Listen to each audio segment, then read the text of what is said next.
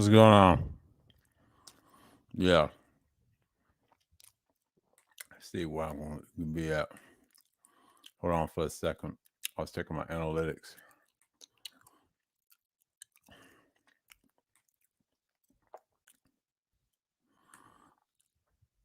Let's see who's up in here. Let's see who's up in here. Let's see who's up in here. Hold on. The gain is kind of low. Yeah. Let's see who's up in here. Let's see. Edit. Someone gave me a like already. God damn. Not here for entertainment. I'm just gonna talk about things and yeah, man. Yeah, Thursday Thrills. This is series 1. And I'm trying to see what's going on in here. Because I want y'all to know that I'm up on it. So yeah. I'm just gonna skywatch my boy Fighters on. Yeah, hold on. He's on the 26th. He's doing an 8:30 live random concubine courtesans. Let's see. Just Andre is gonna do a stream, so yeah, it's gonna be fun. I said, what's going on, Sexy Red? Salute. But yeah, my boys is on. Let's see who's on. Just gonna throw it up in here. Yeah, I know people is coming through. Yeah, I know people is coming by. But yeah, what's going on, Tampa? Salute to you. But yeah, just like I said earlier in the self live stream, I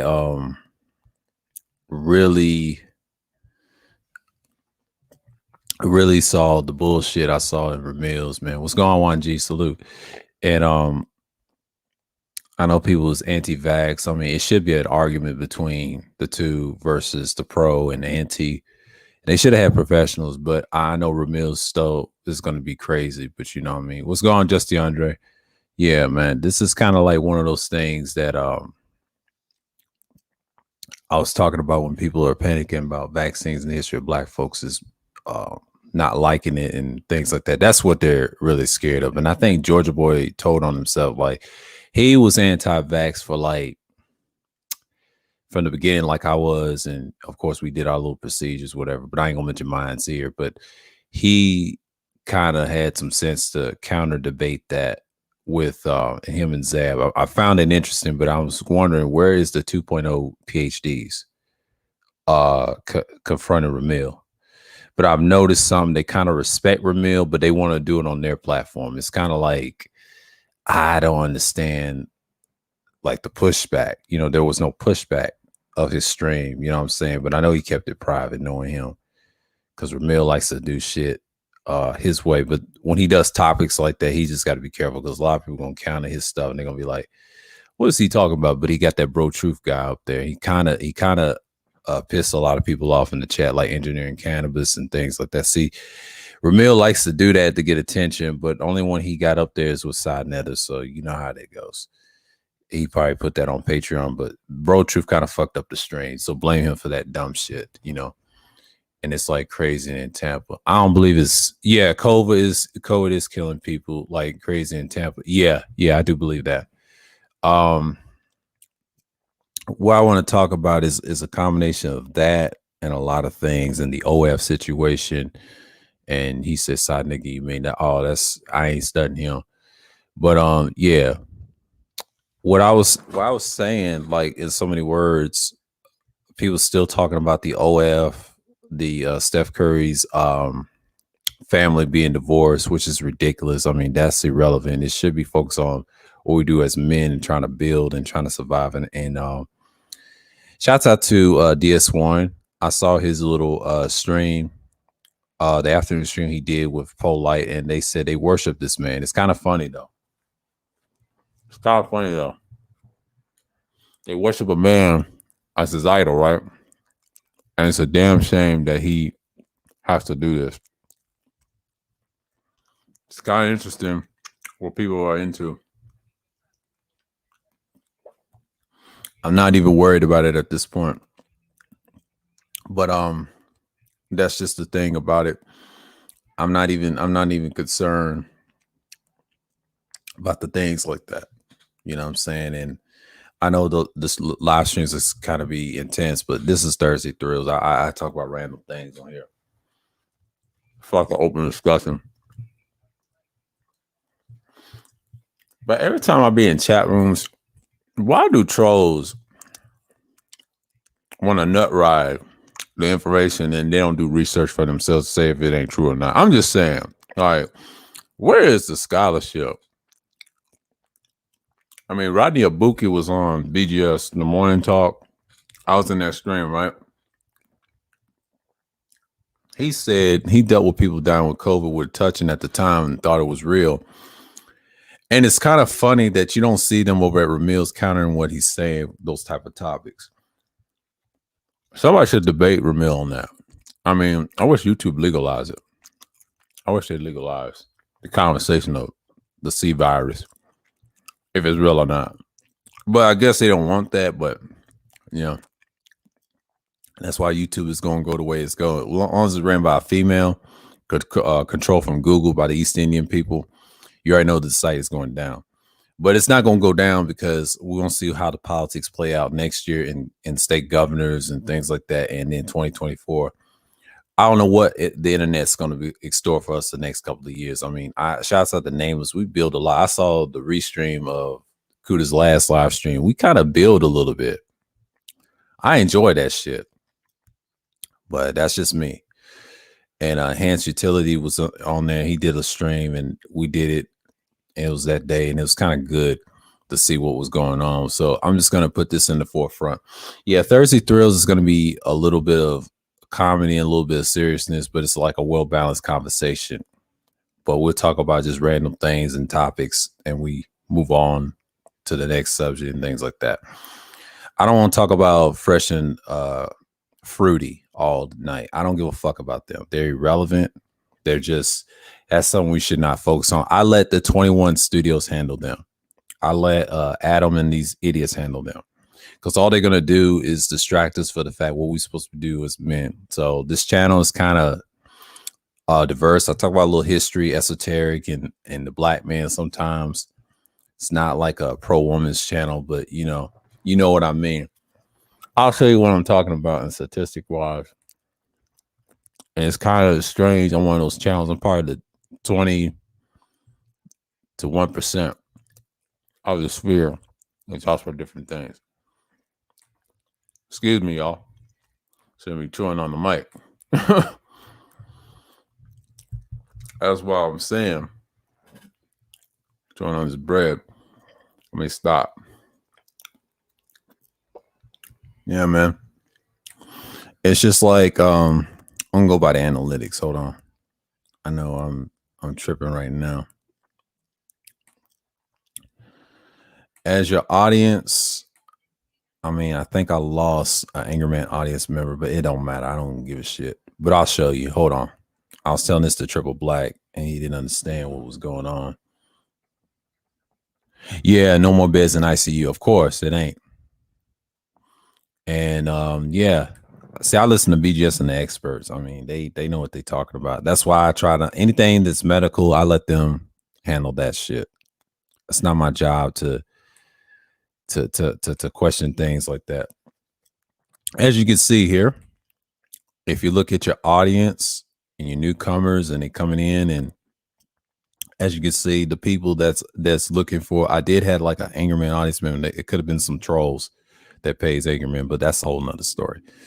This is my audience. I know y'all watch Kuda, and the ones y'all like BR, some of the subscribers in here, and some of them do watch Ism. Shouts out to Ism, BGS, and EA, and all these other guys. I mean, except for BR, I don't fuck with him, but I mess with Kuda, Ism, BGS. I don't mess with EA that much, but it's shouts out to him too. He's all right with me. But these are the followers that I have on my channel. Subscribe to those channels, and that's great. But as you can see, the notification bell, you know, it's in the percentile. That's what I get. On your end, it's the same with y'all. But yeah, you can see all the stats. But I'm going to show you something interesting on the gender.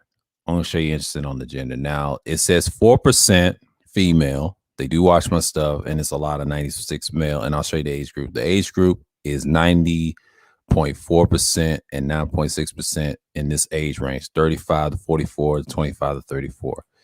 It's just a little something. I just want you to look at something real quick. If you check your analytics, who's following you on channels, if y'all been here longer than I have or less time, just check. Always check this.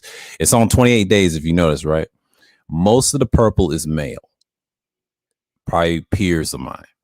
And then the older ones is probably in their 40s and 30s. But the female is like a little strong blue, that's 4%. I'll show you in 7 days. Hold on. I'm going to give you a quick rundown. See, about 5.5, right? That's on the older side. See, in the purple is already up, right? 28, you already know it's a little. And let's go to 90 days. 90 days is the same they're saying, right? Let's go to 365.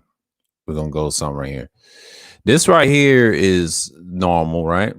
And let's go with lifetime. Let's go with lifetime. Now, lifetime audience and gender, they watch my stuff. Okay, as you can see, there's a little bit of the blue in my peer range, and that's under like 1%.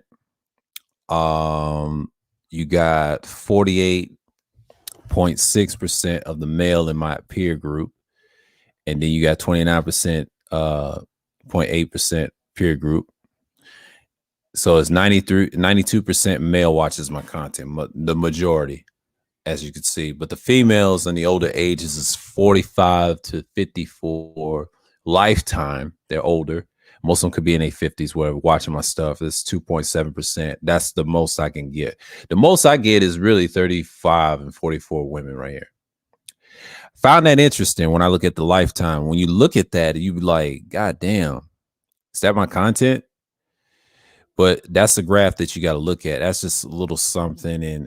And you know, I'm just gonna pause it right there. But yeah, man, like I was looking at analytics. I know they doing updates on it, and they just be up in here and just doing things like that. But I was looking at that. I was like, damn, they do watch my content, but it ain't that many, you know. But Kuda's probably got the highest women ratio because of the music. And I think it's because they make sure they're going to tune in. But what you got to understand is like when you have that type of audience, that's where the viewership comes. Yeah, women do support. I do agree with him on that. That's because if you have music, if you have the likes, the pretty shit on your channel, no matter what race man you are, you're going to have to entertain in some degree. That's the only way you can get big and millions of subscribers. And a lot of people try to say, you can get it by cloud chasing. No. The best way you can get followers is female followers, and I'll tell you why. As a male content creator, if you're doing something that's not masculine, if it's a bit of both and you share both genders, if you're doing something like spontaneous, or if you have some type of object that's colorful, you're gonna get a lot of followers. And I noticed that from Albert and Peach, they got an even balanced kill. And that's the thing, man. And I'm learning about how people get those followers. Some of them do buy them off in other sectors, but what I noticed about these formats, they become very well. What's going on, JB? Salute. But yeah, man, it's just one of those things you got to understand that a lot of times you got followers like that. You're trying to build a foundation. I mean, I think Thurwood was trying to say YouTube is hard to grow. Technically it is, but technically it's not. You just got to be consistent with your content. You got to switch it up. If you do self live streams like I do, that's a great thing. I get a lot of viewers in self live stream. If I'm outside, if I'm walking somewhere or actually moving and showing my hand, you're going to get a lot of views. That's the thing. Camming up, to me, is irrelevant. You don't get a lot of views camming up because I know people that got like 300 and 40 something subscribers. I got people that's lower than that showing gear and shit, which is incredible to me because I've seen what people is talking about. And that's the thing, man. I'm not even mad, but but this is gonna be a decent stream and things like that. And I'm just not worried about what's going on. But yeah, man. Yeah, this is gonna be like the Thursday Thrills. This is a stream that I'm gonna probably keep up for a while. I mean, I started with 8:10.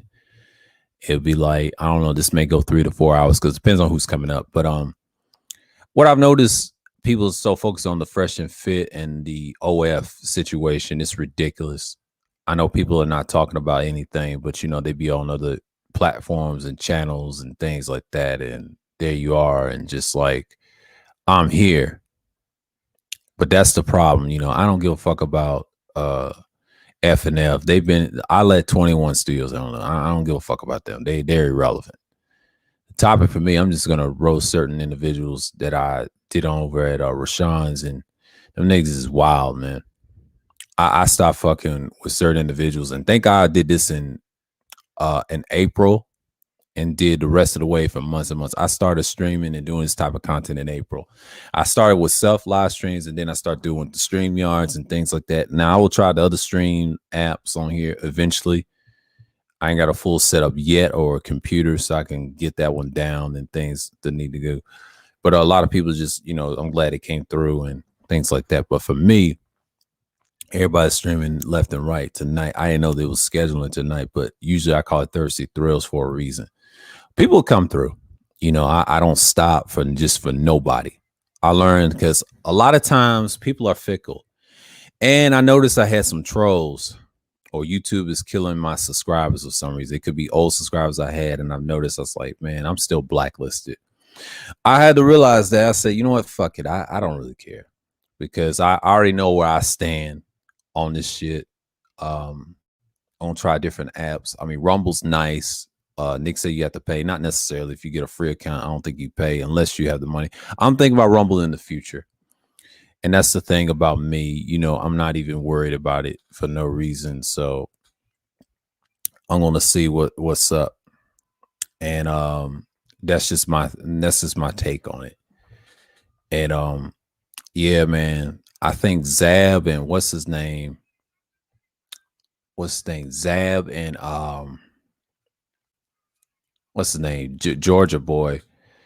They kind of was the opposition with Ramil today, but I know Ramil put his on Patreon. I don't care for Patreon. I deactivated mine somewhere around. Was it last year or this year? I think it was last year. I tried that shit last year. It wasn't for me. I didn't like it. I don't do Patreon.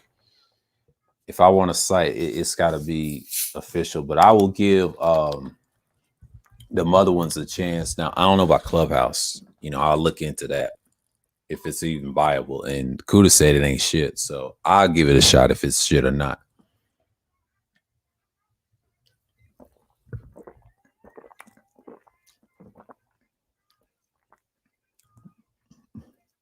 And that's the thing. I'm not worried about it.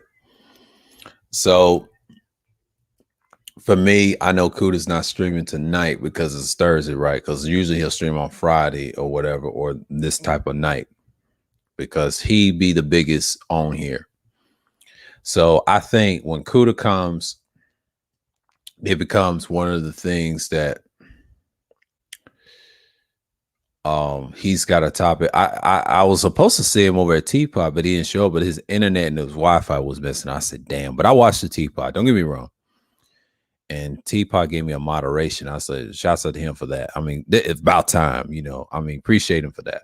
I appreciate him for just doing that, and shouts out to him again. He's got a good channel. Y'all subscribe to him and his stuff. He does different things over there. And even in the debates, it's cool.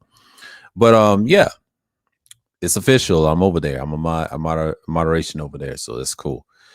Yeah, I'm hanging with the right people and things like that, and just moving around in the sphere and things like that. But yeah.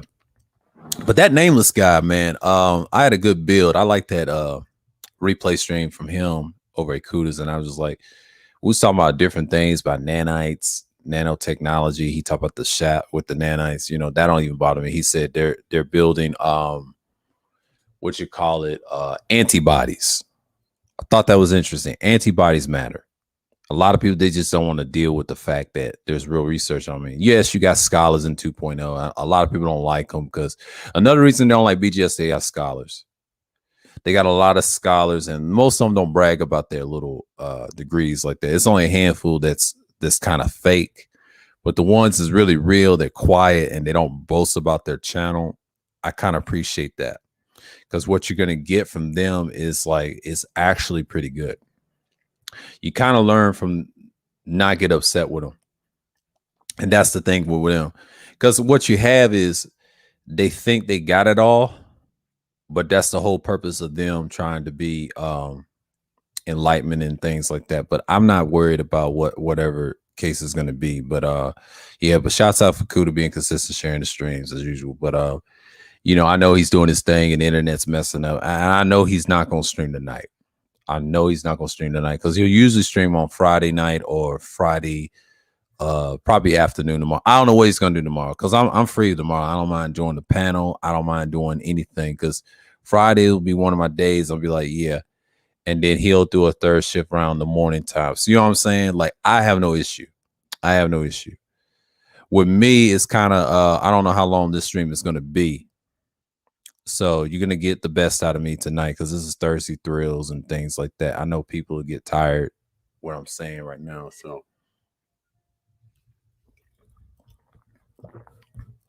So I saw some gear today. Saw a few microphones and some condensers. I kind of just I like the ones I have. I like this one I got now, but I'll eventually get another one. Been looking around for some stuff. Oh, what's going on, James Jones? Salute to you, man. Appreciate it. But yeah, man. I was looking at some gear on the channel for myself and whatever. I kind of like the G track. I like that microphone. I said I like that one. That's gonna be my backup if I have it placed, whatever. You know, I like this red quadcast for now, but I'll get the S in the future. I don't know if I'm gonna get it in the winter or the fall. I might get it next month. I'm not sure, but I'll see. But that Rode Mini is nice too. There's a lot of good ones out there. But the dynamic mics, I ain't got no little thing to go with it, but I know what goes with dynamic stuff. I have to watch more Kuda stuff with the dynamic choices that he picked. Now, I ain't gonna try to be like everybody else getting the Shure SM7B or the Shure SM. I mean, I would say Shure MV7. I ain't gonna try to get those because we know certain individuals be watching, but the RE20s, I'm not gonna do all that. That's for certain situational mics for music and things like that. I don't need those mics, to be honest with you. They're nice, but that's something I ain't trying to. I don't want that gas. I like the gas, but I don't want that gas. No, that's something you can use for certain reasons. I mean, dynamic mics are nice. They're good for each content. I ain't there yet. If once I get one, that's nice, but I really don't need that. Not in the position I'm in now. I'm not trying to do that. I'm just gonna stick with the condensers that I like. Use certain mics is good for my voice. The dynamics is just giving you a piece what headphones I need to use. You know what I'm saying? And that's the good thing about it. And I'm not having no issue. So that's a good thing, you know. And I know people is coming through and things like that, but I know people be flipping in and out. But that's the whole point of this stream. But yeah, it's called Thursday Thrills for a reason, because this is going to be one of those streams like that. So I'll break it down to you. What I saw over at Ramil's is a classic example. They don't get challenged on any information and doing research. And I think there was a different Mike V or someone might be. I don't know if that's the same one. If he was trying a microphone, I don't know what it is. And that's just me.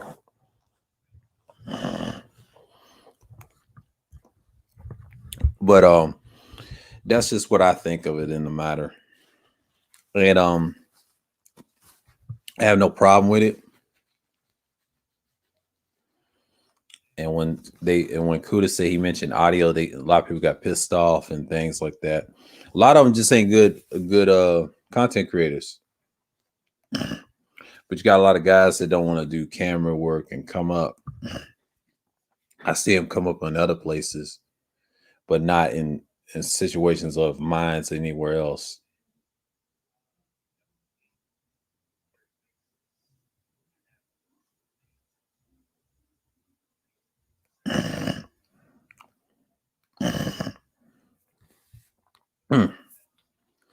So I'm good right now. Had a little sinus infection in the ear, but I'm all right. But this happens all the time when I stream. I get that cleared up before I even speak.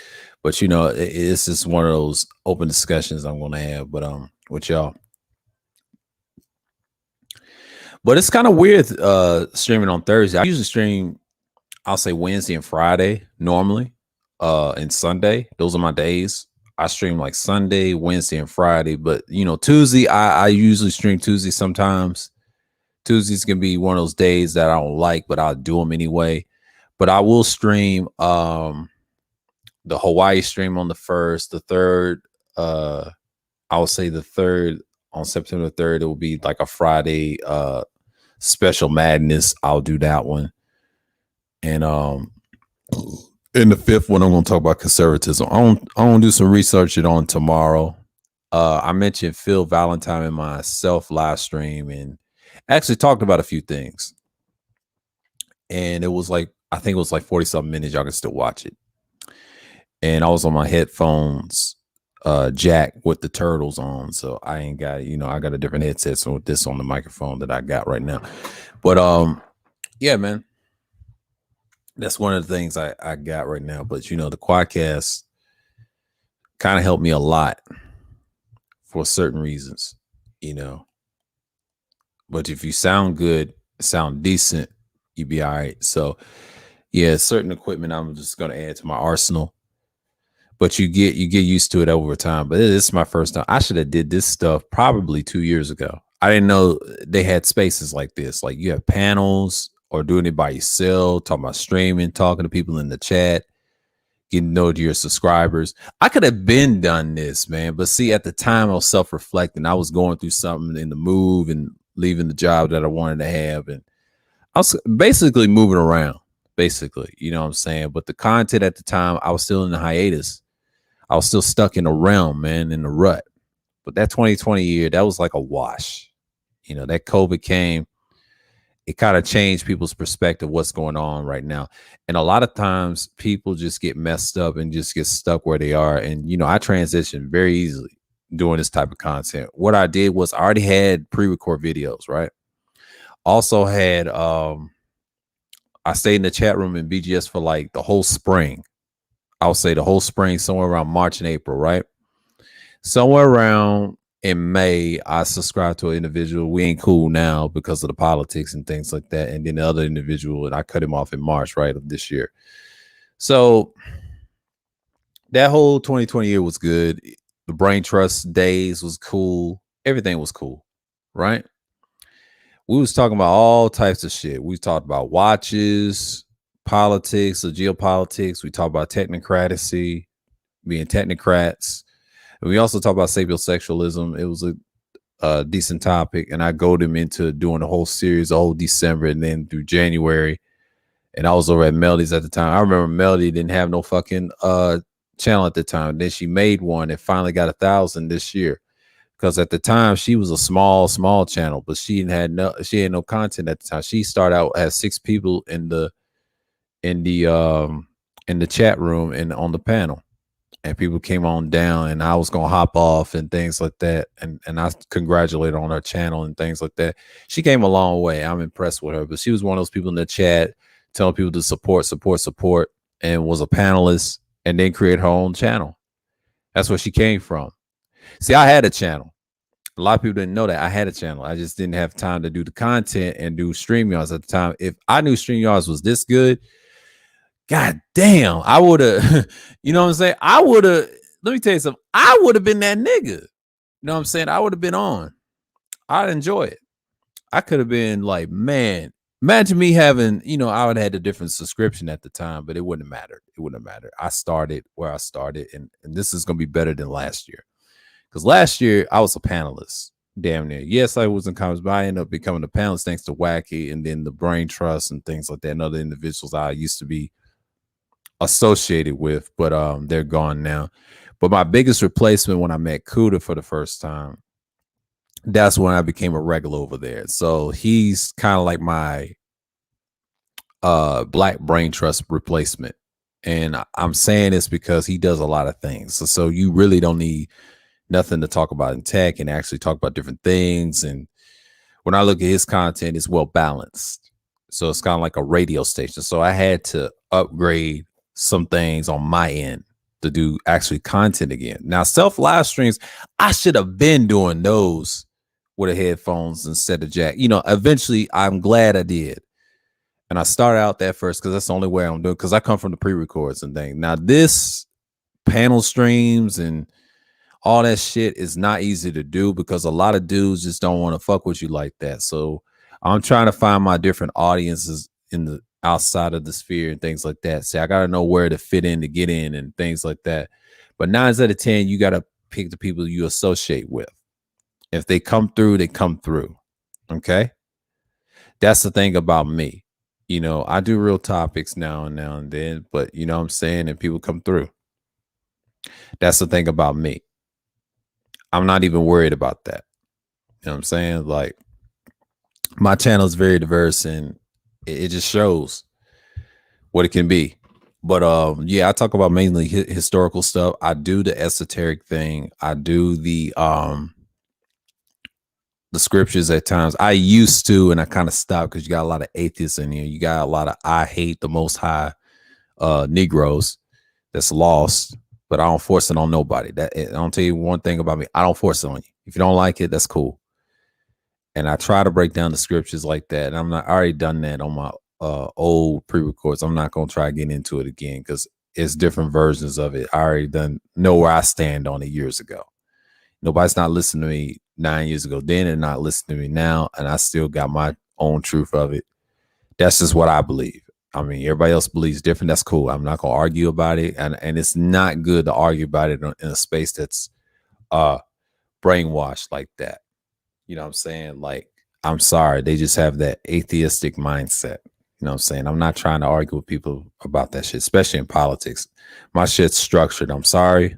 That's who I am. I mean, y'all can say what y'all want, but I'm not gonna go around and argue with people for an hour. You know what I'm saying? I'm not trying to piss people off. And it's cool. And it's cool, and a lot of people just don't want to deal with that. So yeah, anytime there's women in your title and your videos, that's when they show up. And shouts out to Ty City. They don't care, man. They don't fucking care. And he did a couple of live streams. I'm gonna reference off about certain situations, and it's ridiculous. And I'm glad he stands on what he's saying. That's another reason why I like Ty City, because he talks about different things. A lot of people don't do that. They just want to run their mouth and just want to be seen and be heard and things like that. So yeah, man. And I did see a bits and pieces. I think I seen the pieces of black men in the milk crate challenge, which is kind of silly. And some people got dropped by shootings. They died. That's what I heard from DS1. I didn't know that. Yeah. Shouts out to Go P. What he said about me in the channel. He said I've been faithful, and then he tried to tell everybody to subscribe to him. Thank you, Go P. Always been a pleasure and contribute to this channel and supporting me and everything. Shouts out to you, man. And yeah, the fake outrage and all that shit. Yeah, I agree with Ty City on that. It's a lot of fake. I don't even care because I knew they was bums the way they was mentioned over the past couple of months. I don't praise their ass. I don't give a fuck about them. I knew they was bums to me. But I don't watch them like that. Y'all niggas watch them like that. I don't care for them, like these weirdos like that. But yeah, that's what you got. But yeah, man. Is she dressed for the part? Yeah, Tori was on that. Yeah. It's a lot of it's a lot of streams. Art thanked me for his stream the other night, Tuesday night. Shouts out to him. Art of New Style. Please subscribe to him. Red Sings the Blues, good dude. I mentioned Teapot. That was a 4-hour stream. I didn't, yeah. Continue Convo after Kuda stream. That was a decent one. So 5 hours. Shaking my head for stimulus. Yeah, I don't care for that one. It was really 17 hours, but they cut the rest of 7 hours out of it to make it 11 hours. It was a continued combo. But yeah, man, I've been consistent, man, and I like his chop is screwed. Kuda's chop is screwed. That's cool. But I'm just saying, man. Subscribe to the channel and support. And that's what I said to Roger all the time. But I'll be over here, man. Like, that's just me. You know what I'm saying? Like, I'm not even tripping off this. But yeah, because people is gonna be in and out because they're doing different things right now. Because Platinum has been doing shorter live streams. But he had this one chick that I could not stand. Like, she has a self-hating about her. She's one of those I don't want to say hoes, but she's just one of them. Like, what is it with these hoes on the internet? These married hoes. I cannot stand them, man. Like, I'm not talking about married women. I no disrespect to the ladies in here, but I'm just saying there's some married hoes. He said, "Are black women beautiful?"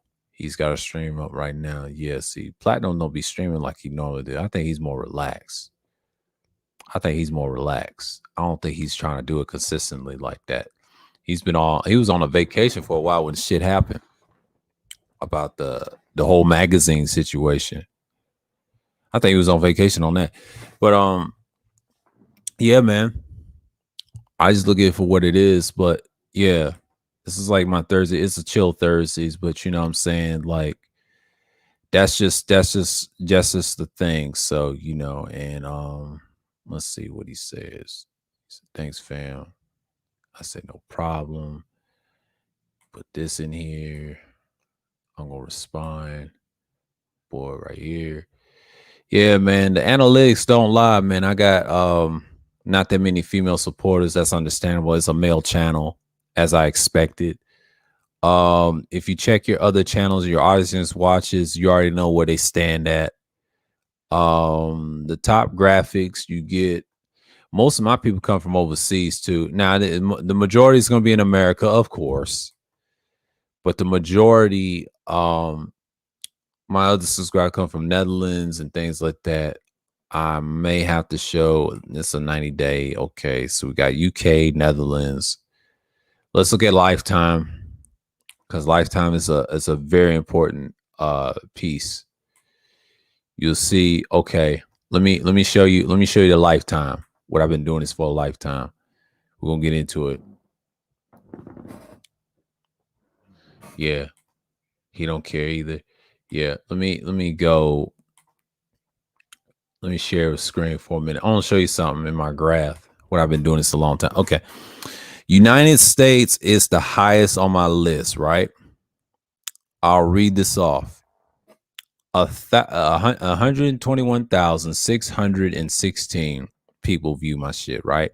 That's 76.9%. This is a lifetime chart, right? The UK is my second highest, right?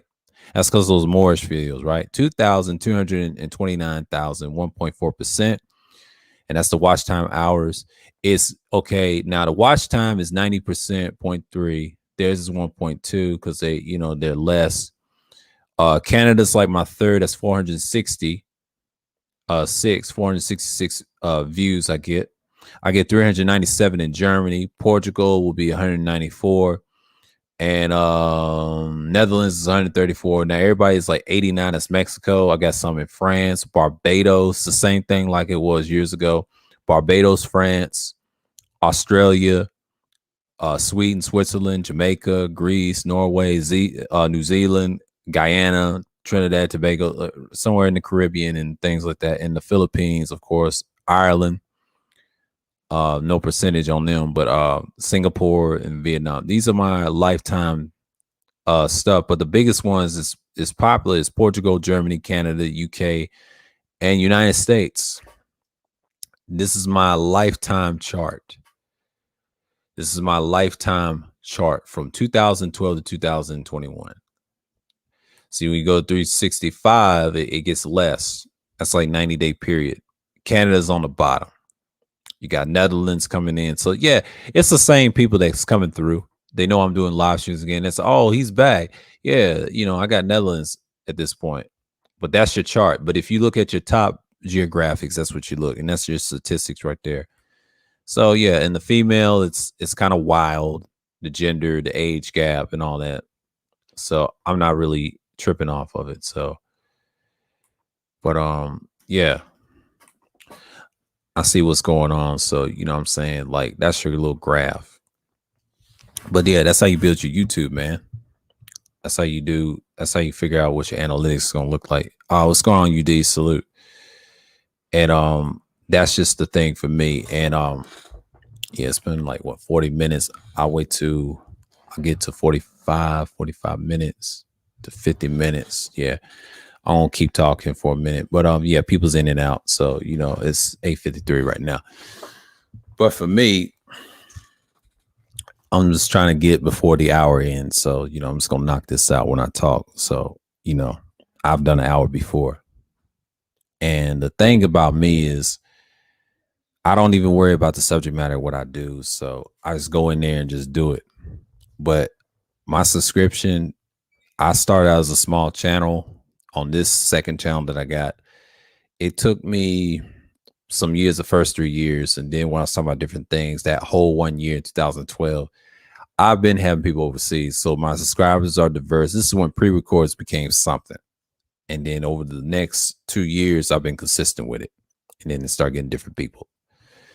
But the hiatus grew when I left like 5 to 6 years. And I came back the 6th year. That was this year. And then exploded somewhere around April.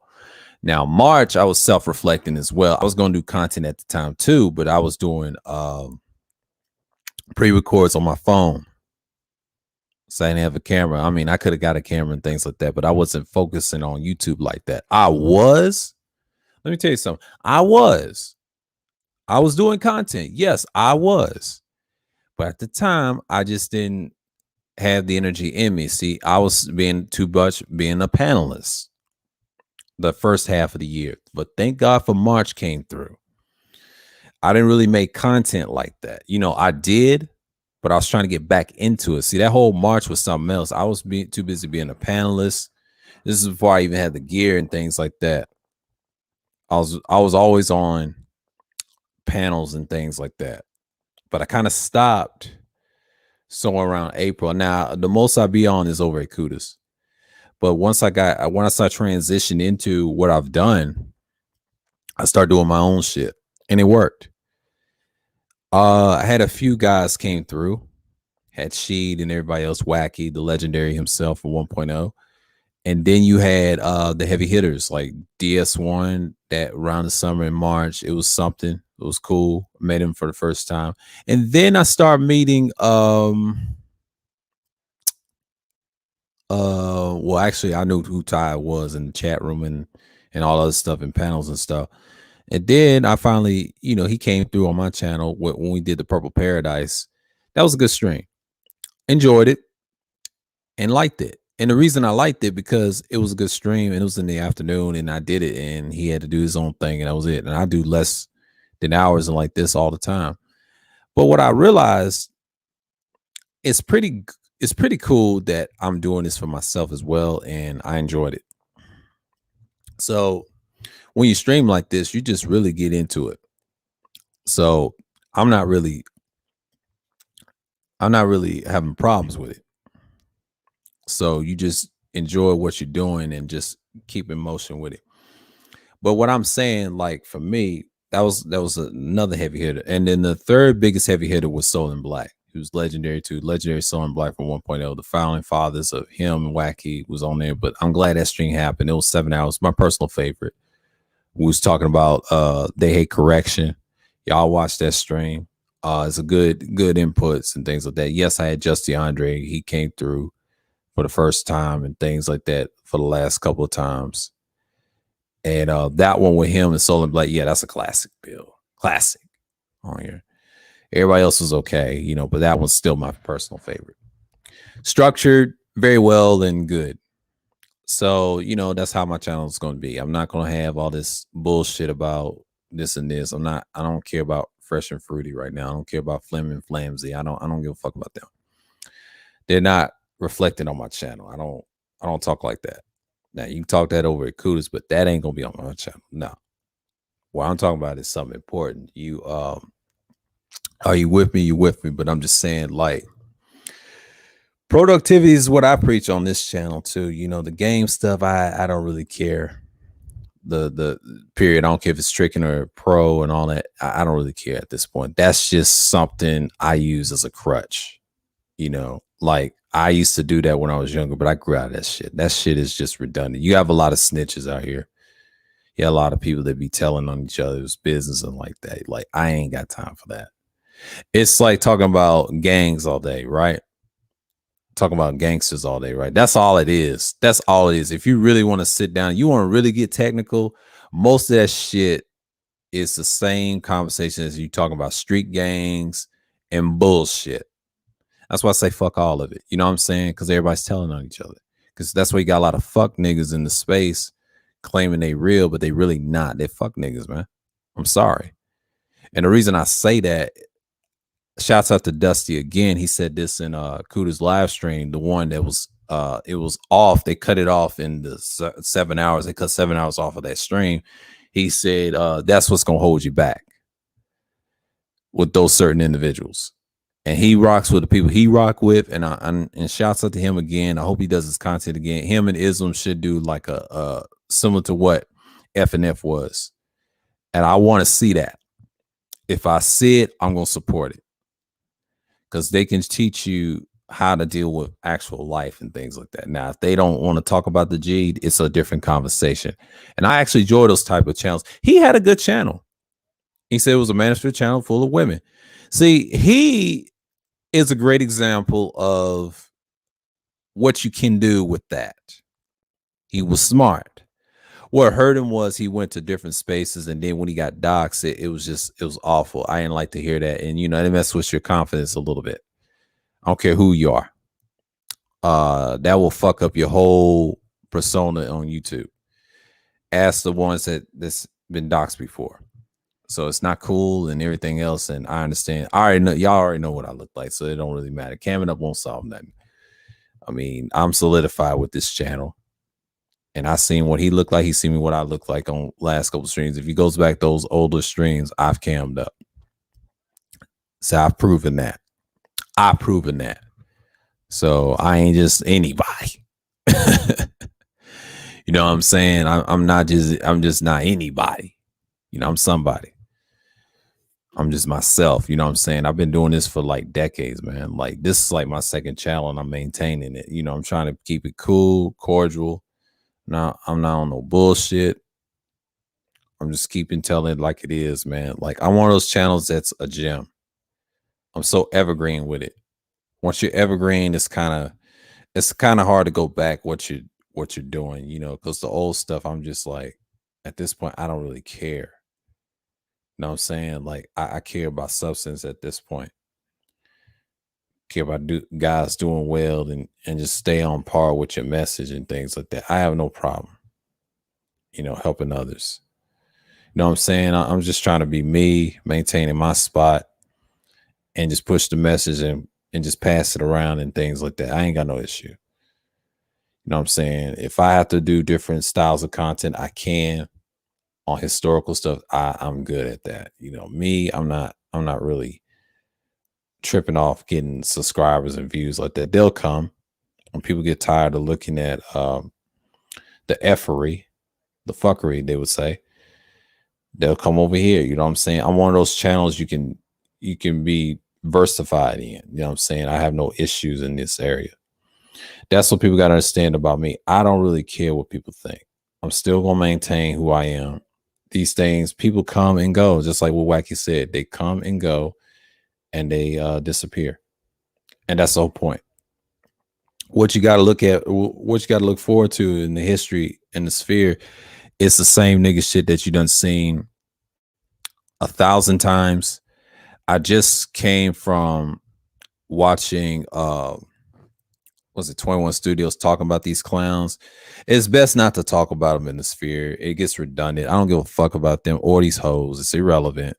It's not a real conversation. Like, I want some real conversation about how you're gonna build on stuff like that. And I like what DS once said about Polite. Y'all worship idol, and your idol's being a hoe, man. That's the thing I hate. You know what I'm saying? Like, I'm just telling it like it is. But for me, let me get set up for a minute. Hold on. Yeah, because my battery is low. Oh shit. Sorry, let me hit down the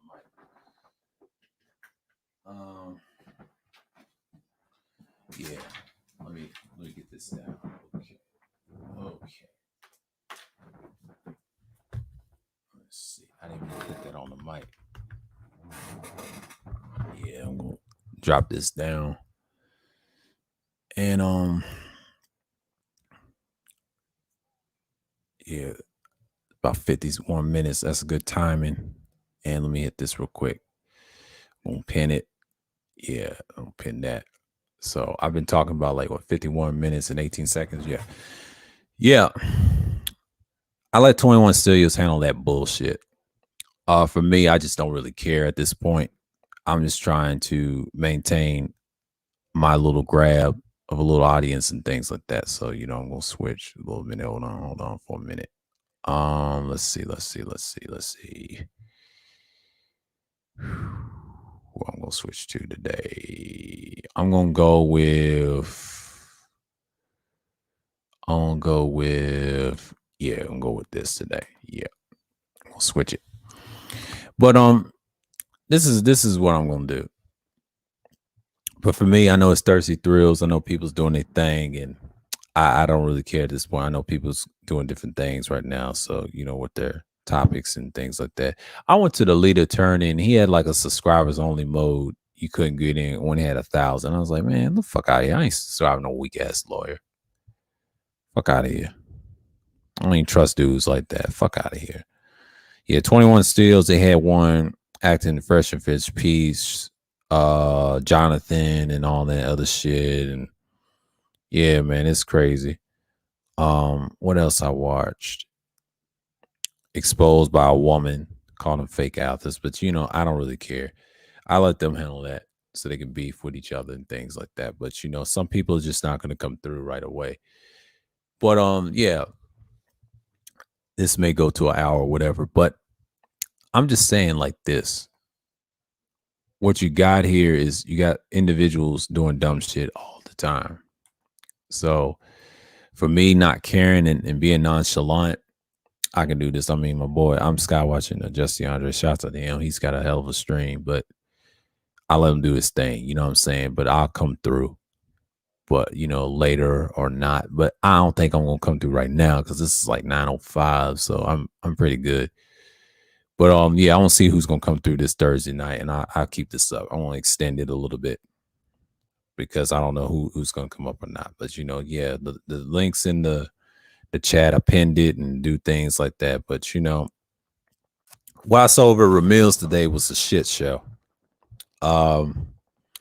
The LBM Coliseum, your boy Bro True being typical as usual. You got a lot of dudes that they praise guys like that. But shouts out to Ramil. I mean, that was a good stream, but he put it on Patreon, of course. They're attacking him because he got those type of views, right? But he needs to stop talking about the C-19 virus thing. They will get on your nerves with that. That's one thing I don't talk about on this channel is medical shit. I don't talk about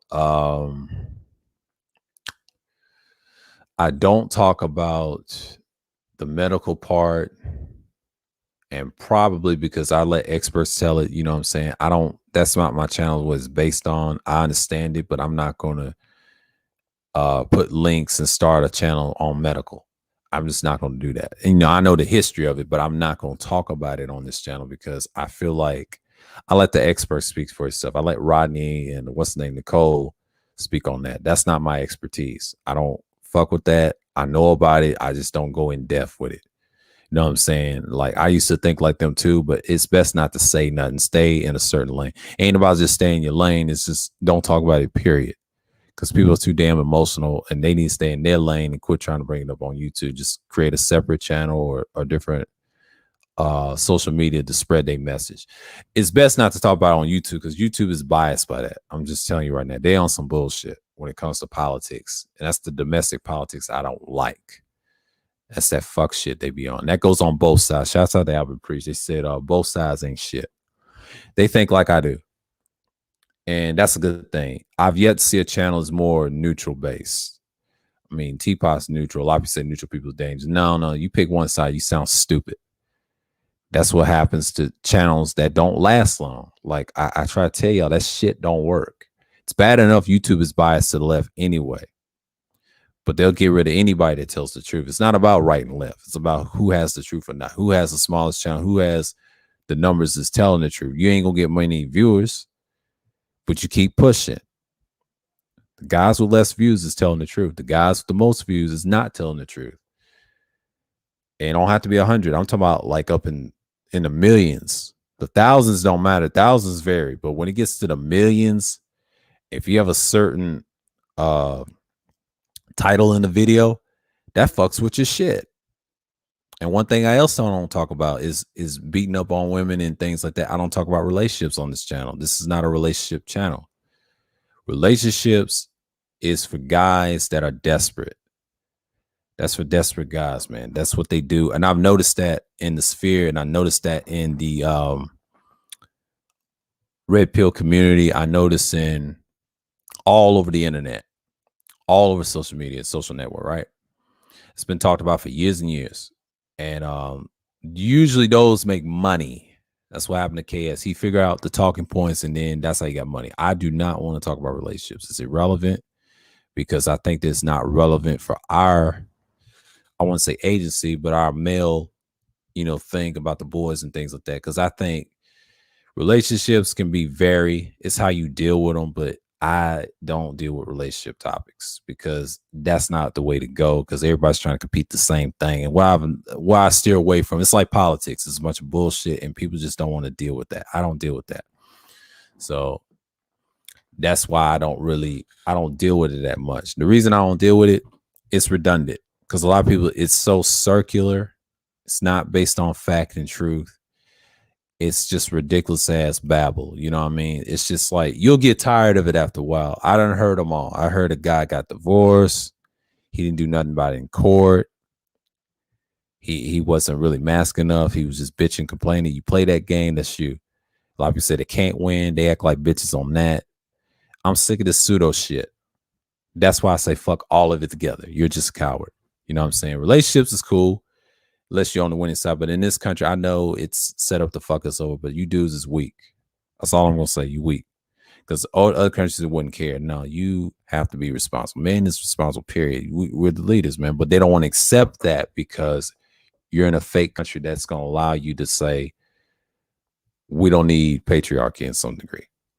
See, I don't like conversations like that because then it gets to a point, what you're going to do with the people at the top that rules this system. You know what I'm saying? That's why I hate the gynocracy talk and the feminist talk. I've yet to see someone bring real data on that. The only persons that I say that's good at that is Big J and Wacky World. They're the only ones that can talk about that. They're good at that because they've done research and things like that. I do research on those things before I even have a blanket statement like discussion. I won't use this as an example. I use this example kind of like the medical thing where I heard over at Ramil's chat room and his channel, he had a video talking about something else, but it's related to the vaccine talk, right? What I've noticed, they don't do research. This is the problem I had with BGS's followers and people in general in these spaces, especially in black sectors, and especially on YouTube, because it's the same shit with relationships. You got to do the research. You got to talk to people that's been through something and actually count them by number. That's the best way to do it. And then don't talk about statistics all day. Statistics are irrelevant on both sides because no one cares. Because most people are going to be biased on one gender anyway. And that's why I repeat, it's not a relationship channel. I wish it was a relationship channel, but it's not. That's the best way to grow your channel. That's what Tasi was saying. It's so true. And the reason I didn't like that because the PUAs kind of fucked up the sphere and kind of laughed at it and decimate so many people. I mean, I'm not hating on nobody. If you want a relationship, that's great. But for me, I don't care. I'm not even thinking about that. As a man, I'm just thinking about me for this moment. Just be spiritual at this point. I'm not on that tip with relationships. Relationships can be so redundant. Every time I hear a conversation, it's the same bullshit on both sides. Who done hurt me? Who done abused me? Who's on that bullshit? But you know what I'm saying? But I understand. Oh, what's going on, AB? Salute. Yeah, man, it's just the same old shit that I've heard 1,000 times. Like I've learned that talking about those guys, that's all they talk about.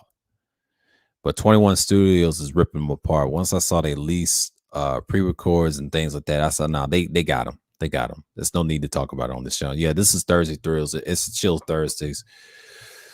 So I'm just looking around. What's on YouTube? What's trending? They're trending all over on the tube. There's other things that's trending. There's sports and things like that. But yeah. And what I found out, a lot of people just want to give up on things. But you know what I'm saying? Like I'm not even tripping at this point.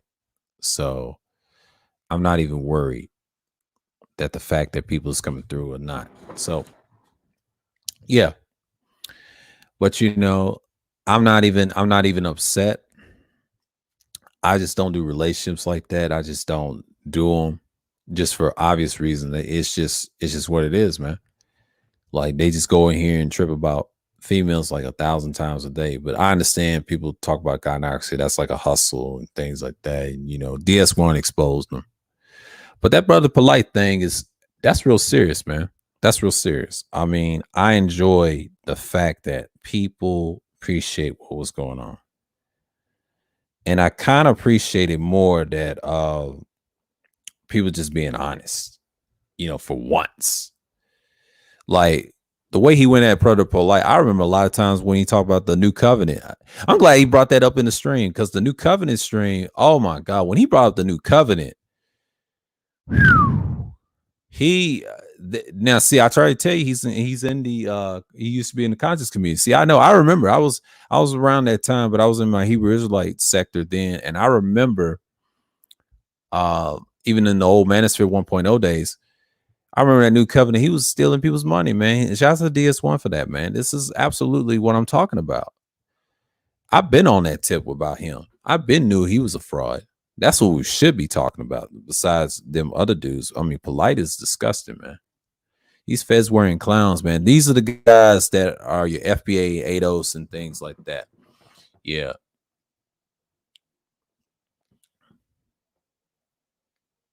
He said, I refuse to base my channel on relationships and chicks. I just don't do it. Exactly. That's what I stayed away from. That's why I'm still standing. Because I don't have no problems with anybody. I just don't deal with them like that. You know what I'm saying? Like a lot of them are chasing the D, man. But I'm glad DS1 is bringing it to light, man. I've been on that tip about that dude. I used to be one of his followers. They're nothing more than just the FBA dudes and ADOS dudes that's pretend to be pro-black in a way, but they're the ones that want to get your nationality. I'm Native American. I'm gonna do what you know. And the white folks did the same thing. They sent them to jail. Some of them get away with it, and some don't. Ain't got nothing to do with no Masonic stuff, man. Stop it, bro. I know what they're doing. They're finessing. They pay what 501(c)(3) charters. I see that a lot in the South. I see that everywhere else. If you get a church and you get a charter, you don't pay taxes. They get exempt, but you do pay some type of a yearly return, I believe. And there's some true shit about that too. And there's some truth to that. So yeah, Pander Africans, yeah, that too. They all that. But these dudes, it's so much of the MSTA on the street. They have the same doctrine. If you really listen to the Native American talk, that's the problem I have with them and the FBA and NATO. So that's what it is. It's the same ideology if you really study it probably like 9 years I have on this channel, and I've been over 9 years before this channel. And this is like my second channel, but I tell people all the time, I've studied this YouTube shit for years, man. People been on that tip. People been on that type of time. And people been on things like that. Nobody wants to deal with it right now. That's the problem. So when you have problems like this, you understand what people's going through. But you know, when people talk about guys like the Nuwapians and things like that, those dudes are the worst, man. They're the worst of the fez wearing dudes like that. I call them fez wearing niggas, man. They're worse than the MSTA. They all came from that type of ideology. That's why Dr. York came from that type of school. But people forget Nation of Islam did too, because Elijah Muhammad was a part of that and eventually created Nation of Islam. See, MSTA was way before Nation of Islam. A lot of people don't know that. They was up north and everything. That's how he found them. And eventually he created a school somewhere in the 30s in Detroit. And then the 40s, they kind of ruled that, but they had the same principles and shit with the Muslim and Islam. I forget they had an acronym for Islam. They said, I self-law am master. That's what that means. Their Islam, you know, not the Islam in the Arabic or the Sanskrit they would talk. You know what I'm saying? Like it's weird. But that's the type of shit they be on, man. Like this is the type of stuff that you got to look at, man. Like I understand that people don't like Polite and everything. I don't care for him either. But the last time I'll tell you a secret. The last time I saw Polite on a video, I saw it on Hip Hop Is Real. They had 51 likes on that video, right? But probably about 80 something to 90 dislikes. And everybody went in on Polite in the comment section. I said, wow. And his eyes are solid red when I saw that pre-record video by hiphopisreal.com by Knowledge, right? He was showing his Black Phantom. And he's trying to say, we're gonna beat these cases. We're gonna beat these cases. Typical MSTA nigga, right? AKA Nuwapians, right? This is what they do, man. They be lying for years and years and years, broadcasting this shit, and DS1 to expose the BS. I mean, he came from the conscious community, right? Half of 2.0 did too, and some of 1.0, right? We remember when we was debating Side Nether, man. When you had Black 10 News, Black 101 News, and then you had Black 102 News, right? It's kind of crazy, man. And then, yeah, speaking of Side Nether, our side nigga, he's a fraud, man. He's a big fraud. So you got to understand something, man. A lot of these dudes, they weak, man. They weak. You just got to look at it for what it is, man. I don't really respect dudes like that. I just keep it 1,000 with you. You know what I'm saying? Like, I'm not worried about what's going on. But like I said, yeah, I've been talking for an hour, man. But you know, I'm talking about different things. I'm not gonna let some guy like Polite just come through and just be on his bullshit, right? Sure, I share a lot of things, but my man, I'm not impressed right now. You know, you got guys like Polite talk about different things, but it's just like what DS1 said, man. We got to call it out. I'm calling it out right now on this stream right now. Like, I don't support that shit. Y'all can support that all you want to. I mean, it's bullshit, but I get it. You know what I'm saying? Like, I'm not even tripping. You know what I'm saying? Like, I know what time it is. You know, I know how people get down and how they move out here. And once you start moving a certain way, you know what time it is. And that's what you got to be. But I don't mind being a villain, man. I don't mind being this type of channels and things like that. You know what I'm saying? Like, I have no issue. So I did a stream called Reality of the Situation. I did some decent blows. I did a good number on Continued Convo after stream with Kuda. That's a good one. Got some viewers on that. Same with Pseudo Intellectual Equals Chaos. I talked about that too. The madness on the internet spaces. That's a cool one. We talked about that. I think how many just I had one. Thank goodness I had that. Friday special Madness 2 was a success. It's decent. These males Hate correction in online spaces after stream over at Wacky World of O's. That's a classic. Did some great numbers. Um, Decent numbers on my end for a small channel. And but the next stream I will do a Sunday chill. It'll be at 7:40. Um, that's gonna be this coming up Sunday, and I'll do that as an open discussion. We'll talk about different things, what's going on, and probably some I ponder. I'm just looking around in the sphere and things like that. So yeah, man, I'm not even worried. Then I'll talk about the zodiac, the tarot cards, and the 12 houses. I'll do that. And the conservatism, I'm gonna do some research on the 5th. Friday special will be on the 3rd. I'm just curious what people are thinking right now. So, I mean, I'm not even worried about it at this point. I'm not worried about it at this point. But I will do, the Friday special madness number 4 on the 10th. I'll do that. I don't know if I'm gonna do a Thursday thrills. I'm gonna check and see what my calendar is like. But for now, it's pretty good right now. So I'm pretty decent at the moment. And that's just the thing with me. I'm not even tripping. I'm just saying, hey, just do your thing and then just be up the room. So things like that. So yeah. Yeah, them New Wapians is normal. Like, yeah. And she said, what's going on, Pierre? Polite was a New Wapian who followed Dr. York. Yeah, he did. He did. He did. I'm talking bad about him right now. He's been a fraud. When I first saw him was probably I'll say somewhere around 2012. I know he's been around for years, but that dude's been fraudulent. He's the same dude that tries to does damage. And those girls wasn't his wife. Shouts out to DS1 for exposing that. That dude has just been so fraudulent, man. I don't know what people get into that stuff, man. So, that's what you're dealing with.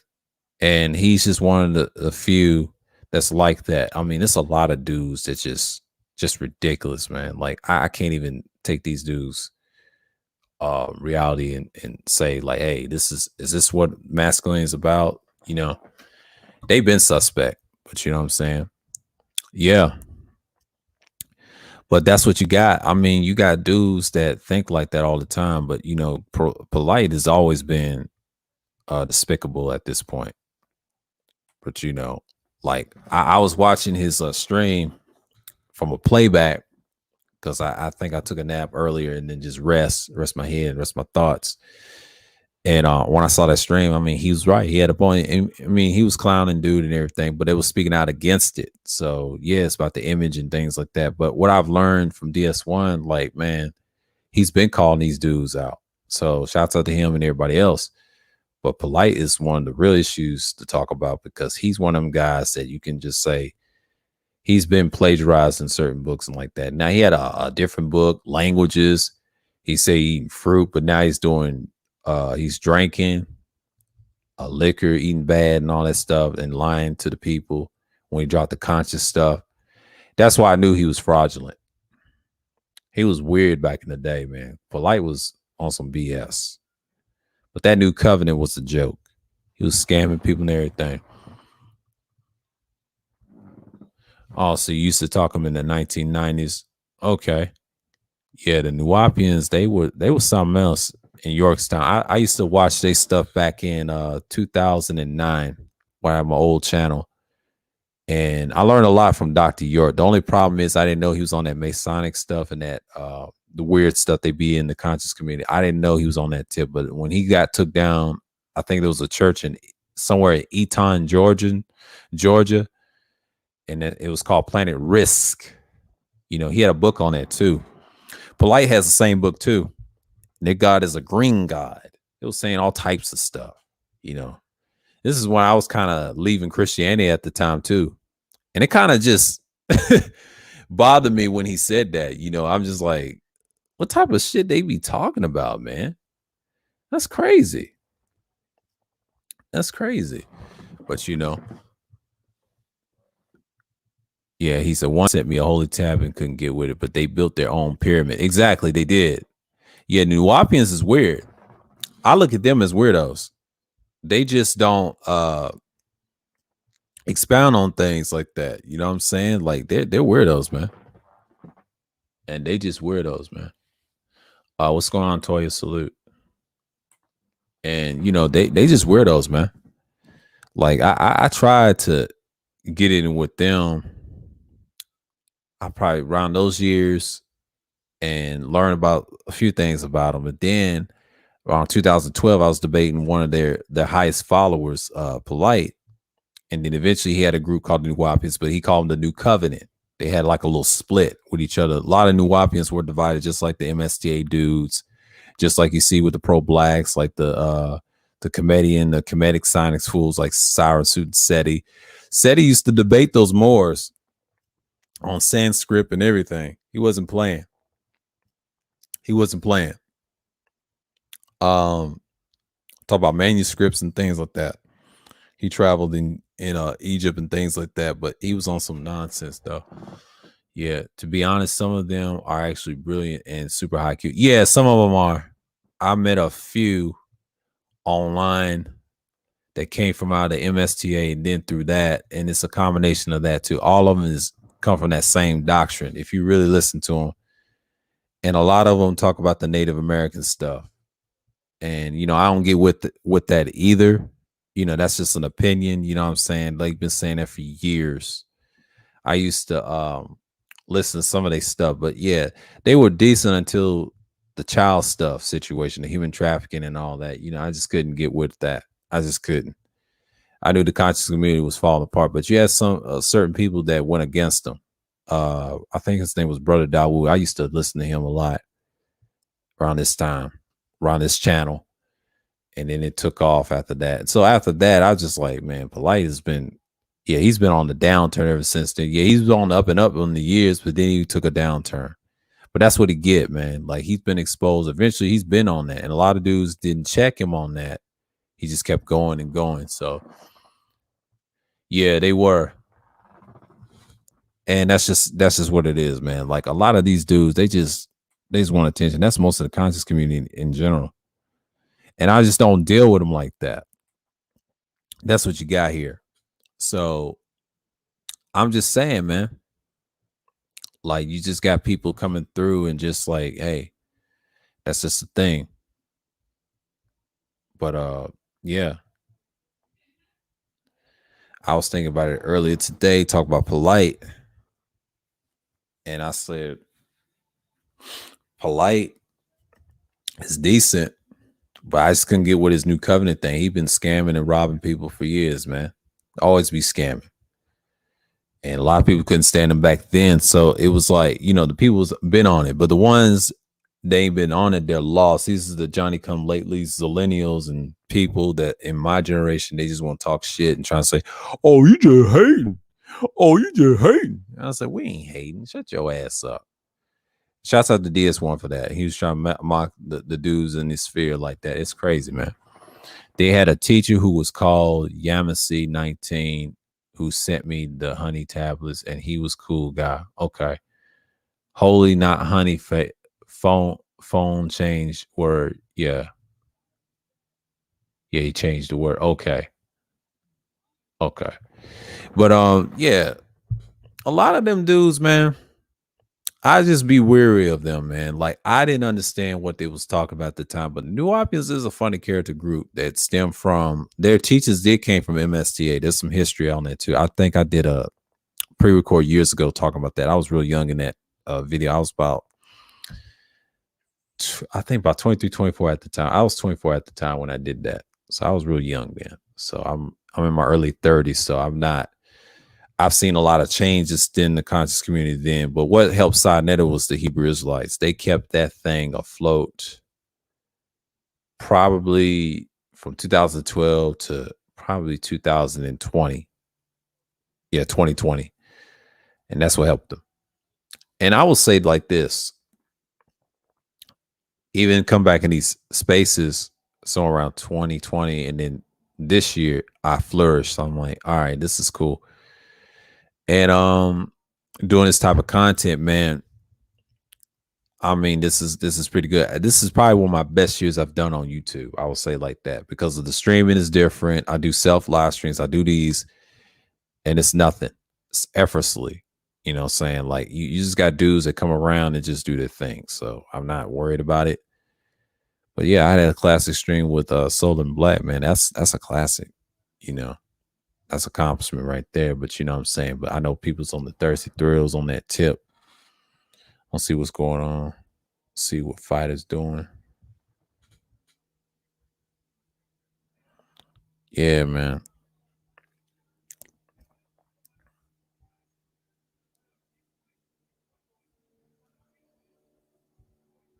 Hold on. Did I see something? What fight is talking about? Let's see. No, I didn't share a stream. Hold on. Let me do this. Let me do this. Let me do this. Let me do this real quick. Yeah, I gotta share my boy's stream. Yeah, he is a good topic. And I'm just gonna say what's up with them. You know what I'm saying? Like Morena. Yeah, shouts out third ward. Yeah, I want to talk about a little something else. Dissect the conversation a little bit. And I'm gonna do this. I'll shout out third ward. So yeah.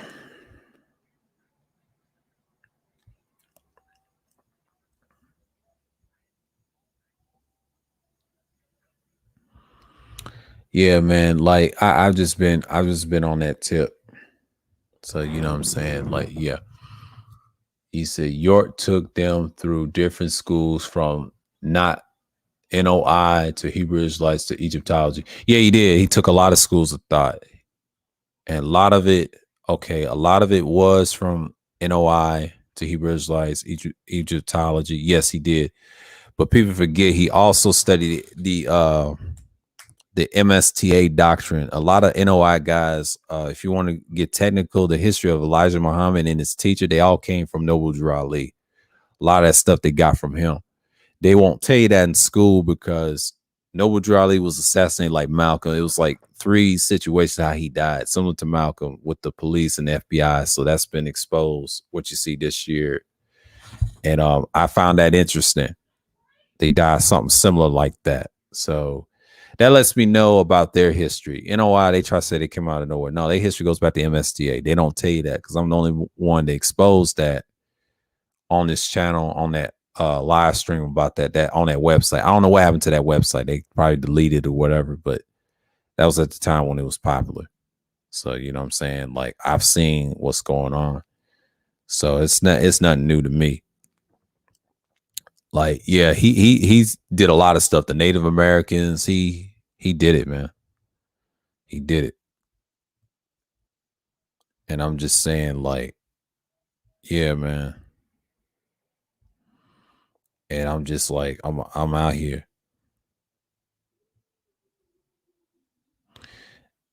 And you know, I'm just see what's going on.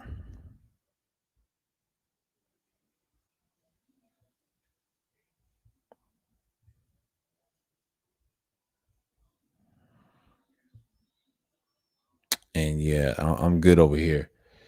So yeah, this is my Thursday thrills, and I'm here, and I'm just talking about random. So it's just a chill Thursday. But yeah, polite is not really the subject. It's just something I want to talk about. I should have talked about it in my self live stream. I appreciate DS1 clearing that up. I mean, yeah, I could have said it earlier. I didn't have my thoughts together, and I'm just like, okay, he should have. I should have been talked about him a couple streams ago, you know, but I didn't. But you know, he wasn't wrong about the Black indigenous natives of America. Yeah, I give him one. I give him that with the Washita. I give him that. I give them that. They still believe that, but the rest of them, I don't know, man. That's a question mark for me. You know, some people need to give me some context on that. That's an ongoing debate right now with the ADOS, FBA, the MSTA, because they all on the same side. You got certain Black people don't believe that, that wants to be Egyptians and things. That'll never end. That's what the House of Consciousness is. It's a combination of those guys into one, just like you see in the Sphere. This is a ripoff of the conscious community all over again because they do the same thing. It's just the difference is Sinetta likes to scam in person. These guys behind, I want to say avatars only. That's part of it. And then they hide behind the lives of these PhDs that come to school and they try to call them jailhouse scholars. And I say, well, you got some of this jailhouse scholars too. I didn't like when they said that to Kuda about that. You know, y'all ain't ready for Sinetta, man. These dudes ain't built like that. I'm sorry, that's on both sides. They ain't built for no debates like that. Because I come from that era where you could be challenged. See, these dudes, they like to just run their mouth and argue and scream all day. That's what they do. See, you got to bring links, PowerPoint projections. That's why I said he was a good debater. Yeah, many tribes. Yeah, that's what I heard. But that's the main one I know. Because he got that one right. That could be right. But the other ones, they can be suspect. I used to be anti that years ago. I mean, there is some, don't get me wrong, there is some black native tribes. I'm not disputing that, but I'm not saying that can be us. You know, I've heard people try to claim that. So, you know, I don't know if they are actually, he said the Choctaw and the Potter. Yeah, they talk about that. I won't say they're questionable. There's a few others that they mentioned. I said, and they went too far with the Cherokee. I said, I don't know about all that. You know, now you got to deal with the actual people that it is Native American. You know what I'm saying? They have those arguments, but they won't do it though. That's the thing about my issue with them. So you see, what hurt New Wapians, they start adding New Covenant to Polite, and I think that just went further left. So, you know, I'm just like, okay, bro, y'all ain't doing this tonight, whatever. So, you know what I'm saying? Like, I'm not even tripping. So, you know, Polite was being bad at this point. So I just look at it like this, man. Like he was on his thing, man. Yeah, he said original check correction when they were in Georgia. Yeah, they were. Yeah, I heard people claim they was Cherokee. I heard a guy, I think I had a guy I used to work with. His name was Reggie. He said he was part Cherokee. He said before they were sent to Oklahoma. Yeah. Before they were sent to Oklahoma. Yeah. I know about the Trail of Tears too. I'm originally from Tennessee. I can tell you the history of that. I had a Native American teacher, but he wasn't the black one. He talked about black inventors. He talked about a lot of things. He did not like Andrew Jackson. He did not like Andrew Jackson. I'll tell you that right now. Some of his people was killed in that, ancestral wise. So it's messing with him. He challenged the school system too. And I learned this at 6th grade. And it was about 2001. And he was adamant about his shit. He went on. He went head on. He wasn't going. And that's what happened. So that's what you get for a teacher like that. I learned a lot. That's why I learned a lot about history and then learn from others and then do my own research, the people that travel and things like that. And I read a lot of stuff. So that's an interest that I took. So, you know, and that's just the thing about it, you know. That's the thing. I had a good teacher, thank goodness. So, and this is before I got in depth with this type of knowledge too. I'm still learning about other pieces of it now and language and things like that, how people used to live back in the day. And I do that website, like realhistory.com. That's my website for that guy. I shout him out every time. He's got some good information, good content. I can do a lot of content on that. You know, then I kind of stopped doing it because it gets some views, but it's evergreen. You know, a lot of people don't want to talk about that. You know, I talk about real things too. If I talked about politics on here, it has to be structured. I'm not going to argue about people about ideology. I just do the research, pull out links. That's what I do. You know, I ain't got time to screaming on top of the head, memorizing this and that. I ain't got time for that. See, that's what you get over at Ramil's. That's why I call it the LBM Coliseum. And the reason I call it that, it's like they always want to argue and fight to prove to be right all the time. It's not Ramil's fault. I mean, that's him, but I'm talking about his panelists. You get that from BGS too. He does the same thing. I have no issues with them. My issue with them is their guests. They get so damn emotional, don't do research. And the reason why they get destroyed, they don't think clearly. And that's the problem.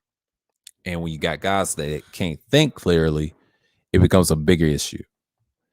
So I'm saying it for what it is, man. A lot of people just ain't built for it. You know what I'm saying? Like I seen this all the time. It gets so annoying at the while. So man, yeah. Let's see what Platt's talking about. He ain't talking about nothing. Yeah, he ain't talking about nothing.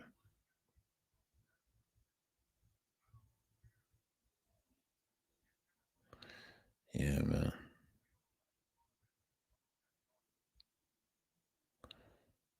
Yeah, let's see what my boy's talking about. So yeah, man.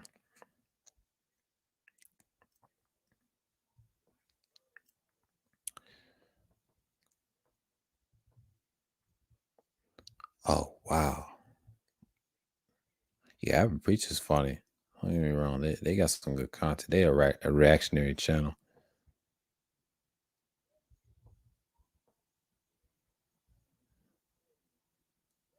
He's still talking about winter is coming. These dudes are stupid. Sketching, illustrating Shango. Oh, AB's got a live stream. Okay, cool, cool. He said salute. Oh, salute to No Cookings. Oh, salute, man. Yeah, man. That's just how, people come through and things like that. But yeah. But I appreciate people coming through, man. But yeah, this is Thursday Thrills. I'm gonna be up, because I can talk about a little bit besides the polite thing. Yeah, that's enough with polite. I will say it's been a good week for me. I know people talk about the drama and all that stuff. That TMHC. I don't like the group. Um, the only one I like is Celeste. I think Celeste is decent. Them other ones, when you got verbal running that, I'm like, nah. I mean, but she did a number on AM. They both. It's like if you're an educated arguing with AM, it's like a dead end. Like I wouldn't waste my energy on that. I just wouldn't. If I was a woman, I wouldn't. Not with that guy. Now this guy's got. What did Beasley say? He had a cult following. Shouts out to him for that. He has a cult following. A lot of them got cult followings. But the TMHC, I never had an issue with them because I just let them be who they are. I mean, I treat them what they are. That's why I don't do. Look, how can I say this? The gynocracy topics, relationship topics. What happens is if you do those topics, they're attracted to your channel. I did this when I did pre-records. My channel, I steer away from that. And I'll tell you a secret what you don't do. You ignore them. You don't interact with them as much. So I was on my manosphere stuff then. But what I've learned is, yeah, it's okay to interact with them on panels and stuff like that, but I don't want them on this side because my topics is not geared towards that. You know what I'm saying? And they notice that too if they don't mess with you. Now, if you put it in a title, they'll look at your channel and then they try to judge you off of that. But it's whatever. And I think I did a stream called "Is Co-ed Panels the Future?" I think they are in some channels. But 9 out of 10, it's like the way I see it, it's just what I saw at Antes. It's just I saw that coming over at Platinums. I was like, man, that ain't it. So we already know who runs that, But Bomb Cherry, her channel got flagged, and I was like, wow, I don't wish nobody's channel get flagged, but she had it coming. You fighting with that group of women. Y'all don't stick together like that, especially black women. They don't stick together like that. I mean, the men don't either, because here's how we don't stick together. A lot of times when we don't stick together, it's ego. You got to get us in I think there's a study on men. We have to be structured into it. We got to be structured into it. You got to put us like blocks and shit. Like I learned that when I was in the workplace and they was teaching us how people communicate. And it takes time, man. You got to structure it. Yeah. Oh, good night up here. But yeah. But I'm just saying, is you got to structure that shit.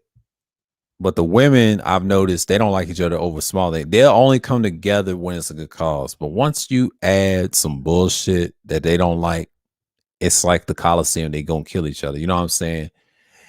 I'm curious. Back in the day, did they have women fighting as gladiators? I'm curious. I wish they did some research on that right now. He said, "I'll read this. Hold on." What's JB James Brown would say? Personally, I believe the best collaboration is between that Moss and Film Flow. Yeah, collaboration can be good as long as it's structured. You got it, man. I see people. Yeah, people done left, but they come on through. It's been an hour, so I don't see who. It's hour and 35 minutes. So I dropped the link in the mid chat way. So we're gonna wait till 2 hours when they come through because people are not gonna stream that long.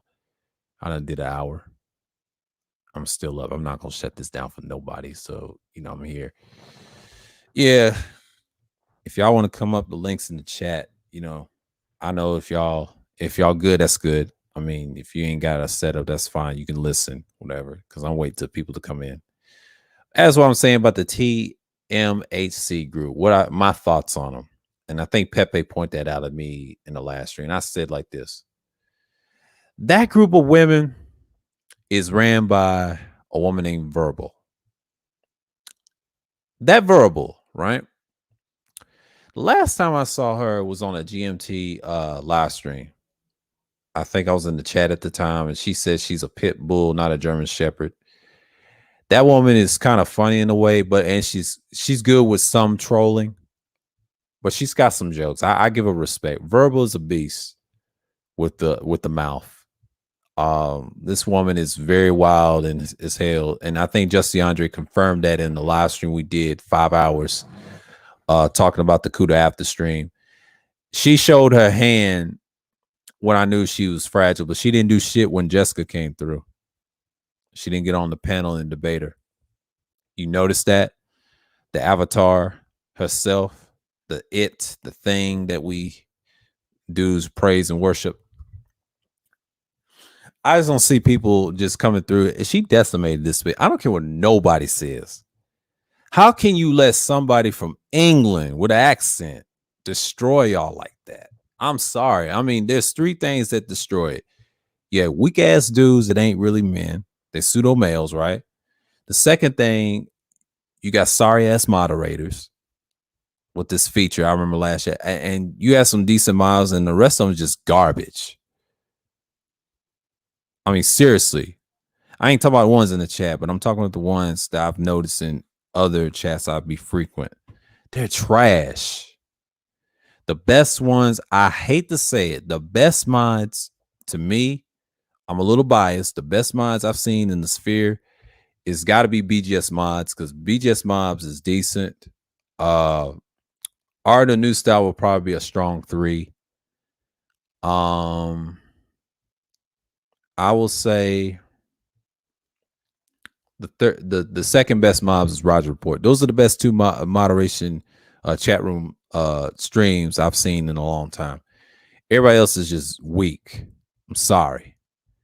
The last person I was cool with, I was a mod over there, and I cut him off in March. I was the best mod over there, and I did my job. Okay, when times was needed, I did it all the time. These mods is weak. I'm the best mod. I've always been the best mod because I always do my job. I stop trolls from saying dumb shit. That goes for men and women. I don't discriminate. That's why it's not a relationship channel. And then I did a stream on It's Co-op the Future. And I said it ain't. Someone said it is. I had Auntie on. Shouts out to him.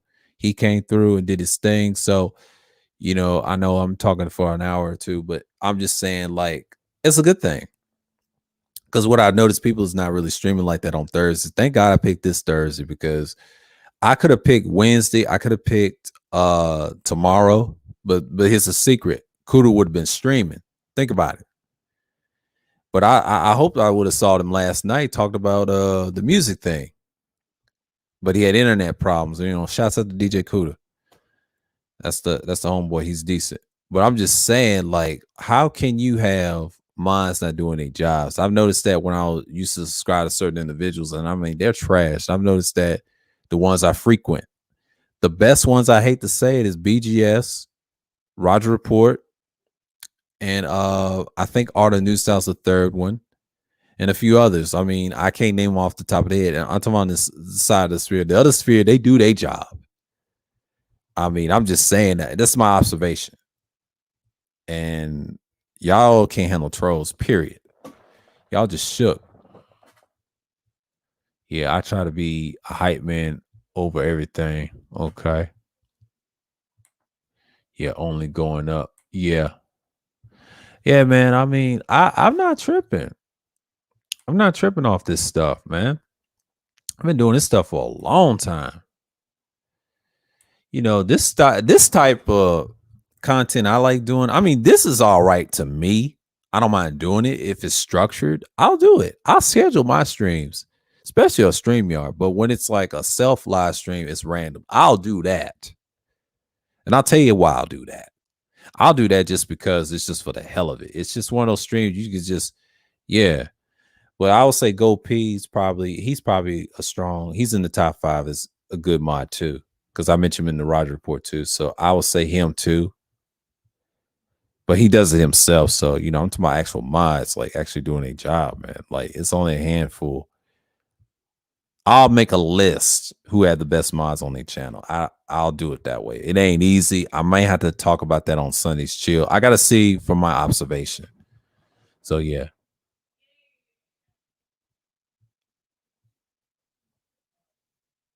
He said, okay, let me read this. Nope, I'm the best moderator. So versus Go First. Moderate battle one. All right, all right. I don't know about all that. Now, I was last year on a certain individual's channel, and the rest of his mob sucks. I know you are, according into the Roger Report, yeah.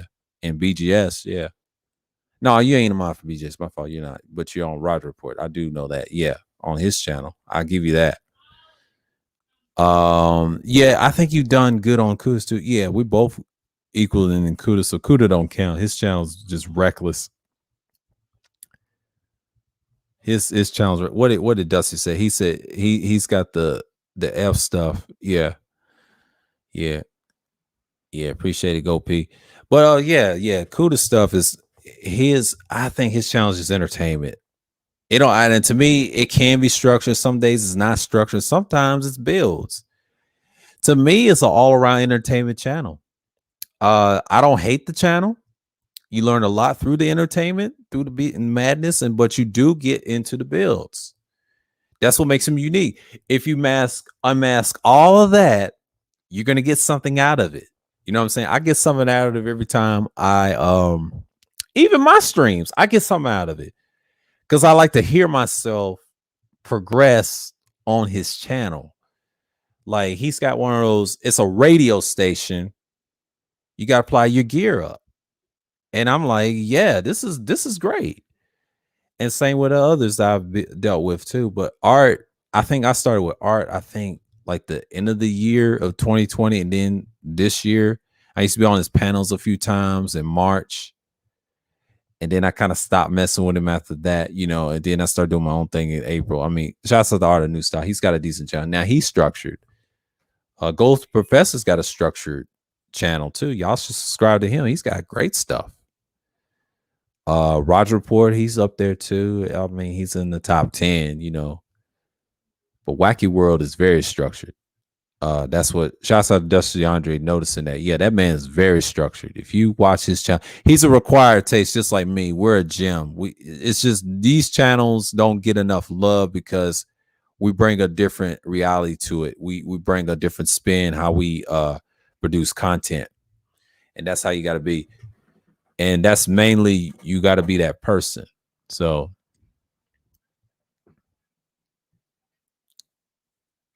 yeah. He said, my number one giant in the space. Yeah. But I'm just saying, man, like I appreciate people coming through, man. Like I'm just like saying, yeah. But yeah, man.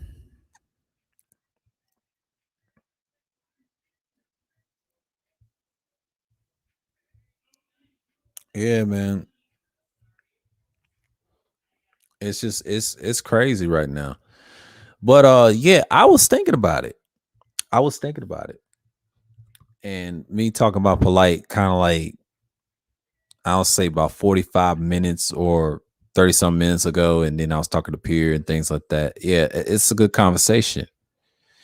And yeah, man. Yeah, people just came in through and through. So I try to be that person. But for me, I've just been looking at gear and things. And I've been chilling and doing a self live stream. I did that earlier, and I'm just like saying and just like that. And I'm just appreciative. And some people like that stream. And then I'm just like, yeah, I'm gonna look at my boy Fighter for a minute. Cause I don't see what Platt's talking about. Oh, he ain't talking about nothing. Oh Lord. Oh Lord. Yeah, I'm gonna look at Teapot right now. Yeah. Teapot is a good dude. Shouts out to him anyway. He's a good dude. I'll do something with Teapot. I just got to be structured first. I gotta find what I need to talk about on there. Besides, I mean, if he checks me out, I'll check him out, and then I'll schedule something. We'll do something, and I'll be on the show. I'll be on panels a lot. If people want to challenge me in the debate, cool. But as long as it ain't political, I got links. I'll destroy anybody in the link department. I'll do the research. I'm gonna be well studied for it in the books. That's what you gotta do with politics. But the thing is, you gotta be good. What's going on? A lot of chips. Salute, man. Yeah. Same here, Go P, man. You're a good dude, man. You always bring the message. I always liked it, you, man. This is a good dude. And yeah, you just gotta be who you are.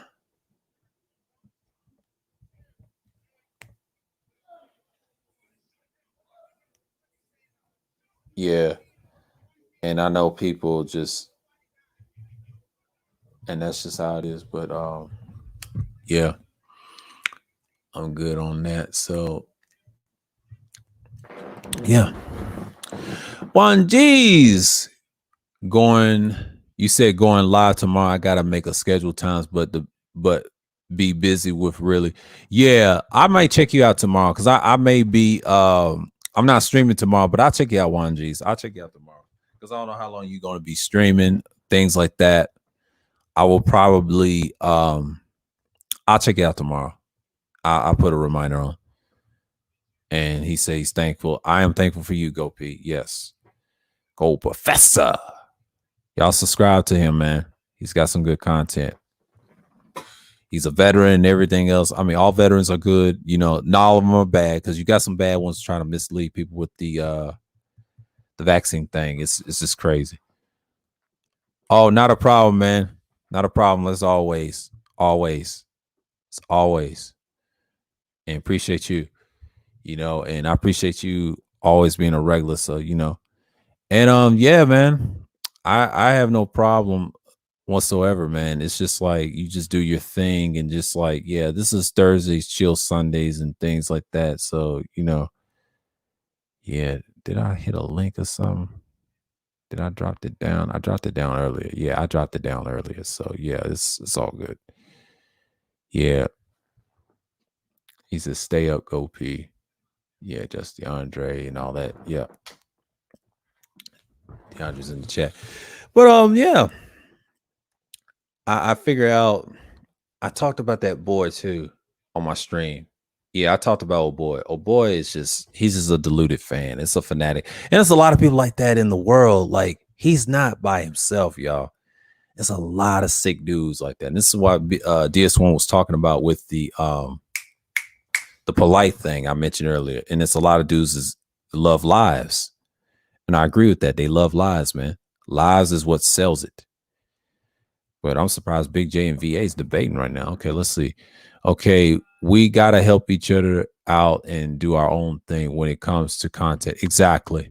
Yeah, that's a good thing. And yeah, he was on the live stream with me with Rashawn, but Rashawn's probably busy. I know he's in other places, but shouts out to him. And yeah, I saw Rashawn earlier. Like he said, yeah, I hope he just comes through. But he's probably busy with somebody. But that's cool. You know, I know he's in the chat with a fighter and things like that. So yeah, you know what I'm saying? Like, that's cool. So, you know what I'm saying? Okay.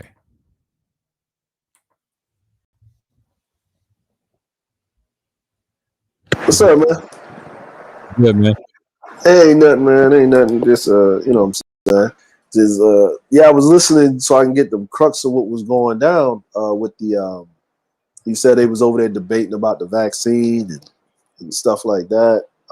Yeah, over at Ramil's early, he put it on Patreon. Yeah. You know, me per se, I was in, you know, I mean, being in the military and stuff. If you're around a certain age, you got vaccinated a long time ago. Not with this particular thing, but if you know what I'm Yeah. saying, you got mumps, measles. Yeah. You know what I mean? Like, matter of fact, they finally came out with a chicken pox vaccination. I remember, Hmm. remember you was young, you know, somebody in your family I got remember chicken pox. those. I remember Yeah. those. Yeah. Your family used to carry you over there so you can get it too, because you ain't want to get it when you're older. I mean, I got it when I was young. I was like 6, and I didn't get it Yeah, ever again too, because I think I got a shot for that. I don't remember much, yeah. but you know, like that's a whole nother That's a whole story on nother that. thing. Yeah. Yeah, yeah, yeah. So you know, people don't understand how this works, right? The COVID thing is a virus. It's like the flu. It's the Hmm. flu, right? And it's on and it particularly comes out of Asia. It particularly comes out of Asia.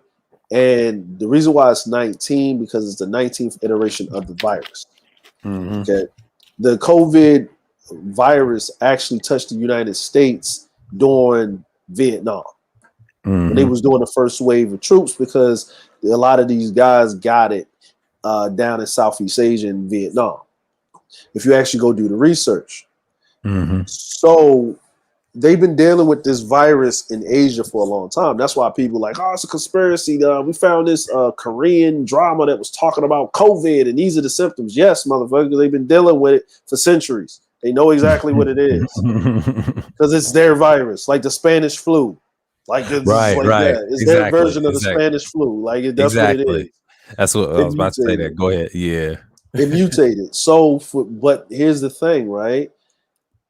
Whether you know it or not, a lot of you motherfuckers already done got it. Yeah. Yeah, I'm like, like herd immunity is a thing. A lot of you already done got it.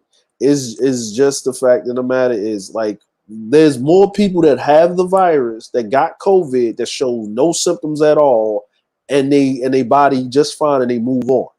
You Yeah, know, yeah, asymptomatic. Yeah, yeah, they're asymptomatic. I probably had it too, but I didn't mean to get the shot. But you know, I had like a small fever when I had the Pfizer, and I came Yeah, out the fine. But Pfizer. here's the thing: I take all the vitamins, like the Nature Ways and all that Mhm. stuff, the healthy ones, and the herbs and all that. I'm Yeah, doing what I'm supposed to be doing. But these dudes is anti-vax. They have poor health. They don't lift weights. They don't. Their they diet's don't. bad. Yeah, they don't. Yeah, The offset is just kills them. See, they ain't gonna tell you that part. They say it's low. And shouts out to Zab and what's his name, GA mhm. boy. He used to Yeah. think like them, and he said that over at Ramil's panel. He said, "You dudes over here trying to mislead." And I asked him in the chat. I said, "Where's Rodney Abuki and what's his name, Nicole? They're the real Nicole experts on this. Ali, Yeah, all Nicole that. Ali. You Yeah, got Don Calypso and stuff. I'm Don like, but Calypso. I'm like, like basically what it is when you get the vaccine, Hmm. you're getting a piece of the virus. You're getting a small dosage of the virus where your Yeah, body is trying to fight it off, where it's building up your immune system. yeah, Now, in those points where people that have this Delta strain, this evolved variant of the virus, yeah, because shit happens, right? yeah, And the reason you get a Delta strain is that people that have a stronger immune system doesn't mean, and people that have a stronger immune system are people that live in actually more hard conditions. Because if you trace back where the Delta strain comes from, it actually comes from third world dirty foot countries. yeah, Because those people have a higher immune system than you, because their environment is more arduous. Like, they can just go and drink water out of the river without boiling the shit. You yeah. can't do that. you gonna be shitting your ass off. Like they can pick up things and like they can eat motherfucking fruit without washing it because their body's accustomed to it, to fighting that shit off. You know what I'm saying? You can't do that. You gotta rinse shit off. You gotta go do extra things. Like Yeah. even, so even when I was in the military, we got vaccinated all the fucking time. We was like pin cushions. Like when you go into boot camp, Yeah. oh man, yo ass. And guess what? Everybody gets sick a week after you go through that motherfucking thing in boot camp. Like, Yeah. yeah, you go down that line and they just stick in your ass. And they got guns. It's guns. It ain't even like, the jab. They jab. Nah, your shit is No. like a pin cushion. You gonna get sick. For 2 weeks, they already know you're gonna get sick because they vaccinating everybody. And if Yeah, your you ass get don't get what? yeah, just like the a fever like I had with that Pfizer, and I didn't think I was gonna get that sick, but it was mild, and then I survived. I was like, I ain't dead, but I was in good shape. I look what I ate and the diet regimen I did, and you know what I'm saying. I drink water every day. That's Yeah, my problem, and that's a good you gotta thing, I drink guess. water. Yeah. I'm like a lot of these guys. Like I get it, I understand it, but like whether you like it or not. Now this is me. Go If ahead. someone was to ask me if they was hesitant on getting it, and then you're looking at, I guess which one is the Moderna and the The Pfizer? I think the Pfizer, Moderna. those are the popular two. Them other Yeah, but ones I think that one suspect. of them. I think one of them, the Moderna, like over here, I think the Moderna, um, the Moderna is causing more problems than the Pfizer. Yeah, Pfizer's the best one. That's Yeah, the kind of like Pfizer's what the people use that a lot in Israel. They spread in Southeast Asia, and them Jews know what they're doing because they yeah, talk yeah, to your people and they using yeah, some type of silver. The real cure for it, I don't want to say it's the silver and the other shit. It's yeah, more to it. It costs billions of dollars. They don't want you to know. They say, how's that silver? Well, they learn from Africa and certain Asian countries. All of them have this on the ground. They know too. The people, the dirty people do yeah, too. And where hmm you from too, they all know this. They yeah. just don't put it out there Put it out like that. there. That's Yeah, what, yeah, and that's why they give us a what did name was said on that string with Cuda. He said the antibodies. And when he said yeah, that, I was like, oh, okay, I know what you're talking about names. yeah, Okay, I'll leave you yeah, alone on that. You know about all that shit. So yeah, I yeah. You kept my can't. mouth Yeah, shut. yeah, because you can't say so much. But I'm gonna say like this, right? Yeah. Is okay when the virus really was hitting out of Wuhan, right? Mm-hmm. There was a guy that was a businessman that travels between Wuhan, Shanghai, and down in he stays in Vietnam. He had it really bad. He was on a ventilator, right? Mm-hmm. They pumped him full of HIV medicine cocktail. Yeah. He was out of the hospital in 3 days. The news story came out and they suppressed it. Mm-hmm. They suppressed it, right? Just like Trump. Yeah. They gave him Yeah, some cocktail with the corona, and then I was like, how's he bouncing around like that? Like yeah, shit. because they had that because the way to fight COVID is pretty much it's pretty much on the same strand as HIV. That's Yeah. basically what it is. It's That's a basically what it derivative is. of Yeah. yeah, is and they use the HIV medicine to knock it out. And it Mm. worked. And it worked so damn well that we can't let people know that because that HIV medicine is expensive, right? Mm-hmm. But it's not expensive to produce. It's easy to produce. It's expensive because there's a tinge of people, right? Like, think about it. A person that has HIV now can live damn near 30, 40, 50 years now. Yes. Yes, Like right? yeah. Yeah, they can 30, 40, 50 years, right? Yeah. So this coronavirus, don't be surprised if this coronavirus is the new quote unquote HIV. HIV. I won't be surprised. I'm gonna tell you that right now. It's a Yeah, pattern of the Spanish flu and the HIV. That's what it reminded me of because they had the yep, same problem. There is a cure for it, yep, and the same cure they said is that deep colloid silver and some other silver. yep. Same with the I don't want to say the autism thing. That's a difficult thing because some of it can be genetic. You have to mirror someone's brain. They rub it on your head and something like they told me this in Emory. Like a lot of times they don't want to spend billions of dollars on it. They told me they pulled me to the side. They just can't do it. It's too much taxing. Because number Yeah, one, your insurance will go high. They say, we're not paying for that. We're worrying about other things.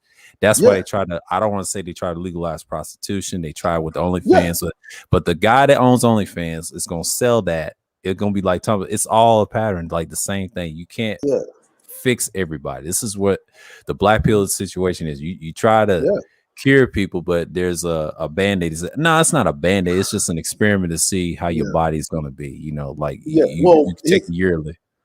here's the thing: the Delta strain, the Delta variant, would not be a problem as it is, and we would have been over this if everybody went and got the vaccine. I understand why Exactly. people didn't Yeah. get the vaccine, because the vaccine was open in stages, right? So you can't fix something unless you have a multitude of test subjects over different variables, right? And then Right. you Right. go with the laws of, you go with the law of percentages, right? Right. So if it's 99% effective, 1% is going to die. Yeah. That's just what it is, right? If Yeah. it's 89% effective, then 11% is gonna die, right? Yeah. That's Mhm. better than sitting on a fucking 60% ratio. If you get this damn virus, 60% of you motherfuckers gonna die, Yeah. right? So what do you want? Like, you know what I mean? And some of you gonna be sacrifices for the greater good of medical technology or to get Yeah. society what it is. No, Yeah. everybody wants everything to normal, but no one wants to sign up To take the risk. Yeah. to take the risk. Everybody wants the pros without the cons, right? And Hmm. what's going to happen is they understand. Here's the crazy part: they understand that, because if they didn't want this misinformation to get out, they would have put a kibosh on it a long time ago, and it would have Yes. been a small tinge. So the longer that you don't take the vaccine, the longer that this thing ravages, the more people that die over and over again for not taking it, right? You know what I'm saying? Which is they keep putting it up there, but it's not that many. It's not as many as you think it is, right? Yeah.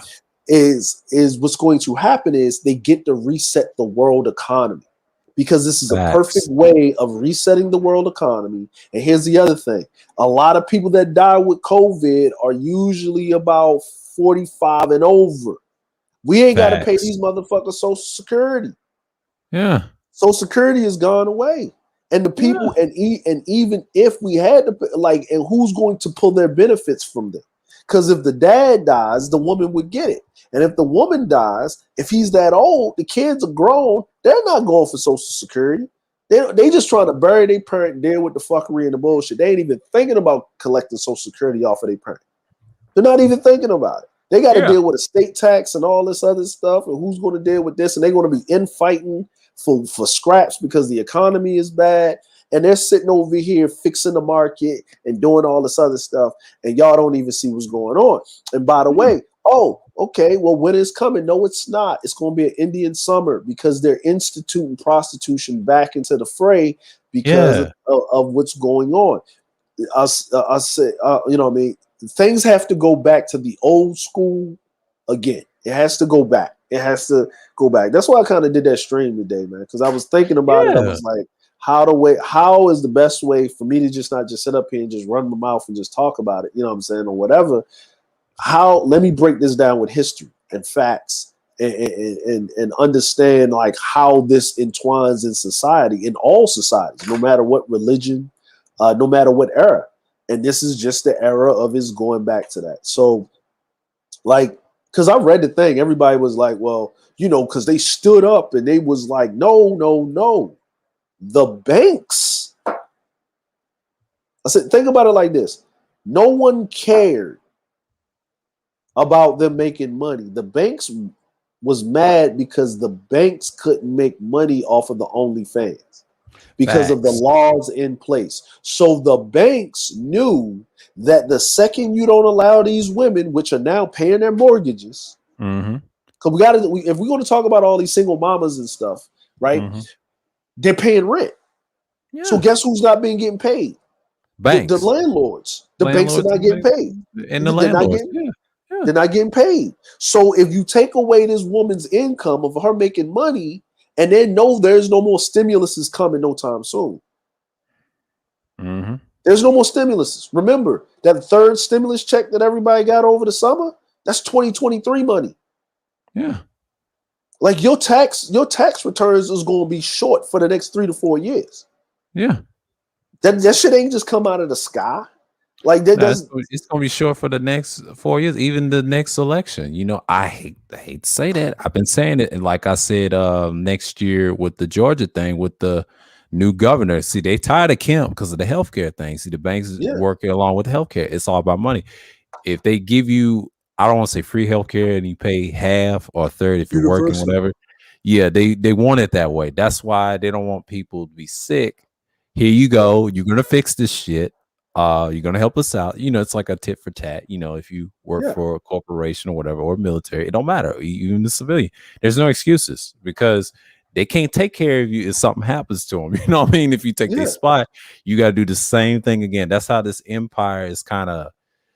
I don't. That's how What did War society Master works. say? Yeah, that's how they maintain. He said the same thing. Why we ain't going to war? Well, there's a reason why we ain't going to war. We're building a lot of tech, a lot of nukes. Yep. We don't care, and we still gonna dominate others. It's the same old pattern. It's just the difference is we don't want a world war. Now, if we do win by accident, and then there's no Bible, well, there you go. And I said names. There you go. There's your automatic technology, your androids. We talked about that on Kuda's Yeah. stream. That's possible, because man is silly like that. He gonna do what he's gonna do, man. And He's gonna even with the do. dolls, yeah, what Yeah. General said, yeah, that's gonna be even worse. I'm So, just saying, no, trying to it's stop the incel problem. Yeah. yeah, and that's what it is. But it's another thing. Think about it like this: prostitution is going to be regulated to the T. Now, the medical community is like, all right, they weren't. You go to the doctor. The doctor Hmm. hype you up on pills. They don't fix the ailment, right? Because they want reoccurring customers. You having a big brain drain around the world because all of the world's best doctors come to America because they get paid a lot. Right. Because America doesn't have universal health care. That's why. In other countries, you don't get paid that much. Even if you don't get paid as much as an American doctor unless you have a private family practice over generations. And most of the time, you're seeing old people. I live in Japan. I see this all the time. If you go to Mhm. anywhere in any other country that has universal health care, most of the time, if you look in the doctor's office, it's children or old people. It's really regular adults is not usually in there unless they got some specific ailment and they're going to see a specialist. So America, you go to a doctor's office, everybody in there. The lines are long. All of this other crazy stuff. So America is the last country that doesn't have universal health care. Mhm. And there's pros and cons to all of it. But the problem is that the medical technology has advanced, but then they're going to lose a lot of money. So what's going to bring them some money? You have to give an alternative for them to shift over, right? You lower the cost of living, then well, look at this prostitution. Let's legalize that. Because what leads into people paying medical? Prostitution, because diseases will be transmitted because people are fucking stupid. And Yeah. prostitutes are going to have to what? Go to the doctor. And they're going to have to get paid. The Yeah. doctor's going to have to get paid because you got to be a clean prostitute. Can't be Yeah. dirty prostitute. You got to be a Yeah. clean prostitute. Just like a porn star, same thing. They do this. Why you think porn is the way it is? They try to keep them clean. Like I said, where's no fun? Well, number one, they give them those pills to do that. The soaps.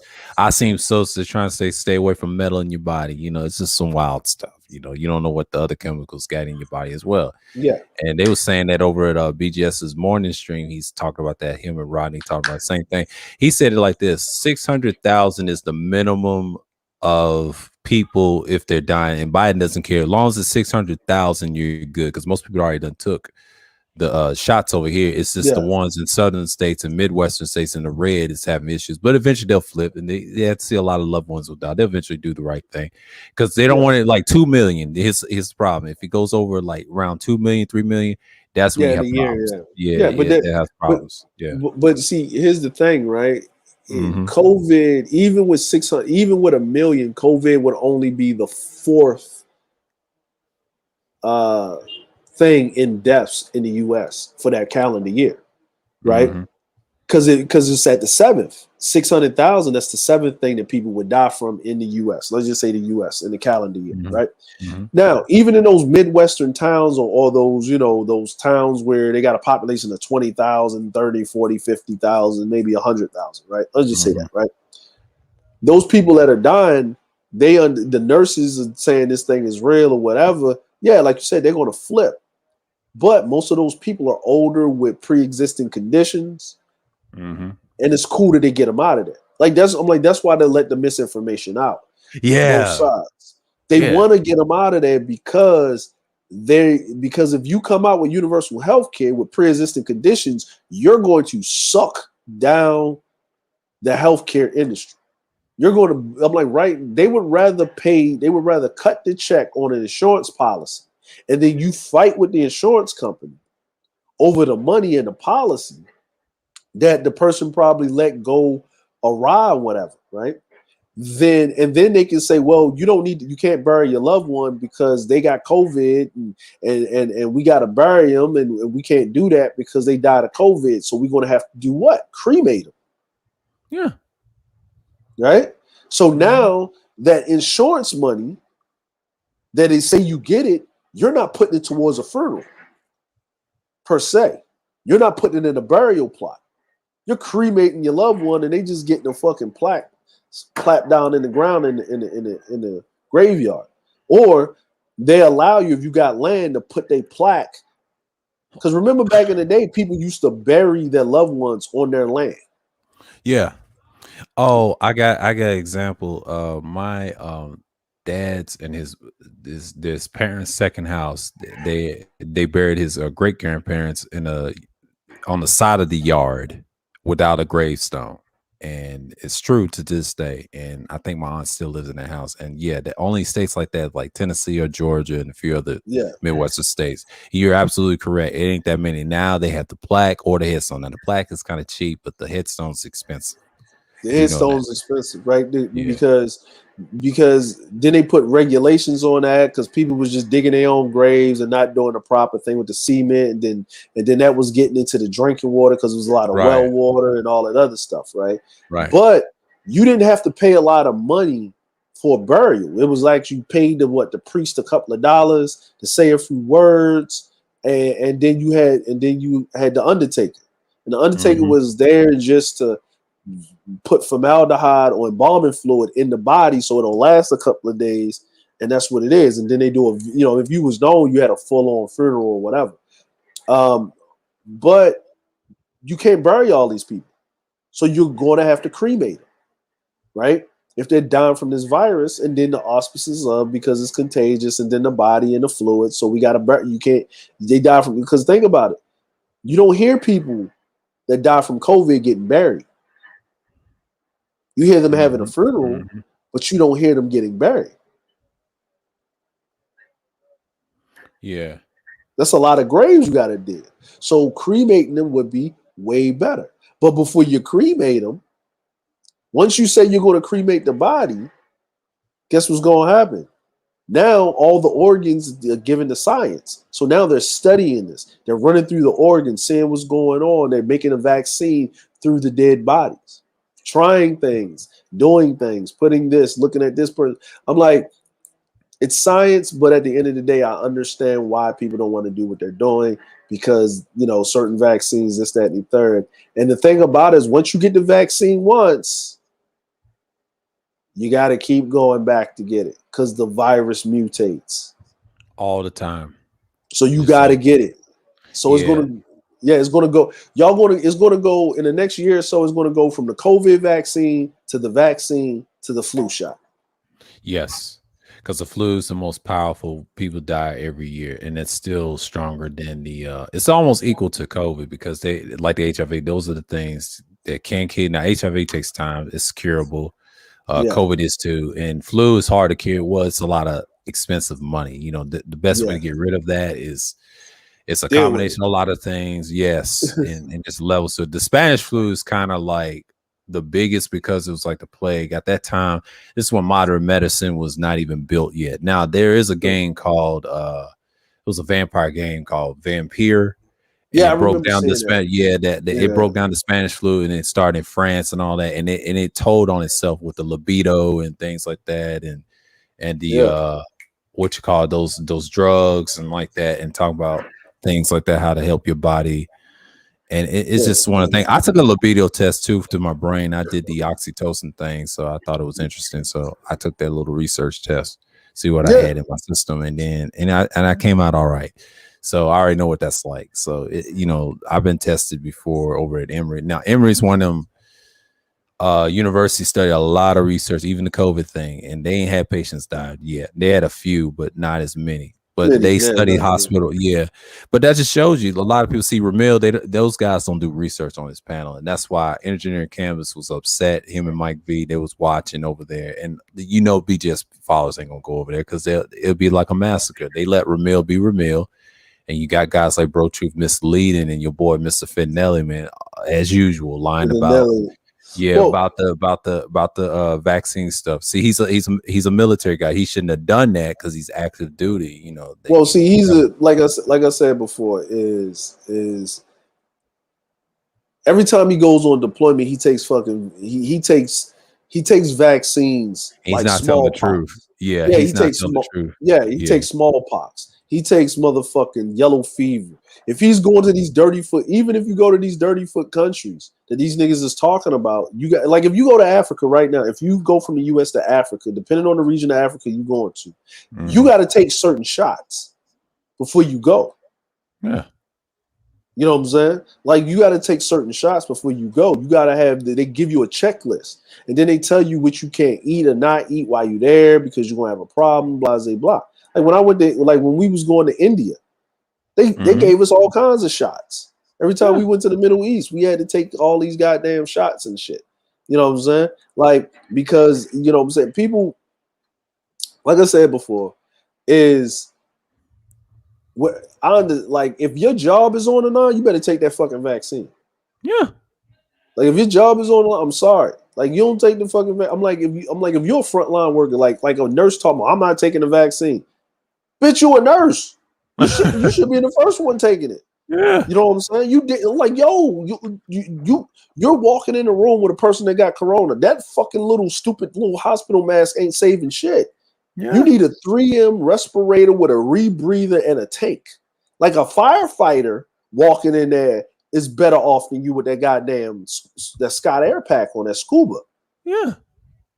You know what I'm saying? And even still, he's not as good because that's just to supply oxygen. It's not the motherfucking, it's not filtered. So you need a dude that's coming in there looking like he's on what was that movie Outbreak? Where they Yeah, got those outbreak. things with the rebreather and the poofy suits, and you got Mm-hmm. the thing, and every orifice is covered with gloves and all types of shit. Yeah, Yeah. I'm like, see, this nigga Fantastic is so fucking stupid because he know what CBR is. Chemical, biological, and radiological. Because yeah, you got to take that, you got to go through that training in the military. When you on a ship, you know what I'm saying? He knows about gamma, beta, Charlie, and alpha radiation. He knows yeah. about it. You know what Yeah, I'm he's in the saying? Navy, but he be lying over at Ramil's like that, be lying these people, misleading, and he's in the military. Most of these dudes actually they're not telling you the truth. See, Ramil needs to stop putting dudes like that on his panel. I know he loves us as his boy, but you can't be misleading like that. I already Well, know who's on his panels though, like these so-called experts over there. And shouts out to Engineering Canvas exposing. Yeah, but you got to blame the guys that the jobs they're in. They yeah. wouldn't dare say that in public. They'll Listen, knock their ass off the lake. Yeah. listen, and I'm gonna tell you this. I'm gonna tell you this crazy part. He active Mhm. duty. He is on his job because he Okay, ain't okay, retired yet. He's going okay, into retirement, but he's not off yet. Yeah, okay. Well, guess what? Guess what? His ass was made. They made him go take it. exactly. He did a stream on it, and I saw him taking the shot. He had like a stream. It was like a while ago, like months back, when I Yeah. was on the So other why side you? chilling. So why is he up there selling misinformation when you're Yeah, like property everybody else. of the U.S. government? Have you heard of any military? Think about it like this. Think about it like this. Remember that aircraft carrier and the captain got relieved, right? They pulled the Right, captain off, right. right? Mm-hmm. And about 80% of the crew had COVID, right? Remember that, Mm-hmm. right? Mm-hmm. Was And gone they was degenerate. leaving. They Mm-hmm. was trying to leave him out in the middle of the water, and he pulled them in, right? because the aircraft Mhm. carrier doesn't actually need to pull in, but he pulled them in because his sailors was getting sicker and sicker and it was spreading throughout the fucking ship, and he had to pull them in because it was starting to creep up the chain of command. Mhm. And if the chain of command break down, the whole ship can't fight, can't do nothing. So he pulled them in. What Trump did was fucked up, right? Relieving them of Mhm. command. But he did Right. what he needed to do to save the ship and the crew. Okay. Have you heard of any of those people dying? Have you heard of any military people that got COVID dying? I haven't heard any of them just died like that. No. None of them died off of COVID. Mm. So you're telling me that 89% of a ship, that's talking about 5 to 10,000 people on a ship in close quarters and proximity to each other, got COVID, right? Yeah. To the point where about 25 to 30% of the ship was on bed rest, Mhm. right? Yeah. They pulled them in, they were quarantined, and all of them are still running around the military like nothing happened. And this is Yeah. pre-vaccine. Okay. Pre-vaccine. Yeah. When people were dying left and right. And you got a military dude sitting up here telling you don't take the back the black dean, blah blah blah blah blah blah. Nah, Mhm. bro. Like they made his ass go take it. Yeah. He's on some Trump shit. He's on some Yes. conspiracies. He's on some conspiracy theory shit, and he just want to be with the cool kids. That's what it is. That's what it is, and he know And better, but he don't know. And see, this is where integrity comes in, sir. This is mhm. where this is the problem. Why this is the problem why the manosphere is going through the downturn that they're going through because of Mhm. shit like that. Because he's got more viewership. He's Yeah. got more viewership, and they're going to spread this misinformation. That the misinformation that they got from Fox News or some other, Whoever. Yeah. yeah, some hillbilly person. I'm not taking that vaccine. I'm It's not gonna make taking you. it. He's dead. It's I'm gonna gonna make die. you stupid. No, no, no. You're drinking water that's lead induced from that coal mine you used to work at. Mhm. That's making you stupid. They don't want to talk about that, but that's true. Yeah, But yeah, yeah. Yeah, yeah, like it's gonna make you stupid. Ain't that right, Billy Joe? That's right. You know what I'm saying? No, no, Billy Bob, that's right. you know what I'm saying? You're stupid because your daddy had sex with his first cousin. That's why you're stupid. You know what I mean? Oh man. But then if you ask me, hey man, are you taking the vaccine? And I'm going to tell you, me personally, I'm not going to take it as of yet because of, you know, like the Moderna numbers and the Pfizer numbers and whatever. But Japan is already coming out, and parts of Asia are already coming out with medicine for it. So Mhm. you don't, because if you get the vaccine, you got to be on it. But if you get the medicine, it's just the medicine. Yeah. You know what I mean? You know what I mean? You would rather have medicine for it and treat it like the flu than to actually have to take the vaccine. Yeah. You know what I'm saying? If It's a need be. small dose. It's a It's, small dose of the medicine, but it ain't a full medicine. Now it's they're trying to get America on the mess. I think Biden's trying to do something like Japan's doing, but they're gonna yes. wait and see if it's gonna work. Well, They're it's going to trying to work in just Japan because yeah. Japan already had the medicine. See, here's the crazy part: Japan Yeah, go already ahead. had the medicine. America, not America, but the lobbyists saw a way to make money off of this, so they kept Japan out of the market. Because remember, Asia is their shit, so they Yeah, already got the Japan, they medicine for it. allies. Yeah, they don't want to Yeah, mess with Japan shit because they know Japan's got all the medical shit down, and then yep, they know South Korea is part of that too. See, yep, Ung is getting some of that shit too. yeah, Don't be fooled. That man's oh got yeah, nukes too. He's trying to stay healthy too. Them Asians know. Them Koreans, them Japanese, like you said, they're the same. Yeah, they've been on it, and I've yeah. been They been watching in the it. news, and I'm like, how they get all this shit? But China's fucking up. That's deep. And Yeah, they got but old but people that stick too, you know. but no, but China's doing it. Think about it like this: I Uh-huh. don't Go ahead. think that virus escaped like that. I think, Yeah. remember what China's problem was. China had a problem. It was too many men than women. It was too many older men than women, Mhm. right? So if this virus affects mainly people that are 45 and over, Mhm. And you got a whole country where you got what, a third of the world's population, but it's 3 men to every 1 woman, and you need more children, right? But you got these old top heavy dudes, and Mm-hmm. you can't move things forward in society because they are part of the Communist Party, but the Communist Party has to be more Russia like, not more authoritarian like. Mm-hmm. How do you deal with it? You release a virus that basically focuses on getting the men out of there. Remember, if you look at the COVID numbers, most of the people that died are people between 45 and over, and that are mainly men. Mm-hmm. Women die too, but it's mainly men. It's mainly men. Facts. So it's like the virus was designed to attack people with pre-existing conditions, but mainly men. So true. That is, people don't want to, focus on Discuss that, that. and Yeah. and that's the easiest way for you to get to basically what, cut down on your populational growth. Yeah. Cut it down, because China already, remember we talked about the one baby policy. Like if you had a Yeah. boy, I it used to was study that as a cool. kid years ago. Yeah, when it was cool, they was teaching me that in school about China, and then they've always did that, and that hurt them. Like, how can a country Well, like that? the reason why they did it is because it was okay. Go ahead. They needed to build up their military, Mm-hmm. because everybody serves in the military, but you do it for 2 years and you get the fuck out. But they wanted to set it to a point where it's some imperialism, where how do you raise up a society? Well, they needed people to stay in the military long term. So we need a lot of boys, because what happens is through life, and we know this through life, right? Mm-hmm.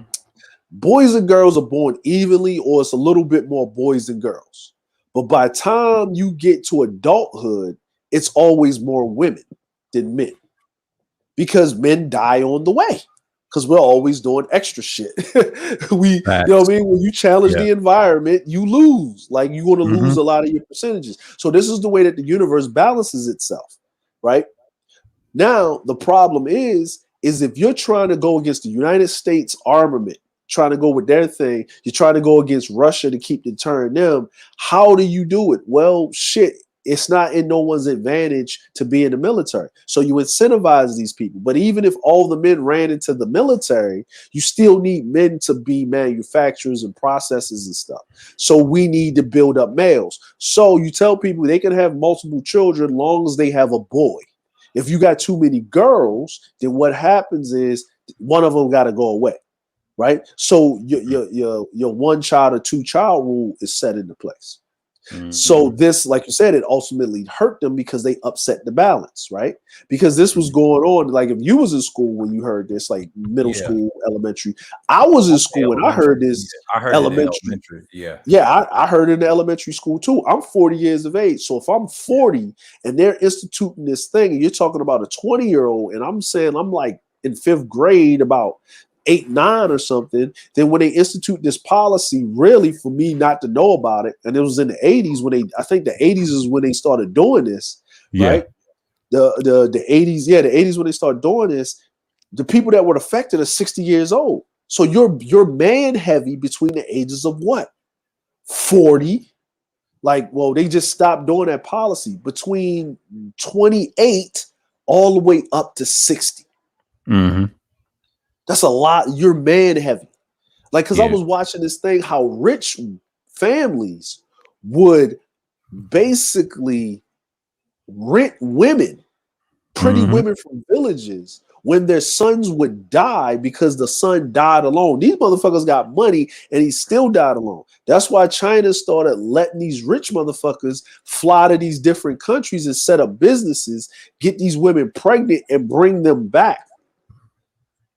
That's why they ran into Africa, yeah, to get the minerals and the resources, but the other resources, what? Women. Babies, women. But the Yeah. thing is these Chinese motherfuckers wasn't coming back. Yeah. They do that in Why? America all the time, growing up. That's why you see a lot of them in America. They don't want to go back to a country that's strictly male domination. That's not how you build societies. I think BGS talked about this too. And you saying the same thing. So yeah. Yeah, but think of well here's now I'm glad BGS said that. So why niggas crying about the gynocracy or Hmm. the matriarchy? And Doesn't he make keeps sense, does it it? doesn't make sense. He knows it. The reason he does it on his channel, he gives them the facts. But when we talk Yeah, about other countries that deals with yeah, feminism and other things, them niggas did not want to hear that because anytime that's where the hate comes in. And he said that yeah, I get what he's talking about. And he just said yeah, everybody let them kill each other. They don't do research. That's why. yeah. And I told him to Yeah. do that. Well, no. I was like, I understand what BGS is saying and what he's doing, and I understand his audience, right? Because you gotta do. You still at the end of the day when you're talking, you still gotta appeal to your audience, right? So Exactly. you always gotta hit on subjects. Like today, I didn't put no tags in my title, didn't do none of that. My title was about what someone would think was pussy, and I put a goddamn fucking picture up there, right? As a thumbnail, right? I was up there playing the damn music. It was 8 motherfuckers in there waiting, Yeah. ready to rock, right? Because you know what I mean.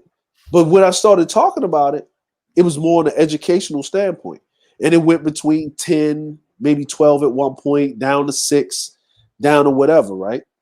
You know what I'm Yeah. saying? But people enjoyed it. People enjoyed it. I got my little likes and stuff, and I did my shit 90 minutes and I'm out. Right? Right. But just the title alone, because what? He's talking about pussy. No, I'm actually telling you how y'all want patriarchy. Y'all want patriarchy. This is what patriarchy is. And patriarchy is way worse than this gynocratic or this matriarchy that you think you're being oppressed by. Mm-hmm. Imagine the feeling of oppression, but not just mentally and emotionally, but also physically. Like literally, like kick in the door, get on the ground. Like you can volunteer for the military. In those countries, there's no choice. You're going unless you got money and you don't got and you can pay your way out of it. Mm-hmm. Like even those J-pop motherfuckers got to go to the military for 2 years. Yeah. Yeah, unless you rich or unless whatever, you don't go do military service. And even if you did, you just whatever because you got to secure the border, right? Like and these guys don't understand that. They don't get it. Like they don't. You want all the adages of society, but you don't want to deal with the cons of it. Like a matriarchy is just men competing against men, right? With women have more options and more say so at the end of the day. Because who flips the society from a matriarchy to a patriarchy? It's men. Yeah. It's Mm-hmm. men. It's Yeah. Mm-hmm. not women. It's not Yeah. women. So It's true. men. It's, Yeah, it's so men. true. And he said that about the numbers, and then like he said something about the I would say like the millions, and same with China. And China's always had this problem for years. I don't believe they taking over Africa. They just being integrated and absorbed again. I don't really trust their people like that. It's sad that country won't last for like 50 years in the future because I already believe Koreans and Japanese can take over that country if they want to. They'll easily win that war. As long as you have a American system like us being the guinea pigs of it, it's not fair. But the only way we can collapse, what the general told me, they don't want that bloodshed. Because if we did, you'll see White House burning, you'll see Rome burning, you'll see parts of Israel. They don't Yeah. want that bloodshed. Most countries knows that our history. Right. They don't want that because then other people that's darker, they'll rise up. You got certain Chinese who rise up with us. It'd be like you don't want that type of revolution. It'd be like Vietnam War times 2, but a mass. What did Einstein said? Like in the World War IV, everything Yeah. used every instrument in the world is killing, like drones, forks, not all that. He's Yeah. saying any weapon. He I said think Gerald drones, Salenti, folks, nah. yeah, Yeah. Gerald Salenti broke it down. Like if it gets to that level, a lot of people don't want that work, man. They don't Yeah. want that work. They I'm don't want glad. that I'm work. glad you. I'm glad you said it like that, man. Yeah, Oh, what's up, and I'm glad Rashawn? yeah, what's up, Rashawn? Hey, And what's going on, yeah, y'all? yeah. The general said that on the panel. We had a discussion. It was one of those long bills over Kudos. I'm glad he said that. I'm Yeah. glad he said that because Right. he's in the military. It makes sense. And I listen to people like that, and we're on the Yeah. same accord. believe in that, you know. Yeah. The only time, like I said, like even with Q, when we talk about politics, policy, like you know what I mean, I don't refute anything he said. I agree with him. I stand on the side of it, right? Yeah. I understand why he kind of says what he says about the women, because he hears, you know, men being thrown under the bus, not just on the internet, but he deals with a lot of young women. So, you know what I'm saying? So he hears it in the office all day. So he's just, you know, doing the pushback or whatever he's doing. I get it. I understand it. But it has to be even killed to a certain degree. You know what I'm saying? Right. Correct. There has to be examples. He gets that too. I Yeah, mean, he's you know what I okay mean? with the pushback. That's the only person I can tolerate on a panel over Twitter. You know, as a Gen Xer, you know, he's all right with me. You know, at least he's honest. You know, he knows at least that everybody. he's honest. It's just, you know what I learned a lot from it. Yeah, I know what I'm gonna get for him, but he went after I believe Fantastic when they was talking about the OnlyFans thing and the disagreement. It went for the F shit and that fake outrage, and he corrected him. He said, remember you used to say that, and then he ran him off the panel, and I started laughing. I said, damn, General, you like got him emotional. He's like, man, I don't want to talk about this. They was complaining about the situation was happening. Same with about about the China shit and all that, and the combination of things, because things is changing, you know. Yeah. Then they talk about they got away from the OnlyFans thing. The reason why OnlyFans, like I said, similar to the China thing, and the people that realize it's similar to Tumblr, the guys that own that site is gonna eventually sell it eventually. It ain't over, but the winner is not coming. I don't believe that. I might have to make a separate listen, man. Look, self stream about that. It's not coming, man. I saw when Kevin, like, I think somebody put up there. I was like, he said something. Okay, when ain't coming, but he said something. I said, man, just say that you was fucking wrong, bro. You're wrong, bro. You was wrong. Wrong. You said when it was coming, it ain't coming. You was up there. Well, you know what I'm saying? Grandfather said you better fill out these Subway applications. I said, even if OnlyFans went away, wouldn't it wasn't coming, because another motherfucker would have made a site where they would have did the same shit. And you know where they're going? They're going to Pocket Stars and Fansleys. These top what you call OnlyFans porn stars that used to be Instagram and former models, they're all going to Pocket Stars and Fansleys. So don't quote me on that. And like I said, I did a self live stream on this before this shit came out. They was gonna go there because if they gonna they don't trust OnlyFans no more. Because once that guy did it, he's gonna sell it. You know, you got to be careful who you trust. And like I said, they're gonna go different sites. Like you're still gonna have simps. You're not gonna stop it, man. Like you said, leave the simps alone. Leave the simps alone. They're part of the fucking ecosystem. Like, it's like, what are you talking about? Like matter of fact, I was like, matter of fact, if you ain't like, you know, I ain't even gonna say that part, man, because then the motherfuckers will start, fuck these bitches. So I'm not even gonna say that, because you can't even say certain things without motherfuckers running and taking it out of context. Yeah. So, I'm like, well, here's the thing, right? And you know, the thing with the OnlyFans shit and all this other shit, right? These niggas is actually participating in OnlyFans. These niggas be tipping Jessica X, right? Like they actually saw her. Avatar man. Avatar, you know what I'm saying? X. Yeah, man. Like they be tipping her like she twerking on the screen. Right? No, for real. Like if you think about I know. I see the bullshit, but I don't be over there like that. Yeah. No, I'm just saying, just in general. I don't be over there either. But you know, she you know what I mean? So you're actually participating in shit. I'm like, what is this nigga? You know what? Check this out.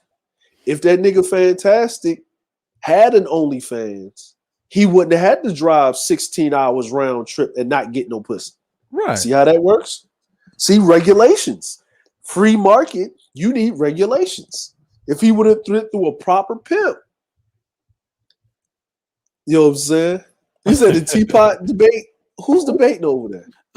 It's VA and Big J Triple X. It's about man, it's a TVA challenge. Yeah, they've debated before. It's the difference of George Floyd, the Roseberry, you know, the George Floyd shit. I'm gonna stay out of that. You know, I already know where I stand on that. Yeah. George and that's case he's over there trolling. You know, Mike B's over there. See, they love that bullshit. Them and she. I'm out of there. Yeah. I'm Yeah, good. I can't involve myself in coonetry, man. Like I can't listen, man. And if Big J is on the side where it's actually reasonable, him stuttering does not help. I know. But he's Like, he's reasonable in this base with VA because VA be reaching, he be double talking sometimes yeah, over this issue. And, you know, yeah, it's just like, but you can understand VA. You can't yeah, understand a stuttering motherfucker, man. yeah. Like, yeah, like listen, the human psyche already lets you know. If you talk to a person that's stuttering, man, you're not going to take them seriously. Not much. I Like mean, Hammer. you know. No, Hammers is worse. Now, Big J, you can understand like he'll stop for a minute, but if he overthinks, you know how people that stutter like him, he's the type that overthinks. I say, well, damn. I say, Oh I'm damn! trying to get to your point, Damn, but you know, but it ain't no shot at him. But I get it. I've met his type before because Yeah. when you think it too much, that's where you lose your point. That's when people throw jabs at him. I don't think he realized that. Like that goes from outside the spirit too, not just the man's spirit. The women pick on him about that.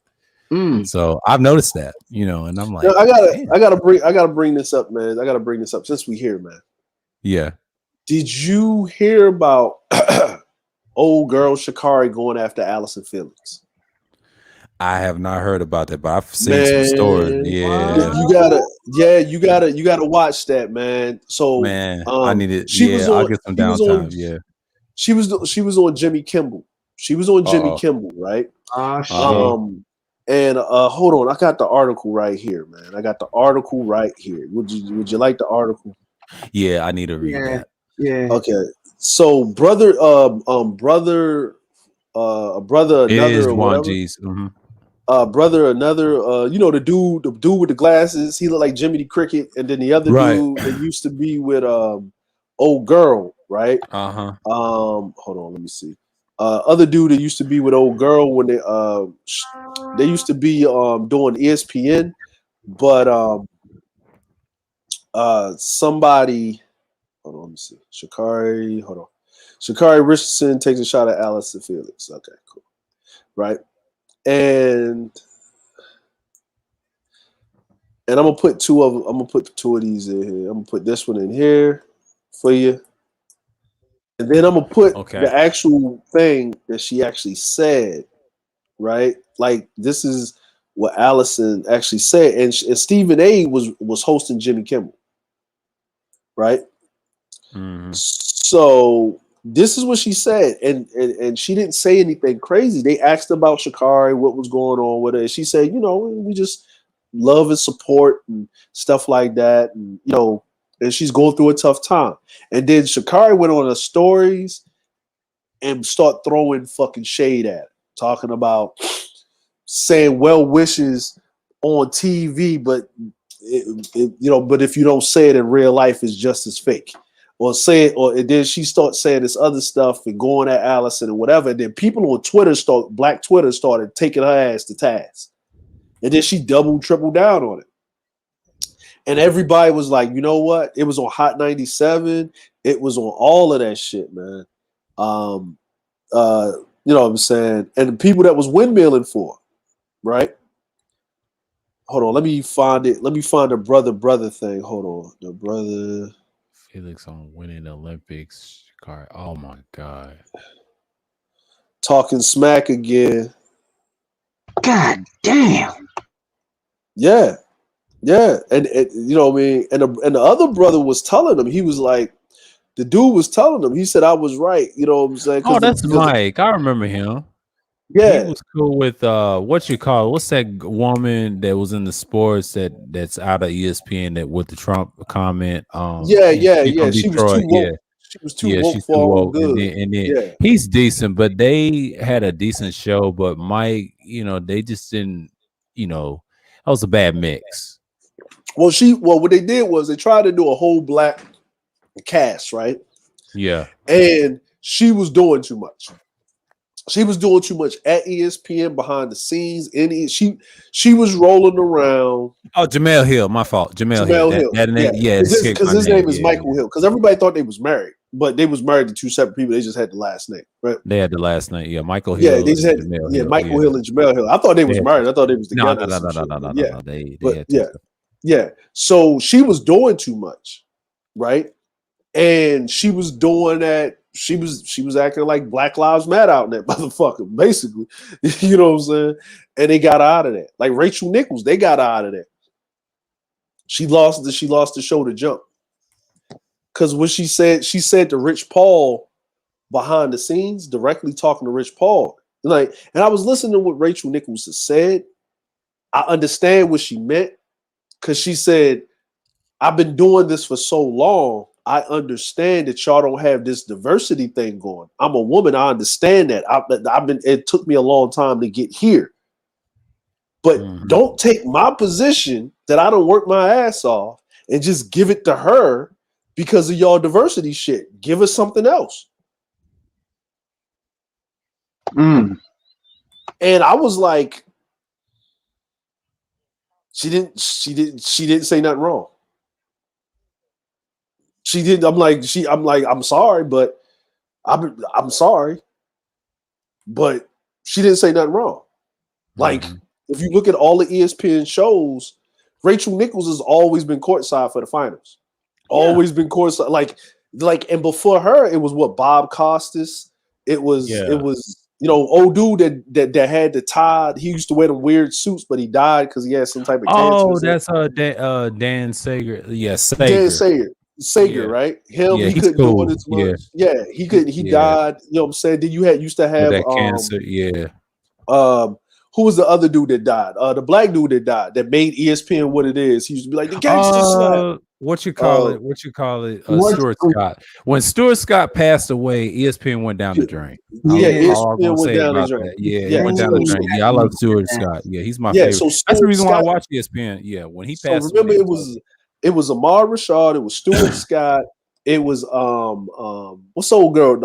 Doris Craig Sager. My fault. His name is Craig Sager. Yeah, Craig Sager. And then the only woman you would really have down there was what? Doris Burke. Her old ass, right? Yeah, she's still around. She's still around. And then you started getting Rachel Nichols, right? Now, ESPN, now you talking about different networks with Doris Burke and all of these other things, right? Now you're starting to see these women that's always been covering sports. They're covering these, they're getting on these shows, but they're still reporters. They still got to go report, right? So they're, you know what I mean? Like, you know what I mean? You got very few women that can actually sit up there and actually have a conversation sports-wise and you take them seriously, right? But they also got to be pretty because men watch sports. Right. You know what I'm saying? So when you looking at this, Rachel Nichols look like the chick that, I'm sorry to say this, she looks like the chick that's a redhead with the titties in the camera that you could go to a baseball game and she actually enjoys the baseball game and you can bend her over a sofa when you get back home. Yeah. That's what these white boys like. They like a chick like that can be quote unquote feminine, but enjoy sports with them. Understand who her team is because she was a tomboy when she grew up, but she ain't gay. Right? Her dad, you know what I mean? Her dad took her to the football game. No, she's a Steelers fan, you know what I mean? Or all this extra shit or whatever the fuck, right? That's what Rachel Nichols is to them, right? Prototypical white girl with red hair, and she loves sports, and she understands stats, and that's what she does, right? Now, not to say nothing about the black woman or whatever, right? Now, the rest of the women that are talking about things of sports, they look like dykes. They look like they look like dykes. You know what I'm saying? They look like men. They look like men. They look like, you know what I'm saying? But that's why they have Rachel Nichols up there, and they got them coming in just to talk about certain things, right? They I mean, they look like, you know, married women and, you know, whatever, right? Now, if you look at the other sports shows, right, the debate shows like First Take, they got Marley Kerm. I can't stand this bitch. She does too much. Oh, Molly Kerm's worse. Yeah, she's a whore, man. Like Jalen married a whore, man. Yeah, he married a. It was said now. Hold on, is it Molly Kerm? Now, if you go to Molly Kerm, Molly Kerm. If you go over the First Take, I mean, if you go over the Undisputed and over there with old girl, remember the Spanish chick that was up there? Oh, you talking about the mix one? What's her name? Joy Taylor. Yeah, yeah. Now She. Joy Taylor's is 20 times better than Molly Kerm, but have you ever listened to Joy Taylor on her own little podcast? She know what the fuck she talking about. Yeah, she knows what she's talking about on part. She- I've seen a few times. Well, she was on Undisputed once upon a time. Joy Taylor, yeah, the daughter. I mean, not the daughter, the sister of Jason Taylor, the football player. You know, that's a yeah, mixed family Jason. from Pittsburgh. Yeah, Yeah, she she was kind of cute when I saw her. I said, man, I love Joy, even though she's a I say, well, she's a Capricorn anyway, but thank God she went to Colin. That was a good match. They both the same sign yes, too, because they yeah, both born in January. They're January Caps. But the yeah, way they sync with each other when they did the thing when I used to work about sports, yeah, it just culminates the yeah. environment of the interviews. But see that white girl, she did her own thing. I forget her name, but she Who's was that? worse than all Chris, the horse. I forget her name, but Christy Leahy. Yeah, Leahy. Chrissy Leahy. Yeah, Yeah, she's one of yeah. the worst. She She's went to one of the worst. Yeah, she did her own thing. She's one of the what worst. Well, they sent her Uh, over to. Remember, they sent her ass over to because when she did that thing with who did she? She kept talking about LeBron, like LeVar she, and all that. like she kept talking about LeVar, and LeVar embarrassed her, right? Yeah, And then she and she kept did going after LeBron on any fucking thing, all and that. yeah, and then they sent Then her she, ass yeah, to Fox itself, Fox News. Fox So sells she's yeah, itself. But yeah. she So got her she own. She got her own thing yeah, inside that in the same area with Carl. They just put it in another stationary station, thing, and yeah, they hosted her, and I'll never forget that. And this is before they really sent her really off of the Fox News, but she's in there.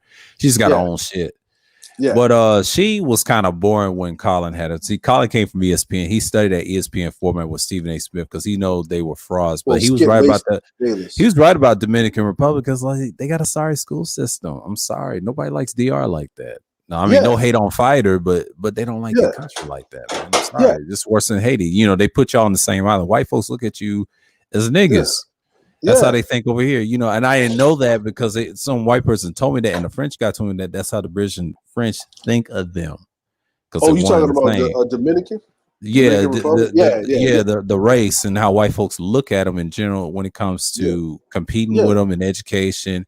He said some criticism in sports. He respects Dominicans. He just don't like when they brag about how great it's nothing great about Dominican Republic. Most people rather go to Colombia or Venezuela or all them other yeah, Spanish countries that they go. They will yeah, not go to Dominican Republic because it's close to Haiti. Like you crazy. yeah, yeah. I'm like, actually, to be honest with you, I'm gonna just be straight up honest with you, right? Yeah. Is Haiti outside of the US, right? Mhm. Haitians get more respect than Dominicans, That's right? true. I Way agree more with that. respect. Way Nobody more likes respect. Dominicans like that. Nobody likes. Because they're I hate considered to. they considered traitors, like they because they Yeah, yeah they're considered traitors and whatever because at least Haitians won wars and fought for their shit. yeah. Dominicans, like they Not were so given much. as they basically they were the servants of the Spaniards and the French. You know what I'm Yeah, saying? When they were exiled on the other side of the fucking island, yeah. That's like all that that was was. yeah, and they were Yeah, left there. They didn't. They and know. Yeah. I mean, they done some decent things, but outside of their history, it's kind of hard. It's like Mexico; they were traitors too. Nobody likes them or Mexicans and Yeah. Puerto Ricans. There's some truth to that because Yeah. Puerto Parisian. Ricans they never had a solid history. I hate to say that. I mean, as much as I love them, but they treat y'all like niggas sometimes, except for Mexicans. Mexicans are non niggas. I don't Yeah. consider them as my people, but the ones I can, yes. Now we can forgive Dominican and Puerto Ricans being fools like that, but you got to Yeah. understand the history of conquest. I just talked about Hannibal about that style that people had. The French has power. They have power in tech and all that stuff. Compete with Asian people. The English can't compete with tech. They're like fourth on the bottom, just like America. America's trying to go where France, their allied countries are, you know, in the white side of things. But France is just more diverse. That's all it is, you know, and that's the thing. But and I noticed when Colin said that in his little speech with old girl before he Yeah. got over there, and then when he did his own thing, he had a nice setup and everything. He had his gear and everything. And the reason I liked him, he actually talked about everybody. He talked about the racist white people, Yeah. niggas, everybody. He was fair and balanced, even though he's a Capricorn, but he picks you apart. Just like LeBron. The reason he praised LeBron because they're Capricorns. It makes sense. I was like, okay, I get it now. I get the little bias there, but I'm not mad because he looks at him a different way. He don't go in like these fanatics do. No, LeBron picks you apart. It's like DJ Kuda. I try to tell Kuda, y'all both Capricorns. Y'all have something in common. Or any nigga that tries to challenge y'all, you're fucking dumb. He rips you apart, man. I know my man on the bottom's a Capricorn too. Like the rest of them, they pick you apart, man. That's all they do, and that's what they supposed to do. That's innate. Their character DNA. You know, I don't get into the zodiac thing, but I get into the characteristics, what they do. It's the science behind it. See, my sign is very simple. It's like we sustain and build shit. Like the Taurus, we don't do. It's not that much for the bull. You know, the bull does certain things, and that's it. We may have all the good things, but outside of that, we deal well with other quality signs like cardinal signs when it comes to business. I read about that and I said I did not know that. It unlocks the creativity, you know what I mean? That's why me and Kuda mess with. Yeah, we're earth signs, but we understand each other. You know what I'm saying? Like you're compatible who you're compatible with, but other signs do different things. So it's kind of like a numbers. You got to put them together, you know, and it's just one of those things. Even in business, when I learned about Colin, he cares about his business. Now his house is neat. You know, cardinal signs do the best of high quality. That's what it means. Change that there's a reason why there's symbolism behind it. Even in sports, I get why LeBron is somewhat hated and loved in between, and he's the best. He's the best. But you know, I'm not the biggest LeBron fan, but I tell people all the time. But I respect his zodiac because yes, he holds a lot of secrets of certain players' weaknesses and strengths. Why you think he's the best in manipulating the competition? Now, Tom Brady, he's different. He's a Leo. He's more of those big personalities. He got to be that dude, but he picks you apart too. You know, he's a fixed sign. That's what they do. They do something similar to the Cardinal sign, but the Cardinals are the kings of it because y'all deal with quality. We deal with the classic traditional shit. That's it. But mutable deals with everything. Deals with both. So that's why you got the BGS in the world. That's why you got guys that actually do shit like Ty City exposing dudes. See, Geminis, you don't get emotional with them. I told this to Dusty, never get emotional with them because I had a cousin that's a made Gemini. Never. He never let that happen. He preached that masculinity on one side, the other minute, you know, you can't do that around them. Only them hold that birds. That's how they think. And yes, they care. They have their little characteristics, but you know, but that's a Gemini for you. That I learned that lesson growing up too. And I learned a valuable lesson, you know, even with my son, I can't just show it as much. Yeah, we show emotion every now and then, but we don't get overly emotional like these dudes in the space. You can't do that. That's no excuse, especially as men. As men, like and even if like here's the thing, because when men use that overly emotional thing or whatever, right? Or you get emotional, right? No, like no, because I like to say it like this. I said, okay, if we're having a general conversation and the dude's right, okay, cool. In context, if you're talking about a dude and then you're expecting that you're going to cap on a dude and he's not going to defend himself, right? Right. If we're talking about a subject matter and we're keeping it at the subject matter and I'm attacking your point and you're getting crazy with it, okay, now you're getting too emotional about this, right? But if I start, well, see, you bitch ass niggas don't do X, Y, and Z, who the fuck you talking to? Well, motherfucker, and nigga, who the fuck you talking to? See, this nigga getting emotional. See, that's gaslighting. See, this is what happens, and people use that word emotional too loosely, and they do it in a way to discredit the person's point, but they never attack the point. Exactly. And the person that's holding the panel, right? Because if the person is saying something that they don't agree with, they're not going to chime in. You notice when the person that's holding the panel, if the person is saying something, the dude comes in there with the gaslighting, and the person that's holding the panel, he agree with it. He'll say, "Hey, on, man, stop with the ad hominem attacks. Keep it to the subject." But if he doesn't agree with what the person is saying, and the other guy comes in gaslight, he'll let the shit play out. See, but that basically means is the person that's holding the panel is emotional. The guy that gaslit the guy was emotional. It's just that Facts. he didn't show his emotion, and he basically projected or transferred that energy to another person that triggered the response. And we're only worried about the response. We're not worried about the person that enacted the response. Mm-hmm. And a See, lot of that's not. times you don't, Yeah, yeah, a lot of times you don't get that on panels. I've learned that too. As a host, yeah, I try not to show that, but show no emotions. But it's okay to have some emotion and passion. It's good to have a yeah, nice release as men. It's yeah, different levels to it. But what I have to say is I don't get crazy with it. If I'm attacking your points, and then if I say something like a joke, not attacking your family, and I stick yeah, to yeah, what you're known for, that right there, you're bothered, and that's when I say, all right, you got it. I know you're going to get tight. I know you're going to get yeah, upset because I like to play around and joke control on certain people because I know what they're going to say. I know yeah, how they get yeah, people triggered, like the gaslighting. But see, their panelists love the gaslight, and I try yeah, not to fall for the gaslighting because I know what they're going to do, know what buttons yeah, going to push. It's best not to scream and yell at them because I know they ain't going to do nothing. As long as you show them the proof, they'll get off that panel real quick because you hit a yeah. They nerve. will Because see, they don't like that when they have show receipts. their emotions. Yeah, you got to counter it. And the one thing I've Yeah, learned is not get mad at them because I said, man, how can they do that? Like, but that's one thing about BGS's panelists too. They could be extremely knowledgeable, but they show their hand when a white person come there. Yes, they get extremely emotional. They get upset yes, because the host allowed it. Like, shouts out to yeah, Roger. No hate. I'm just saying that incident with what's the name, Universe Galaxy. mhm, When he checked Rael and them, Rael got super emotional. Rael, you showed your hand. He was testing you. I don't care if it was the P-file talk or mhm. sexual talk or anything. You know how white folks do? They like to trigger us with certain, Talks. words. Yeah, Yeah. He fell for it. And I'm like, man, he should have just stayed calm and just breathe and just, well, counter his points well, the and just problem, end it. Yeah. But he the, couldn't do the it. He couldn't do it.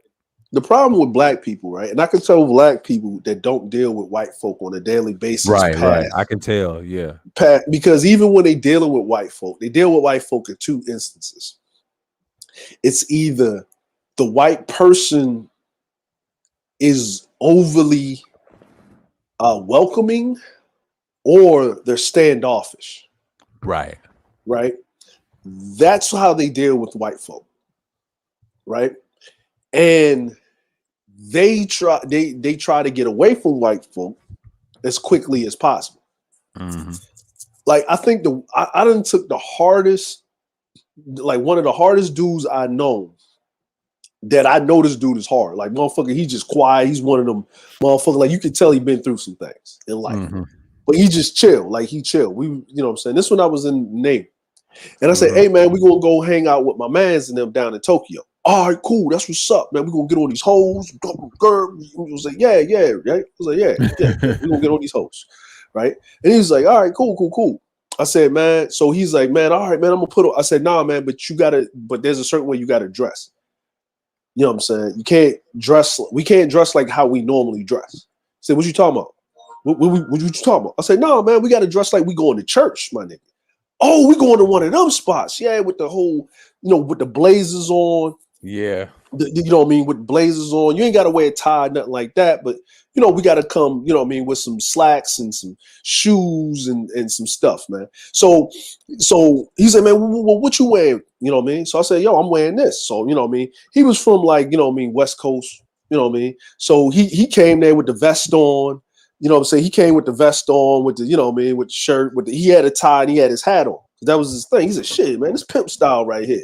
He was looking nice, man. My man was looking real clean, right? So I came with a blazing, blazing, just a nice suit and, whatever, suit jacket, whatever.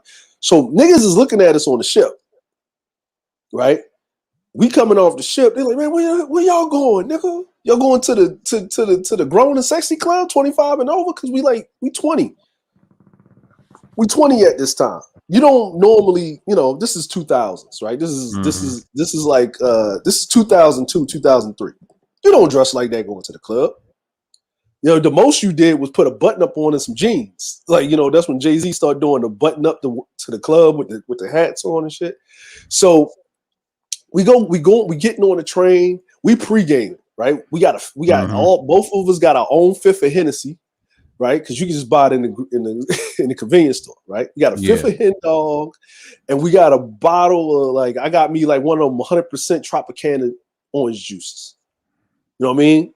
We up here shaking and going, right? Shaking and going. We got a 45-minute ride down to Tokyo.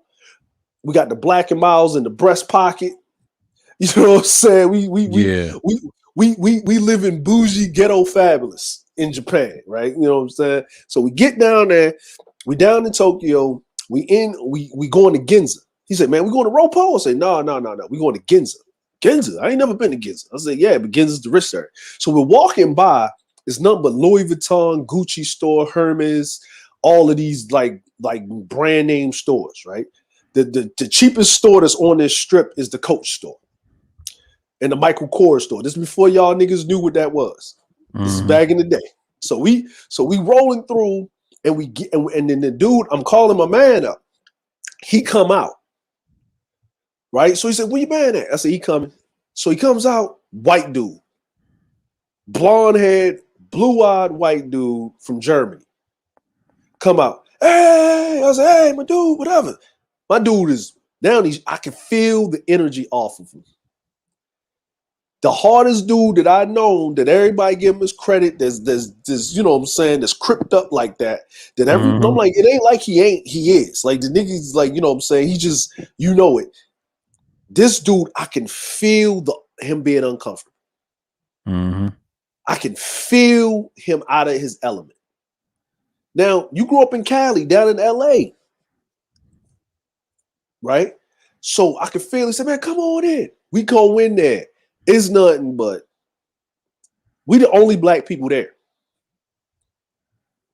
No, it's nothing but Asian men, white men, dudes from the Middle East. We sitting in the VIP. He's sitting there just, and he wasn't ice grilling a mean mugging.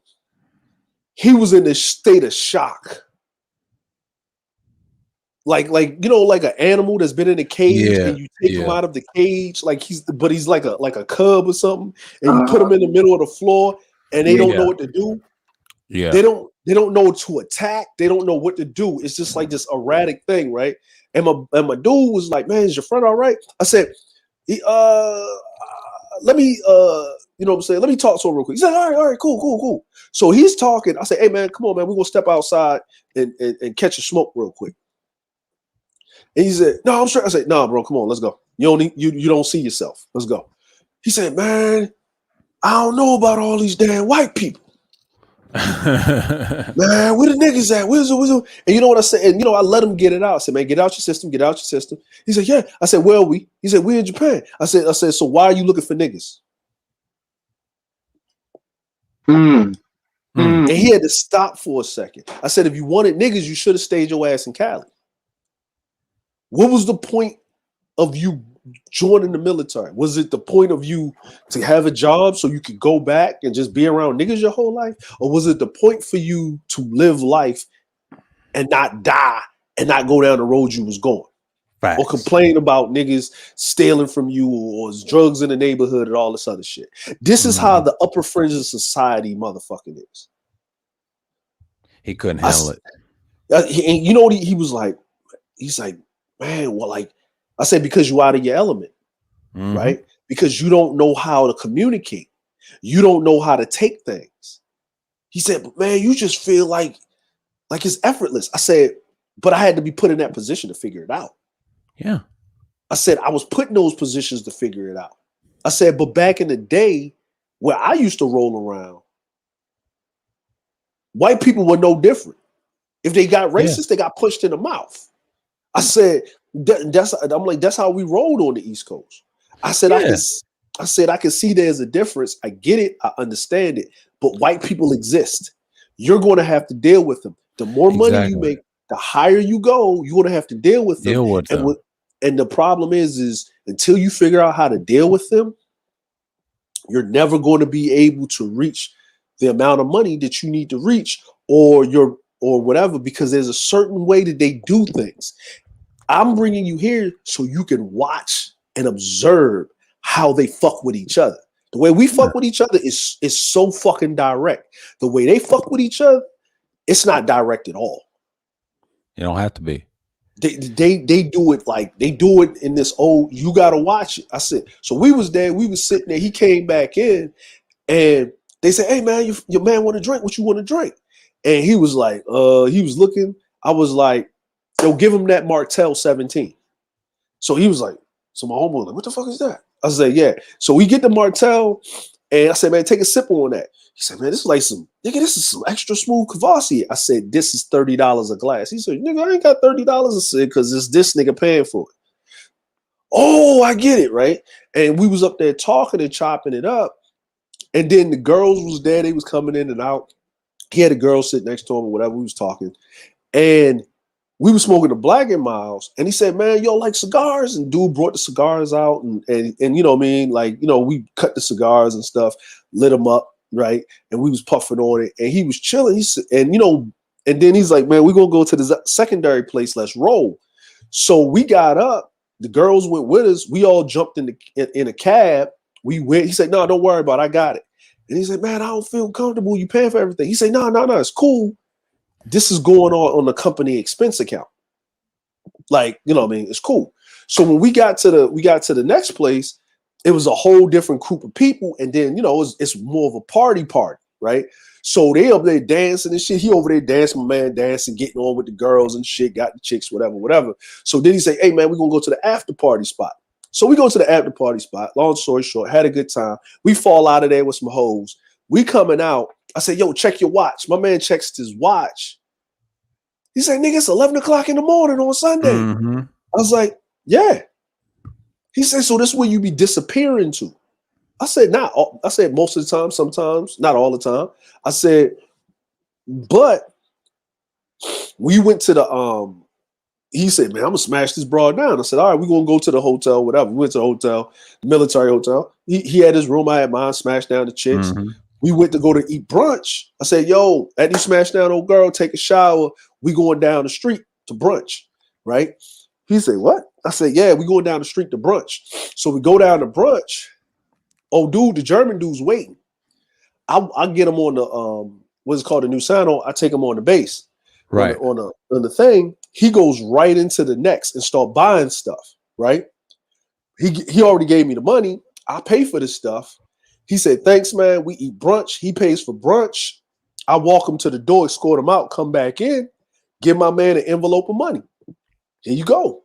He said, "What's this?" He looks at it because we made him look cool. He said, "So what all that shit he was buying?" He was buying all that shit for his bitches.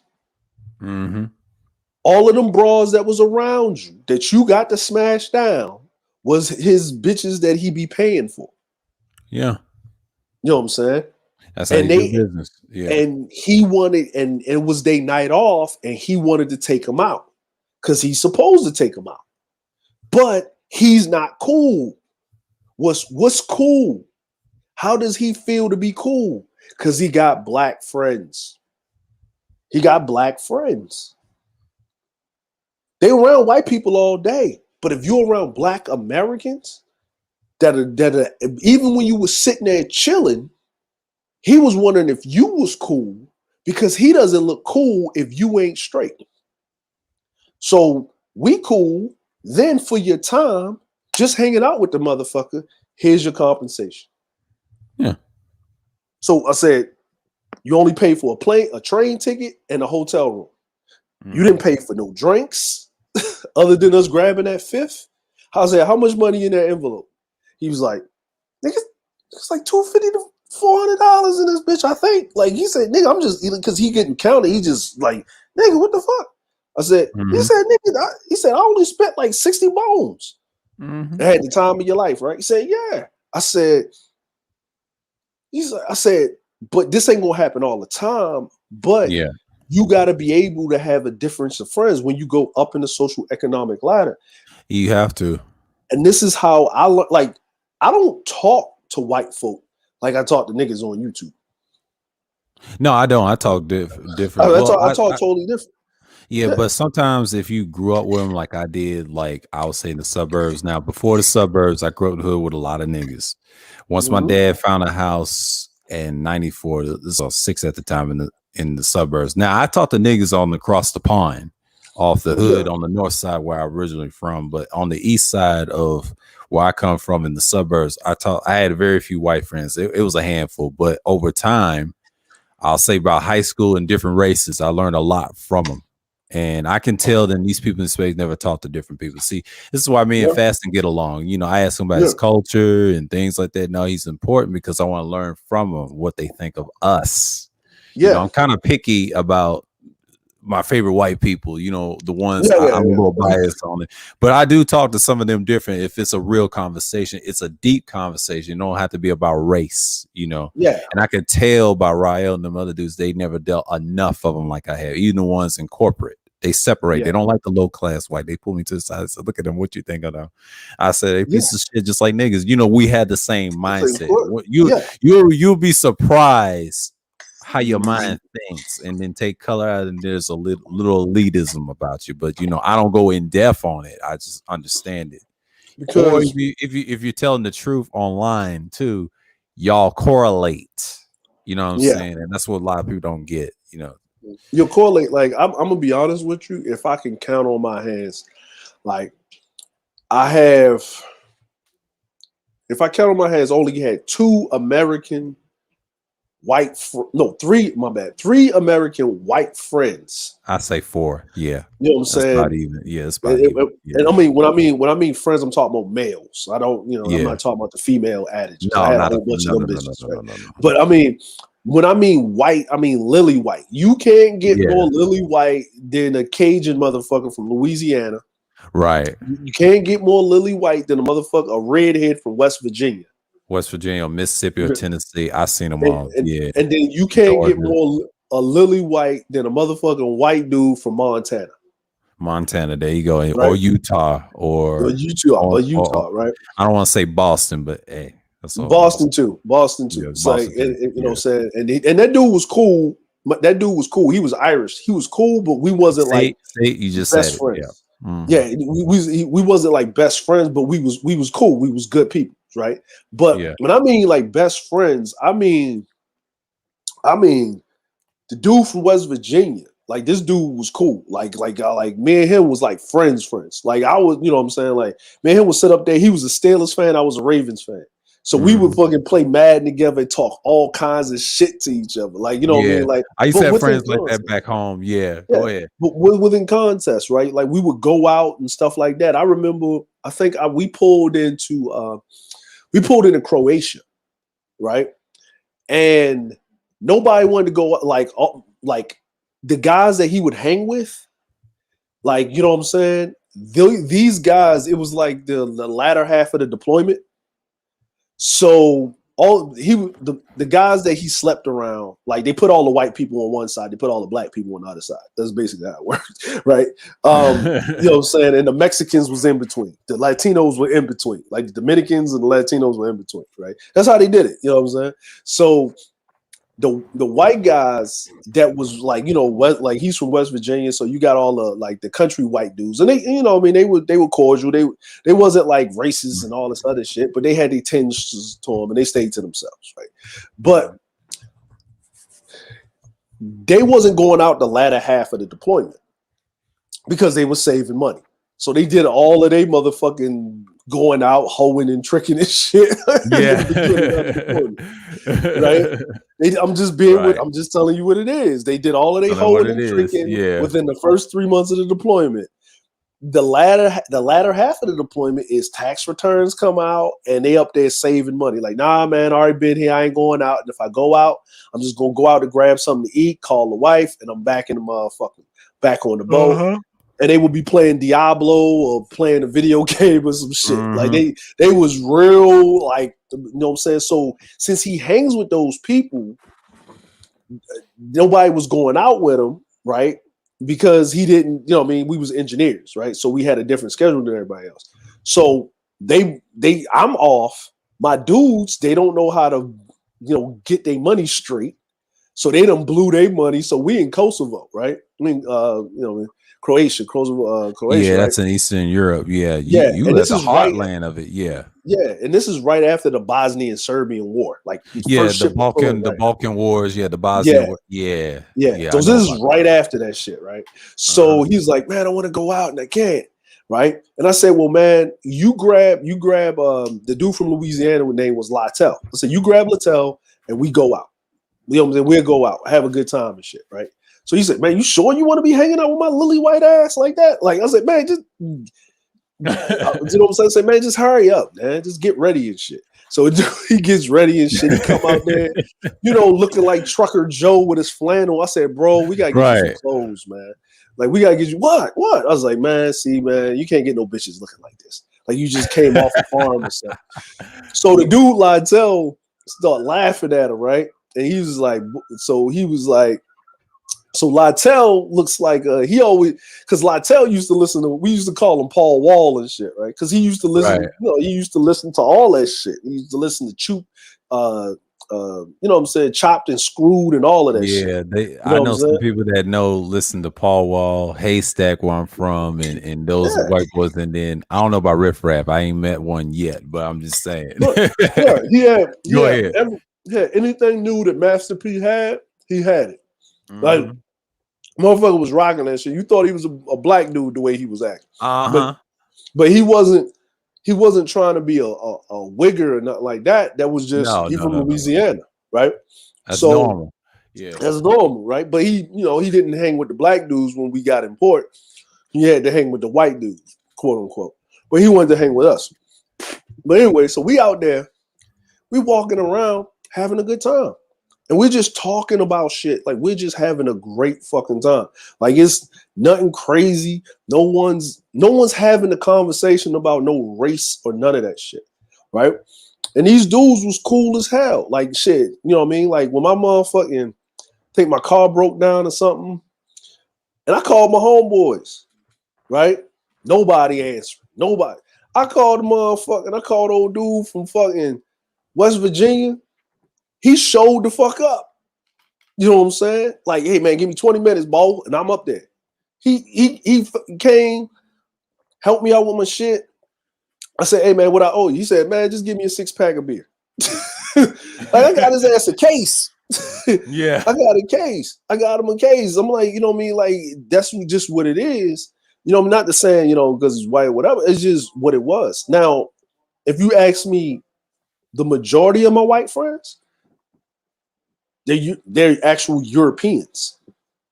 They're actually I'm not European. surprised. Yeah, I Yeah, get they're that a actually lot. As European. when I was a barista, the most custom I had was people from Eastern Europe, some Yep. like Russia, and some Arabs. That's usually what I get in this state too, normally, and it's up and down. And niggas is not so much. Now the black people, they come from somewhere else. I've noticed where I'm Yeah. from, the Midwest, Baltimore, New York people. It's a combination here, because Yeah. I talk to them a lot, especially online too. So it ain't really normal. Yeah. But that's what my subscribers is. It's diverse with different races, different cultures, Yeah. and they like some of my topics. And that's the thing about what you just said. And I could tell Rael hasn't really communicated Yeah. enough of them. That's a problem because you got to deal with certain ones in business too. So, that's how I could tell how he hijacked that whole conversation. Like they was talking about women, right? He switched it to something else and they wasn't ready for it. Like that boy was smart. Yeah, he talked about sports, but he talked about the other shit too. He was smart. They wasn't ready for that. And see, that's why these niggas ain't built like that. I laugh at Yeah. the spirit like that. I try to tell Kuda they're not built, period. They all think the same way if you really put them in the corner. See, elite white people don't fuck with them like that. And that's why I've Nah. noticed. I'm like, that's sad, but I talk to those people too, Yeah. They can get out of that in a second. They just use that to on the job or off job. They just normal as everybody else. They just got extra money. You know what I'm saying? And that's the crux of it. They secrets like that. See, I got in the door, so I was fortunate. It's crazy, man. Like I'll be sitting up there, man, and you won't even, like I had to I understand when I started talking about things and I started talking about policy-based solutions and things like that or whatever, of course you want people to talking about it, but everything isn't a racial issue. Yeah. You know what I mean? Everything isn't a tinge. Everything isn't this. But when it does happen, point it out. But don't make everything in that box, that flat box of whatever it is. You know what I mean? That's why I started shifting my content about more fair and balanced. Yeah, same here. Is I yeah, try is to get away from that. Yeah. yeah. I'm not saying this because black nigga. I'm saying it because it's true. There's a fact to it. You know what I mean? Just like there's a fact that we was running shit. Yes, and we got so goddamn motherfucking relaxed with our shit that the people that we was ruling over took that time to overthrow our asses. Yeah. That's it. And they are genetically disposed to not go back there because we must have been doing some horrid shit to these motherfuckers that every time they see us, we a threat. Like they just devise policy just to keep niggas where they at. It's not just that, other cultures like dark cultures. That's why I talk about it on this channel, and that website exposes a lot. Everybody has done that. I want to study history. It's barbaric shit, and I tell the good and the bad. I'm not biased, and I say if you want to look, that's why I did it on my live stream. See my pre-records, I was on my Hebrew shit, but once I got off of that and start learning actual history shit, you know, learning proper shit. It's all bad. And I was like that too on even my Hebrew stuff because I know this shit before. It's just I'm putting it all together in pieces. Like, damn, they all did it. And then see, when I start playing Assassin's Creed, it makes sense. Man is gonna be man sometimes, man. That's just normal. You can't cry about it. So I grew up in the state. You had to use your fists, and then the dumb play and the melee and the gun play. You had to learn how to fight. You got to learn how to wrestle and do all this. So see, I'm used to that. You know, in a state like that, you got to defend yourself. It's no excuse, especially in a state that I grew up on. Like, you just can't. You can't cry about it. No, I'm saying don't forget knife fighting too. Yeah, that too. I mentioned that melee, but I'm just saying, like, you cannot walk around away from that. That's normal. You gotta deal with that. Just like people in general. Yeah, you got to deal with different race of people. And thank God I went to diverse schools growing up too. Like in my earlier ages, in my teens and on up to high school. And the first foreign people I saw was in second grade. They were Mexicans. Then later on, my first African, the Sudanese, was fifth grade, all fifth grade school, right? Sixth grade, diverse school. And all the way up to high school, it was so many of them. It was like in different fragments of the West Coast where they come from. But then when I got away from Tennessee, I saw all races from the Far East. Every country y'all done traveled, they done come through here, and I done seen it all. And if I travel, get that extra belt, I'll see more. And then I said, damn, where are all these Americans coming here from? But I say, I'm from this, and this. And I said, all right, I know where you from. Okay. But it's cool, you know. But one thing I like about dudes like Fasten and certain people in the space, they tell all the secrets, what they brainwashing over there. I said, oh, okay. Yeah. So our image is fucked up. Oh, okay. And that's what DS1 was talking about. Oh, okay. Now I had to learn this way, that way. Then white folks say, yeah, they've been lying to y'all. See, you learn a lot from other ethnic whites. Believe it or not, you know, the American whites are just ignorant. You know, I just don't take them seriously anymore. So exactly. Like that's, you know what I mean? Because they don't, you know what I mean? Like they want to let you think that, y'all niggas had bones in your noses and we just came in Africa and we just fucking snatched you dumb niggas up. We just herded you niggas into a boat. That's what we did. That's what we did. And then you find out that later on, okay. All right. Shit. It wasn't our fault. Yokan sold y'all to us. Yeah. But wait a minute. There was black people in Europe. Yeah, they was all slaves, and then you find out they wasn't slaves. Mm-hmm. You know what I'm saying? Like they, you know what I mean? Like so like okay. Yes. Everything from civilization started in Africa. Damn niggas, damn. Like, you know what I mean? But every nation has that subversion. Do you know how they teach history in Japan to the kids? I know a little bit how they teach it, but it's a little different. But not in much. Not in depth. Go ahead.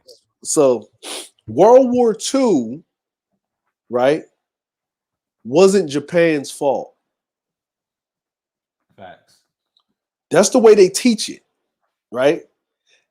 They don't even let kids know about the atrocities that Japanese people did back during World War II to all the Pacific islands and all the Pacific countries.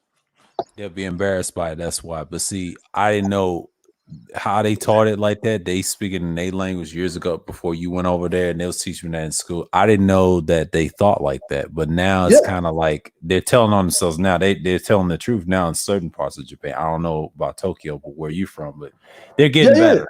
They're getting better. Well, they have to because people got internet. Yeah. They got internet. Like they just started recognizing the Innu people, the indigenous Japanese of Japan. Right, Rashawn. He said the Sino War. Yeah. The Sino War, and they started talking, and then they started because of the internet and stuff like that. Now Japan couldn't hide that they was in bed with Germany from the start, right? That all of that stuff transpired and it happened, right? You know what I mean? And I remember we was at the Peace Park in Nagasaki, right? And we was at the Peace Park and we was walking around, and it was this guy that was with us. He's Japanese, but he was born in Hawaii. So he's Americanized Japanese, right? And we walking around with this dude, and we're at the Peace Park looking, and this lady walks up with her kids, right? Lady walks up with her kids, and I guess her mother was like at the Peace Park, because I guess what happened was her mother was like 6 years old when that happened, right? So the mother is like 6 years old. So the whole family, her whole like her father is like her father is her mother's husband's third cousin, because he died like when they dropped the bomb, basically, right? So anyway, she walks up to the Japanese guy, to the dude, the Japanese looking guy, but the American guy, the Japanese looking guy with us. And he's there, and he's actually translating in Japanese what it says, like the real meaning to it. And we like, oh man. And she's cussing his ass out, right? Like calling him a traitor and this, because he looks Japanese and all this other shit. Because they take that shit seriously in Hiroshima and Nagasaki. Right, they do. And you know what he turned around and he yelled at her in Japanese, and he said this to her. He said, "You started something." He said, our ancestors started something, and they didn't know who the fuck they was dealing with. How else do you think they knew how to motherfucking drop the bomb, where and when? Because it was actually Japan was supposed to drop the bomb on America. That's why they dropped it on us. And the lady kind of looked back and looked crazy. And there was an older gentleman that was there, right? He was old. And he walked over and he said he was in the Japanese Imperial Military, Navy, right? And he said, the young man is saying is true. The war has been over. I know whatever your mother told you, she told you. We lost. Take honor in that. This is a peace park. They're here in peace. We're here in peace. I'm going to ask you, or you're going to have to be removed. Like he told her that you're going to have to be removed. And what was happening is because of the internet and stuff like that, you're forced to tell the truth to a certain degree. Yeah, like people, so they got to teach. They're starting to teach kids now real history and understanding and what Japan's part was in it. Because every year it comes up about the comfort women. Yeah, that shit comes up all the fucking time about the comfort women and the islands that Japan has a shrine on these islands. Yeah, and this shit is always a fucking problem because that's where they drag the fucking Koreans to execute their ass. Yeah, same with the Chinese with their shrines and the triads and the Yakuza. They got to talk about their history. And some Yakuza is trying to tell the government, you got to tell this part. We was fucked up too. It goes way back. Yeah, you're right. Yeah, like they sentence actually in Japan, they just sentenced 5 yakuza to jail, like to Yeah, they had execution. to. Well, no, to execution because they killed eight. They killed like some civilians. Like this Yeah. is how they said in the Japanese newspaper. Yeah. If they kill each other, they just go to jail and they get out. Yeah, they get out. It ain't nothing. They're controlled by Yeah, I think Japanese secret society. I know the yeah, history of how the Yakuzas, because some of them secret society members, they used to be them too. They're clans, and those clans don't last long. A lot of them ain't really related. Like that's why you got yeah, that game called Yakuza. It yeah, really tells the whole story about Japan in general. They had yeah. billionaires before there was billionaires in America, yeah, America, and yeah, that's deep. That's why I yeah, respect Japan. I mean, if I yeah. ever visit, I'll be like, wow. Yeah, because Yeah. Asia's like this, right? Like Go ahead. Asia's like in parts of Western and parts of Europe. There's no like what we consider middle class is that they just don't have a lot of dirt poor people. Right. Is it's either if there's no rich, there's wealthy and there's regular. There's wealthy and there's regular. There's no middle class in Asia. There's no middle class in a lot of Asian countries. And people don't understand that or comprehend that because of the way that their economy works. When you're in a capitalist society, you need a middle class. When you're not so much in a capitalist society or the way it runs, where you actually have the government regulating the fuck out of shit. You know what I'm saying? So that's basically that. You know what I'm saying? You know what I mean? So that's what that is, man. Yeah, yeah, man. I'm get off here. My damn fucking son just woke up. See, this is the problem when you got teenagers, man. They just wake Yeah. up, they start Yeah. fucking going in, listening to their music with the headphones in. Yeah, I know. You know what I I'm saying? mean, Like, who is daddy duty's that? called. I mean, yeah. I mean, the last time I was on a panel with Complex and his daughter asked for something to eat. It was in California, and we did the live streams about the Sapio thing. Yeah, And he said, Daddy calls us. I understand. yeah. He's up getting it in, playing his games and shit or whatever he doing and shit. Yeah. But yeah, I got to take my ass to the store because I got to look at I'm looking at these damn interfaces and shit. Oh Uh, yeah. yeah, for my audio to get my audio up. Me personally, I don't need like because I was looking at it, I said, man, I don't need a roadcaster Yeah. like right now because the way I'm not going to. This is just me. I don't say this to anybody else. Like you do whatever you do, Yeah. but if you know what I'm saying, because be cool to be giving you some deep and actually the shit is good information, Mm-hmm. but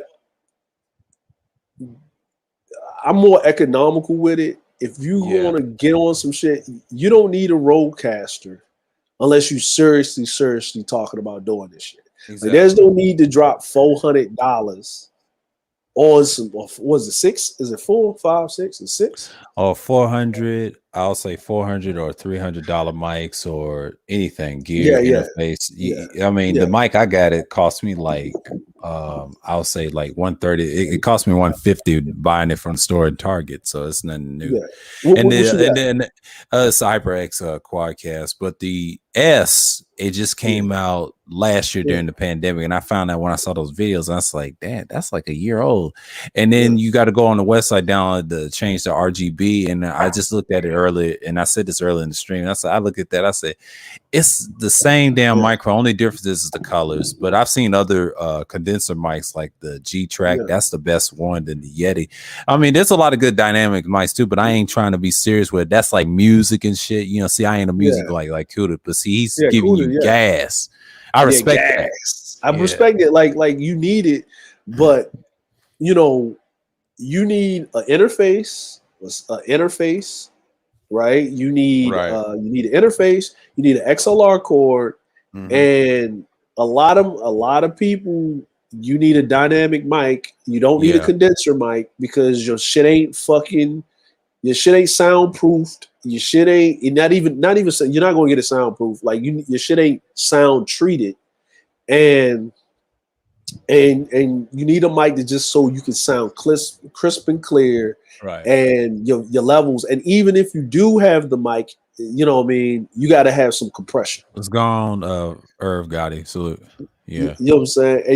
And you gotta have some compression. And then if you Yeah. don't have no compression on your shit or to get it where it needs to go, then it is what it is. Yeah. And that's it. Like if I was, because I was looking at the Rodecaster, but that's if I'm going to do like if I'm getting a Rodecaster, the Rodecaster Pro, that's me rolling out, and that's me getting a doing a podcast for real, for real. Yeah, Like I yeah, mean, that's they yeah, got the Rode boom arm. I forget what's called the yeah, PSA. They got the Rode Mini. That's a condenser, and they also have a dynamic Rode like the Pod mic. I'd rather not get the Rode Pod mic because that's like the dynamic mic. That's what Red Supreme. He said he's gonna get rid of that and get something better. He ordered yeah, something today. He said I'm gonna get a better dynamic mic. He said I got all that stuff, the interface and how he does his channel. You know, a lot of people's doing upgrades. That's for serious in-depth podcasting. That's kind of like a Devin yeah, Wade or a $1 million worth of game. The reason being you got to be those guys. And sometimes their boom arms is built in those tables. You know, they make them yeah. small. There's microphone stands. You don't need the ones that's clamped up. It's so many. I haven't looked at so many stands. I'm looking for one in the future, but I'm just saying, Listen, like, the one I I'm got just starting out. Yeah. is the one I got is I got two mic stands, right? Yeah. I got one like that's actually like the old school mic stand, like it just Yeah. stands straight up, right? And then I got the Yeah. one that sit on the table that's heavy than a motherfucker. Like if you hit Yeah. somebody with this, you going to jail because you killed them, right? Yeah. That one with the arm and shit. I was like, look, man, like really? I'm like, you just need. I say you just need to stand. You need whatever, but you just need to be clear. But at the end of the day, what's your content about? Yeah. Like you know what I'm saying? At the Yeah, end of your the day, titles and stuff. Yeah, see, that's why I try to be. Now, I yeah, don't mind being an audio freak. Yeah, condensers is the way to go. Depends on yeah, your computer size. And I learned about Chrome. It can take a lot of condenser mics. I've done some research. I said, wow. See, dynamics is powerful. It depends on how strong yeah, your PC is, and yeah, you got to get a thing to go with it. That's what Alpha Gaming said it best. You got to know what you're doing. You got to yes, click the right buttons. A lot of people that listen to Kuda, they're trying to get dynamic stuff. You're not experienced where he's at. This guy yeah, learned his music from off scratch. You have to be yeah, talented. You got to yeah, be really true to your content. And this is what I mean by evergreen versus stagnating content. And yeah, I said evergreen means you got to be about it. You got to start from scratch and be yourself. Now, stagnating is the bullshit that we see from F and everybody else. That's yeah, what I was talked about. I talked about that on this channel before I even had this microphone, man. This inspired me because I should have did this type of content probably years ago. Like, and yeah, I should have came back, but thank God for Kuda showing me there's other mics you can get. You can get both. You can get condenser, you can get dynamic, use it for different reasons. Now you can use dynamic mics like the lavalier outside. See, I'm a lavalier person too. I like that. I said, man, sound like an interviewer, you know, have a yeah, talking head thing, you know, that right there makes sense to me because I can invest in that later on because I know how much they cost because now they can't get it for cheap, but he's got one that screws on the top like he had. Yeah, that right there is excellent. See, if you had a proper studio, you understand that you'll learn a lot about dynamic mics. And I mean, I'm learning from different people and they come in handy, but condensers, they're reasonable. They're for certain content. If you want to deal with what I did with the Hannibal thing, I did it with the history. That's something you introduce people into. And what I've learned yeah, is I don't overdo it. They have the gains and all that, but it does teach about other dynamic microphones because they're trying to make them dynamic. The sad part about it is if HyperX do get a dynamic, they'll give you the chords and stuff like that. See, all these mic brands, they're trying to yeah. compete with that cell phone. I try to tell you that damn cell phone is annoying. Me and Kuda can't stand it, but that's part of tech. I talked Yeah, about it's a this with part of Gold. tech. Yeah, I talked about this about Go Professor, how tech is becoming the standard and they're making everything small and small, even microphones on both sides. And I did a stream about the history of microphones, and I've yet to see a ribbon microphone. I had to research if they have them in dynamic or condenser, but they had them old ribbons. I said, yeah, damn, with your voice? I said, yeah. I said old fashioned broadcasting mics. And I was looking at that and I said, man, these ribbon mics ain't no joke. But I've yet to see one. But they had one with the classic retro mics. I saw this on a video by another guy. You could put them on boom arms and stuff. They had like a little button for them. I said, oh, okay. I didn't know that, you know. and the one Platinum has on his background, those old retro Yeah. mics. I said, yeah. And they actually have them. You put them on the boom arm. They just made some. I didn't know it's on YouTube, and they was talking about retro mics. You can just type it up in the search. It was a guy that talked about the PSA. He talked about the blue boom arm, different type of boom arms, and the cheap ones. He said the expensive one, they'll last you a good long time. Depends if they break or not. But but I've seen a couple of them, but they're reasonable. And yeah, that's why I've been looking at all day. But I've been looking at other stuff too, besides the Steph Curry's family divorce with BGS and Roger Report. So I didn't really care for that. Yeah. Listen. If when I looked and I saw that the father filed for the divorce, that means he called her red-handed, and she ain't getting shit. She ain't getting shit. And BJ's trying to tell him, just go and play the game and pay the thing off and just move on, No, but she ain't getting shit. She ain't getting shit though. No, she ain't getting shit. She ain't getting shit. Like, because if she's like, well, he was cheating too, and all this other shit, then that means that you done did some shit so egregious that I like, but guess what? That's what Steph gonna run into. Because Aisha going down the same route. Father like son, yeah. Yeah, she going down the same route. And I'm surprised about his son Steph. The middle one looked like Dale. Yeah. Steph, my fault. Yeah, Steph is the oldest. Yeah, Steph is the middle. Yeah, my fault. And the little one, the daughter's married to an NBA player, the volleyball player. Oh shit, this is gonna be.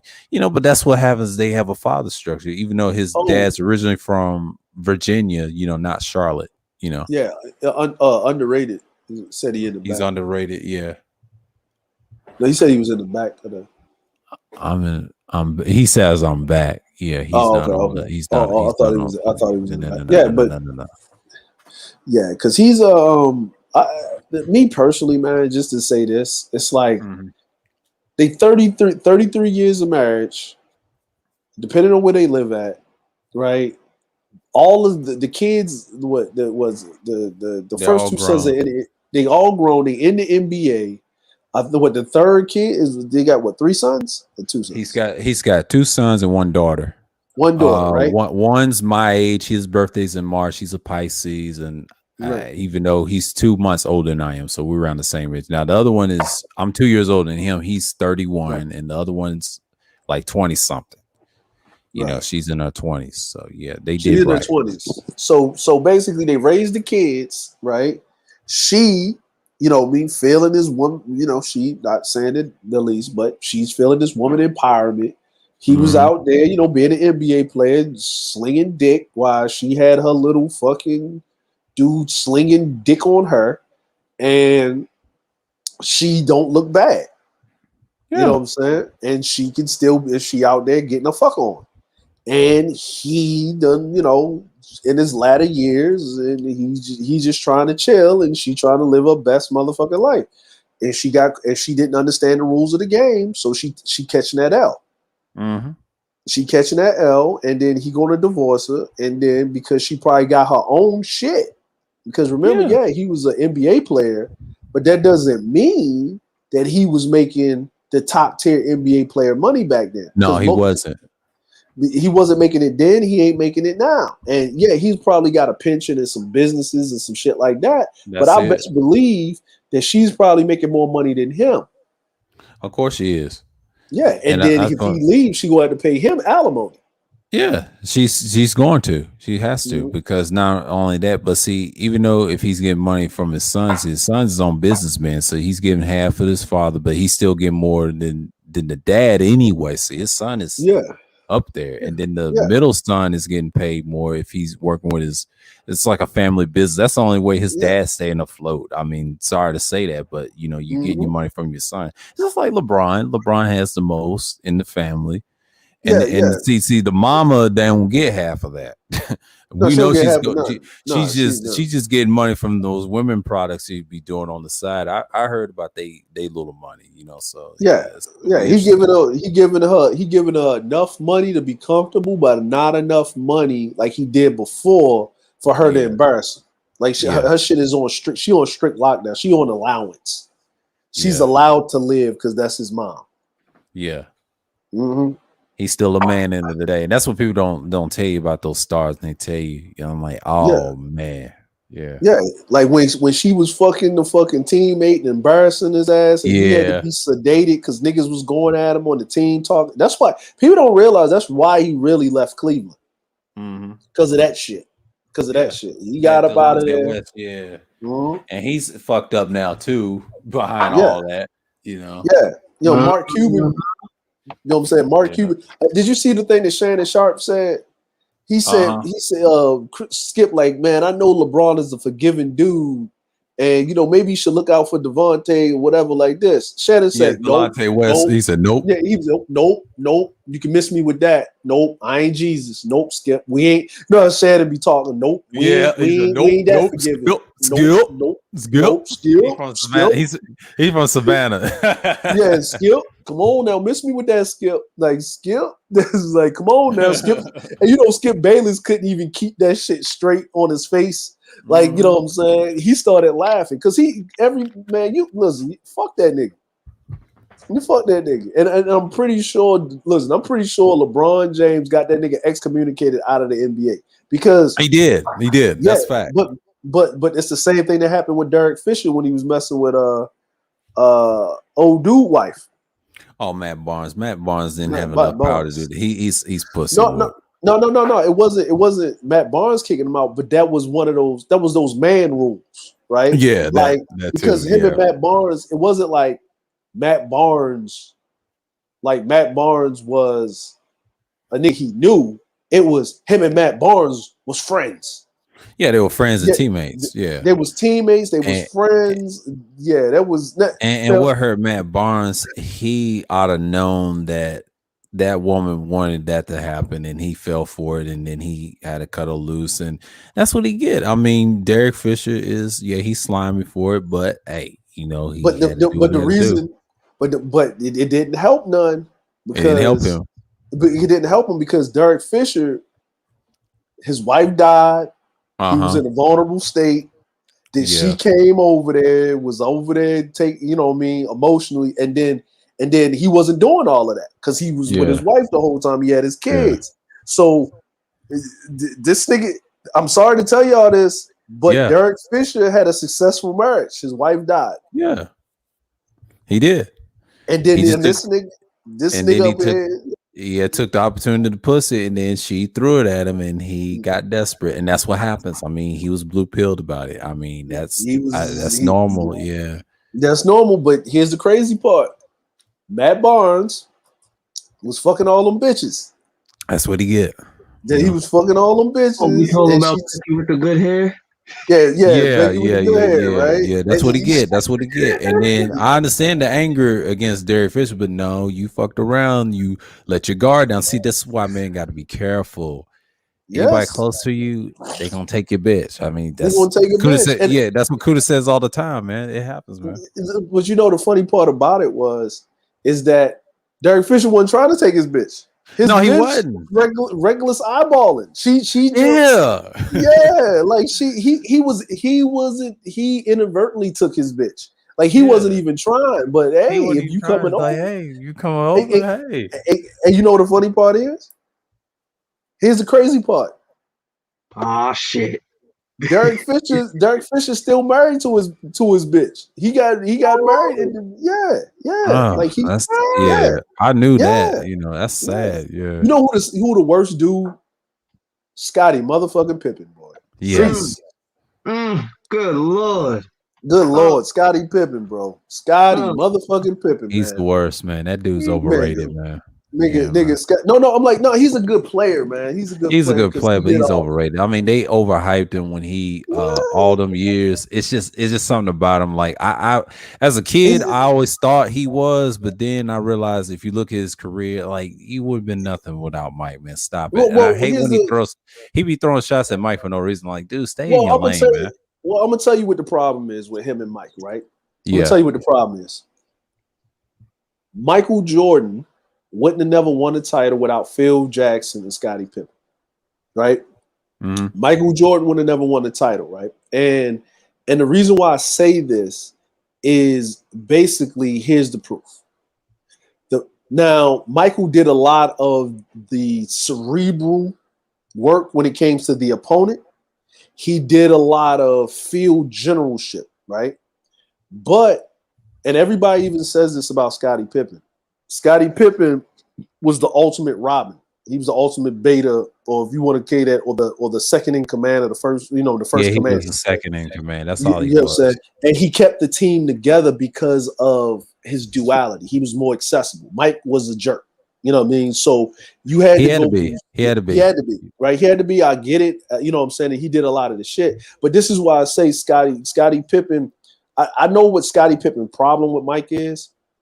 Mike doesn't give him the credit that he deserved of all the dirty work. And I can point it out to a lot of people, and I say, here's the credit. And this is what I mean. Magic Johnson in a first NBA finals was giving the motherfuckers work. Yeah. Scottie Pippen locked down Magic Johnson, and Magic Johnson was in handcuffs. Right? Okay. And Scottie still gave him 20 points a game, and Scottie still was basically initiating the offense. So, Yeah. so that's what I said is Mike was able to be his full assassin, right? Because Yeah. because if we look at the numbers, and this is what I say about Scottie Pippen, I understand. I'm like, no, he's not better than Mike. But if Mike was that much of the man and Scottie wasn't shit, then they wouldn't have been a shot away from going to the NBA Finals I when mean, if Mike was Mike, in retirement. yeah, but if Mike had better pieces, they wouldn't need Scotty. My issue with the Bulls back then, when I studied them, Scotty's good. Don't get me wrong, but he ain't the best. So me needs to stop that. The reason I say he's Yeah, a yeah, little overrated is because you failed to lead a team in '94. That's my issue. yeah. If he No, would have had that, if he had that confidence like he did in the '80s, and this is where I don't take him serious, and this is why they got Dennis Rodman.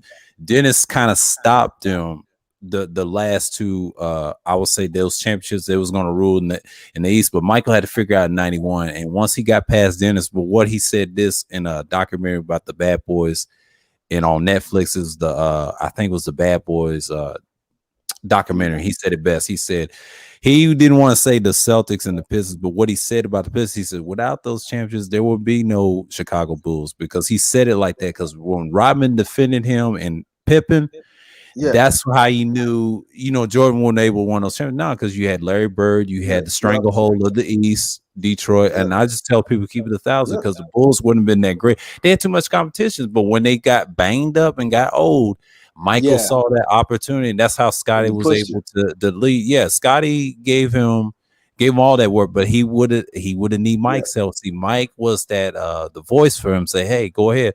But when Mike got stressed out when his dad died, this yeah. is That when was Scotty should have been the leader. That was my criticism of Scotty. Now Scotty's good all around. Don't get me wrong, but he yeah. can't He's lead the all around. championship. He can't lead the Yeah. championship. Look at the 2000 Blazers. He fucked that up. But see, he had a Well, chance there twice. well, you gotta. Well, here's the other problem, right? And this is what I say is like people that win championships are few and far in between because it's all about air and opportunity. Yeah. You can look at Barkley. You can look at Karl Malone. Barkley Yeah, had the best Suns team, but what hurt him is he couldn't deal with Michael's weaker team. Now that was the weakest Bulls team, but I'll tell you this: I give Scotty credit on that one. That one they did yeah. pretty good because Man, John Darren Paxson Marley was saved him with lighting that them up. shot. Yeah, he was lighting Yeah, them up, but see, Charles Barkley missed that opportunity. Now he still heard about it, but he had to understand you in the era with your peer with Michael because the competition yeah, was just fierce.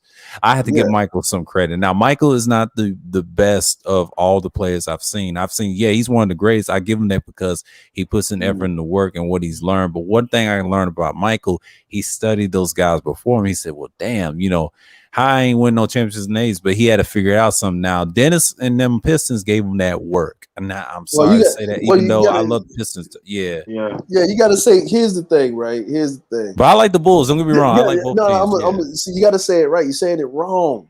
It was Zeke and them Pistons. Zeke, the two-time league MVP, Isaiah Thomas. It was Zeke and them Pistons and Rodman, and the way they got him in that draft, like I said, damn, where was he in the early 80s when they were struggling? But see, you got to remember, Boston was brewing in that Eastern Conference. Them, Philly, Milwaukee. But when Detroit came in, it kind of changes things. But see, you didn't see a lot of these teams win the finals like that in the later years. But see, Chicago had to be right behind them. Remember, Michael was that key piece they needed. But see, Scotty was kind of like somewhat the icing on the cake. But I wouldn't say he wasn't. He was the standard. He was the guy. But he was good though. Yeah, go ahead. What Scotty was, he was the needed piece. Because remember, it was with the Bulls. It was Mike, Phil Jackson, Scottie Pippen, and then you had Horace Grant for the first 3 championships. Yeah, Horace Grant was good. Right. Yeah, and his job was to rebound because those centers was just there as space eaters and foul machines. Yeah. That's what they were there for. And then you had your BJs and your Paxsons, and then you get your Steve Kerrs, right? And Rodmans. And then remember, Ron Harper was on. He was on a championship team before. So you get your Ron Harper that played defense, played lockdown defense, right? Then you got your Tony Kukoc coming off the bench to give you 10, 15 points, right? Hit you with that swish, right? But then you got Dennis motherfucking Rodman, which basically can guard anybody on the floor and do 5 position. And do psychological attacks. And it's the thing is, he won 2 championships with Zeke, and those championships he helped the Pistons. That was a huge asset. Now he did get beat by Michael Jordan once in the Eastern Conference Finals. Now Michael knew he was good. Now that Spurs team, they fucked up, man. The way they did him, they fucked up. They could have had like more championships. See, if they would have had Tim Duncan later on, if he was around, Michael wouldn't have able to win those last 3 without Rodman around. Hell no, because see, Scotty knew this. And he knew, and he was at the height too. It'd have been hard for Scotty because Rodman was a different beast back then. You gotta remember the early Rodman, he was nice. He was good, but the Rodman with the Spurs and the Bulls, hell no, he's a different beast. I don't know what changed him when he saw Demolition Man. He took that fuel. I want to be the best. But see, he had to compete with Mike. They were peers, right? But one thing Mike said to him, he was proud of him though. That dude, when he came to Chicago, that man changed that whole locker room. And Scotty said he apologized to Scotty. That team was a well-oiled machine. Now that Bulls team, that was hard to beat. And I understand why people get frustrated why the Bulls won those championships. I saw it. I saw those 3 finals straight. And then after that, there was no more Michaels. But see, the Spurs came in. I'm glad they won the 99. And then the Lakers, of course, they won 3. I didn't want the Lakers to win all 3, but I understand Shaq had to get those championships. Remember that 95? I say we mentioned this in a stream when they got swept. That was tough. Yeah, the Magic's best. Listen, you know who you got to blame for the Magic not winning the title with Penny and Shaq and all of them? Yeah. Nick Anderson. 4 free throws. 85%. He didn't hit that free throw. If he would have hit one of those free throws, the Bulls wouldn't have 6 championships. They would have had 5. Yeah. You know what I mean? Like, but hey, shoulda, woulda, coulda. But this is why I tell people, I say, look, man, basketball is air and opportunity. And the reason why I say is like this. I said, Michael Jordan had Phil. He had Scotty, right? Yeah. He had Horace Grant, but then he had a better version of Horace Grant, which is Dennis Rodman, right? Had a way better version, right? And he got his titles, heir apparent, whatever. When I say, this is my argument, where I say, to me, LeBron is better, and this is why I tell people is this. I said, as a basketball player, right? If you're talking about GOAT, we say Muhammad Ali is the GOAT of boxing.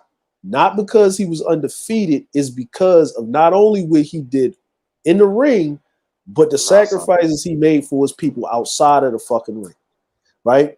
if you're going to say that Michael Jordan is the greatest, he's the GOAT for going 6-0 in the NBA Finals, then you got to say Floyd Mayweather is the greatest for going 50-0. I And you're go not by going to say eras. that. Yeah, you're not going to say that. I go by eras. I'll Yeah, say the yeah, eras in the 90s, I give it to Mike. The yeah, 2000s, like the early, I would say Kobe because the disrespect. yeah. Now LeBron, I would say in this part of 21st century, the 2010s, yes, I give him because of the I would kind of playoffs. split. I I'll would split split. that. I would I'll split that split it, but I'll between. give LeBron this era. I'll tell you why. The finals that he started and how many times he done went and Yeah, with least championships. I'm gonna tell you why, because yes, it's too much competition trying to derail him because of his age, whatever. Even though he's like, I don't want to say he's like the Tom Brady of basketball because they are cerebral how they manipulate players. Every time a fan gets mad, they said, on the opposite team, they have to understand LeBron's a genius to what he does. He's different. Now he yeah. respects Mike. Now he'll have a hard time with Mike, but if they was on the same team, it wouldn't be fair. They No, both have no, to no, change. no, no, It wouldn't be no. fair. They would minimize their games, but here's the thing: he would study how to play as a team. Bill Russell's a great team player. He may Yeah, not get all the credit, but Wilt was a superstar. He's like your Michaels, he's like your LeBrons and Kobe. And yeah. that's That's how why I you have say. to look at him. Yeah. But Yeah. a team player like Bill is kind of hard. So yeah, it's a lot Nah, of I say great Bill. If NBA you was to jerseys. ask me who's the greatest, I would say Bill because how you win a championship, you're a player and you're the coach. Remember, he was the coach and the player at the same time. And he had all stars on his team. Yeah, All like and he all time. managed. Yeah. So. But my thing is this: is the reason I say that with LeBron is this, right? Is In this era, yeah, he's the yeah, greatest. I give him that. and I give I him that. give him that because he was on the cover of Sports Illustrated, right? He didn't go to college. He went straight to the High pros school, yeah. from high school, and he actually he dropped 27 points his first game, and Yeah. he never disappointed. So you're talking about okay, dude from high school goes to not college but the pros. First overall pick, though. That's another The thing first too. overall pick, It's then significant. takes a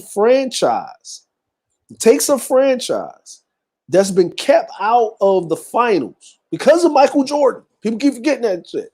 You know what I mean? He shot that shot over Greg Elo. You know what I'm saying? Oh yeah, I On the remember way that to their shot. first Yeah, championship, right? yeah. So because Cleveland had a nasty team back then, right? Cleveland was good. Yeah, Brad even Daugherty, Craig Elo, Mark Price. They had yeah, who else they had? They had a several team. I forget. Did they have Scott Brooks? I think they did. I've seen their yeah, roster, the old their roster. roster was crazy. Yeah, all that. Yeah, their roster Cleveland- was crazy. But here's the Yeah. problem. But here's the bigger problem with that, right? No, they was in the lottery for so long. You get the number one draft pick. LeBron goes to your fucking team, right? He gets you. Even though he's from Northeast Akron, but he's not a Cleveland boy, but he understands. But to that it's team, Ohio.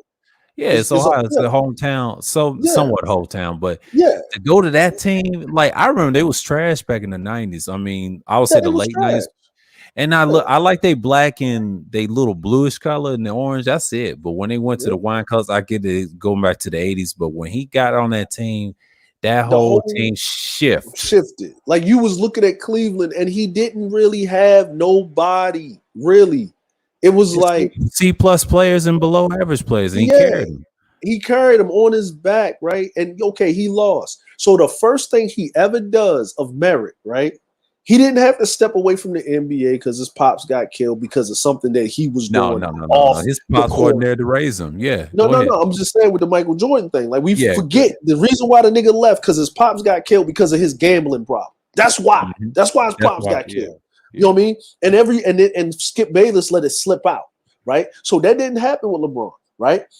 Yeah, he had that thing with his mom and his fucking doing that dumb shit or whatever, but no one clues on that because he left and did the decision, went to Miami, did play a movement, which, NBA teams, the Boston Celtics, Danny Ainge did a fucking backdoor deal with the Minnesota Timberwolves to get goddamn Kevin Garnett for pennies on the dollar and peanuts. You know what I'm saying? Yeah, I remember that trade. Yeah. You know what I'm saying? So then he goes down to Miami.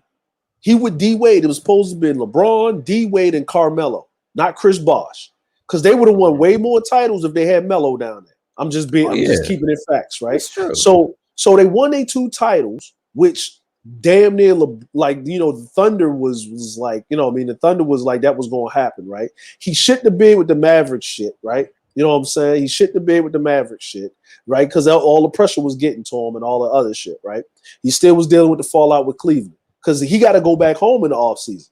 They fucking with his shit. He ain't televising the shit, whatever, right? He gets down there, then motherfucking D Wade is not himself no more. So he gets down there, and D Wade, his second and third year in Miami, is breaking the. Remember that fucking D Wade was breaking the fuck down. Like LeBron had to cover Derrick Rose that first fucking trip to the finals. Oh yeah, like he had to lock Derrick Rose down himself, right? Derrick Rose was a beast back then. I remember. People keep forgetting about it. Yeah, they forget because his poor landing skills. That's why he got those knee problems. When he changed his game and stayed on the ground, they told him quit with the crazy landing dunks. They had to control his legs, and they tried to tell him do it this way instead of going extreme and be a fool and get hurt a lot. Yeah, but that's. Well, I'm gonna tell you the other problem is they fucking coach Thibodeau. Thibodeau like to run people into the ground. Like that was the other problem, right? Yeah. So Derrick Rose was an MVP that year, right? Yeah, I remember. So the Bulls, not the Bulls, the Miami Heat, right? They was dealing with some Hawks in the East. You know what I mean? They try to act like LeBron cakewalk through. You had the Bulls and the fucking Celtics, Pacers. Hawks, Pacers. You had to sell. I'm like, I would say I remember. The real competition was the Bulls and the Pacers. Like the Hawks was like they could. It was them. It was Boston. Well, Boston was in a different division, even though in the Eastern Conference, I give you that. And then sometimes Milwaukee. Detroit. Well, Detroit was a competition mainly because Detroit put pressure on LeBron, but LeBron surpassed them years later. And when he went to Miami, he would start beating everybody. He was beating Toronto. He was beating all the Atlanta teams that they had, the Pacers. Yeah. The Pacers were the only rival they had was Paul George, and Paul George wasn't the same after he left Indiana. So he's been on. They wasn't. I'm like, Paul George was the same to a certain degree in Indiana, but when Paul George decided to fuck old dude that was the center, Hubbard's fucking girl, fucked up the team chemistry, right? You know what I'm saying? And Hubbard and Hibbert, like that dude was a problem down there. He was. You know what I mean? But guess what? He messed it up. But you know, Pandemic P fucked up the whole kid. So you know what I mean? Fucked it up. So now LeBron, they say, well, guess what, LeBron? Guess what? You ain't shit because you can only do that shit on the East Coast because the East is weak and the West is this. Okay, LeBron beats the 73-9 Warriors. Draymond crying in the car for his big brother KD to come. The super team, right? That's like the Bulls having fucking Julius Erving on their team or some shit. I'll tell you why they went to the finals. KD's team choked. If he didn't have choked, they wouldn't have been in no finals. So I try to tell people don't gloss over that. Yeah, go ahead. I'm gonna tell you, even if KD and Russ would have got to the fucking finals against LeBron for the second time, they would have got mollywopped again. They would have got whopped again. You know what I'm saying? They'd have been eating their lunch money, right? Yeah. You know what I'm saying? And so now they beat a 73-9 team. They come from 3-1 down first time, bring Cleveland their first title, right? So the second year, LeBron limps their ass back to the finals. Of course they was going to get their ass beat, right? You know what I mean? Kyrie was on some I want to be my own man. Kevin Love was hurt or whatever was going on with him. Then the next season, LeBron is there. Kyrie's gone. He forced to trade, right? Kevin Love is there. And I believe this is me, honestly, when they got to the finals and fought the Warriors, it would have won a 6-game series, right? If JR wasn't dumb. And LeBron pretty much checked it. He's like, man, I can't do this no more because I'm getting old. I can't have it. Yeah. He was getting PTSD, bro. Because look, think about it. I got this much playing time left in my career. I can't be having this problem. I'm going to go because he was out either way. And Dan Gilbert wanted him gone, right? Because he was paying too much in luxury tax city, right? So LeBron bounced, went to fucking LA, knowing that he was going to get that coach up out of there. knowing that most of them niggas that was there on the team, because he was really just trying to get them to the playoffs. If he would have got that team to the playoffs with that young roster, maybe to the second round, and they got bounced out. Yeah, nobody could have said shit, but all of the motherfuckers was gone, right? All of them. He knew they was gone. They was gone. They knew when LeBron got there, they knew they was gone. You know what I'm saying? So, they knew they was gone. So then LeBron gets a title, right? He gets a title. Me personally, if him and Mr. Glass AD didn't get hurt, if LeBron didn't get hurt, right? The way that the NBA was designed this year, LeBron could have single-handedly won the NBA title. Yeah, if he wanted to.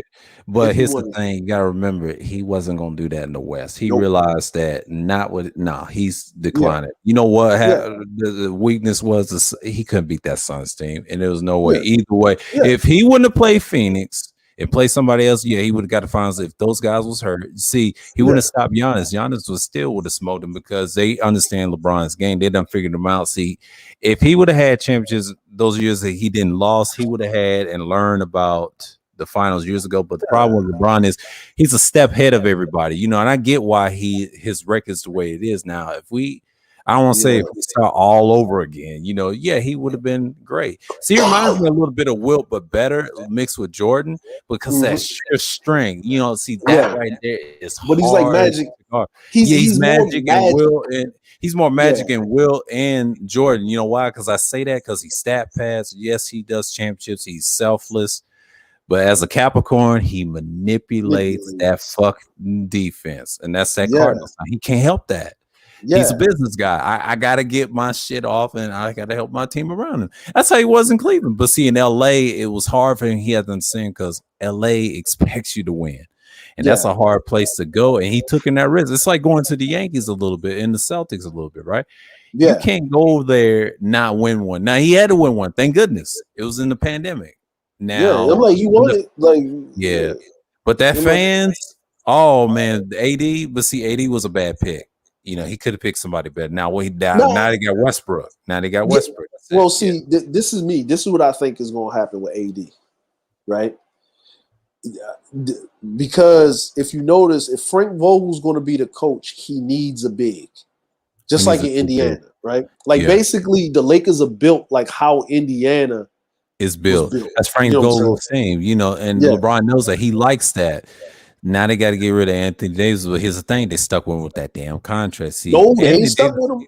They ain't stuck with him. Not yet. No. They ain't stuck with him because I'm gonna tell you why they ain't stuck with him. The reason they gave Anthony Davis that contract like that, right? Mm-hmm. And Anthony Davis signed that shit with the quickness, and he even came out and said it because of my injury history, right? Yeah. Anthony Davis knows if he doesn't operate on a full season, this season coming up, his ass is on the trading block. Well, he knows it. He knows it, and he's cool with it because you know why? You can't never say that he was a waste of talent because he got a championship. He got a title, right? That's all he wanted. He wanted the title. He got his payday, and he ain't, and he good with that, right? LeBron already got him hooked up with all of his after businesses and all that other shit because he ain't going to be able to last long because of his back, his ankles, his knees. It's something he's always tinged the teens or whatever's wrong with him. But they need to get another guy. They need to get reason another they ain't guy. going to trade AD with that type of money because nobody wants to take him, because they better off. They'll take him, but I'm just saying not right now. They would rather him walk and pick a team like Chicago, where he wants to go back. Because I know how these stars think. Now, he'll want to trade. Yeah, he came from a trade, but they'll ask him, what you want me to do? Let you walk? Yeah, because see, LA's one of them towns, they're lenient. Now, if he was in Boston somewhere, in Chicago, they will be fucking toying with these players. Like, look, you can't go nowhere. We can do somewhere that you don't like. Listen, do not be surprised. Try check this out, right? Mm-hmm. Do not be surprised. But Rob Pelinka gives no fucks, right? Oh, I know how he is. Jason, now think about this. Jason Kidd is the coach for the Mavs, right? Right. If AD doesn't stay healthy, I can see them trying to do a swap with AD, some draft picks, and Kristaps Porzingis. Yeah, Yeah, I see that. And the Mavs are Porzingis, taking. he's not a physical big man, but he's a scoring big. And that's probably what Vogel want. Now that right Yeah, there, I agree with that. Now yeah, that right yeah, there, Yeah, what you just said, that's viable. See right yeah, there, that would yeah. make Because sense. that's why they gave. Now, if Dallas is act stupid now, if they don't want to give up Porzingis, now you know that they'll try to talk to AD, pull it to the side. We'll wait until Yep. somewhere around before the All-Star game. If you don't, we'll let you walk or do something Oh, with it's your not this contract or year. trade. Yeah, they'll Palinka knows that if they try Yeah, to do some bullshit, he'll find a yeah. way in the offseason. Well, He'll find a way. that's what I'm saying. Because they already setting it up in the dominoes, right? Yeah, If AD goes down, if AD gets hurt, and hurt people or do not anything. get, if people do not get this Nets and see the NBA. Okay, the Clippers and the Lakers thing, right? Mm-hmm. Cool. The Clippers fucked that up because that was supposed to make the Yeah, NBA so much money, and they and fucked it up, and I'll tell right? you this: the Lakers trade with Westbrook. I know Wacky was mad. He's a Lakers fan. I said, yeah, I know why they need Westbrook because they handle the ball because LeBron's getting older. And then the Lakers, I don't trust them either because Pelinka knows he wants a better team in the future. Now, Yeah, getting Porzingis, brilliant trade. LeBron, brilliant, not so man. much. They want LeBron gone deep down. They just want to get for one championship so they can build this big dynasty. See, Boston's creeping too. You got to watch them. Yeah, You got to yeah. pay attention. Boston, The yeah, NBA wants the Nets be big if they ever get a championship. But here's the problem: you got Giannis in the Bucks. He's staying there. yeah, You got to give him yeah, pieces. So you're competing yeah. with Milwaukee and everybody else. So LA's got to do what Milwaukee did: downsize the bigs a little bit. Look at who's in the Yes, lineup and just do the same thing. Same with yeah, Brooklyn. They got to follow their pace. They'll be in the playoffs. Now the Clippers done yeah. fuck up because Kawhi's got a body of an old man. That's what my dad was saying. He's done, son. He's done. He cannot move like most of these guys. He's been banged up in the playoffs. That's what people forget. And then I agree with you on this with the Lakers thing. They have to make this shit work. If AD Yeah. fucks up, they're gonna get Porzingis. There's other bigs out there that can do a lot better than he can. And I agree with that trade. I hope they do it this year because AD's Well, they just a can't. disaster. Well, But they they can't. can't. Yeah. They can't Yeah. because what they want to do is they want him to play it through, right? Mhm. They want him to play it through. So what it is you're going to see they got an old roster for a reason, right? Yeah. They got an old roster for a reason, and they got rid of. If you look at how many people they got rid of, right? Schroeder was a dumbass, right? Yeah, he was. But he was a dumbass. That nigga, I don't know what that nigga. I was agree thinking. with that, and then Kuzma and all that. But Kuzma was leaving. But Harold and what's his name? Montrezl Harrell. Yeah, and Contavious. That was dumb to me. They could have picked somebody else, but I get it. Because they're trying to the ball handling, the Westbrook, and it was so much. I understand. Well, the Harold, what they did with Harold was this is what they did. Yeah. What they did with KCP. KCP was KCP for some reason. I don't know what happened. I don't know why he was like this, but I don't know who got in his head. It was KCP was afraid to shoot. Yes. Right. And he could shoot. He just didn't have no confidence. And you would hear LeBron yelling at him. If I pass you the fucking ball, shoot because I trust you. You can only do that so long, right? LeBron can't take that shit over a while, right? Yeah. So they had to get rid of KCP, right? And the reason why they got rid of KCP and Montrezl Harrell is the only reason why Montrezl Harrell was signed to the Lakers is to defang the Clippers, to remove him from the Clippers, right? And then they, you know what I mean? Like basically they playing chess over here. Like they actually so think about it, right? The Lakers, I'm gonna be honest with you. The Lakers, the only problem that they actually see in the West for them is the Warriors because Clay came back. They don't care about LeBron. Doesn't care about anybody else. He don't give a fuck about anybody else, and he's gearing up because if he can beat Clay and them and Draymond and Steph into the ground, he already knows. Here's the problem with the Nets, and I keep telling people, right? Here's the problem with the Nets. D'Antoni. They don't play defense. D'Antoni. That's the one problem. The second problem with the Nets is Their health. The third problem with the Nets, which should be the first problem, is they crumbling underneath pressure. And what I mean is Kyrie is not good with no type of criticism, no nothing. He's a No, he basket can't. case in the head, right? And James Harden has shown you when the light shine the brightest, that nigga turned into the sixth man on the Thunder again. For some reason, he's like you know what James Harden to me is? He's Peyton Manning before he won his first Super Bowl. Mm-hmm. He's the best regular season quarterback ever. But look at his playoff record. Like if you look at his playoff record and you look at him regular season, right?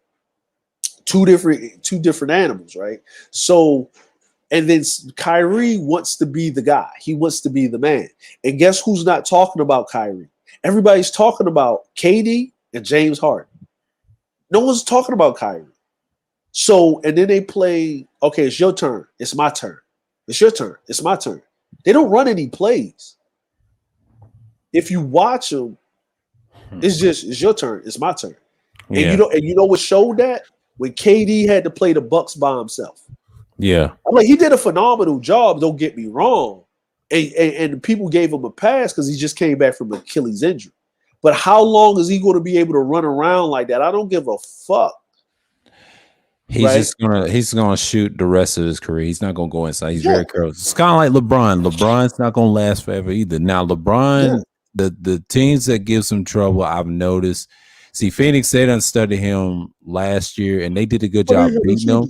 You know, that's the thing. And see, Devin Booker ain't no slouch. You see, he's looking at that. He respects Phoenix. He respects Golden State because they're very similar. Those are the two teams in this division he worries about. Now, Denver, they're shaky, but they need Jamal Murray. Now, they've been around. They're going to be all right.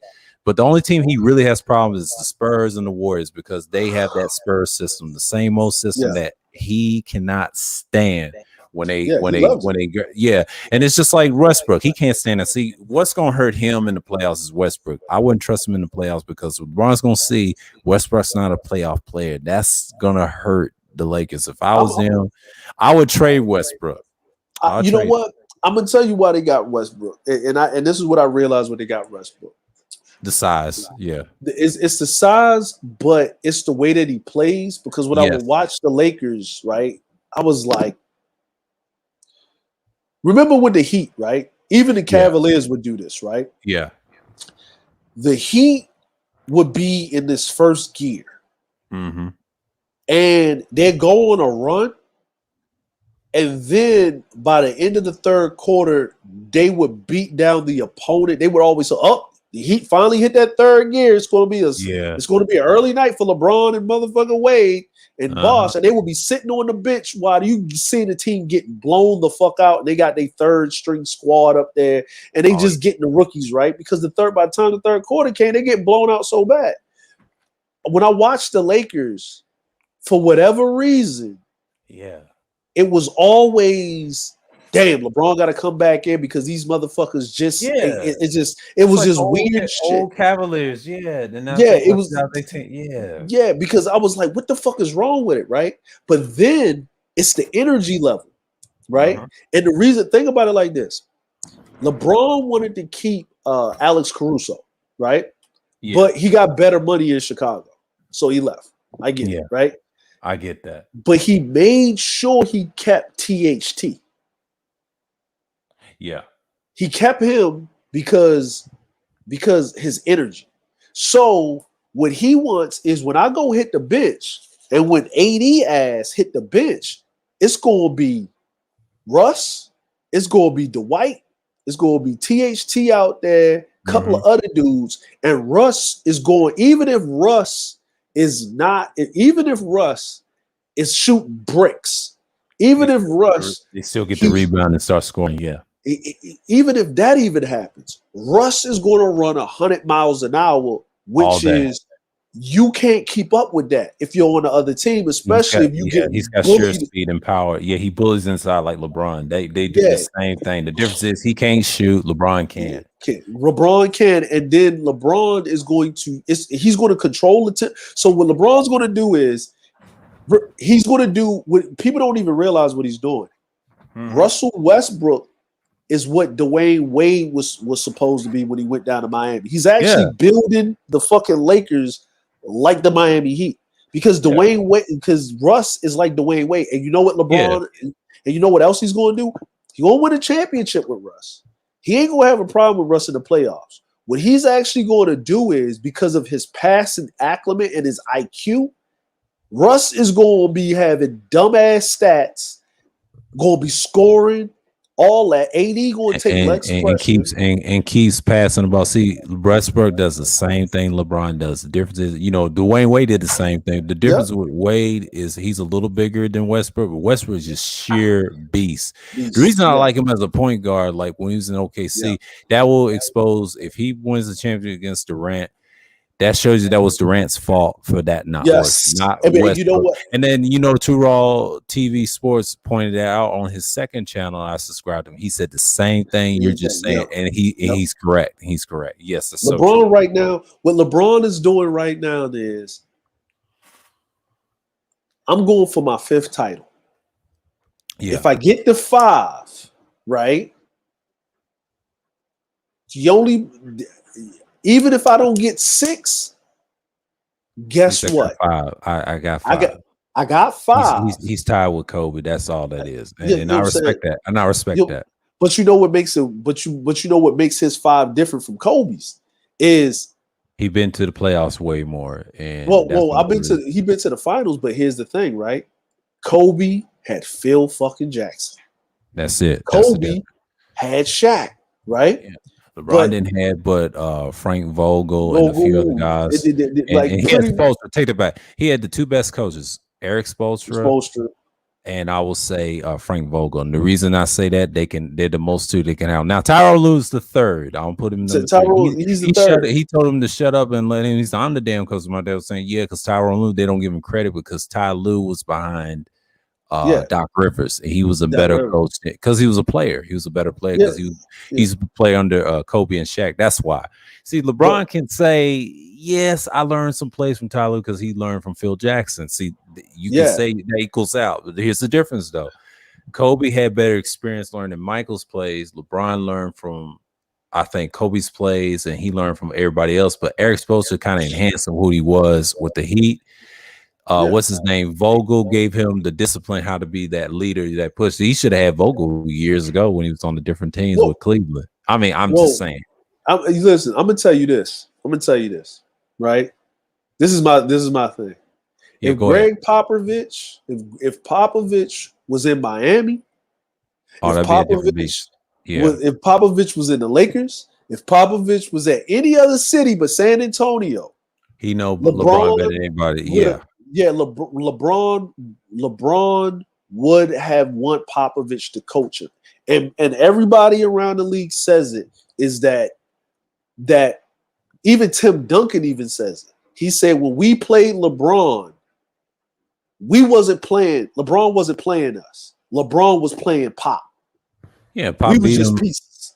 We was just pieces. Pop just beat him twice. And I'll tell you this now, if LeBron went to San Antonio and got humbled at the time before, like Miami, if Miami didn't want him, if he went to the Spurs, see, I'm a Spurs person too. I like them in the West. Yeah. If he would have picked that team, oh my God! Now you can be on Mike's level. You got to be on that. Those teams like the Bulls and the Spurs, those are my teams that you look at.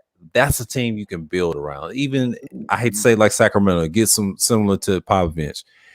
LeBron can do that. He's one of those guys like Tom Brady. They take difficult teams that no one cares about, but makes them into gold. He's that type of player. It's like I said, I compare him to Tom Brady because they go to the playoffs a lot. They manipulate the offense, no matter what zodiac it is, because they're in the right type of zodiac, because they do business, they do damage. Like those Leos they pick, those fucking Capricorns they pick, they gonna tear up shit, and there it is. Even my sign in certain instances, like Dennis Rodman, they know how to get the job done. See, Michael is an Aquarius, he's smart, he's a visionary, but he know damn well you need a guy like Dennis to control that team. See, now Scotty, I don't know what zodiac he is, he's good too, but the problem is he didn't have that leadership, but he knew his place.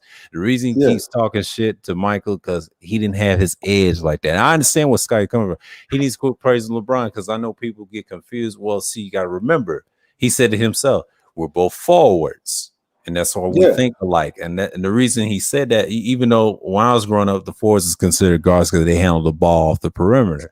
Nines yeah, out of 10, they do get on the block as a four sometimes because nines and 10. I played all three positions in yeah, basketball when I was in high school because I noticed because anytime a forward does off that screen, that ball screen, he has to control and help the guards out. And nines and 10, when you're that size, like I'm 6'5", and I understand how to move because I played against guys that was taller than me because I was yeah, shorter than them. But I had to understand how to move up and down. And they told me straight up, you got to go chest to chest with them. It ain't easy. See, yeah. LeBron's just 6'8". He's just a bigger guy. I seen a kid that was 6'8" in Oakland High School threw the ball off the backboard and just and posterized somebody at the back of the head. And I said, God damn, I was a freshman. I was 6'3" at the time. And I saw that. I was like, that was before LeBron, but when Yeah. LeBron came in that league, it wasn't fair. He was built like an NBA player. He was a specimen. But see, when he was young, he didn't look like that. But he was growing into that later on. So you got to remember, in the years that he harnessed him and Tom Brady, they last on them that height, 6'4" to 6'8". Forget about it. That's the standard. What it called? What we just said. The high octane dudes look like that. Him and Kevin said they're the standards people want to see. Michael was what 6'6". I mean, come on Yeah, now. yeah, he was 6'6", and All people that don't. stuff. But yeah, People LeBron, don't. like with the playoffs, like you're saying, yes, he is Yeah, the standard now. Yeah, he's I the had to give standard. him. Yeah, And the thing is that his balance, like people don't realize, like, you know, like when I look at, and then this is why I say his five is different than Kobe's five, is because his five, Kobe's five is Shaq was the best player on the team, two of those five or three of those five, right? I think what they won three, right? They won three with Kobe and Shaq won three together, right? Or two. yeah, They yeah. won He three, won right? three. He won three with Shaq, two with the two different players. Yeah, Yeah, that's his yeah, five. yeah, And then if yeah. LeBron's five would be like, okay, so he won two in Miami. He won One in one in Cleveland. Cleveland and one in LA. That's because of the COVID. I'll give him that. That's four. And if That's he four, wins right? this one, now if he wins another one in LA, that's a different type of team of Five. LA. Yeah, Yeah, yeah, five. yeah. So Yeah, that's I agree five. with that. I agree with that. So Yes. so his five is special because he was the number one option all five. He's the Facts. best player on the team, all five. He That's the controlled everything, difference. That's all the five. difference. Yeah. That's a different five. Like, you know what I mean? So Kobe's five, to me, technically,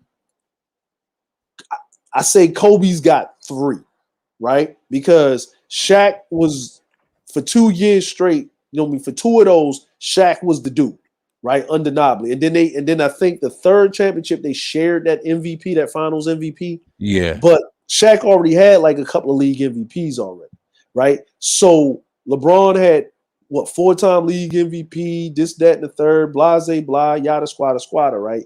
And the second that LeBron comes to your team, the worst you're gonna get is going to the NBA Finals. The worst. Yeah. The That's worst fair. you're gonna get, right? Not that you're gonna win, but the fact that you're gonna get to the dance and you're gonna get to the dance multiple times. Like Miami, okay, he went to the finals, 4 times in Miami. They won 2 times, right? You know what I'm saying? He went to the finals, what? 5 times in Cleveland, right? They won once. He went to the finals once with LA. They won once, right? So if you get to the finals with LeBron, is it really his fault or is it because Miami, if you go to the finals 4 times, if you go to the finals 4 times and you win 2 of those times, right? Then that means that there's a 50 percentile win ratio. He went to Cleveland. He went to the finals 5 times. Was it twice with Cleveland? No, he went to the finals once, got swept.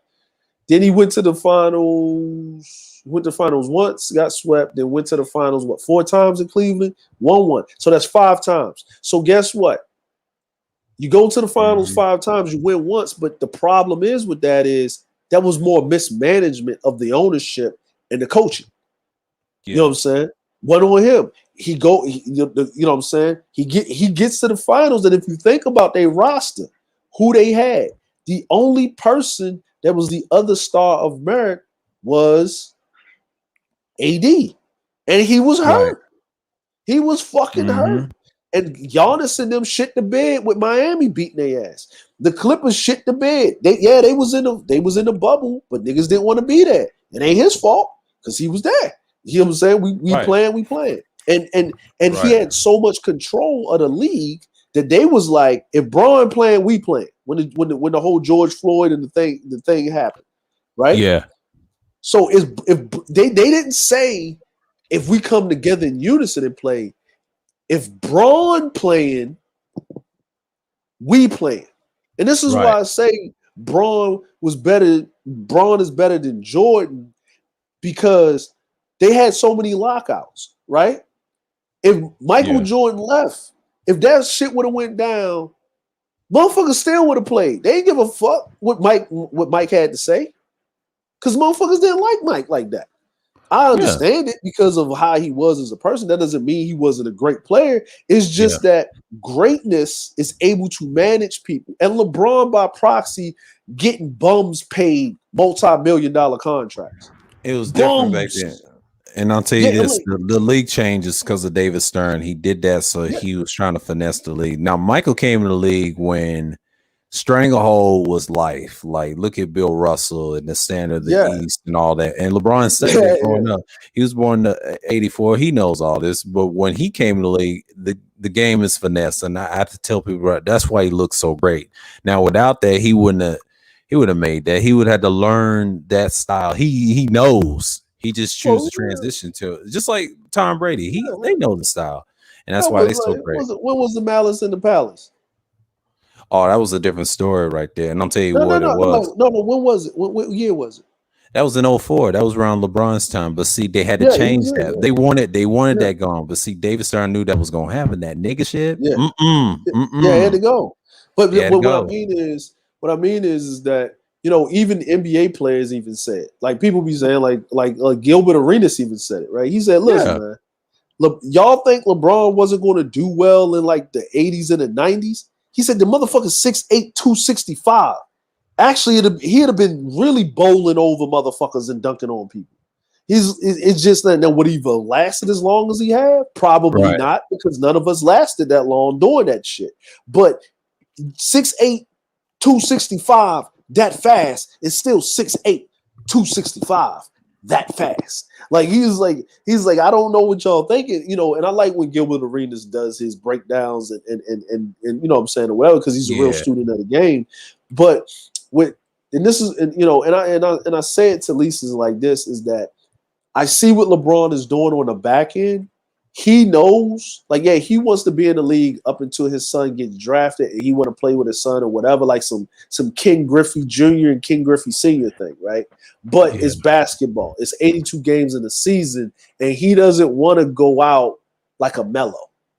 Like he's looking at Melo, and he's like, I don't want to be like that, right? So what I'm going to do is what LeBron is actually doing is he's building his resume to say, Kevin Durant's the greatest, but I got Russell Westbrook a title.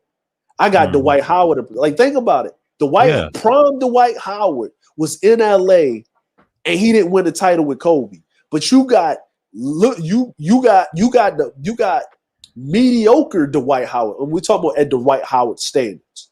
You got mediocre Dwight Howard, not jumping over a car Dwight Howard.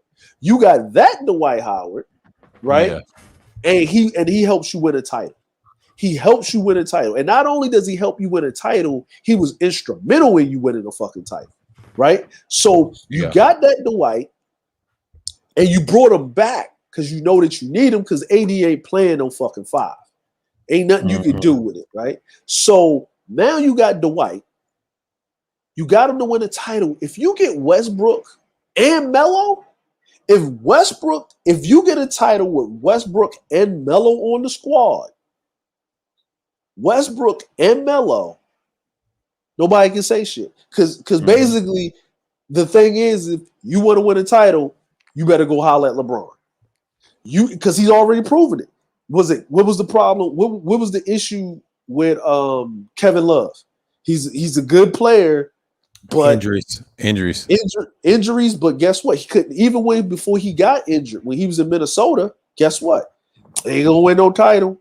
You know what I'm saying? He ain't win no title because he can't get out the first round. Got with LeBron, got him a title, right? Mm-hmm. It was like AD, right? Same thing. He was stuck down in New Orleans in Second hell. round, second round, second round. Second round. He got to the second round, right? Guess what? Win a title. Matter of fact, Rondo ain't have a title, right? He ain't Oh, have a Rondo was second different. title. Yeah, He ain't he have a won. He second won title one with with the KG. Celtics. That's the Celtics. But over time, he was a good player. But when he teamed up with LeBron, of course, he had the championship. He was the reason helped LeBron out too. See, LeBron needed all that extra help, but he could do it by himself. But it's a team Yeah. sport. He realized he said, "Well, damn, I can't do this by myself because I need intricate pieces." That's how smart he is. That's the way you look at his. I would say his playoff and finals. Just some of the Tom Brady. They want that number, man, like 4 and 5. And then I said, how did Tom Brady get number 7? And then LeBron can get 5. Now it'd be funny if LeBron gets 7 championships as a superstar. Listen, I That'd think be. I mean, it's possible. I mean, I'm not but saying. but see, You know, but think about this. People don't talk about this, right? People don't talk uh-huh. about this. LeBron went to the West, right? Yeah, Where's Harden and KD at right now? they're in the East, and I'll tell you a secret: the East was weak already when LeBron got there. When Jordan left, you have to understand how Yeah, that was. And I'll yeah, tell you a secret: Magic Johnson had a weak West back in the day. My dad tell you this. He knows yeah. basketball too. He knows sports very well. He said back then the West was weak because it was not that much teams back then if you think about the 80s, because the West, all you had was Dallas, you had Utah, you had the Lakers, you had the Clippers, the Rockets, the Yeah, Nuggets. That's it. You had Seattle. Seattle's one of my teams I like. yeah. The And that's all Sonics. you had. Yeah, the Sonics. But see, the East, you had your classic teams in the East a long time ago because they always been that NFC standard, according to Yeah, basketball terms, right?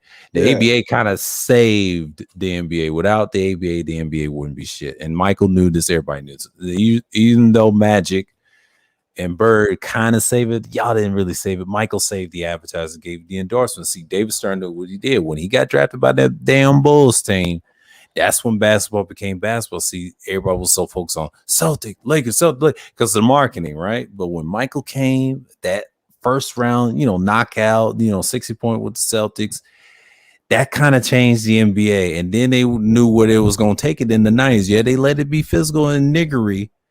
But sooner the 2000s came, all hell break loose. When Michael left, yeah, Shaq yeah, won, yeah, and then LeBron got drafted to see it was a setup for him to come through, and it yeah. Of kind of changed course. the sports today, and that's why LeBron's got a couple of titles. He's first overall pick. He says standard, yeah, he knew he was going to get them losses, but imagine him winning 7 rings. I tell people it could be possible now Listen, if he, listen. yeah, I'm gonna tell you what's going to happen with LeBron.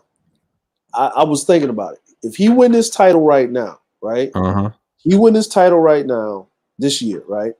yeah, This is the year he can win the title. yeah, What he's going to have to do is he's going to win it. If he win the title this year, right? Which he can, because um and I'm gonna say this, right? Them dudes went to the Olympics, right? yeah, And they shouldn't have went, because you went from a bubble to pretty much like a condensed season, right? So all of the injuries, all of that shit happened, right? And then KD shouldn't have went either, because yeah, he shouldn't have went, right? So you got Draymond, you got all of these people that went to the Olympics and all this other stuff, right?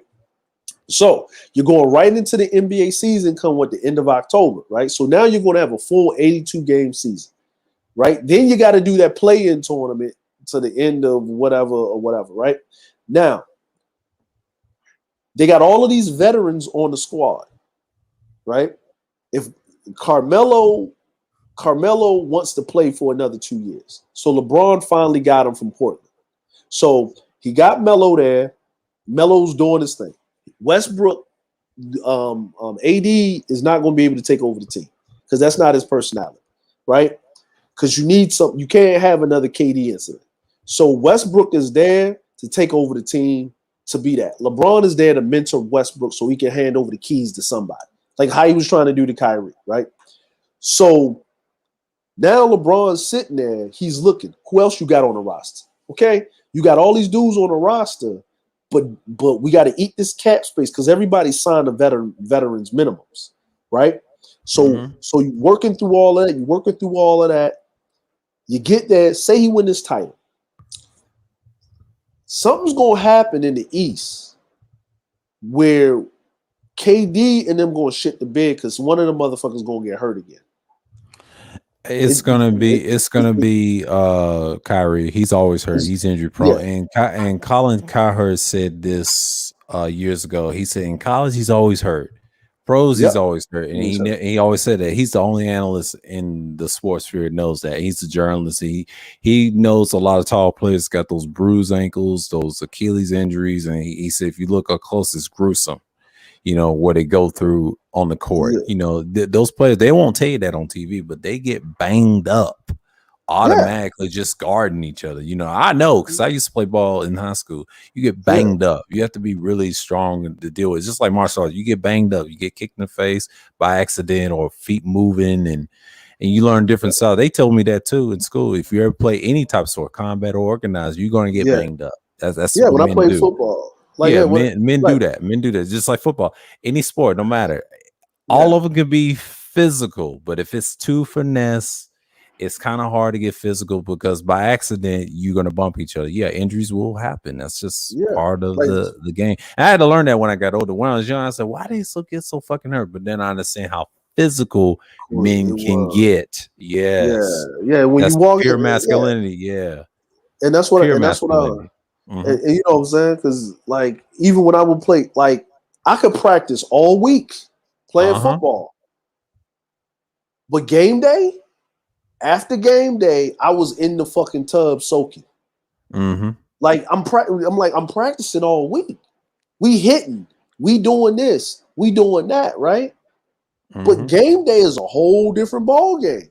It's worse than practice. It's way worse than practice. You get hurt on the game in front of people. It's like going to the Coliseum. I tell people when I played basketball as a freshman, I got banged up inside. Even when I scored points, I had to go up in there went to the foul line, and I had to get used to that. And then the crowd. That sport actually helped me to be more social around people. And then I got used to it when I traveled in different town to town, and we didn't give a fuck. My freshman year's team, we was like 13-6, but we ended up being 13-7. We was knocked out in the first round. It was too much talent back then of my generation, and them boys was good in college. But it was only a handful. But I did remember Corey Brewer in high school. He dropped 27 points in the county I was in, but it was in Portland, Tennessee. And then he went to University of Florida. And the reason I know him because his aunt and my mom worked at the hospital together years ago. So he loves sports and basketball all day. But when he went to Minnesota and them teams, he was good. He was a decent role player. He was decent. But I remember what high school he came from because I said, I know who Corey Brewer is. I know his aunt. She got off. She helped my mom get off of smoking years ago. My mom used to smoke cigarettes and she stopped at the age of 27, and then she quit after that. She saw people dying and having emphysema and things like that. And that's going to be you in 20, 30 years. And Abby did her research, That's all it took. Just like the COVID where we said earlier, but like you said in sports, yes, you get banged up. That's a form of masculinity. I hate to say that. You get fucked up. Like, hold on. This just came in the back cave for me, man. John Anthony Lifestyle. Alpha Male Strategies, AMS, is on welfare. Damn. Oh shit. The manosphere is gonna go crazy. This is just I'm just listen, man. I don't know who this guy is. I'm gonna put this in the private chat, man. You check that out at your leisure. You know what I'm saying? You know I call it the Owl Network. All things related to niggas. You know what I'm saying? No, for real, man. Like, listen, when I say the Bat Cave, we in the Bat Cave, man. We in the Bat Cave, and we get information all the time. It comes across our doorstep, so we don't step in a pile of shit. We are very, very particular who we fuck with or who we be around and shit. Man, like, but I think that wait a minute, hold on, you can't be high value and you're on welfare. Uh, who is this John Anthony Lifestyle? Who's that guy? Oh shit. He said, Who's John Anthony all my Lifestyle? welfare money. Yeah, like Oh who, shit. who's John Anthony Lifestyle? Is that John the Analyst? I don't think that's John the Analyst. I'm not sure who that guy I'm not is. sure either, but shit. AMS been having a lot of fucking enemies lately. Well, well, with the what I have noticed, and this is just me, what I have noticed is that the because of the F and F thing, the manosphere, I guess, Oh, is he's doing got 1,000 likes. Oh my god, this like, oh man, I gotta save that. Hold on. I gotta save yeah. that. It's my history thing. Hold on. I'm gonna put that in there right quick. Oh shit. Breaking news, cuz Unfucking niggas. yeah, man. This Hold on, dude got 1 point. God damn, this got shit. 1.1 thousand dislikes. Shit. Wow. hold on. John Yeah, Anthony man. Lifestyle. Ah, damn. Hold Yeah, on. man. Hold Oh, on. This is a you white dude. It's a white dude. Yes, channel, and he's got 1,000 dislikes on that. AMS is on welfare, but he had like 250 likes. God damn. Well, holy that's probably shit. AMS is scared to approach. Oh, this is the same dude. He's going. Listen, this same dude. Uh, so he done did. Okay, this is what he did. Rolo Tomasi, huge loser. Myron Gaines exposed. Fresh Prince CEO exposed. Modern Life Dating exposed. Troy Francis exposed. Response to Ryan Stone and Rolo. AMS is too scared to approach. Right. So these are the ones he did before. So I'm pretty sure that 1,000 dislikes is because he's been up there going in. Right. Mm. Like videos really. Hold on, bro. If you watched at least 5 videos released by AMS, you would know that this is a straight up sarcasm. All these dating lifestyle coaches are pushing their products while trashing the others. This red pill dating manosphere has been toxic with everyone bashing one another, and this fraud and fool beef with Aber and Preach is the icing on the cake. So, and see, now, remember when we had that conversation? Uh-huh. What is AMS and subscriber count? That doesn't sound right. No, sir, Anthony. The guy that's going in on AMS right now, it's the likes and dislikes of him saying AMS is on welfare. But what's happening now is the manosphere community is basically um, excommunicating these dating coaches. The They've game. been they've been doing that since the beginning of the black side of it. The black side is fake, but the white side, they've been having problems with them they've been divided Yeah, because one yeah, side is for pro prostitutes, that's 21 studios. Rolo yeah. doesn't care. Rolo doesn't care. I Well, don't think he because really cares. well, he doesn't care because he knows that he engages in it. Like you see that, Yeah. and yeah, Rolo. See, here's the thing, right? Here's the thing. Here's the problem. Uh-oh. Is and I realize what it is. Like I like how Kuda explained his reason on like what game is to him. Like why they say game and they dress it up, and I like how Kuda says that, right? Because I understand where Kuda's coming from. But that does not negate the fact that majority of the guys that are talking this game talk can't in real life, they ain't about that. Yeah. Two, They ain't really about that. they ain't Yeah. about that, and it's all a money grab. It's all a money scheme. And if you and you can't like, how should I say it is if it's what I'm saying, it's like the way that Kuda and Ism and Platt talk about it, it's how we would talk about it. It's like Yeah, it's in their setting. it's in that setting. Platinum now, Platinum said this many times. He said most of the P's are in prison for 30 years because of back in the days of his outdated lifestyle. Now, Platinum has calmed down a little bit.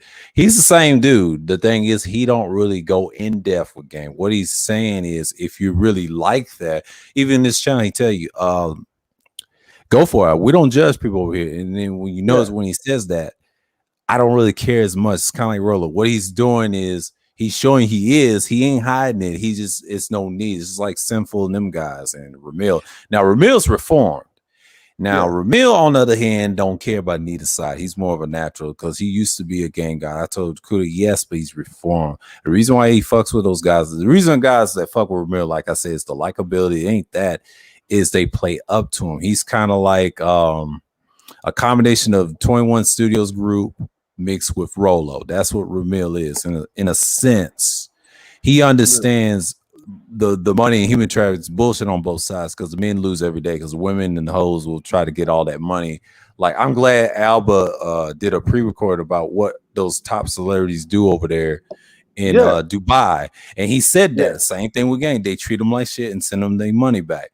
And the reason that he said that is because he knows guys like Ramil exist that do that shit on the low. But I ain't saying Ramil did it, but I'm saying he associates with those people because you used to be a former porn star and all that stuff. They know this. That's why the master don't go in depth like that. That's why Kuda doesn't go in on Ramil like that, because the guy's reformed. You can't touch him. It's kind of like 6ix9ine. You can't touch guys that's involved in that shit. Like the Proud Tricks, I hate to say, are honest paid men. I would say Alvin Priest. They don't tell no lies like that because they admit they're okay paying, just like KS. But the guys, like you said, the practice fake game, Platinum calls them out. He's calling out the Red Supremes in the world. The guys he threw a shot. He threw a shot at him at on a panel once, and I didn't know who he was talking about. And I said, "Oh, okay." And then see Red be throwing shots. See, they don't usually get along. Now Kuda stays out of it. He's his own man. He's in the entertainment. But the guys is in the game around him. He knows fakes. He is know who's fake and who's fake on either side. But I try to tell Dusty, stay out of that. Let them fight each other. Now the Tricks do fight each other too. It's kind of funny. That's why I see with the 21 with Rolo. And I'm shaking my head. Who wants the pussy the most if prostitution legal? That's what they did with over there. And Kuda saw that and he said, all right, this ain't serious. Yeah, I know. It's the same old conversations, but it's sad, but yeah. I'm like, is the guru, and that's what I'm saying, it's like I said, it's going to be okay. You're talking about a social issue with men, and when women get involved, the question is, well, how do you get these bitches to act right? Well, how do I get some pussy? Like, and then we have that, like, in the community, there's a guy that's good at getting women, right? Like, and you talk to that dude, hey man, you know what I'm saying? Like, you see the niggas sitting up there laid back, like, listen, I'm not gonna go up to the construction working ass nigga and ask him how to get on some bitches. I'm gonna walk up to the nigga that's sitting there with his nicely waxed Cadillac with the nice threads on. Hey man, how you get some bitches? Oh, well, this is how you get some bitches. But if you want a wife, you need to do X, Y, and Z. Now, I ain't the married type, but I think you should talk to this man over here.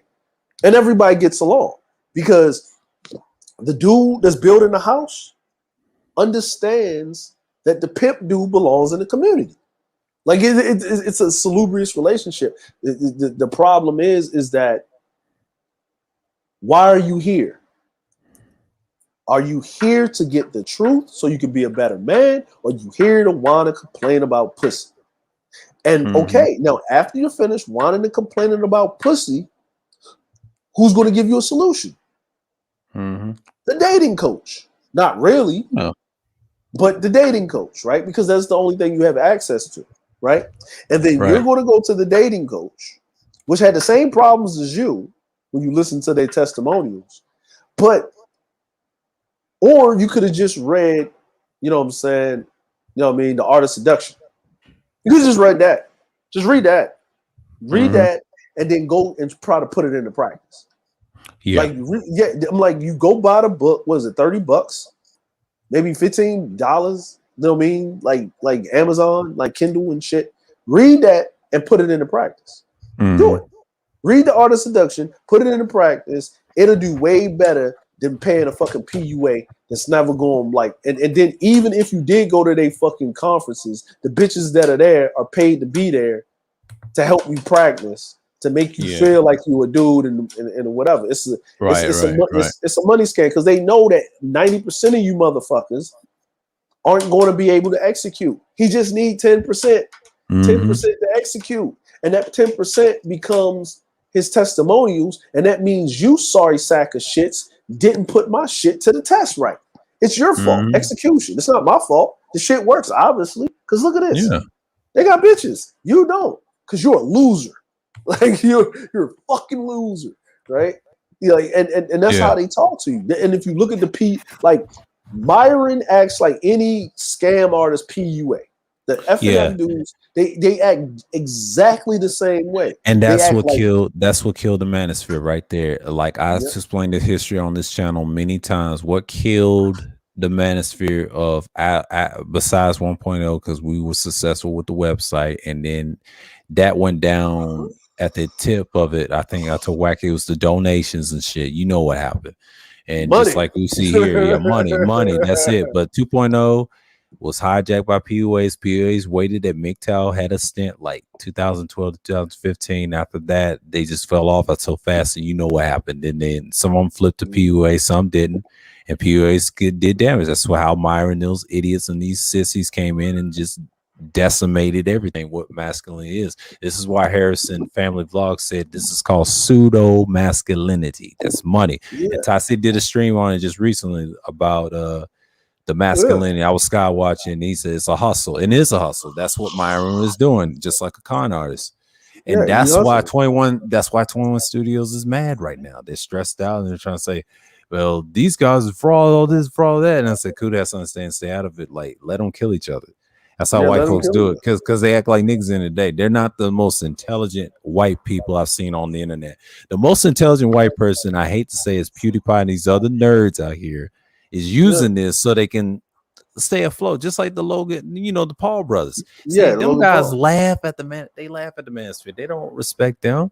They know what's going on with them Arab dudes be defecating women over there to just get rich over at Instagram, those top stars on social media, and they let that slip out. Alba let that slip out, even though he's Ethiopian. He knows what's going on, what they do over there, and they react to reveal what Logan Paul was saying. His boy was saying they know they do that. And Logan, you travel a lot. You know what's going on. What the problem is this is the thing, right?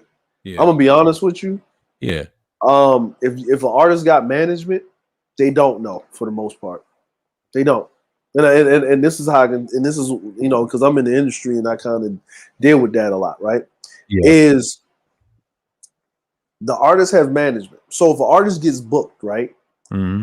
He gets booked, he comes over, he has his crew, right? If you make the crew happy, the artist is happy, right? This is why I don't like dealing with rappers. I rather deal with rock people, EDM, other genres of motherfuckers. I don't like dealing with R&B and rap motherfuckers. What about because they like to come over. Yeah, house music is fine because it's usually the DJ and his assistant and maybe the camera person.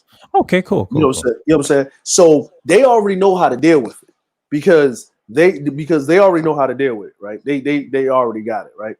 Now, because they're the party, their job is to keep the party going, right? So they go and get pussy thrown at them because they're the guy, they're the party guy. So you know what I mean? And the chicks that's throwing pussy at them are usually chicks with money.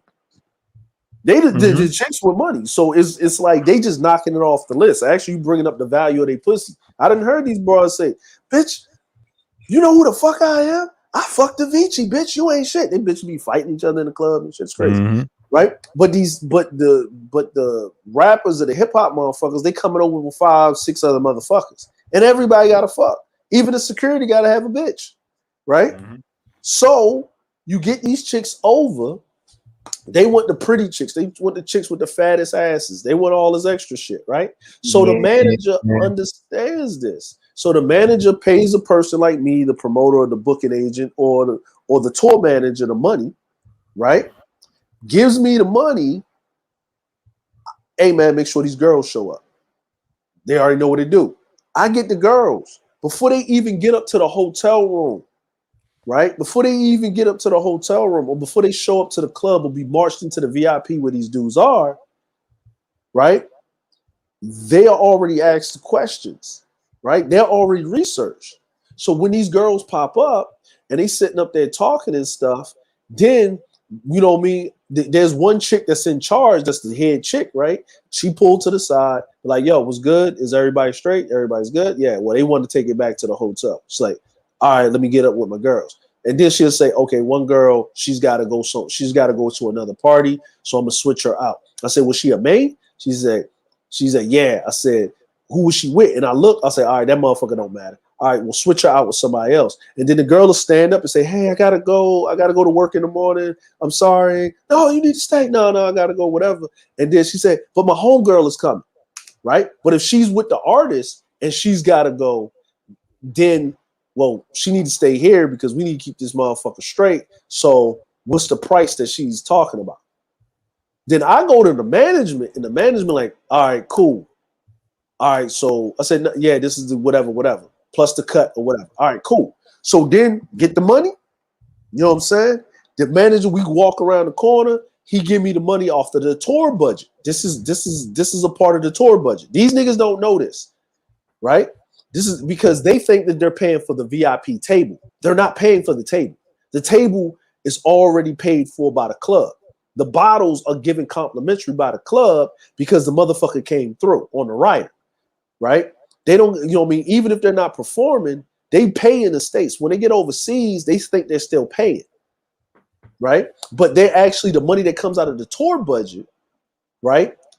Money goes to the manager, right? He'll take some money off the top. I'll get my cut, and then I'll get my big cut, and then the chicks, they get paid, but then they're getting paid the residuals, right? Mm-hmm. So when they go to the hotel, their phone is handed to the security, to our security. They sign the NDA, and then they go into the hotel, and they already know they're going up there to fuck. They already know what is going down. And then when they wake up the next morning or whatever, they leave, and the security guys sitting there, hand them back their phones, right? Right? Hand them back their phones, but they don't hand them their phones right then and there. They put them in the van, and they take them. They take them wherever they need to go, and then they hand them their shit, and they give them their money. With their phone, they give them the money, the phone, and then they give them a copy of the NDA. And then they gone on the train, or they gone wherever the fuck they is. They don't release them in front of the fucking hotel. Right. You know what I mean? Because Yeah. now these dudes are thinking that they just pulling these hoes because they rich and they famous. No, Yeah. yeah, They get but caught with their they pants get down. Yeah. but the manager knows what it really is. The Mm-hmm. manager knows what's going on. That's why Logan Paul was like, I couldn't believe this because that was Yeah. the first time. But no, he couldn't because think about it like this. Logan Paul's like 6 something, looking like a fucking action figure, right? So his Yeah. whole life he getting pussy thrown at him. Then when he gets rich and he's traveling around and he's going to these parties, these chicks are already paid for by the promoter while he's getting invited so he can be cool. So he's thinking he's macking on these bitches, but the bitches are already been paid. But he Mm-hmm. doesn't know this because he never physically had to come out of his pocket and pay for these hoes. Yeah. Like he's being tricked. He's being tricked to being a trick. Like he's a trick by proxy. Yeah. He's not. He doesn't even know he's tricking, and that's why they had that shocked look on their face Yeah. because they didn't. They Yeah, was they. reacting to Alvin Peach, and it's the same thing. Even what they do to girls over there. Now, those guys, I hate to say, I don't want to call them players, but I'm just saying what they do to those girls at the top. He didn't realize his was shot. It was that, and it was a combination of Instagram girls. They've been faking the whole time. Apple threw this out. They do the what do you call them, porta potties. That's Yeah, what they do to get famous. And the sad part about it, now, if you ain't a trick, now if you want to play, do what they do, it's a two-way street. It's them doing it. Someone said in the comments, it's Asian people invading there and some yeah, Americans. I didn't know they do that. And I say, wow. yeah. I So mean, that's yeah, what happens to those. And that makes it so they are broke. And this is, I've been noticed for years. These guys is right. All the times I hear in this space, I say, yeah, that's true. They are broke. And it makes sense now because Albert slipped that in there on a reaction video, and then he showed Logan Paul and this white guy was talking, and see, Logan did not know that all these years he's been traveling. Now he's learned something. Well, see, that's the world, man. It's nothing you can do about it. Yeah, but It's you know what I mean. yeah. And if he wasn't, and think about it, he was in Ibiza. Yeah. If he wasn't in Ibiza, right? If he Mhm. wasn't in Ibiza, he wouldn't have never known that. Yeah.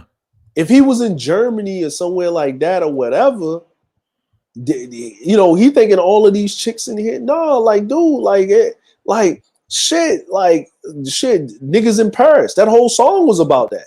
Yeah. That whole song was about that. Like niggas in Paris. Like the whole song was about that. Like, you know what I'm saying? Like the people don't even. How should I say it like this? It's like a like, and Preach does a lot of he does a lot of security. So yeah, you know, when Preach was even talking, he said, yeah, but I had to sign NDAs for certain, you know what I mean? He was making it short and concise, but he wasn't getting detailed. Because ABBA know the conversations they done had. Like, you know, off camera. So ABBA just touches on it and keeps it moving. Like Ethiopian chicks and shit that be in Dubai or be I was about to get to that. Qatar. Go ahead. Yeah, like Ethiopian chicks in Dubai and Qatar. Like Qatar, Qatar. I was in Dubai. I was sitting there, right? I brought a hookah. I brought a shisha, right? I'm over there smoking shisha. I'm smoking shisha, right? We smoking shisha. We eating dates. We looking like goddamn Aladdin in this bitch, man. Well, you know what I'm saying? We do just like we look like an Aladdin, and we sitting there for a minute, and I'm like, man, I'm enjoying myself, man. I got this food and shit. So then these Ethiopian chicks come in, right? And it was like, hey man, the owner of the bar was like, hey, it's a slow day. Would y'all fellas like VIP? I was like, well, how much is the VIP? And the VIP was like an extra $30 a pop for all of us, right? Per person, right? And I said, cool. And he was like, yeah, you know, we'll bring you fruit and stuff, and I'll send the girls over. So he sent the girls over, whatever. And he said, well, in the VIP, the drinks are more expensive. I was like, all right, we understood that. So we say, yo, how much is a bottle? So he said, how much is a bottle? So we got that motherfucking goddamn, we getting paid. We getting paid already because we in the tax-free zone and the hazardous duty zone. So we get paid. So we like, you know what? Fuck it, man. Throw some money up. You know what I mean? We all threw $500 up. Man, fuck it. Let's throw 500 up there. All of us sitting up here. Let's throw 500. He said, oh, 500?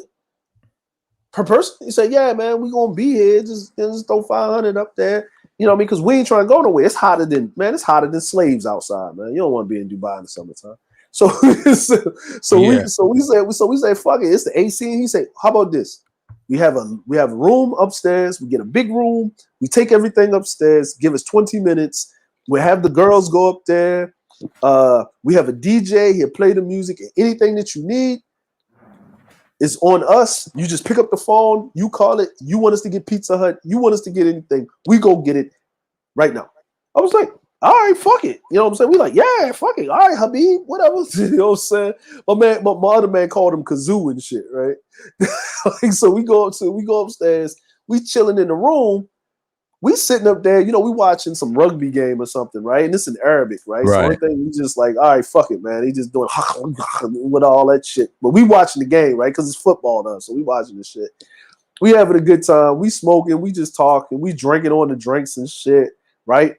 So the chicks come walking in and they say, hey, you need to put on would you like to put on the customary printy robes, right? So we're like, hell yeah, right? So we put on the little robes and shit. I said, yo, we got a room. So we called down there like, hey, man, how long can we stay in this room? Was good with this? He said, because it was a big room and it had multiple bedrooms, but it had it was like a condo really, right? Marble floors and shit. He said, nah, like, how long would you like to stay? I was like, well, how long does the money go? He said, you can stay about 3 days. I said, okay, 3 days and that's it. That's whatever. He said, yeah, well, do we have a contract or something like that or something? He said, yeah, we bring up the paperwork. So we bring up the paperwork. It was in English. We signed the shit. So we basically paid for the room and whatever and everything. So we in there with the chicks in there. So we sitting there and they was like, so what do y'all want to do? I was like, what the fuck was you talking about, man? We watching TV. We chilling. What's up with you? What's on? And the chick was like, okay, let me come I'll be right back. So they go in to use the bathroom. They come back. All these chicks come back like they had a bag with them when they came, These chicks came back in these fucking little fucking, you know, the roll, the I Dream of Genie shit, just holding up the titties and shit. You can see the see-through with the thongs and the whole nine, right?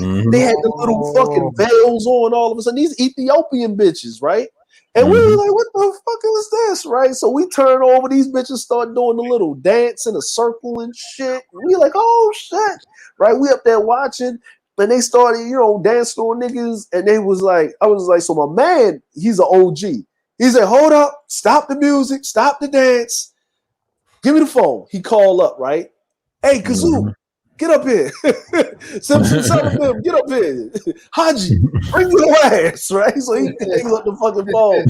So he's like, sorry, what's going on? How much is these hoes, man? Right? He's like, how much is these hoes, bro? How much is these hoes? And he was like, oh, no. This is how he said it. The whores are complimentary with the room. He said it just like that. He didn't. He said, huh? He said, no. The whores come with the room. You got got the package. So you get food, you get service, you get nice room, and you get whores to entertain yourself. He said, well, okay, when we was paying for the VIP, oh, yes. That means they had a certain amount of time to have you enjoy yourself. So I offered, you accepted to make it easier for everybody, and you go upstairs. Now, there was a cheaper package for $200 per person, but you said $500, so I made you a deal. It's a slow day. We're not really busy until the weekend. So, you know, and these girls, they're new, so they need to be broken in. So, you know, what more than my American brothers to break them in? I was like, so my man was like, so you gave us some hoes that's not even hoes, really? Like, they ain't got no skills? Like why we got it? My man, my OG is up here negotiating, right? So I'm sitting up here like, hold on, wait a minute. So we like, no, we want the hoes to break in. We don't want the hoes that ran through. We don't want veterans. We want rookies. we want Pee Wee League bitches. Yeah, like, we don't want to. What are you talking about? He was like, no, hold on. He's like, what do you mean break in? He said, are these the women that came? He said, did they come fresh over or have they? He said, no. They're not fresh. They're not fresh over. I understand what you're saying. They're very clean. They're very clean. We run a great establishment, the best here in Dubai. One of the best. No.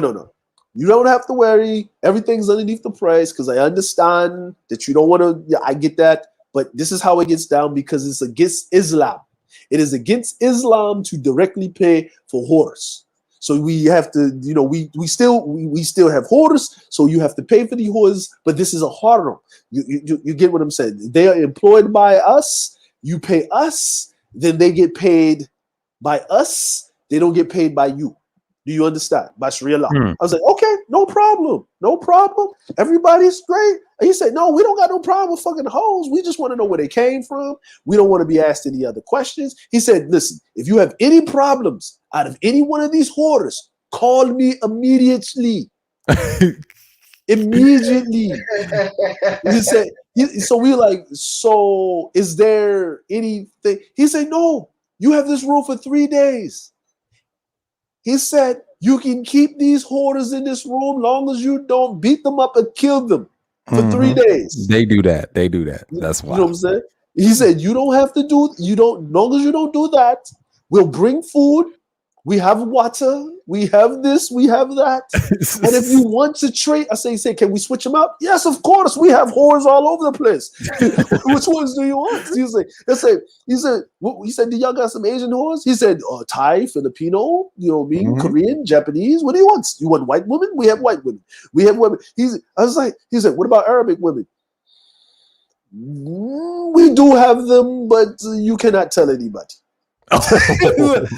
We do have them, but you cannot tell anybody. I knew that. You have to shh. I said, oh, we understand. He said, It's yes, yes. Everyone, he's like, everyone else can be hoarders, but our women can't be hoarders, but they actually are whores. But it was funny. The dude was real serious, but it was funny, but he was being real. And I was sitting up here, and he was like, do any of you have a problem? Do you? He said, that's why you have multiple rooms. He's like, no, man, we good. He's like, yeah, if I need anything, he said, yes, if you want anything, we'll bring a guy up here to change out your shisha. Anything that you need, if you want something special to smoke, some hashish, we can have that done, which is pretty much they put weed with the shisha so you can smoke fucking weed and shisha at the same time. That's hashish, right? Or you can, you know what I'm saying? So, or you can smoke hash, basically. He said, what? Yeah. You got the weed? He said, no. It's hashish. It's not weed. Hashish said would be hashish. I said, hashish. Well, give me that hashish then. Shit, get that shit in here, bro. What are you doing? Like, what are you doing? We want the drink. We want the hashish. You know what I'm saying? He said, you got the bitches. I was like, yeah, we got the bitches. That's taken care of. He said, yes. He said, anything that you need. And you know what we said? He said, we got one problem. He said, what's that? He said, we're paying all this money for this room. He said, yeah. Man, what's up with this TV, bro? Like, we need something to do with this TV. He said, we'll get you another TV. This motherfucker brought another TV in the room.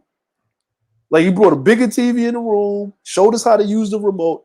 And he was like, he was talking to them in Arabic, these Ethiopian chicks, right? He smacked one of them in the back of their head. I'm sorry. He said, she will be servicing you now. If there's anything else, I have more. Hey, no problem. No problem. Go ahead. Right? Problem.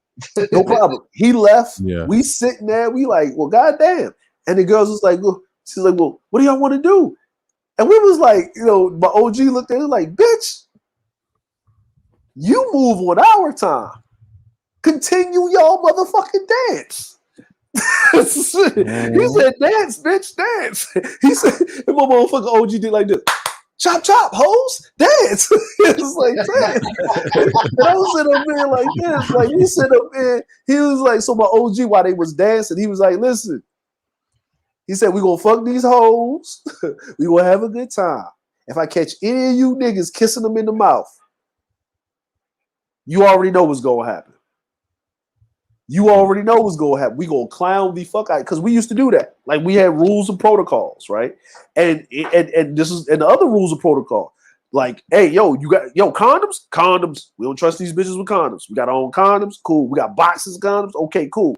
And we would do shit. We'd be fucking these hoes in the circle. Just fucking these hoes in the circle. And motherfuckers would yell out, switch. When we put them in the circle, head down, ass up. In a circle. It was merry-go-round pussies. Like because it was done that way so your ass wouldn't get attached to this bitch. Because their job is to fuck you so well that you can save them from the game to draw more money out you so they can get tips. That's their job. Mm-hmm. We're not playing that game. No. We're going to war, and we're coming back with no casualties. There will be no sipping here, not in these streets. There will be nothing of that nature, right? And that's what basically happened when you go to these places. But the dudes in the military know how they get down. Mm-hmm. They know this already. Like, because y'all have firsthand knowledge. Like, you got to go back to the history, how you have the booties, the rewards, and the conquests. Like, I said this on my channel too. Like, on the recent streams, I talk about the Egypt and all that stuff. How they defeated the men and then took the women and children and then used them as slave cattle and use them as rewards. Like, and I can go. It goes back to Mesopotamia. Those people are not the originals, but I'm saying that's old custom they learned from the darker cultures. That's the norm. America had to adopt that shit too, just like in Rome. It's all the same thing because y'all have firsthand knowledge. Everybody else gets the leftovers. I hate to say that. If you really traveled and if you got money like Elon Musk, now they get firsthand knowledge later on too, along with the military. I'll say about second or third, but the militaries get first. If you own a business, the military industrial complex, Y'all get Yep. the first hand. Y'all get the first hand. I'm sorry to Yeah. say that. And the people up top, yes, they get the first hand. Yeah. Yeah. That's Like why it's like that. yeah. It's rules. Like, and here's the other one, right? Okay. Yeah. In Afghanistan, right? Yeah. The U.S. pulled out, right? hmm Okay. That was the what? The military industrial complex, right? Right there. Yeah. We just talked Okay. about it in a couple of streams ago. Yeah. Go ahead. Yeah. Then the men left, right? The men died, right? So the guys that were actually working in Afghanistan, the guys that were the security forces, remember that the U.S. military, when they was pulling out, they was pulling out. So the reason why the Taliban was able to take shit over because they was killing the security forces, which were the men.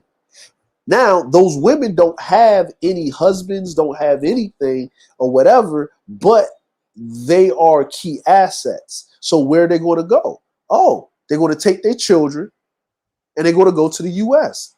Now you have involuntary slave labor, slave cattle. Think about it. They volunteered for it. It wasn't you went in there, killed the men, and then start throwing chains on bitches. They're volunteering for it because you incentivize them. It's the same thing. It's just a different way. It's called instead of we shall overcome slavery, it's called indentured servitude. Indentured servitude. Yeah. What you think a refugee visa is All indentured that. Yeah. servitude. It's just another way of saying the same shit. Yeah. And because of military conquest, you get your pick of the litter of the women's. All that, yeah. And I hate the term sex trafficking. They need to just call it human trafficking. It's all It's human slavery. trafficking. It's just all nothing but slavery. slavery. Yeah, that's all slavery. They're just trying to be nice with it. Yeah. Human trafficking, I don't care if y'all call it sex trafficking. If you have a slave of women or men, that's a form of slavery, period. Yeah, it's a form of slavery. And Chinese do it all the time. I try to They, tell people that all the time. I mean, most Asians oh, that's in gangs and that's they their learn it from thing. older cultures. Yeah, that's their thing. Every man has done it. We do it legally, but we call it something else. But it's still a form of slavery in some degree. What we do in Afghanistan with those women, and yes, the military do piss on the dead bodies. I hate to say that. Certain guys told me that. They told me that in the workplace. I didn't know that. It was an army guy told me that it's like a ritual they did. And I said, oh, really? I said, man, I'm done with the army. I almost thought about joining. I said, nah, I was a Navy guy, but the Navy kind of deterred me for that. Yeah, the SEALs and the only reason I like because my grandfather went years ago, like in World War II. So that's the SEALs. Like here's the thing. Here's the thing about the Navy. The SEALs is like 1%. Like for you to be a SEAL, like the Navy is more like the Navy. How should I say it? Is more industrial when I mean blue collar. You know what I mean? Yeah. You know what I'm saying? Because even the people the people that actually like people that do missile systems and deal with ordnance and shit like that, right? I'm talking about like on a ship where they shoot missiles and shit. You got to be. I'm not saying that you're smart, but you got to be uber smart. You have to file a psych evaluation all the time. You got to have security clearances. So then the majority of the Navy is then you go to your second tier, which is supply engineering, right? Yeah. You know what I'm saying? If you're not nuclear engineering, then what they call is surface engineering, right? So nuclear engineering is dealing with nuclear power, basically. You know what I'm saying? Yeah. Surface engineering, what they call it, surface engineering, is dealing with gas turbines, dealing with diesel engines, steam-driven power plants. Then you got welders, you got firefighters, you got electricians, you got communication guys, right? Then you're talking about your supply division is your logistics, and then you got your combat division, which is you're talking about your tomahawks. You're talking about your big arms, like your 5-inch guns. You're talking about search and destroy. You're talking about your air traffic controllers, looking at radars, download message traffic. You're talking about your cryptologists. You're talking about CTI, CTM, CTAs. You're talking about your translators, right? Then you have another tier of that, which you talk about your CBs, which is your construction guys that run around with the Army Corps of Engineering and do like make those bridges that go across water or rebuild pretty much villages after you done fuck some shit up, and whatever, and basically for allies and support and stuff like that, right? Those are called combat engineers or construction mechanics, right? Then you get on your third tier of the Navy when you talk about your grunts. That's the motherfuckers that paint the side of the fucking ship, that make sure, that drive the ship, that fucking do all of the shit work on the ship, right? Yeah. And majority of the Navy, when you first come in, with people that come in, are motherfuckers that's doing that. Like, Yes. you know what I'm saying? Depending on what you know, what I mean, how you score on your ASVAB, right? Yeah. So that's majority of the Navy. Yeah. I was Or, thinking about that. And there was a guy told me in school, like they came to our school, if I want to join the Navy, like the career, if you do the test now, I probably still score decently well, you know, the training and all that stuff. But I said, but you know, he told me as a SEAL, it takes a while. But if you're that smart or intelligent, if you have like a college score, I forget what he said about the SATs or the ACT. He said you got to score extremely high to be a part of that. It is a 1 percentile thing. That's why I heard. I did not know that. I said, "Damn, that's hard to get in." But no, if you have the patience to take those tests and pass it through, well, you could be up there. But it ain't easy though. They try to tell you it ain't easy. If you pass, you know what they tell you? They're gonna work you to death just like these grunts. I was like, "Damn, man." Yeah, like, because you got to go on these missions. Like if you like, I'm gonna be honest with you. Yeah. Okay, that's called that's like, so that's called special, like the special forces. Everybody just thinks of the SEALs, right?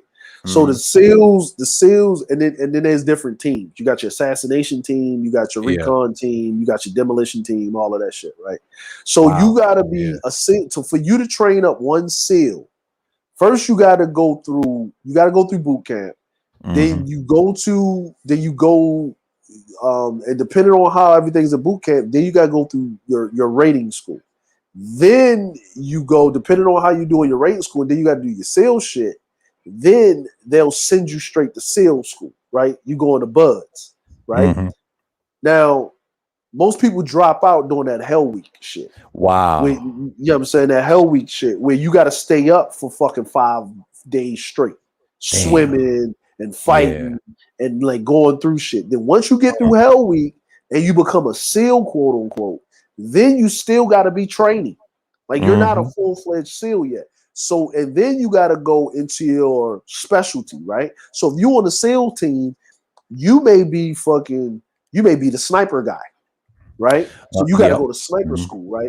Or you may be the comms guy, right? Or you may be the demolition guy, or you got to be this, that, and the third, right? Now the thing is, guess what?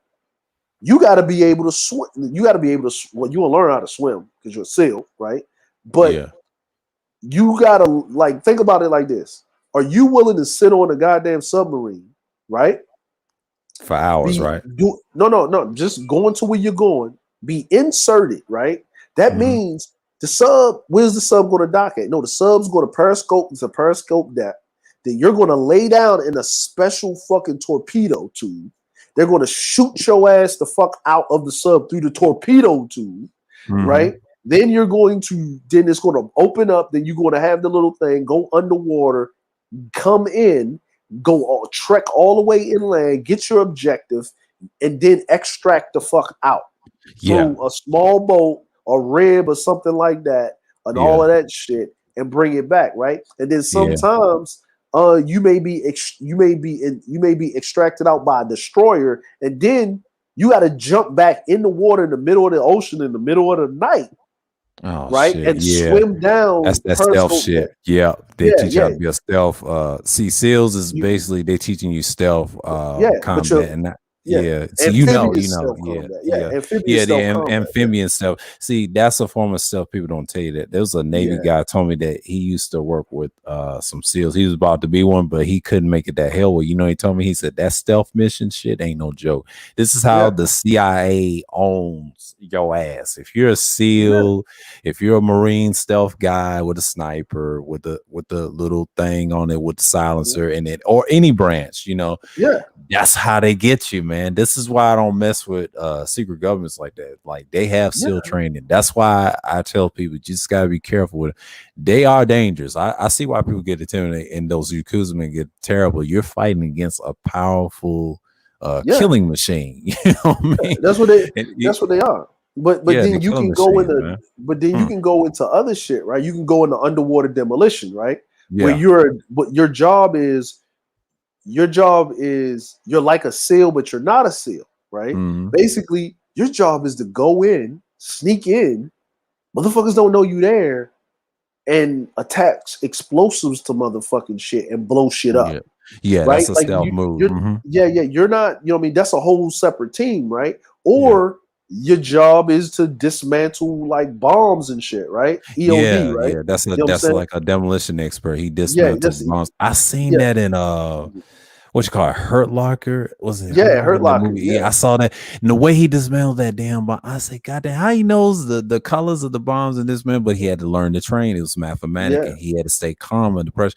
But that Arab guy that blew up, oh, that was fucked up. He tried to yeah, tell him he started crying, getting emotional.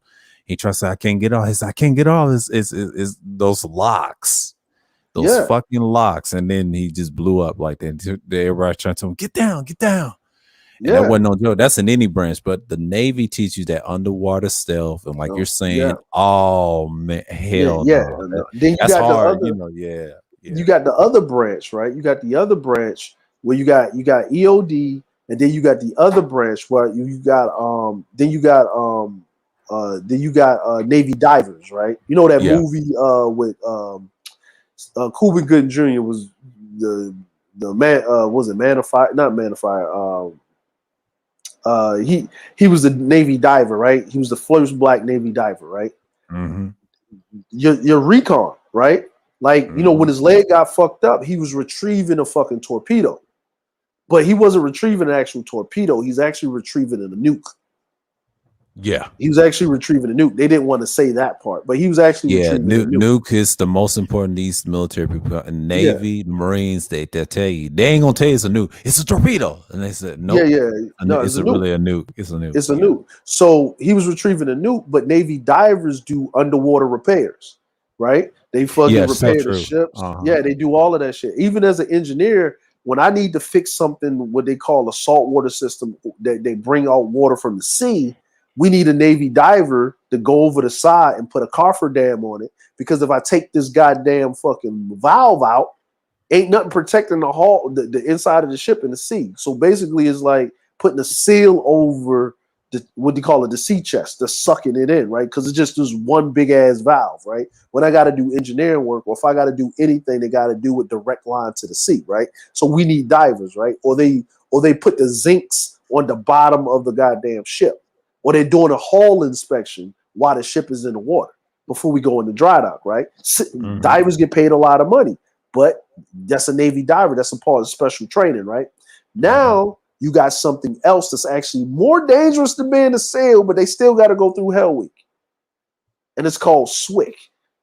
And they're the motherfuckers that go in when the SEALs are stuck and they riding that bitch on a goddamn boat, shooting and doing cover fire so they can extract the SEALs. Mm. You know what I'm saying? People like they get more, they get them listen, everybody's on the SEALs because they look all glamorous and shit.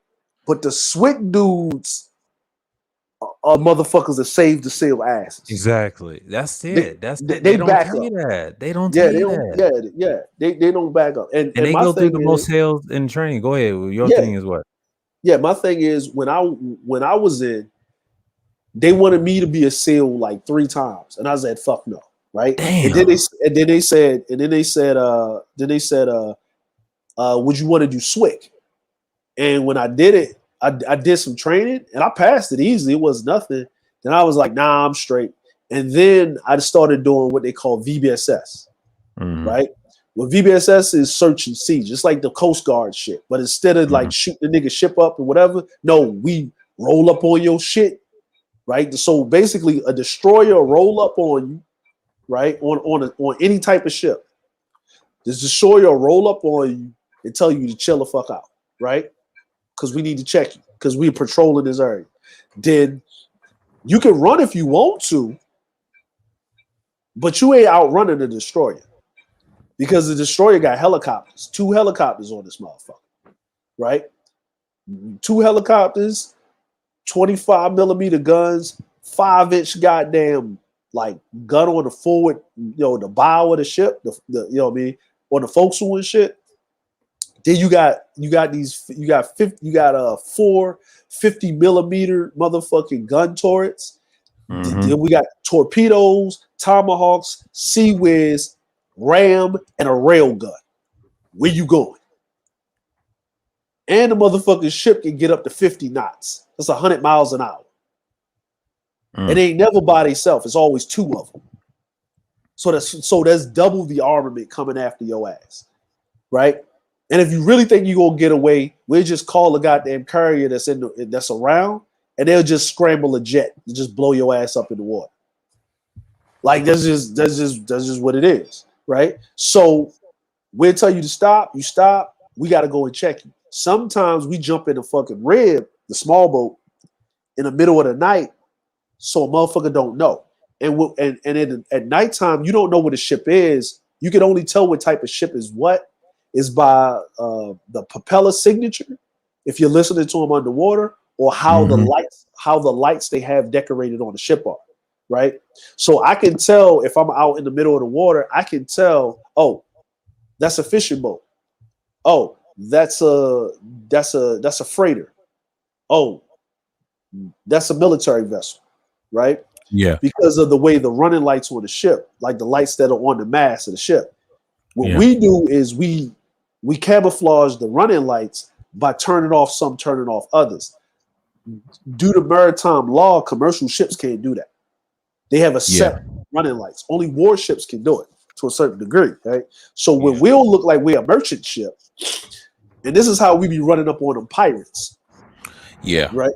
And then we'll look like a merchant ship to kind of like draw them in, and then we'll jump in the rib, and we'll shoot the rib off in the other direction, cut the engine off, and then come around, right? Yeah. And then while they're lowering their rib, we're running up on the side of the fucking ship on some old motherfucker, where your money at? Like type shit. Like we up there running around putting guns in people's faces. It's like some straight, like, kicking the door police shit. Like, you know what I'm saying? Like, you know what I mean? And the rule is, because you're out to sea, right?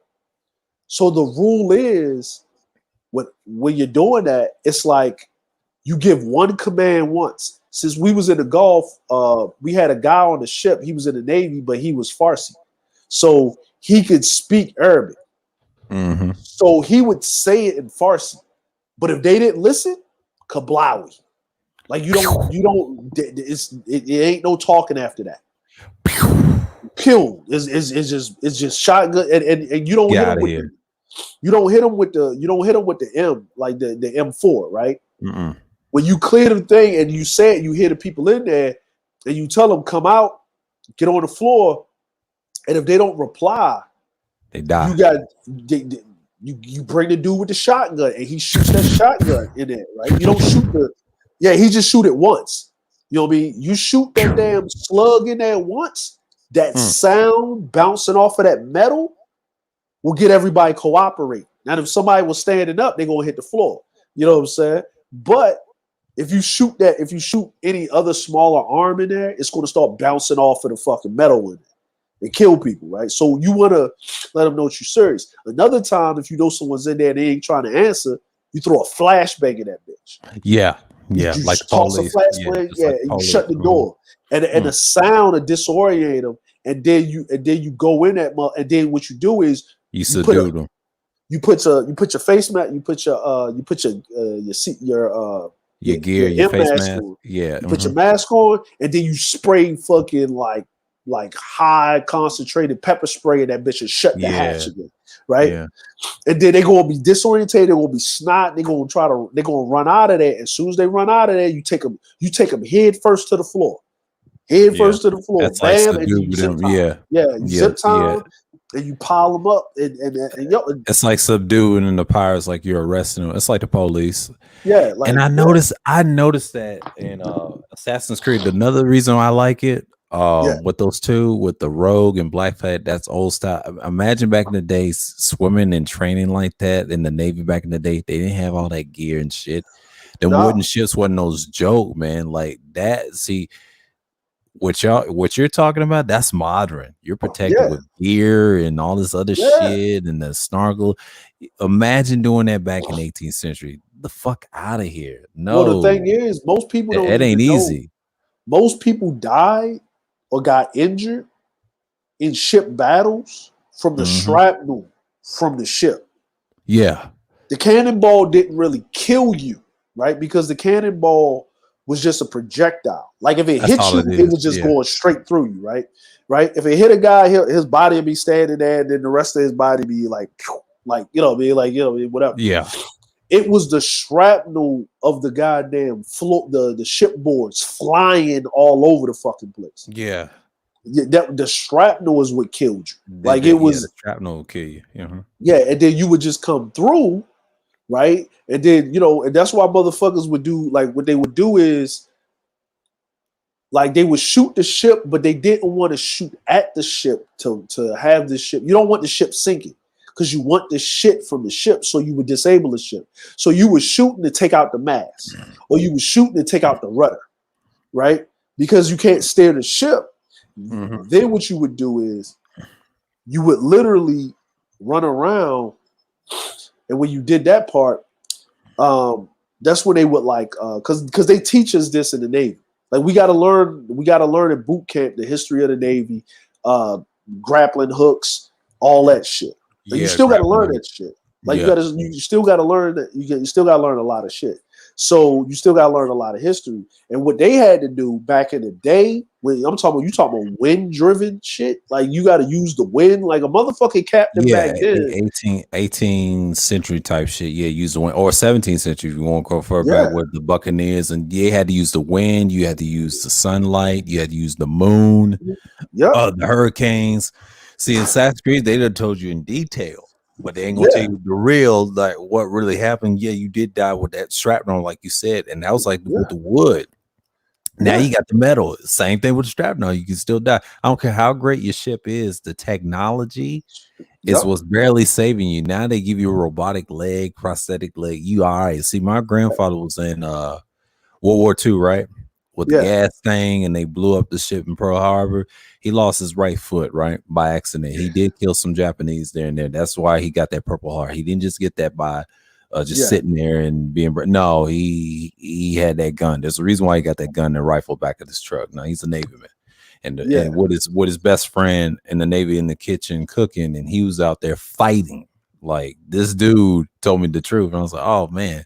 And I was the only grandkid that was curious about his prosthetic leg, and I was like, to see, I was bold enough to ask that because I love history like that. Now, if I would have joined the Navy, I ain't regretting it because I know how dangerous the military is now. I said not with that stuff because I was on a different mindset back then. Now I have a chance too, but I'm like, nah.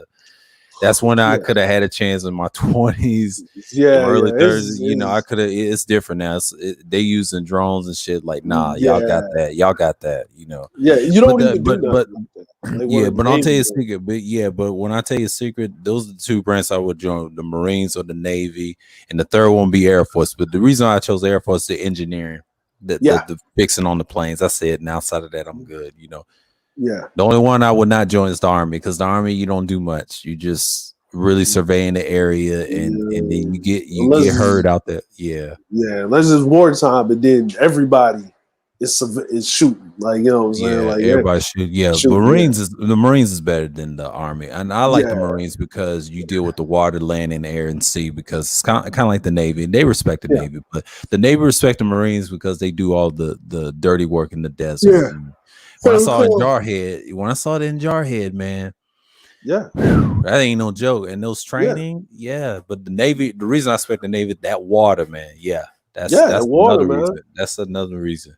Like that's one of my fears I had to break, but if I were to join the Navy, that's the only way to learn from them. They said this is how you die, this is how you breathe, and this is how you do the stealth kill. You gotta relax your fingers and just let loose, Just let loose. I'm like, but most of the time in the Navy, the crazy part is in the Navy, here's the crazy part, right? Mm-hmm. The only time you're fucking with water to that degree, there's three ways, right? Mm-hmm. If you got an abandoned ship, that means everything fucked up, right? Mhm. You got to jump in the water. 2, if you got a swim call, right? Where basically they stop the ship and you jump in the water on like volition. You're volunteering yourself to jump in the ocean and swim around. The Yeah. third thing is if there's like flooding, like if the ship got attacked and it's flooding and shit like that, or you're going to damage control school where they're making it like a compartment where you got to learn how to fucking plug a hole if this thing happens. That's about it. It's not that doesn't happen like as much as it As people it does. think. Yeah. Yeah. You're not jumping in the water unless you're doing something like SWIC, SEALs, VBSS, or something like that, where you got to get in the water, or Yeah. you're a surface air rescue swimmer. Yeah. Like, yeah, like you jumping out of a helicopter to save somebody. You know what I'm Yeah. saying? Like, or you're going to we had that shit, and you got to practice that. Like you know what I'm saying, because every helicopter crew has a surface air rescue swim. Like they're there, like especially on carriers and what they call it, LHAs, which are like half Yeah. decks. They're like amphibious assault, but they got helicopters. They got Harriers and shit, the vertical takeoff planes, and they got helicopters and shit like that.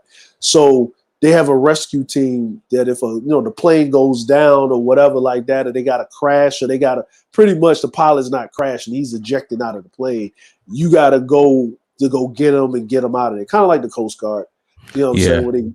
When they get them dumb motherfuckers off the coast of Alaska and shit with them goddamn crabs and shit. Yeah, like that basically. That's what you basically do. But other than that, man, like listen, when we was in the Gulf, I was on the frigate when they did Operation Iraqi A Freedom. frigate? Yeah, Oh well, wow, Enduring that's Freedom. I cool. was on Yeah. the frigate, but before we went, they took the missile launcher off all of the frigates, right? Because the Navy was getting done with frigates, right? So while everybody was bombing Iraq at 9:30 at night, making it look like it was 7 o'clock in the morning, we was watching biker boys on the flight deck. We was watching the movie while they was bombing Iraq. Like we was off the coast of Iraq watching everybody fucking bomb shit, and we was eating popcorn watching biker boys while this was happening. Yeah. See, like that's warfare now. Like I get to sit here comfortably while people are getting murdered and shit, eating popcorn, watching a movie that just came out in theaters. That's how it is, man. Just like in the Marines, they used to do that back in the day. When I saw that in Jarhead, I didn't know they was doing that in the theaters. But see, that's us, man. We so bold with shit. And like you told me about the swig in that water. I mean, that's what they do. I say I've heard of the swig though. They ain't no joke. I mean, people think they solve. I'm like, nah, motherfucker. They the one saved them damn seals now. Just because the seals in the water, they don't like shit. They don't know about stealth military. See, you know all this stealth stuff. You and general that stealth game. I try to tell you that you can't beat it. Why you think I love Watch Dogs so much with the military shit they got in the game with the tech and you can't beat that. That's why I love Assassin's Creed, man. That stealth shit is God bound, man. Well, here's the funny part: the stealth shit keeps motherfuckers actually from going to war. Yeah, like, yeah, you know what I mean. The shit gets out of like if the stealth, like okay, all right, the stealth shit keeps motherfuckers from going to war. That's why I say if you listen closely, right now, there's a leader in a country right now being assassinated. Like every second, so there's a person getting assassinated. Like, did you watch that dude, that brother that's got like the highest confirmed kill count? I've read some about that. Yeah, he's got a YouTube channel. Yeah, he was on Demolition Ranch. He got dreads and everything. Man. Yeah, I heard of that guy. Yeah, that dude is cold as ice, but he looks like an unassuming black dude. Like, and he ain't that big, man. He got to be about like 5'7", 5'8", 5'9". He ain't a big dude. That makes sense. That frame like that. Yeah, you got to be that type. But he got glasses too. But he's one of the most decorated snipers. Like even motherfuckers, like even the enemy Yeah. gives him his respect. Like, but he's a Yeah. black dude. He Yeah. got dreads now, but he's a black dude. Despite the glasses, when he takes them Yeah. off, Oh yeah. Oh yeah. yeah, He cold in the motherfucking yeah, ice yeah, because people don't even know that a lot of those snipers gotta go in by themselves. yeah. By themselves. Like And a lot he of people don't Warren. know a lot of snipers practice stealth too. Without the sniper, you got to learn how to Yeah. move, man. Like, Yeah. see, when you're a stealth sniper, man, like a lot of people look at those games, they think it's a joke. That's just a buffer of what you see. But if you actually do it and you've been in the military and they tell you, they even if you ever talk to a military person in person, like even while certain bars, they tell you if you ever do stealth missions or learn about it before you get in, right?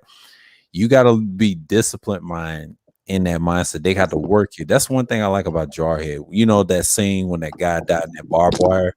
They had to Yeah. get used to that sound. You know what I'm saying? You got to get used to it. So that's like training your mind too. That's masculinity 101 right there. A lot of these dudes in space ain't built like that, man. I'm sorry, man. Like you gonna learn to Hmm. respect the military. See, the military has its faults, but our military is Yeah. extreme. We train men over here. It's kind of hard to say, you're like, yeah, we're killing machines, bro. We're killing Yeah. machines.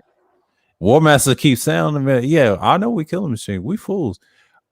He said like a ninja. Yeah, that too. But the stealth game, I tell niggas, if you want to go in the military, they'll teach you that right now. Even in CIA, they teach you that military shit. Just because they the police secretly, they always assassinate someone. See, that's why they hire these Navy men, these PMCs. Now, private military is the same way. They train you like a SEAL too. Like the thing is, you still got to go train. You're a mercenary, like an assassin. It's really the same thing.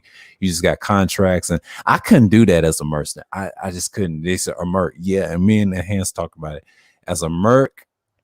It's not even Yeah. funny, man. You got to train with the SEALs, man. They're gonna force you to do something you don't want to do, like. That's why the stealth shit is winning. That's why Biden don't really need that many military men. He needs PMCs, some SEALs, some grunting people for backup, just extra backup. But it's like a sports team, but they cut back on the men. I've noticed that because back in the day, remember we used to go in big and everybody else went stealth. The guerrilla tactics, guerrilla warfare, they was using stealth, right?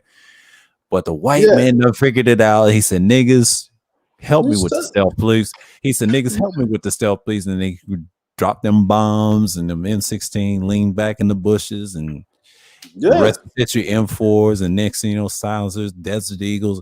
Next thing you know, the knives. And see, you got to look at certain video games. They try and take back in the day, they used the hidden blades, right? But now Yeah. it's like you got to use the projectiles, and every Yeah. character is different, man. And that's how you Everything. learn about the military, But yeah, you're right because you got to train for that shit, man. Yeah. It's in You the got to mind train. too. Yeah. That is It's mind. and it's the crazy part is people don't even know where the SEALs came from, and this is what the Viet Cong used to call the black people that they would send on these suicide missions that would come back. Mm-hmm. They would because they would be in the water. They would Yeah. be hiding out in the water because they knew that if you walk in, because all the Viet Cong traps were inland. So the black Mm-hmm. people, because it was dark, they could utilize the cover of darkness and then hide and be in the water and in the swamp. And a lot of those guys came from the South. A lot of those guys came from down south. And then they would, they would use those AKs or they would figure out how the Viet Cong did shit. And they would hunt and they would fish and they would know how to track people. And this is comes your modern day SEALs. Like they got that the Navy SEALs came from that. Then it's you got to watch that thing on Vice where they talking about Taiwan's frogmen. Yeah, I need to see that. Yeah, the That's pretty good. frogmen, Yeah. man, because they were trained by uh, that's why people trying to figure out why doesn't China just invade Taiwan like it wants They to? don't need to. It's next Well, door to it. I don't think they well, need to. they can. They They can, but they don't they need can. to. No. The problem is they can't invade Taiwan like they want to because Taiwan's special forces was trained by the CIA in America. Yeah, that's So the problem. That's why China's yeah, scared to do that. They don't say, yeah. Yeah, hell no. because the Yeah. Taiwanese will fucking run up in the because they look Chinese because you can't. They will run up there and they will start assassinating motherfuckers left and right. Like they Yeah. like and they have known to do that a lot. They have Historically, known to do, yeah, yeah. And historically. I'll tell you this: Taiwan be screaming them Japanese, them Koreans, and if China did that, you know, America's gonna call them. I don't want to say Koreans in general, but if they do Yeah, something weird like that, or Russian agents they got on the side too that don't want to fuck with Putin, they'll shoot yeah, their asses too. See, China's trapped. They yeah, think they can go to Africa and be safe. Them Africans will turn on you, man. You can't trust them Congolese men and Sudanese with those stuff. CIA's got everybody on lock. That's why I don't trust our agents, but I get it because it's the military. But man, like you're not beating America. Only way you can beat America is you just have the inside out. We got too many guns over here, like as citizens and the military. Everybody's armed up. That's what the agent got to me. And you know why? They're not going for your bullshit. They ain't forgot about those wars, man. The Cold War, Vietnam, and I can name many wars, but the World Wars is different. That's a whole nother beast. My grandfather, that yeah, was he was forced to.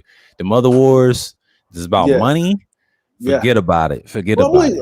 well, all wars, you know what I'm saying? Like, you know, the craziest part is that, like, so my wife, so this is the crazy part, is like my Yeah. wife's grandfather on her father's side, Uh-huh. he was an Air Force, he was a British Air Force pilot, Mm-hmm. right? So in World War II, but he got shot down over the Pacific. Like Mm-hmm. his friend that he went to school with died because he was his wingman. So he got like shrapnel in his, like he had shrapnel in his head. Her granddad, right, on Mm-hmm. her mom's side, right, on her mom's side was a Japanese imperial spy in China. Mm. So he his son marries the enemy. See how that works? Like Mm-hmm. figuratively, right? Because who her father was, right? Mm-hmm. Right? Now, I'll be hearing stories. I met I met my wife, I met both of them, like both of them, right? Mm-hmm. I met her grandfather, right? And this dude used to walk around like in the old school kimono and shit. They used to tell me he used to walk around. And the first time my father-in-law um, met my wife's grandfather, right? They was in Narita Airport. They was in Tokyo. He went to reach out to give him a handshake, and my wife's grandfather had a fucking snow monkey inside of his kimono that bit him on the hand. Mm. Right? He didn't even know he had the monkey there because he would walk around with the snow monkey, right? Like just in his shirt and shit, or be sitting on his shoulder, right? And the snow monkey loved my wife, you know what I'm saying? Whatever. You get close to it, he fucking start flipping the fuck out, right? They had to put him in the cage and shit, right? Yeah. So he would walk around, right? And he's mafia, right? But his level of mafia was way higher, Oh right? Like yeah, he yeah, had yeah. mahjong parlors and shit. Like he was political. He was like he couldn't whatever. He do whatever the fuck you want, right? And the funny part about this is when I talked to him about World War II, right? Because when I met him, right, he didn't say anything. So they made me sit next to him, right? I was like, why y'all making me sit next to this old fucking dude? Hands look like cinder blocks and shit. Like this nigga just wake up in the morning and just punching boulders. Like for shit to do, because that's how his hands look. His hands Mm-hmm. look like he just wake up in the morning and just punch boulders, right?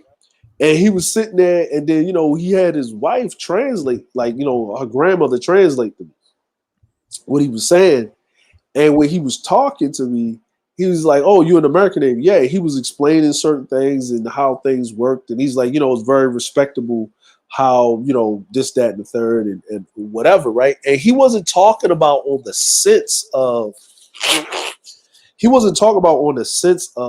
like how they carry themselves. He was talking the sense of how America, when they go to war, is absolute annihilation. Mm-hmm. That's what he was talking about. Mm-hmm. And I was like, huh? He said, yes, America has no mercy for its enemies, and we respect that. Like, and you can see this dude had that imperialistic Japanese kamikaze look in his face.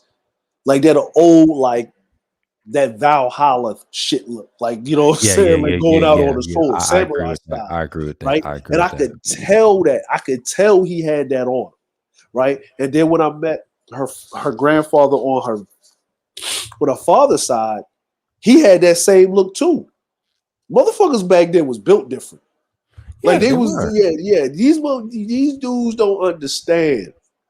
Like these dudes, they don't understand about this manhood shit. Like they don't They get don't. They don't. they don't get that those men back then was built differently. It That's deals why the with my.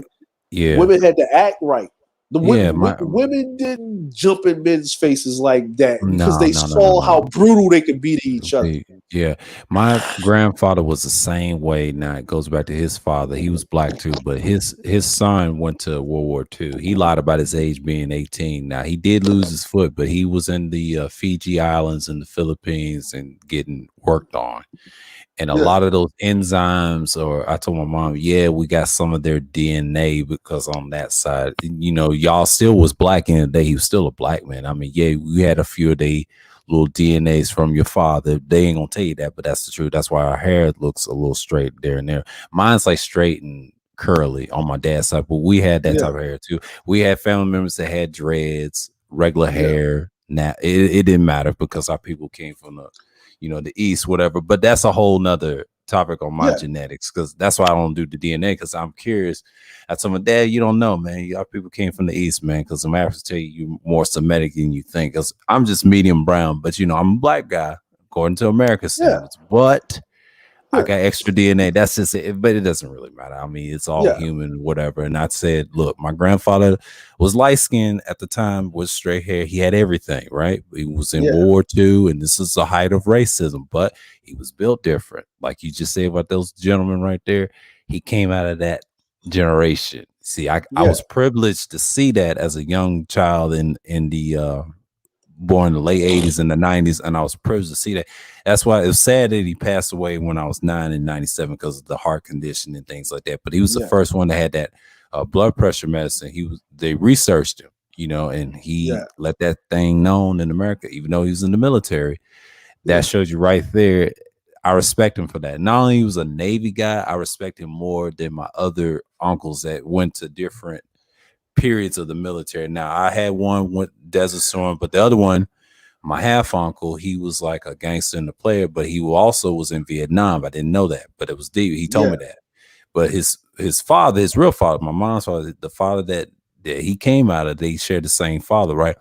Didn't yeah, even recognize him. He went in another man's name. So you know how black folks get down. But I still see him like the last time I saw him was like 2014. But he had that yeah, player mindset. But he did rob a bank. My dad did know that because he's 2 years older than my dad. But see, that's their generation. That's the old yeah, baby boomers that came out of the Vietnam. See, my dad tells you secrets about shit like that because he had family members that's in the military too. But his father went to the military, became a pastor afterwards.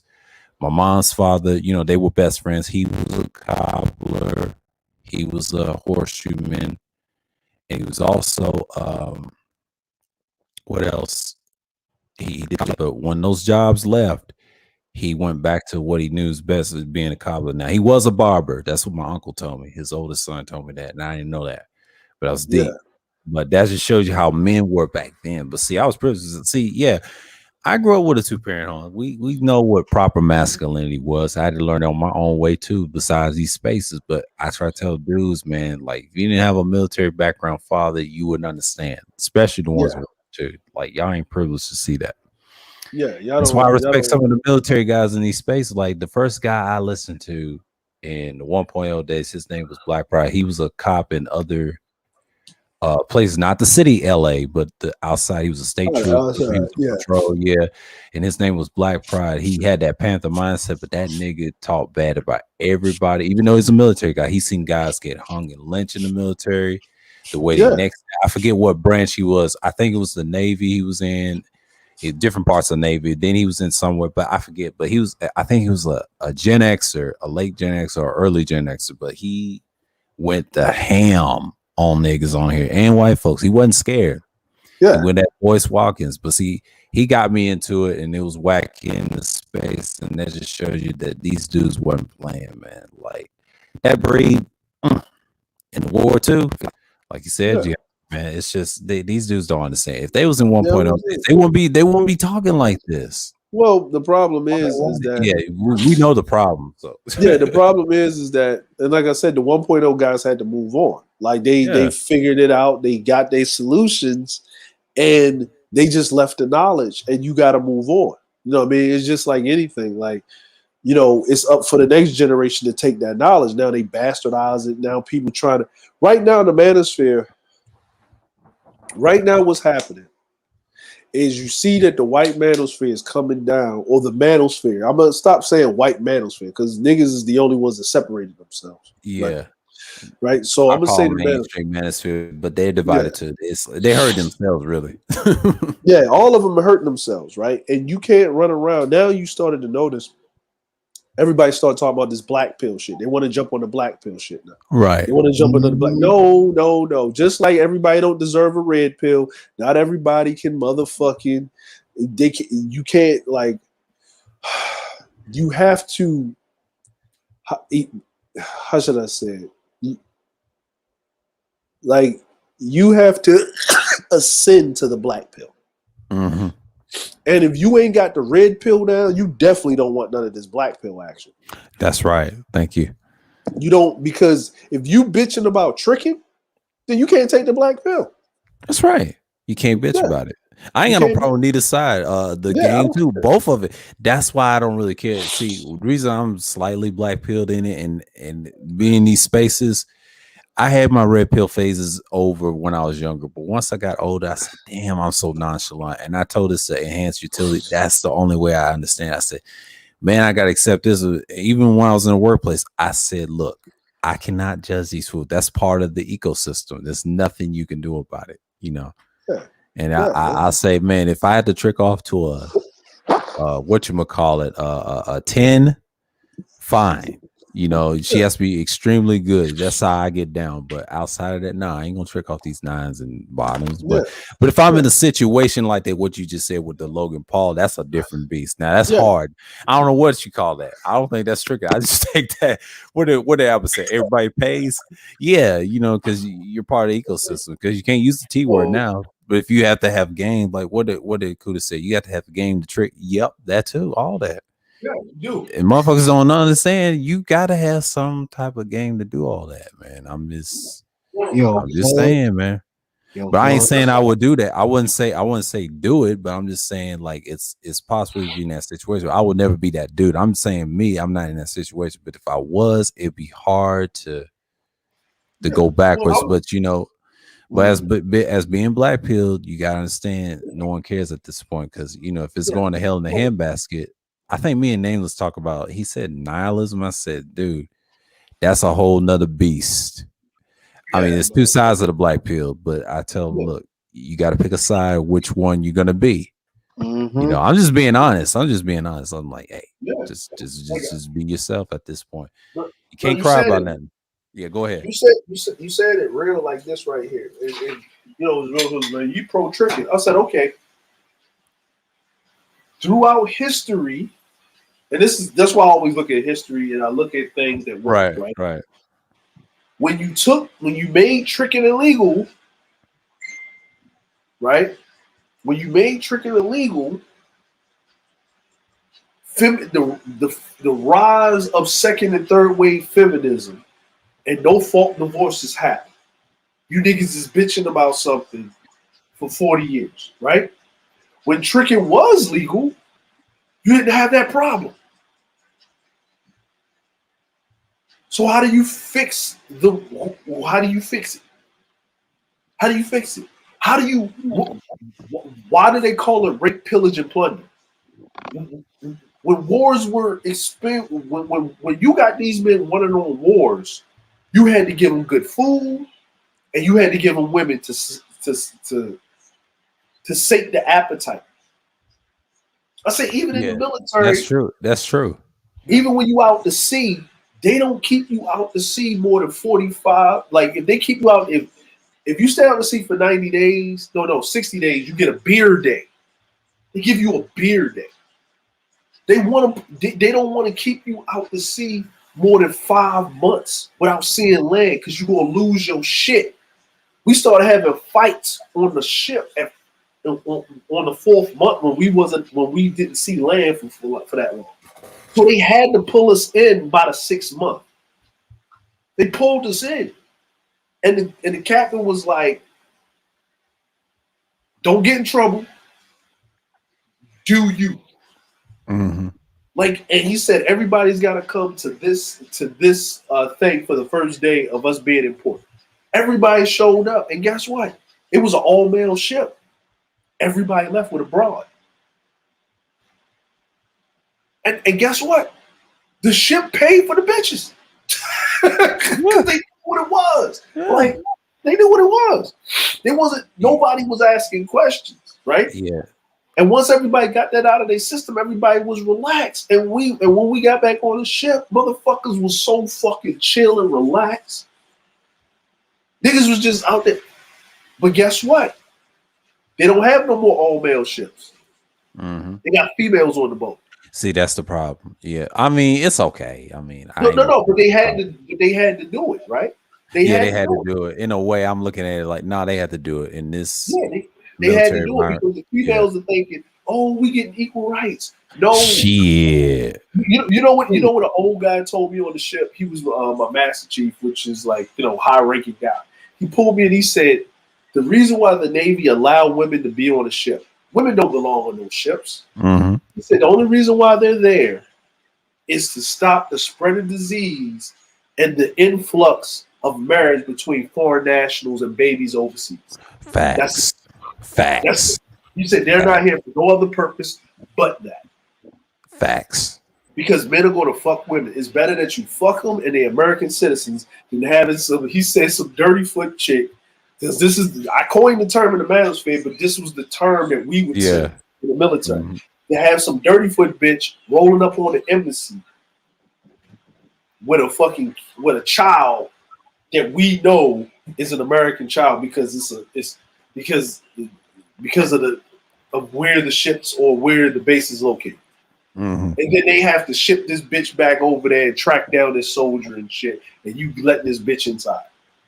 And a lot of our secrets was snatched because of that. So we have to put a kibosh on, but men will be men.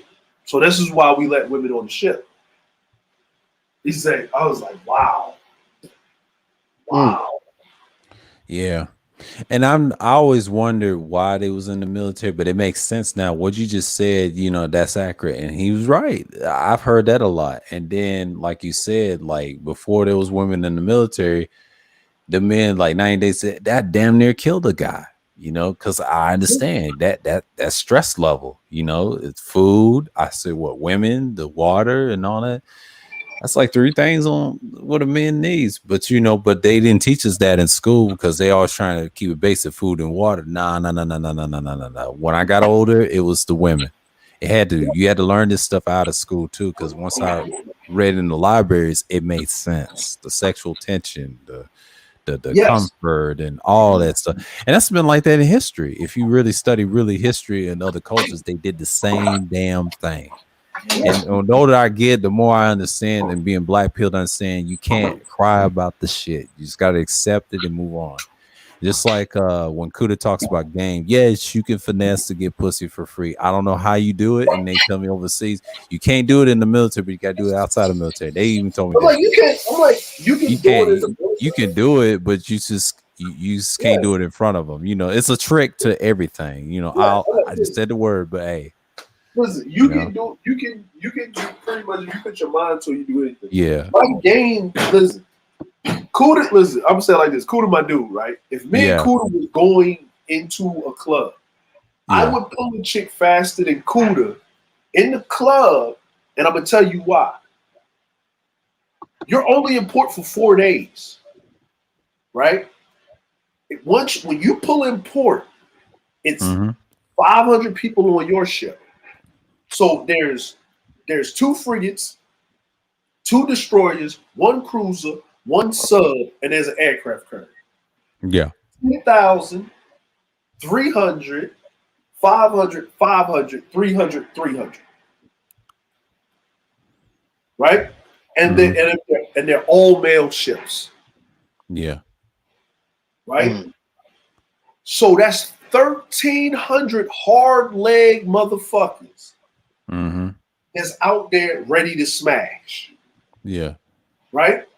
Now, how am I going to be able to pull a chick faster than him? Because I am competing against 1,300 hard leg motherfuckers where the top 10% of the motherfuckers are making more than 6 figures tax free. That's right. And not only that, you have the experience to do it too. You know what's up. And I'm not saying you can't, but I believe you can because you understand the massive your own game. Like I said, I don't argue with game. I don't argue with any form. I don't care if I don't argue with the P side of it, the T side of it, because there's a skill. And the more I understand, I told Kuda, it's a skill, man. Like everybody's not built. You got to learn that skill. Some things you got to learn. You can't ignore it. You know what I'm saying? You can't walk around and say you don't need it. Well, you need some of it now because they took me to realize in my 30s, like, well, damn, I got to learn how to pull these women. But you know, you have that personality, you got that charm. But if you get in there, you're in there. You know, it's no excuse. I had females looking at me now. The more older I get, I said, man, I'm getting attention by these young girls. But that just shows you the man. You know what I'm saying? Like the masculinity and all that stuff. I told him, yeah. But a lot of dudes can't do that because I came in there, you had to approach, you had to talk. If they approach you, you know, either way, both ways. You're gonna go home with your dick in your hand. Yeah. And it's the truth. It's the truth. You gotta accept even communication. It could be non-sexual. I'm talking about even talking to a female that urge, you know, it can lead to something else. You know what I mean? A lot of dudes ain't built like that, man. Like, now I understand the tricking aspect. Some tricks are quiet. The true tricks is quiet. They married, some of them established. I wouldn't say Albert Peach. They semi to me because they used to be PUAs, but they just learning this side of the game. You know what I mean? And they do it professionally. But see, I've been watching them probably 2017 as a reaction community. They come from the reaction community over in YouTube, but they're different. They're more brash and they criticize everybody, but them criticizing Fresh and Fit, I'm not surprised, you know. And they trying to be like them, you know, Fresh and Fit. This is me. I don't know if everybody knows they try to be like them. They got the complexion like them, right?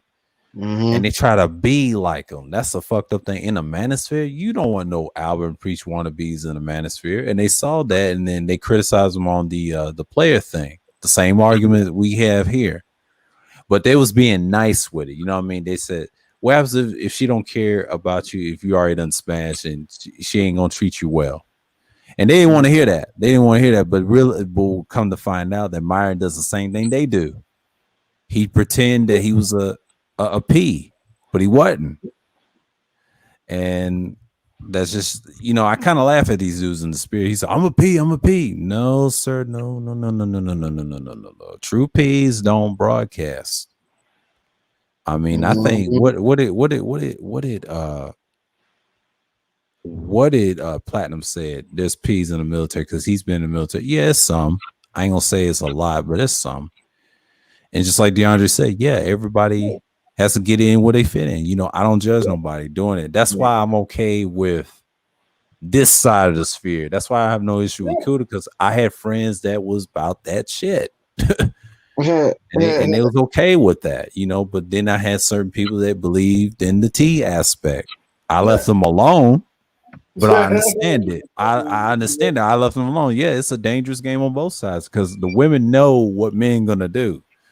That's why they got all the power, man. In some ways, I ain't saying they have all the power, but I'm just saying in America they do. Like what Zero was saying, I try to tell them, yeah, they have the power because you have weak men allow it. It's like you got this avatar. You had a woman, the avatar, y'all let run around telling you what to do. That's why women are not cammed up. So it's kind of like tit for tat. And I had to learn that. I said, that's what y'all doing now. And then you keep putting like the women that do cam up that look like something. You're putting a woman that you know is making excuses over why she ain't camming up, right? No one is blatantly lying, and you because you know what I'm saying, like, and that's what it is, right? And this is, how should I say it like this? this is why the situation is what it was, right? I get it. I understand. This is going to happen. This fringe of society is going to happen. The problem is when that loud minority starts to get numbers, right? And they start to seek power in mass, right? And they're actually, the thing that they rail against, they're actually demonstrating it. Why you niggas acting like a simp? But you're doing it right here. Mm-hmm. And this is simp behavior. Why are you calling him a simp? Why are you calling him blue pill? Why are you calling him beta? Why are you calling him Charlie Delta or Omega male? You're doing it right here. You are catering and pandering to a woman that is actually going in on the looks of other women, but have not shown herself in real life yet. Facts. Mm-hmm. Yeah. And the women that actually she did bring to the table have jumped up there, shown themselves, and she done backed out. And then she want to go, and then you go in on them because she sounds like she's white. She sounds like she's foreign. She'd be a fat bitch behind a fucking screen that's 400 pounds and need to be wheeled out of the house.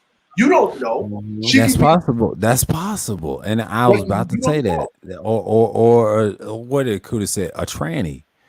I'm She could not be, saying that if you like that, that's on you. I don't judge nobody over it. I tell them, look, if you do that, I don't fuck with that. That's on you, bro. That's what Platinum always says. He tricks the niggas when they get on panels. That can happen to you. Y'all don't know about overseas. See, DeAndre's telling y'all. Who else telling y'all? General telling y'all. You got to be careful, man. Kuda's telling y'all he's traveled.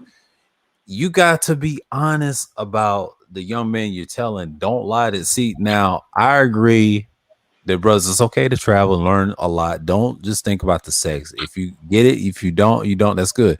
But if you have to do the T thing, just keep it on a low. You know, learn from military guys like DeAndre and others. They can tell you there's a game to it. You gotta have a skill. You gotta learn to. It's same with the P. You just gotta learn to be quiet, and then there you are. Boom.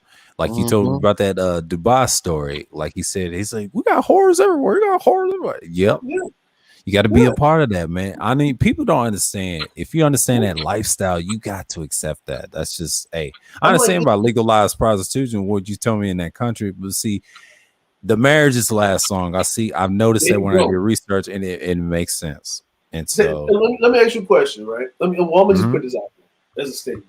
mhm. Go ahead. If men in Switzerland don't have a problem with women, women in Switzerland don't have a problem with men. Because if Hmm. a man, like a dude, like, okay, my homeboy was in Switzerland, right? Right. I hooked him up with one of the dudes that I know that lives over there. And he said, hey man, we're going out with a date with these chicks, right? And he was like, okay. And he was feeling the chick, but he thought it was going further than what it was, but it didn't get there, whatever, right? So the other guy, my homeboy told him, hey man, don't worry about it. It's cool. It's cool. We'll meet up with him later. He's like, hey, no problem. We'll see you later. It was like 10 o'clock. And he was like, man, why are you rushing these chicks away, man? He said, don't worry about it. He said, what? He said, no, we'll meet them tomorrow for lunch or whatever. Right? And he said, okay. He said, I know you came to visit. So they're walking down the street. They're eating one of those smashed sandwiches. Then they walk. He said, man, why are we in the red light district? He said, watch this. Which one of these chicks are good looking? He's like, they all good looking. Which one is your type? He said, well, that one over there. He was like, no problem. He said, this is on me. Dude goes in there, my man goes in there. He goes to the other one, fucks, whatever. He goes fucks his chick. He goes fuck the other chick, whatever, right? They come out, right? Dropped about like 50 euros, right? Hmm. 50 euros each, but the dude paid for both of them, right? Came out, right? Came out the thing, right? Because he showered or whatever. And he told him, he said, man, how do you feel? He's like, I don't know. Strangely, I don't feel as. He said, well, we'll talk about this tomorrow. Let's go, let's go over here to this other little spot or whatever. And then I'll pick you up in the morning. We'll go walk around, show him around, because he wanted to go to the smoke shop anyway. And then they can come back, right? So they met up with the chicks later on that evening, and they were talking, and he was just, yeah. And he was just into the convo with the chick, right? Uh-huh. And he ended up smashing the chick. So when he was telling me the story, he said, man, He said, I don't. He said it's weird. I said, what's weird? He said, the fact that I was able to get the nut off made me feel less uptight and more relaxed when I was talking to the chick. I said, because even if the shit didn't work out, you knew where to get some pussy. Say, yeah. So was you really into the woman, or was you into the woman for her looks and you was trying to get some pussy? He was like, I was really trying to get some pussy. But since you knew that you had access to the pussy, but that whole in exchange lets you know that's all it was going to be, right? Because the only way that you know how to deal with a woman is one, with money, time. And what she exchanged for that money and time is her body, right? But once you get past that, what are you here for? But if you're talking to a woman to get exchange for her mind, right? And understanding who she is, and then there's no pressure because the pussy thing is out the window because you know it doesn't hold anything, maybe 10 or 20% of the relationship, and what happens after that? And he said, yeah. And that's what now you see why prostitution is a necessary fabric of patriarchal societies. Yeah, it is. It's always happened. It's a necessary. I'm not pro or against it. It's just a necessary evil because it's for men. It's to clean, because when you got all that testosterone building up, when you got all of that nut building up in your nuts, you ain't thinking straight. And so I hate to say this, the key word you want to say, all that serotonin to the testosterone to trigger it. Boom, you know, it's just all that. Yeah, I'm like, you gotta bust it. You gotta do it. And when men were reckless with their dick and was having all these kids and just being reckless and they didn't have to be responsible, this is when you get no fault divorces. This is when you get motherfucking child support. That's when you get all of this shit. You know what I'm saying? And it started to turn over, and so the universe had to balance itself. Now it has to rebalance itself. Because guess what? These younger dudes can't become men because the only thing they care about all into their 30s, 40s, and 50s is pussy, pussy, pussy. If you got access to pussy early, and here's the crazy part. In Switzerland, all these places, if you're 16, you go get you a pack of pussy. That's it. You just go get you. And here's the crazy part. Them chicks, a lot of them chicks that they fucking, that are fucking prostitutes in the red light district, they're married. Yeah. They're married. That's the crazy part. Yo, yeah, that's the crazy part. They don't even know it. Like, they don't even do. I said they don't have a problem with that in Europe. They understand it exists. Yeah. I said, the best food I had, you know what I'm saying?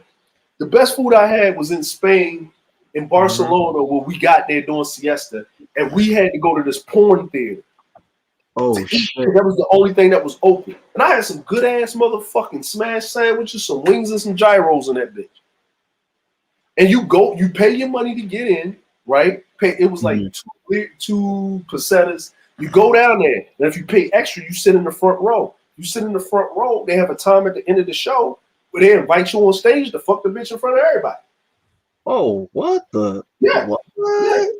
Yeah. Spain is different. Italy is different. They don't have no problems. You know what I'm saying? Hold on, I'll be right back. Yeah. And like he said, man, like it's crazy like that. But see, I don't do that type of stuff, but I know that it's possible. But now you do have some hoes that hand it to you, even if they're married. You don't even know they're married. I don't mess with married women, but they do the same thing on here. If they legalize this shit, I'm not worried, because what it's gonna do, it's gonna help certain men, but just don't get caught up with the law with it here, you know, because America's different. But eventually America, in certain states, I see New York, I see California, probably Georgia, you know, but certain outside of Atlanta, you can get hoes without paying. There's a trick to everything, you know, because these women, they desperate. There's so many, because there's a lot of dudes. They are trying to stop that incel problem. That is going to be a daunting task in this space. I don't see how they're gonna do that. But it's funny though. Well, yeah, man, I get it. You know, some people just don't care. I know why they want to legalize.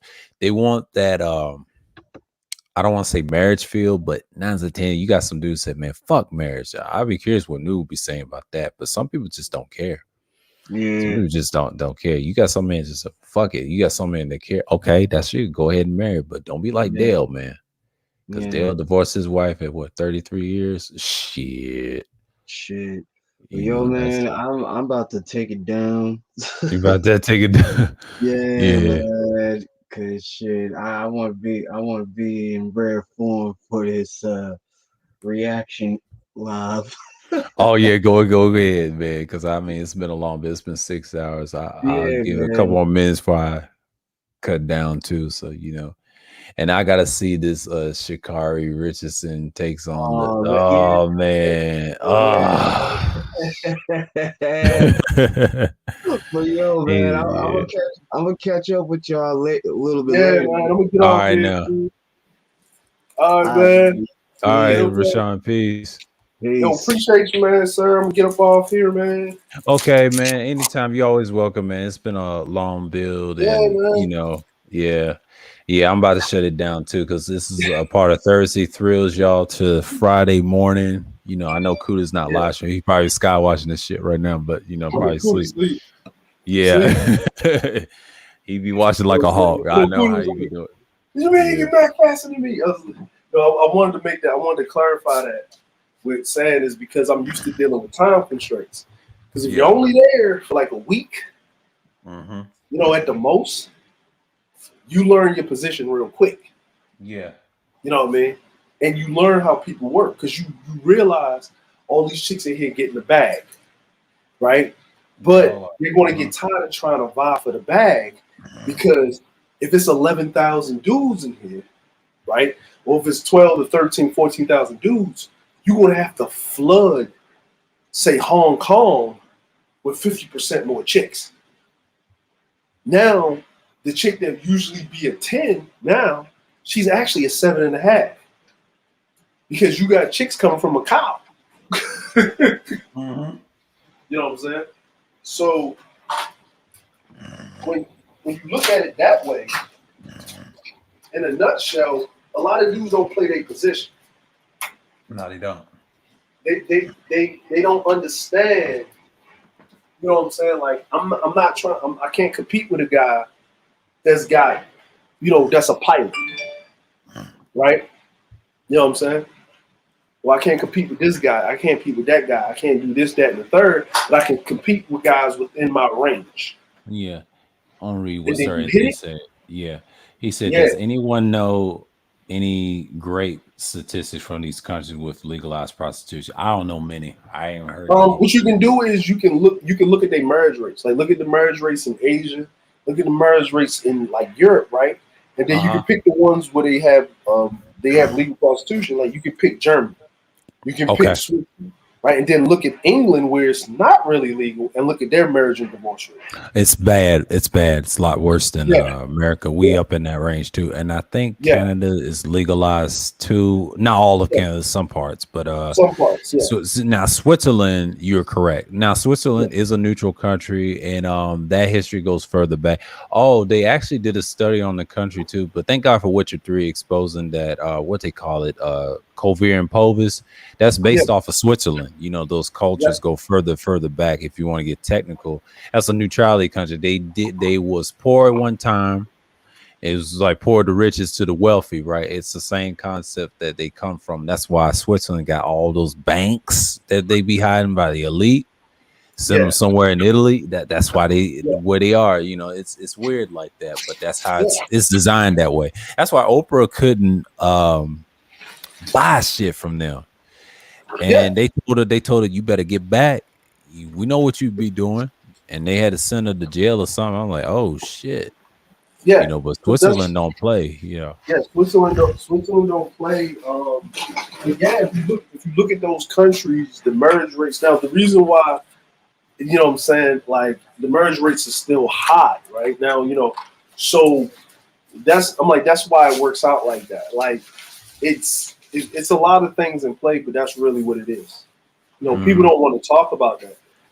The marriage rates are low in the U.S. and all this other stuff, but that's the real reason why it's low in certain countries like that because of it's men, man. It's men. It's Yeah. just how the way the laws of the universe work, and Yeah, the it's the reason men. And the reason why they're doing this in the U.S. and they're trying to go this way in the U.S. it's not because they care about the incentivization of marriage. Because if they cared, they would incentivize it more. They would incentivize people staying together more, right?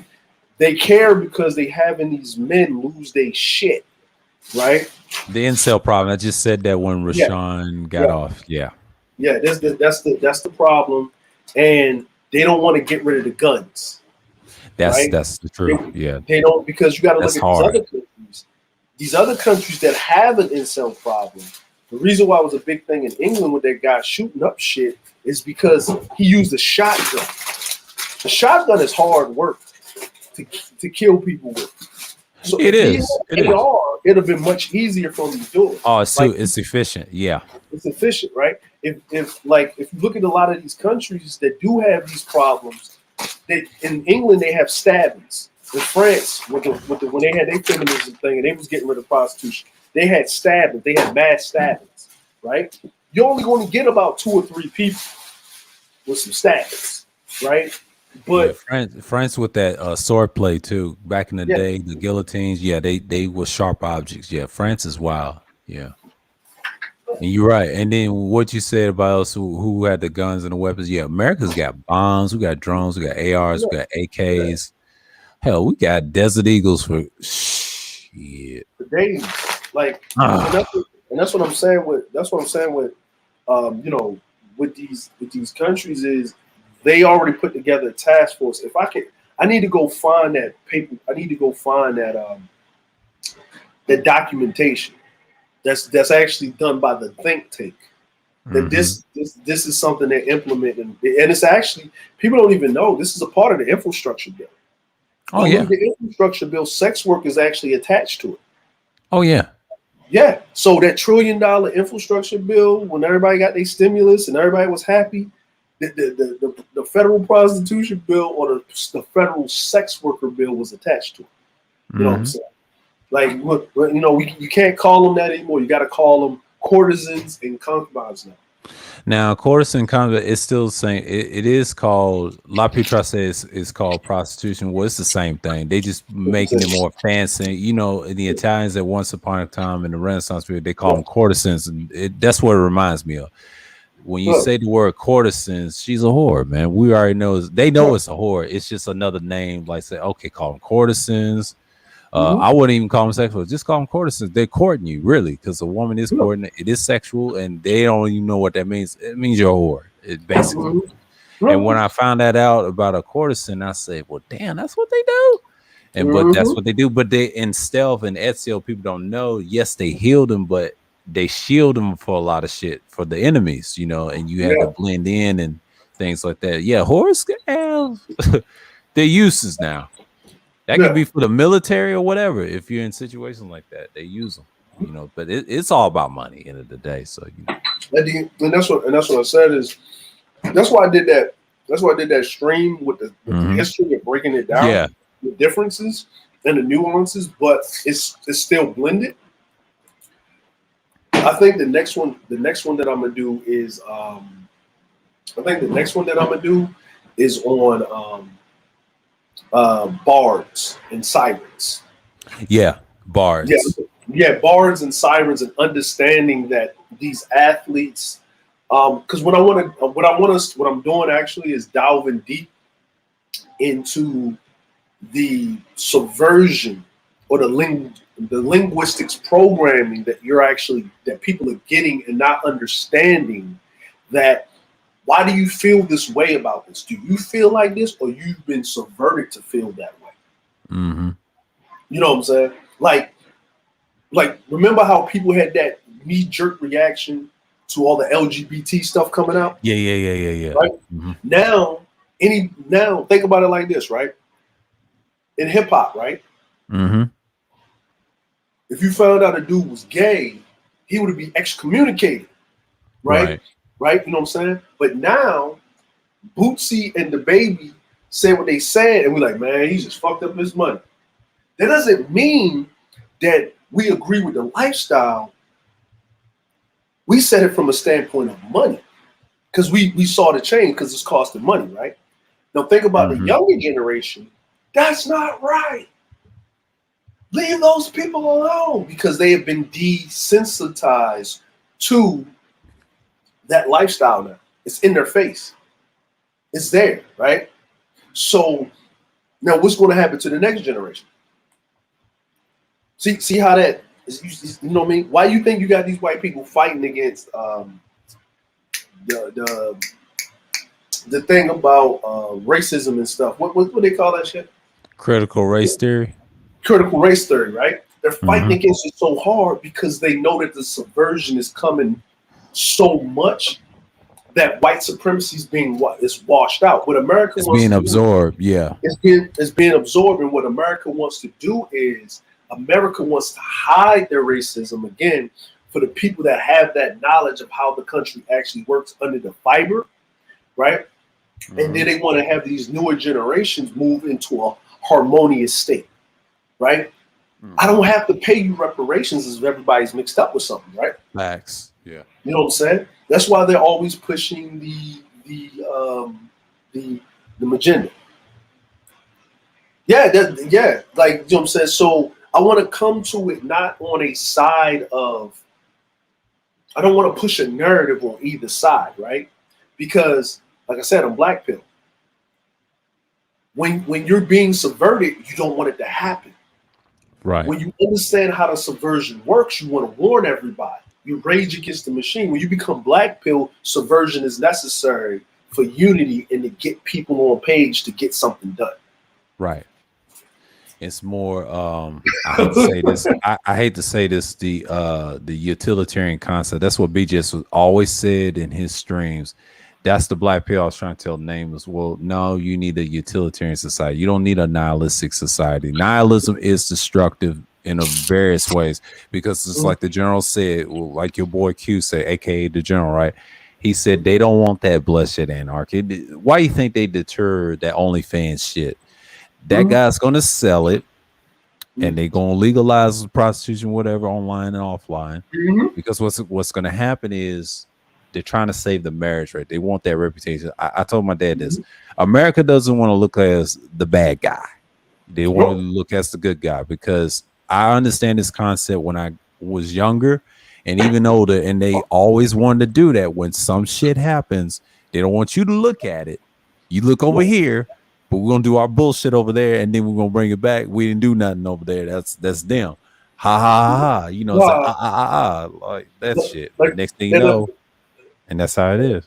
Like I'm gonna give you a perfect example, right?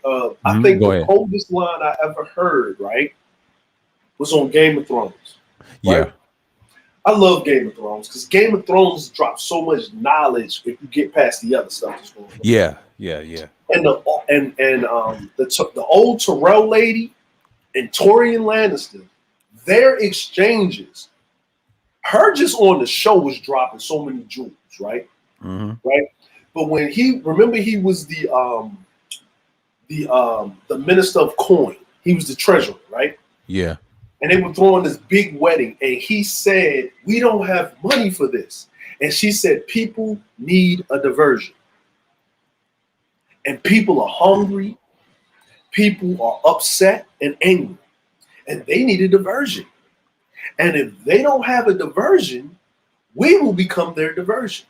So this wedding is the diversion." Now, and remember what she said. We, the Tyrells, would fund the wedding, right? Right. And when he said, okay, and he said, a Lannister always pays their debts. And she said, I know. No one knew that she was planning on killing Joffrey at the wedding. Knowing the internal strife and weakening the kingdom and the crown. Because no one actually knew that the Tyrell lady was from the Iron Bank. Remember, we only met a couple of people from the Iron Bank. And the Lannisters owed money to the Iron Bank. And the Iron Bank will always get their money. Right? Even when they did all of that fighting and Jon Snow was supposed to sit on the throne, and he decided to put, was it Bran on the throne, Yeah. right? And then his sister became Queen of the North, Yeah. right? I think his Sansa took Queen of the North, and then the other sister that became the assassin, Mm-hmm. she was running around doing whatever she was doing, right? And I think Jon Snow went what? I think he went back to King's. He went into the Night Watch or something. Yeah. He went back over there, but he actually took the rightful. He took his rightful place as the last Targaryen, right? And that's his actual kingdom because they got rid of the White Walkers, right? So with that being said, is they still had to pay the Iron Bank. Yeah. So who was running the Iron Bank? Who are these nations? All this is going on. We saw the whole kingdom building, but we didn't really get to see who's the Iron Bank between all of these houses, these sub houses, all of this stuff going on. The bank still needs to be paid. And when she said that, that's how every nation operates. A diversion, right? Yeah. A diversion, right? Legalizing, like remember in Portland, Yeah. right? They were having all of those uprisings. They was talking about Black Lives Matter, and they was having that no police zone, defund the police, all of this extra shit. And then the next thing you get, all drugs are fucking legal. I was like, what the fuck? Where did that come from? Huh? What? How many black people have you met from Portland? It's only a few. It's only a few, right? So it's not that many, yeah. So what's the problem up in Portland? The police are whipping their asses, and that means those Pacific Islanders, those Eskimos, and those white folks, those Asians, right? The Tongans, all of that, right? They whipping their ass, right? So the police are running amok. So they legalize everything in Portland, coke, heroin, all of this. You don't hear a peep out of Portland no more, do you? Yeah. You don't hear a peep. And May said it best. And May said it best too. He used to live out in Portland. It's a number of white people in the suburbs. It's only a few blacks. I said, yeah, I have some cousins out there. Yeah. That's it. You know what I'm saying? So when I'm thinking about it, I thought about it like this. I said, oh, that was diversion. Legalizing marijuana is the diversion, right? Legalizing these things that you made taboo. Just remember, the mob really came into power during the prohibition of alcohol. True. The rise of Lucky Luciano, the rise of Atlantic City. Yeah, the rise of, what's his name? His real name is Charles Lucky Luciano. But his real name is Salvatore Lucky Luciano. That's his real name in Italian name, Salvatore. And then he changed it to Charles. A lot of people don't know that. I found that in the documentary. I did not know that. Like so like, he was the original. He was the original Salvatore. I did not know that. That was his real name. That was his real name. Yeah, that was his original name. And he took over from old dude that was doing what? Old dude that fixed the World Series. Yeah, fixed the World Series, and he was in Cuba too. But he rivaled a lot. Now he was cool with what's his name? Shit, Meyer Lansky, the Jewish guy, and then the other Jewish guy that was violent, Benjamin Siegel, aka Bugsy. Now his mama called him Bugsy. He was violent, but they did kill his ass in Vegas. You know, he owed some money. And they had to rid him with those the Thompsons, those Tommy guns. They rid him with bullets. They wasn't playing with his ass, right? Now the crazy thing is people don't even realize, right? And I tell them, I say, why was gangsters running around with submachine guns from World War II with those drum clips? Where did they get it from? The Thompson gun was trash. They was supposed to be a trench gun. They was trash. The German gun that was a MP, that was a submachine gun. Yeah, MP5 submachine guns. I forget what they called, but they call them MP5s now. But the Heckler and Koch, that's what it's based off of. And then the what's the other? The Uzi. The Uzi. The Uzi that was created in. Well, that's created in Israel. I do know that, but the Italians bought trade from Israel to give them those guns, like in Italy, and then they brought it over here, like you said, and they did some damage. Yeah. They did some damage. Now, how did they get all them Thompsons? How did they get all of that stuff? Because guess what? The Italian mob was contracted by the United States Navy to keep the port safe during World War II. Facts. And Right? not only the Navy, but the Army as well, because they was over there in Army Italy as well. too in World War II. A lot of people don't know it actually started places like Italy Yep. before it went to Germany. So you know your history, because I study it too, because my grandfather told me this too. Before it went to Japan at the end, and they don't tell you that, but they always want to get focused on Germany, Japan. No, it started in Italy with the mob. You had to go back World War I. They was in those wars drafting those motherfuckers. A lot of those Italians, they'll tell you, if you ever sit down with them, they tell you they didn't want to go to the wars back then. They was stealing, doing all types of shit in the 40s, right? Or before the 40s, right? And then they sent them to war. And just like Mafia 2, you know, like with Vito, they sent him to World War II, and then that mob guy stopped those Italians, told them surrender. And that was fucked up too at the end. And I was like, wow, you know, but because when Mussolini took over, and people don't even know this, it was the mob, the Sicilians, that was actually holding the line and giving a foothold for the Allies. Because Mussolini was working with the Germans, because the mob was actually running roughshod all over Italy, because they're the old clans. They're the old, they're the old, what they call it? I forget. They used to run the banks. Oh yeah. I know you're talking about. Not Marseille, not Marseille. That's the Italian. That's the French word for what was the two families that was in Assassins with India? The Medici Bank and the Medicis. It's the Medicis, and then there's another one. I forget his name, but you do kill him. It's the Pazzis and the Medicis, but the Medicis became dominant after near future. So yeah. After they killed off one of the Pachi dudes, but the Pazzis went underground and became the mob, right? Yeah. And then the Medicis had a hand in their mob, whatever. And then you get the Marseilles in France, because remember, the heirs to the Medici fortune married the King of France, and this is where you got Mary of Scots trying to marry her cousin. So, you know, the Bloody Mary in England that took over for her two-door father that died, that went back to the Catholic Church. It's a whole bunch of other stuff, but basically you're dealing with that underlying current, and then you know what I'm saying? When you had all of that,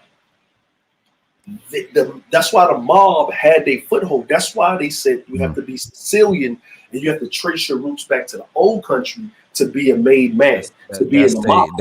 That's the old saying, like the old country means the old land in Italy and things like that. Now the Sicilians did not like they told me a secret. They did not like the Jesuit people, the Masonic order of them. They did not like Mussolini because he was backed by them, the Germans, and Hitler was cool with that secret society. The problem with them was they was anti everything, but they was preaching that pure white nonsense or the Aryan shit they stole, right?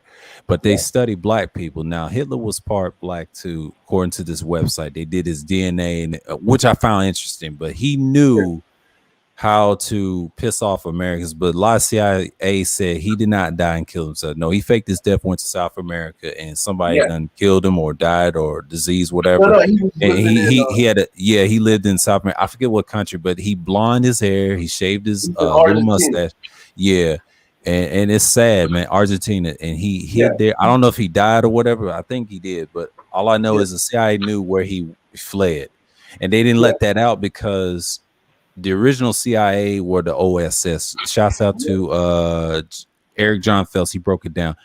And the reason they did that, because they came over here, there was no saying CIA. That's what created this country, the new extension of America. Same concept from 18th century, like France. See, the Germans are scared of the French because the French knew about America. German had to learn, you know, there's Germans here, but the Germans you see today, they study America from the French, and they understand how American people are. They're violent. They got all the guns, the Italian mob, like you just said. You cannot go against it. That's why the Asian people have a hard time. It's like, how can we convince the Americans to join the Chinese side. It's kind of hard to do. Now you can convince those rednecks and these niggas that's in this space loving pro tricking whatever. Cool. Freaking, yeah. But it gets hard. You know why? Because there's pushback from the street gangsters and the players because they got the guns, they got the bombs, and Yeah. and they got the whores, you know, the courtesans. Yeah. I mean, the prostitution. If it's legal, you know, they still would have power. And I said, yeah, they'll win, but not all of them is gonna win because if Nah. you decide to go doing the teeth thing, it's gonna mess you up. You up Yeah. out of there. Yeah, like and that's what I'm saying is that a lot of these, you know, what I mean, a lot of people don't even understand. Like, you know, America. If you think about America, America is like a terraformed penal colony. Like Yeah. England tried it with Australia, and then Australia became its own country. Like anybody that they disagreed with in the royal family, that they couldn't outright kill because they had public support, they exiled them to Australia. Then Australia over time became its own fucking nation, right? Yeah. We did the same thing with America, but like they said, they was trying to move to America, but that didn't work because the intervention between the French and the Spanish or whatever. If you really think about America, let's just take slavery off the table, but America has always been built off of the bottom vestiges of society and the most violent. Italians, Germans, Polish, Irish, Jesuits, or small hats. Jews, same people. Yeah, it's small people. Yeah. Yeah, I call them the small hats. Yes, So, I call them like I give them different names, like besides those names. But I said I'll call them Esau for one. They weren't the same. But all I know is those people knew how to get out of that street lifestyle, but use us, the niggas, as bait. We're the weapons. What are you like now? I always use this saying. I said, we're the killing machines. We're a weapon. I said, nigga, don't you know you're a killing machine? That's how people look at you around the world. You know, your image. You talking about black male image. We're killing machines. Yeah. They say, oh, he has no emotions. He's got a massive jawline. He's powerful. Wow. You know, they think that you're faster, stronger, bigger, all of this other stuff, right? But you're dangerous. But the people that runs the media, they're the most dangerous because there isn't a black person that owns a damn aircraft carrier bombing shit. Yeah. You know what I'm saying? Like, you know what I mean? Like, so, and that's what I said. And that's what I said. Like, you know what I mean? Like, you know, the imagery, everything that's going on, man. That's why I said is like, I know why things need to exist. And the average dude doesn't realize he's paying for it. You know what I mean? He's paying for it. Yeah, he's paying for it. That's so true. Paying for it. Like if you know what I mean? I'm just like, even music culture, when you know what I mean, from the South, you know what I mean? Like when they say, I see that all day. Yeah. Like what is it? Was it 2010? If the records didn't jump in the strip club, the records wasn't going to sell. Facts. Right. So that means for a musician to sell his records, it had to be in a place where pussy was an auction. It's still tricking. You're still that's 12 years ago. Damn, that's 12 years ago. So they was already, think about the music. If you listen to the music over and over, it's 11 years ago. My fault. 11 years ago. So if you listen almost to the 12 music years, over and over again, right? It subverts you, right? The imagery subverts you. The women start wearing less and less clothes. If you're looking at a music video, the women start wearing less and less clothes, right? Then the Lady Gaga thing implemented the what? The LGBTQ in there, right? Yeah. Right? Drop that in there, right? Then you start listening, and then music start being more melodic. That mumble rap. Why do people like mumble? Like if you listen to some trap music, right? I could probably play you some Japanese trap music right now, and you don't even got to understand the words, but you listen to the beat. Everything's beat heavy because it's sitting at a frequency to basically psychologically condition your subconscious to basically in your mind that you don't even know on a different frequency.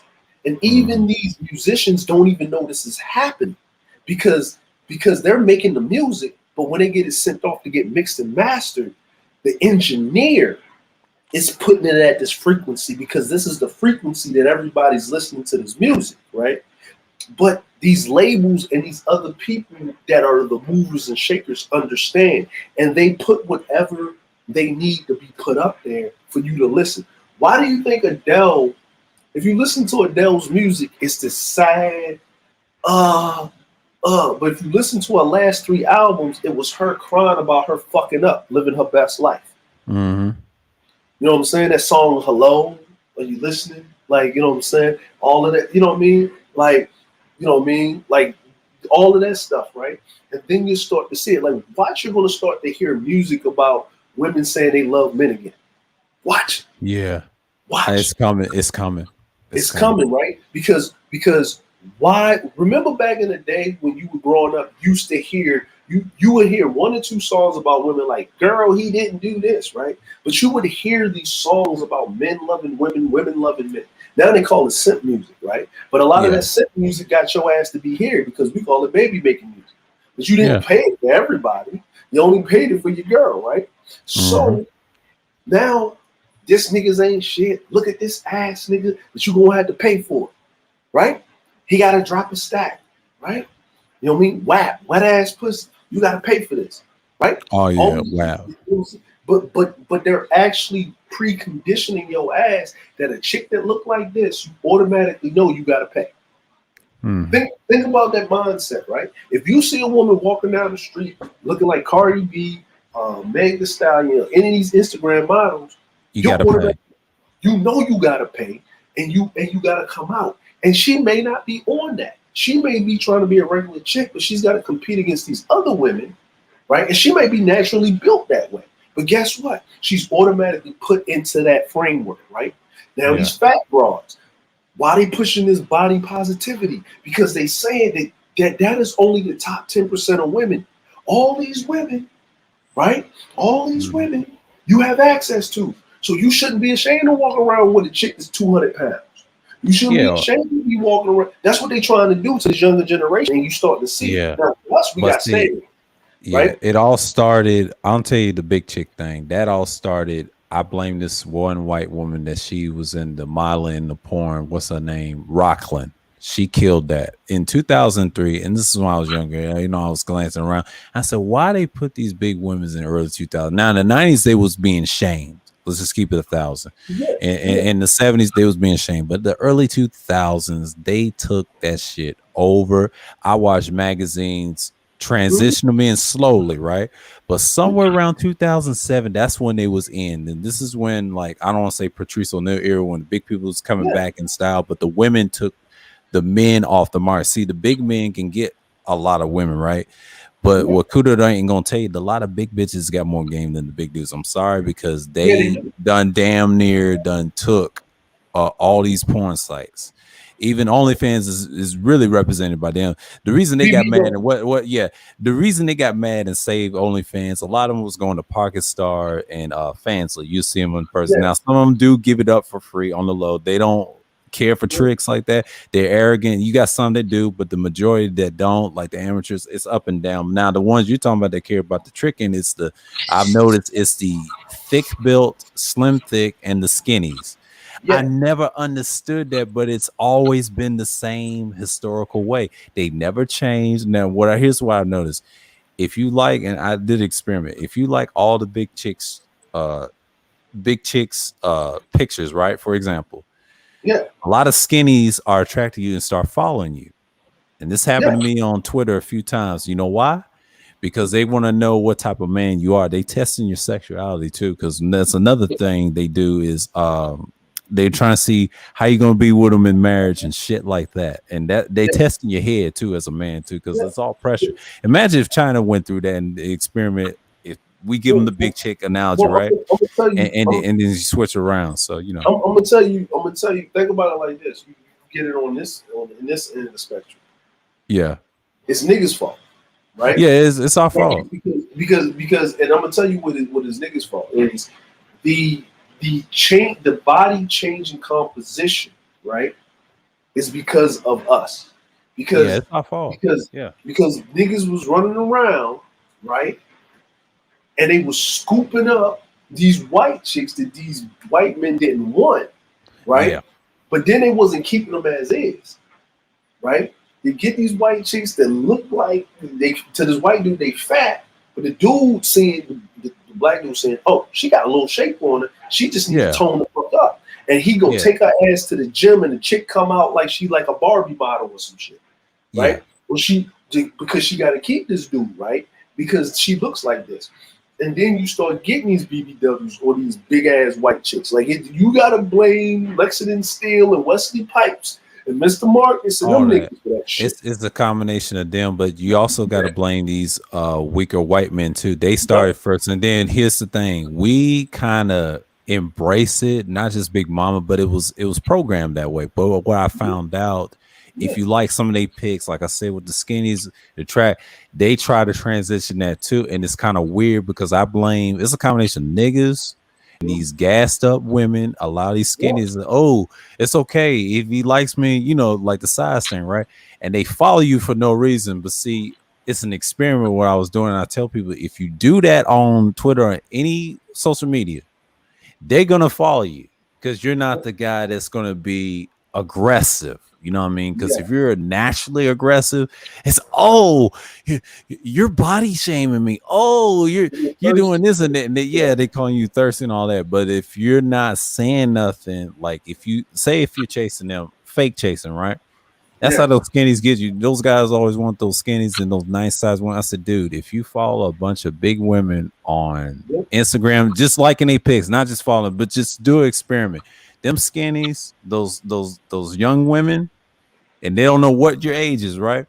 They go start following your ass, and I noticed. I say, why are they following me?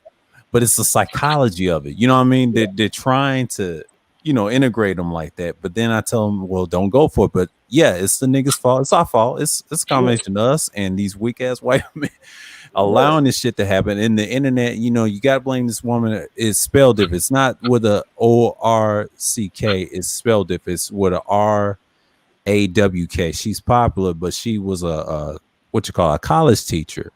But Yeah. she kind of broke the mold for a lot of BBW women. Yeah. She was a And that's standard. Yeah, her and they ruined it because now you got different colored ones of every race of that yeah. stock. Fucked up the Yeah. whole sex pool, and that's why you don't see a lot of players now. Some players, yeah, they trying to use them for show to piss off the men, whatever. But Yeah. nowadays, they actually run the game in OnlyFans because they done took over. They're your top 1 and 3%. A lot of people think it's Yeah. no, it's them. They got Mhm. their own shit. Why you think they going to Pocket Star and Fansly right now, mad at OnlyFans. these amateur weak hoes they laugh at, right? Yeah. And they ruined they own the porn industry now. So it's bad. And that's why you think Pinky exists. She used Yeah. to be There you thin, go. right? And then Yeah. she She. started eating and gaining weight. She's BBW is a hot commodity, but she used that tag, right, to drag the skinnies. I'm trying to tell you, if Yeah. you follow these women, no matter what size of man you are, if you don't judge them, this is what Gilly the King said. You're automatically gonna get pussy off written. They think you're a pimp or player or owner. And I didn't notice that. He said, if you keep doing that, even Slayer tell you, if you keep doing that, or average person, you don't know if you're trying to get in the business or you got to do something to sell out. Like I mentioned, what's his name? Abba and Priest said, Yeah. you're gonna be in that spotlight. And then the trick can be the customer, right? And I'm like, he said, everybody pays to some degree. Yeah, certain people pay it. I think Kuda mentioned this on the channel. He said he accidentally paid there and there. But I said, well, you're a man today. You can't use the T thing now. You're a game guy. Kevin said Yeah. the same thing. Like the thing is now you can trick a guy. I've noticed that too. I didn't know that you can do that in the strip club too. And that's what pimps do. And I did not know that because I was like, at the time when I was younger, now I know why they did it. They used the big women as bait, like a Yep. like a hook, line, sinker. But the skinnies, the ones they couldn't get, they Yeah. was for that. And I say, wow. So on the internet, they've been doing this shit. And like I know Yeah. they've been doing it for Yeah. years. I said, wow. And that's what's so hard about why men are tripping. That's why you got all these incels is tripping about certain Yeah. size of women. And I'm like, nah, bruh. It's hard for you because you ain't been outside, you ain't seen proper women like I have. You gotta understand your lane, man. But it's tough out here. Like you said, man, like I understand the prostitution legal thing. I ain't saying I'm pro or against it, but I Yeah. understand why. Yeah, I understand why. It's Like he, necessary. Yeah. like, and here's the thing, right? Here's the crazy thing. And I told him, I said it's a simple mathematic, other than the fact there's a black men and pushing these big chicks. I said, but you know why big chicks are winning? I said, why are big chicks winning? Because they're the most natural. That's what it is right there. You just They're said the it. most natural. They're the most because he said, what you think? I said the big chick doesn't if a big okay. A skinny dude has abs like a big chick has titties. Right? Right? Hmm. If a big chick has an ass or waist or titties and she got some big ass legs, you know it's real because she's big. Right? If a skinny chick cannot have the ass of a big chick because she doesn't have the body mass, right? And you know it's fake.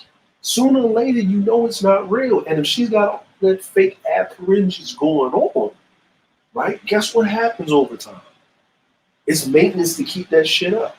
She's going to have health problems, but that means she's fake. She's got a problem. This big chick is in her self confidence, showing her ass on the internet or whatever in front of people, and that confidence glows over because she is who she is and she's making it work.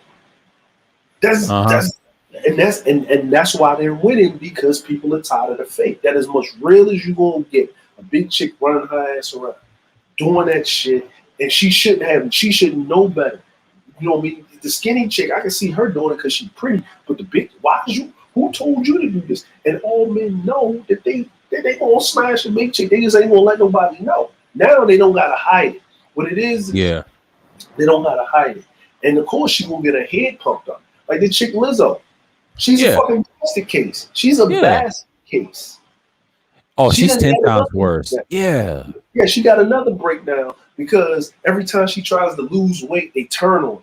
Every time she Yeah. tries, you know what I See, mean? She that's that tries. psychological damage. That's what I was talking about. And even Yeah, if you get them to lose weight, and then I agree with Kuda saying most of these muscle bound dudes, yes, they be banging on them, but you know what yeah. big chicks do? They cheat on them with the skinny guy. Like I'm thin myself, but if they saw me, they snatch you up. But see, these guys that's into they can't complain. The dating pool, what he's saying, yeah, it's true, it is up. But here's the thing: what about prostitution? Think about it. That all goes into play, right? They wanted this to happen because they out here. No excuses, right? Because it's gonna get Yeah. to a point. What is game now? Because he's trying to say, well, they're trying to take the game with Asakuda. The game has never really died. It's just a different version. Alvin Yeah, Priest said, yeah, you man. can't do that.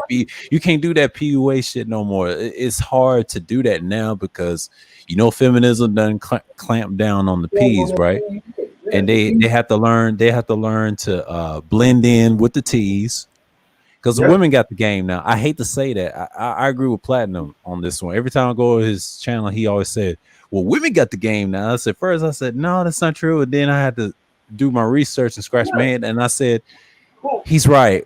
He's right." And Yeah, it's hard. I mean, most men don't want to accept it. Yeah, we fucked up, and we did it. It's our fault. I yeah. mean, Like it's just like and the what Todd women, City said. If you trust a woman, it's your fault. Like, hey, yeah, yeah. Listen, women got listen. The women, okay, women that had the game. The women got the game when you was born. If you was born in the 80s, when they start coming up with welfare and all of that stuff. all that shit. Yeah. Women had the game then. They handed them the keys to the kingdom because they was busy doing some other shit, right? Mm-hmm. Okay. The same thing is that is they fucking up again. No man, they actually trying to reset the board. They actually flipping the board over and reset the game.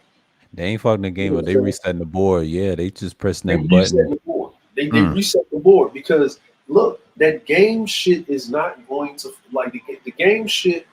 Whatever y'all call game isn't really game, Yeah. right? Because at the end of the day, all of those games that you playing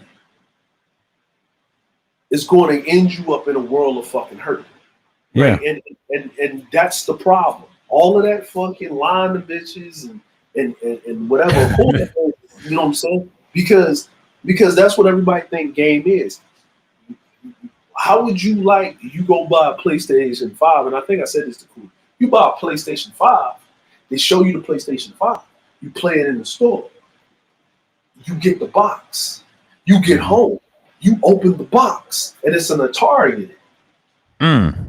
That's what game is. It's a trick. That's what these dudes are doing.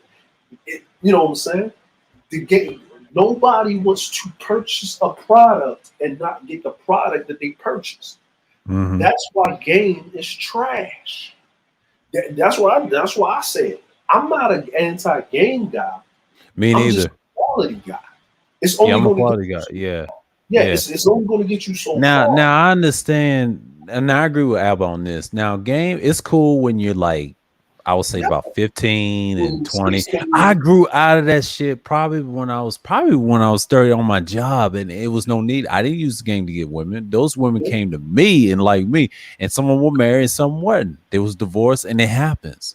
Now, if I did the T game, now that's bad too, because you can't use that no more. There's no such thing as T in the game because no, you just everybody pays in some degree. When you get older, those terms kind of when you get older, what did B just said, that shit leaves you. And I understand it. That's why I have no issue with guys calling themselves game guys. Like to me, I stay neutral. I'm like, no, I'm a natural. I'm good because I already know.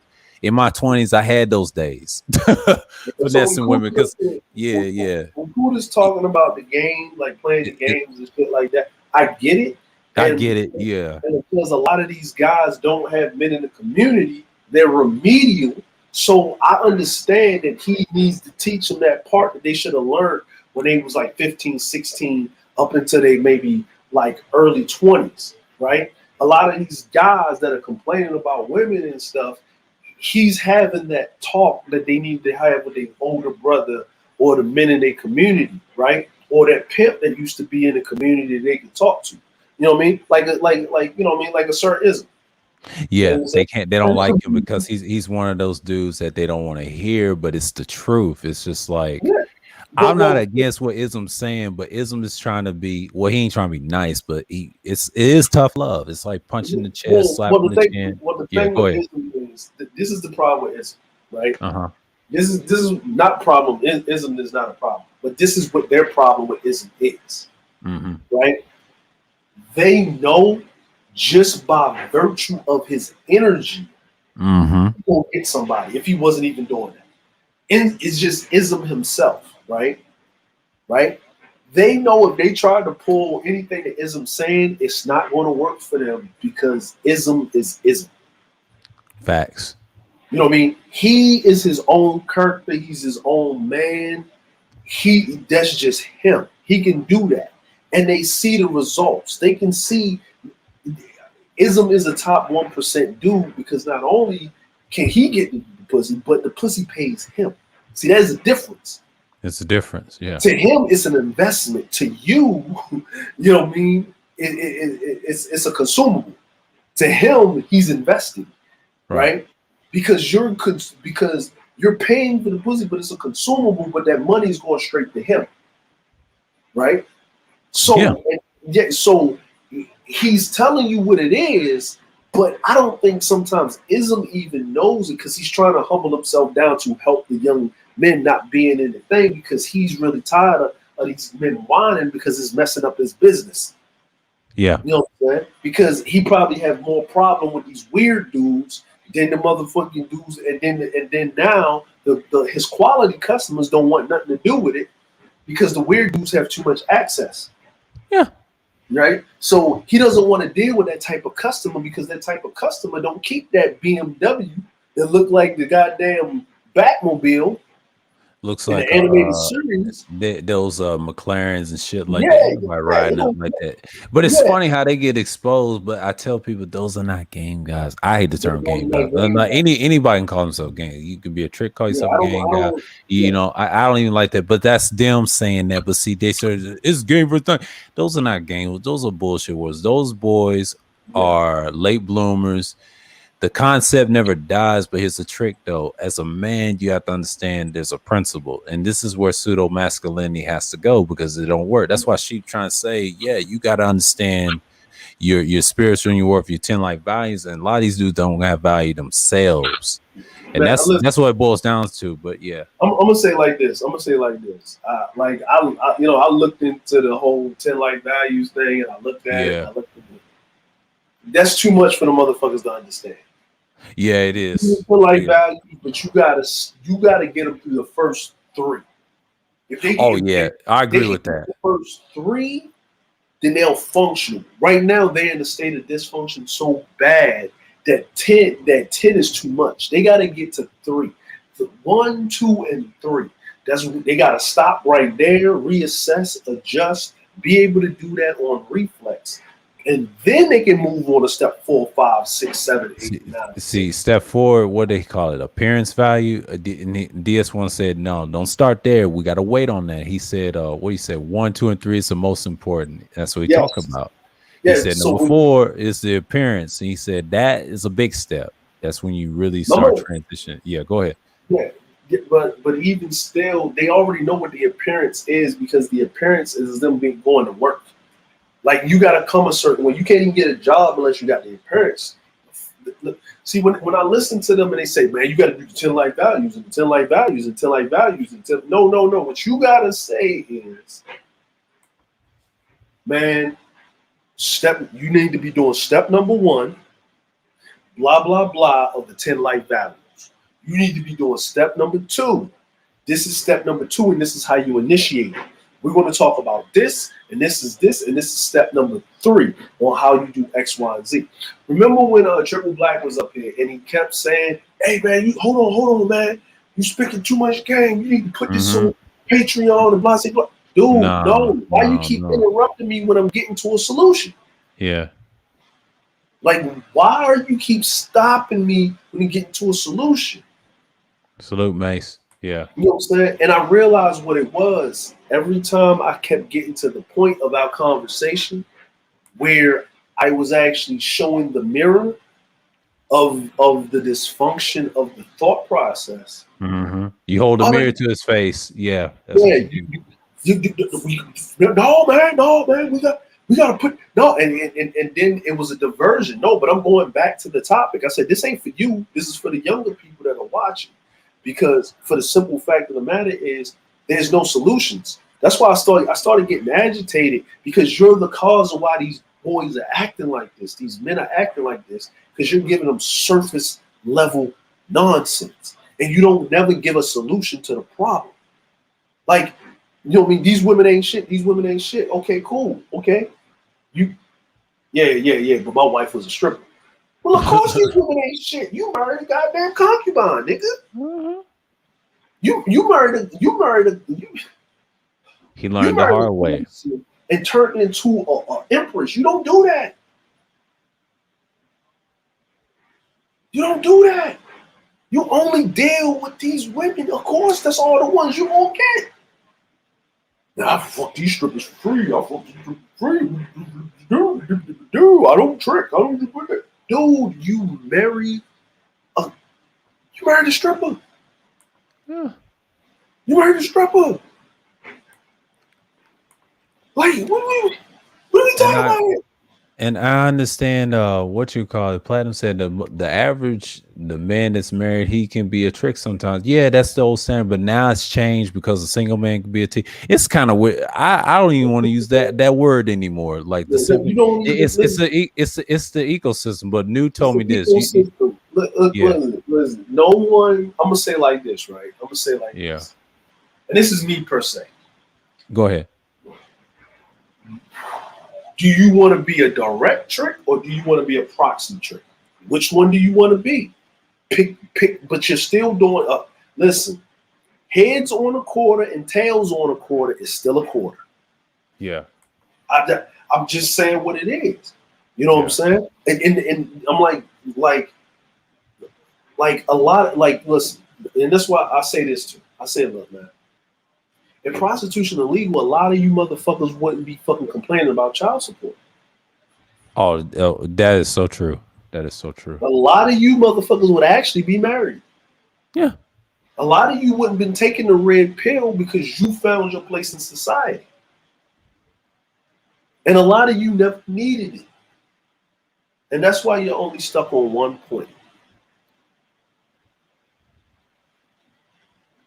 You know what I'm saying? Yeah, they'd be You know, married. like Now, it's like you have I'm gonna say this, man. It is I don't have a problem with dudes spitting game to dudes and telling dudes, but when I listen intensely, they don't go into delve in detail. Like I don't believe like it's like this, right? Yeah. When you buy a tool, there's a warning on it. There's Right. instructions, Right. right? There's like if you buy a chainsaw, right? You buy the chainsaw, you get the chainsaw. It tells you how to fill it up, put oil in it. It gives you specific instructions. But it also tells you to wear safety goggles, equipment, you know, and there's a way that you cut a tree and all this other stuff, right? We train on that. So it's the pros and the cons. Why are you giving these young men tools but not telling them the cons and the safety that goes into it when they're going to utilize these tools? Right. That's you I okay. mean that's what they do, and I've noticed I shake my head every time, but I get it. Like, here's the thing: like when I was listening to New, and he was explain the original for Trick, it was for the women, but what changed, and I think when the guys got involved, it switched. It's supposed to, but see, that word was kind of a new thing, and it Mhm. didn't even exist back in ancient time. Now, simping either, but we understand the concepts where they all come from. But Yeah, it's like, but it's wild though. But now I get it. Now I you know, heard yeah, Game Changers said they was trying to get rid of that word. That's what Kuda trying to tell. yeah, it Well, is. you see what Yeah. it is. What they're trying to say is, well, no. See, he understand. GC understand that everything's transitioned to prostitution. See, they be Mhm. reading news articles that the country is going to a different direction now. Kuda goes back to the classic, game stuff that he heard from Rosebud and all that. But see, that's the I try to tell Kuda that's the past. A lot of my people, like, I hate to say this about my uncle that used to be in Vietnam War. He was into that shit for years and years, and then What's that? look how it turned out for him. The game stuff as a pimp and the play, he had the hoes and everything, right? Yeah. Now he's at old age in bad shape. My mom Yeah. was saying that. I try to tell, yeah, and that's what happens, man. It's just like scholars; they're done. Like, we don't respect them, and scholars are like you said, it's the same category. It's just he's a street dude, just like Polite. Polite is Yeah. struggling to stay above water. The last time I Yeah. saw him on hip hop isreal.com, he had the red eyes and shit. And Yeah. his damn Phantom, I shook my head at Rolls Royce. I said, nah, dude, you're going down. There's no way you can sustain that. I understand the lifestyle, but I wouldn't do that. And there was a guy that Ism had on his channel. I forget his name, with the gray beard with the hat. He said, I done it all, and I had to walk my way out when I gave that car up, and by himself on the street. I said, wow. He Yeah. said, "What I need to show and prove for it. I'm living the experience." He showed the scars of his hands, and the way he said it on Israel's panel, I said, "Man, that's a real dude." But a lot of dudes can't do that. They can't do that. That's why they don't talk about it online like that. No, Yeah. it shows you who they are. Because there's no. I'm like what I mean. That's what I told. Like I said, Kuda. I said, okay, what I mean. I get it with the thing these guys need to understand, but what is the solution? What is the end goal? There's no end goal. I said because Iceberg Slim reading that would tell you there's no end goal, right? Facts. I said every player, everything. Listen, everything about players, right? Like all this other stuff. The end goal is right. Is good for right now, but it all catch up with you in the end. I said, what is the end goal? Like, like what we would call a simp back in the day was it wasn't that you were spending money on a chick. It wasn't that you was Mm-hmm. taking it out. It was that you didn't reach the goal of getting to where you're going, knowing that this chick is putting you last and only using you as a wallet. Facts. That's what a simp was.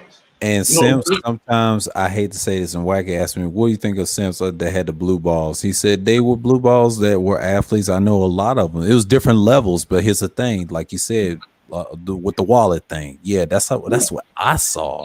Now yeah, it's kind of bastardized. Even Trick and the yes, player, everything's been bastardized. And what happens is the over sexualized with the women, the yes, madams, and I blame the niggas for that and white folks for that because we fell for it. See, when we was growing up, it was in this proper place. I get what Kuda's saying, but Kuda, we don't live in that world. You have to go to other states where it's been bastardized. Look yeah, at Atlanta, for example, gentrified on the west side. White folks yeah, took it yeah, over. People's trying to put new restaurants and different clubs that ain't strip Yeah, clubs.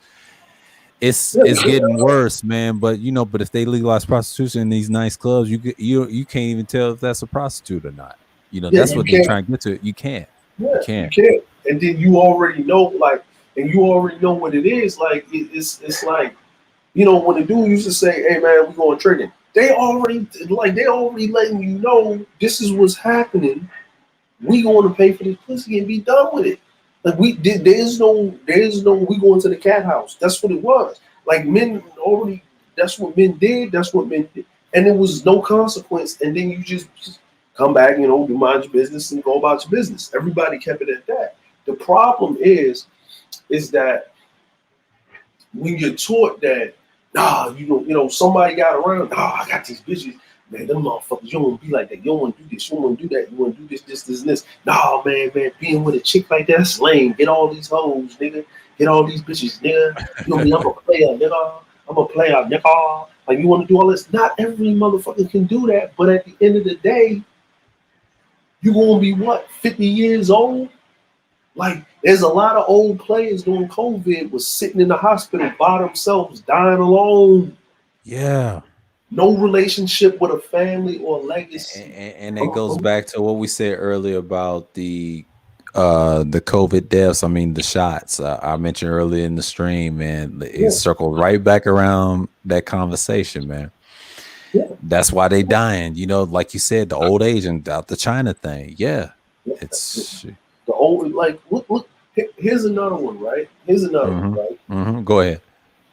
When you look throughout your family, in everybody's family, they got an uncle or a cousin or maybe an older brother.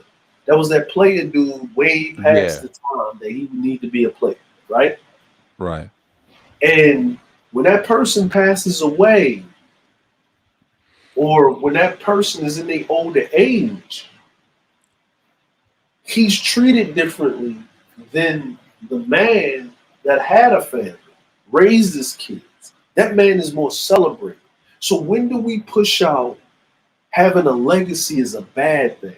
Being blue pill, you niggas is blue pill. You niggas, this is got family. He blue pill. Blue pill needs to exist, but it needs to be more blue pill people than red pill. If you have too many red pill people, your society is in chaos. Yeah. For the evolution of your society, you have to have a tinge of red pill people to keep evolution and to have innovation. Here's the thing. There is such thing as a red pill family. You just got to be structured. Now, if your wife knows and you both know the truth, and if you raise your kids a certain way, I don't want to say military red pill, but I'm saying red pill period, you won't be complaining about society's probably because real red pill people do the work, not complaining pseudo shit from gender wars and all that. That's a red pill family. Now, a blue pill family that's lost, now that's understandable. I get it. There's different levels to red pill. It ain't just one way of being single. No. You can have a family, be red pill. B just said it. You just gotta be structured. Now you can't have a black pill society because you can't. They control the both worlds, right? Because black pill is a select few, and like you said about the red pill, you can't have so many. Now they do believe in that morality thing, but it has to even out. You have to have balance because you got a lot of blue pills. There has to be. I don't want to say the fantasy world, the normal we see today. And then the red pill is the opposite of that. You just got a different belief. You know what I'm saying? Put it in the proper context. They both can be 50-50, but here's the secret. You can't have a black pill society. You can't. Because one side don't want to go extreme. See, if you choose the nihilistic side, like we're saying in the red pill sense, it'd be chaos. You don't want that anarchy. That's what me and the general were saying on a Kuda's panel. You don't want that. You don't want that bloodshed. And second of all, there's a better side to it. Now, if you reject that and you want family, you need to study the egalitarian, utilitarian side of it. And there's a reason why B just said, do you want happiness or not? Can you not judge people straight up? And that's why a lot of people don't want to take the black pill because they have to give up on everything and just be yourself and then help the people around you. He always wants to drum his own beat. That's what I'm doing. I ain't trying to convince nobody. I ain't trying to do none of that stuff. Yeah, I'm done. Listen, Yeah. I went up to. I done took my red pill a long time ago and went through the 13 stages of sagehood, and I'm straight on that. I'm But you straight know on that. what? This is the question that I always used to ask. At what point does the red pill turn into the blue pill? Mm. I say because think about it. If all of these so-called red pill monks get their way, right? Say we go Mm-hmm. back to the old school 14th century patriarch, right? Mm-hmm. Say just I wave a wand and women are women now. They're wives and they barefoot and pregnant and they worship the ground men walk on because this fucking fantasy that these motherfuckers think that happened in the 14th, 15th, 16th century, right? And then all of this happened and hoes were hoes and you were able to do whatever you wanted. You was able to go fuck a chick and she couldn't, and your wife couldn't leave you because it was accepted by society, and you didn't have to pay for the side bitch. You didn't have to do nothing. You was just getting all the pussy you want, right? Mm-hmm. Would you still be red pill? No, you would be blue pill because you know what you would get. You just took a fucking green pill. Yeah, you just took a Yeah. green pill because the Yeah. green pill would be the greener side of the pasture, and then now you're back into the society that you raged against because now you're on the top. You're on the top. Yeah. So it's red. What is red pill? At the end of the day, red pill is just the other side of the coin of blue pill.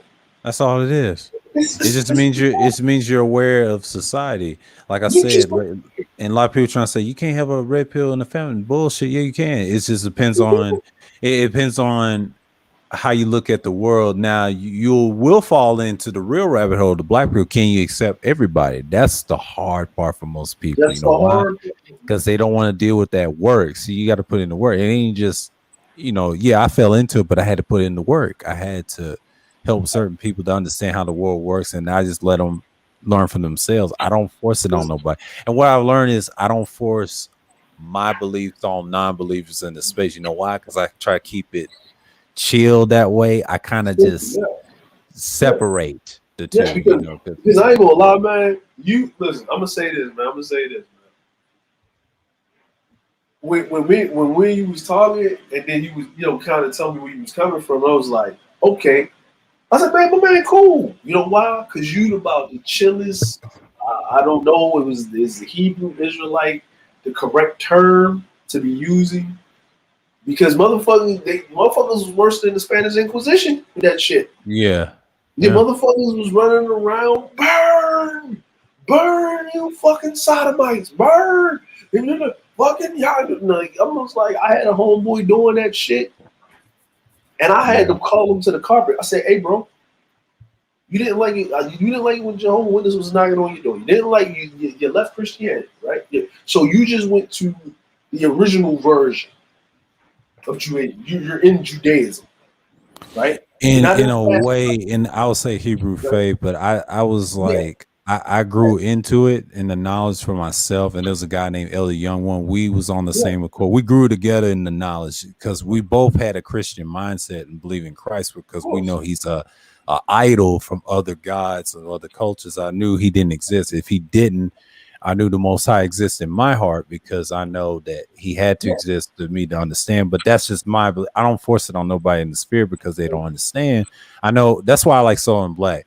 We spearheaded what 1.0 was. The problem was the MGTOWs came in, and then what Sir Anthony said by SYSBN, I think they're still in between purple pill to me. I wouldn't call them blue pill because that's what DS1 call them in a way because they don't have red pill knowledge like that, you know. When they don't even practice SYSBM. No, they don't. They don't. Like They more actually, purple pill. Yeah. if anybody in the space was SYSBM, it would be me. Yeah. Well, I'm actually, you're the original, but yeah, besides the group, now there's a group. I forget his name, Mad Bus Driver. That's separate now. yeah, He doesn't talk about his traveling. He keeps it on a private. Him yeah. and SKC. And the reason they don't do content as much, I tell them, well, they could be traveling overseas. You may never know. You don't know Yeah. their background. That's Well, why I leave those guys alone. You know, yeah. I don't question Like their I'm taught the SKC a yeah. couple of times, but I said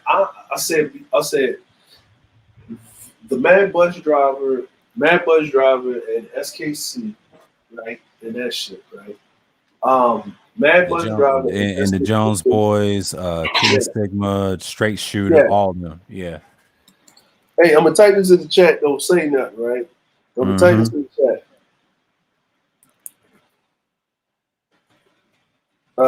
And then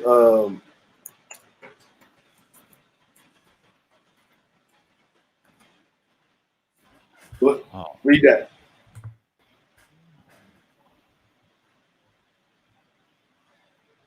wow. Now go listen to both of them. Not surprised. Not And surprised. I ain't motherfuckers don't even know it. And that and They that and don't that even whole know it. thing is a Yeah. crib. It's a That's money grab. the that's a money It's a grab. money grab. Yes, yeah. Now Yeah, I right. do I Right. do I do but I ain't gonna say his name, but he was popping Yeah, 1.0 space. He studied Soul and Black. Everybody know who he was, but they don't know that's that guy. And I won't be surprised. You know how the safe to be tripped is, oh my god, it's him. And I'm like, yeah, yeah. but I've been knowing You that. But know, I could tell by the cadence how he talks down to certain Negroes and go against BGS, and that makes sense now. It makes yeah, that sense. makes sense. That makes It sense. makes sense. That's why BGS don't even know that's him. Yeah, That's a yeah, PG, SYSBM guy going against a Igmore guy. See, this is yeah, this is why I love this space, because it's the same thing. I'll tell you who was the Kevin Defense Force. That technician that's cool with the AF and yeah, what you call it, cool to blur his name up, is rhymes with Nova. yeah, Yeah, yeah, that's him. That's him. That's him. That's him with the Kevin Samuels defense. So that was him the whole yeah, time. And then he blurred his name out in the live stream. He said, "When you gonna start changing the lights and name?" He kept trolling, whatever. And he was on the yeah, panel arguing with Angry Man about something. I saw it on an old live stream, and I said, "Yeah, see, they do yeah, shit like that. They do shit like that. That's a form of trolling too. See, they don't yeah, know that guys yeah, do that, man. Like, yeah. oh my Like, god!" And then he created a group and trademarked it. That SYSBM. That's why I said, "No, man, yeah, bus driver got his own group. He got his group of guys." yeah. But see, He told MOT, don't bring that politics shit. I don't care about that shit. I don't care about your beliefs. And he told him, shut up about it yeah, and because check the them. SY, Yeah. because the SYSBM dudes. Because here's the thing, right? Because I asked BGS, I was talking, and he said, "No, you're not SYSBM because if you was in America, you married to a black woman." I said, so save yourself, black man is all about who you fucking. And me and BGS had this conversation. He said, "What?" And I said, "No, think about what you just said. Save yourself, black man is all about who you sticking your dick in, but it has nothing to do with agency and fucking understanding. For someone that's handing out red pills, SYSBM would be you saving yourself by taking the red pill and understanding the knowledge of where you find yourself in the fucking system and trying to figure out your place in the system, whether you want to jump, whether you're going to go with the flow or you want to fight against it. That's what SYSBM should be. Save yourself, black man, because if you can't save yourself, how are you going to save your fucking community? And no man is nothing without a community. You can't even get the respect of other men if you can't fucking have the community as a pillar of the community. I said, why those drug dealers and pimps and pastors and shit are looked upon or looked up to? I said, the drug dealer ain't got a problem with a goddamn fucking. They don't be bitching about women all the time, saying these bitches ain't shit. The pastor certainly they got that. Because if he got a Benz, most of his congregation is women. The pimp, he manages women all the time. His problem was with other men. Why? I was like, you know what I mean? If save yourself, black man, is about running around and fucking other hoes, then there's an issue. I don't have a problem with women, period. Mm-hmm. I said that's the whole point. I said, but I appreciate that you say that I would be married to a black woman if I was in the U.S. because of what proximity, right? So, so what about my status when it comes to money? And he thought about it. Said, I can see where you're coming from with that. I said, so Mm-hmm. it's proximity, right? Yeah. So, but because I don't go in on black women, you just automatically assume that that is my preference. I've never said my preference in women. Never told you what my preference is. Never made it known about my preferences. Nor is I think is anybody's concern that I don't know in person, that haven't seen me in person or have a conversation with me in person. It's nobody's business. I said, but obviously my preference is my preference, but I had nothing to do with that. And that's what I said. It's like the brother that was up here that's in Baltimore from Cali. That's That's so black. yeah, so black. Yeah, that's why to me that's why SBM, because he left his area to get on his money, to get on his grind, and to do whatever he needs to do. Yeah. You know what I mean? Like it's doing whatever you need to do within the fabric of society, whether it's perceived legal or illegal, to change your life, to save yourself from the horrors of becoming a motherfucking statistic. That's what SYSBM means for me. I didn't have a problem with it. But when they start bastardizing the term, I started going after the SysBim dudes hard body. I didn't have many a conversation with SKC. You know what I'm saying? And I don't come at him hard. I just ask some questions because he knows that I can empathize with him. But I know why he acts the way he acts, because his whole life he was discarded because of his intellect, or maybe how he looked or how he carried himself by black people in his proximity. And when he grew up, when he got into a different proximity, the ones that came at him, even after that point in time, was women of other races. And then when a black woman saw him with another woman of another race, she gave him flack. Yeah. Yeah, that I was like, he says this all the time in the chat. I've talked to him a few times in the chat. He's a cool dude, but his name can throw you off. I tell people, but he grew up on. I'll tell you a secret. He grew on me when I was over at Fantastic's channel when I was subscribing at the time around the summertime. He grew on me in the months, and he is hilarious. But when he was over at MOTs, I saw him over there as a mod, right? And I talked to him over there mostly.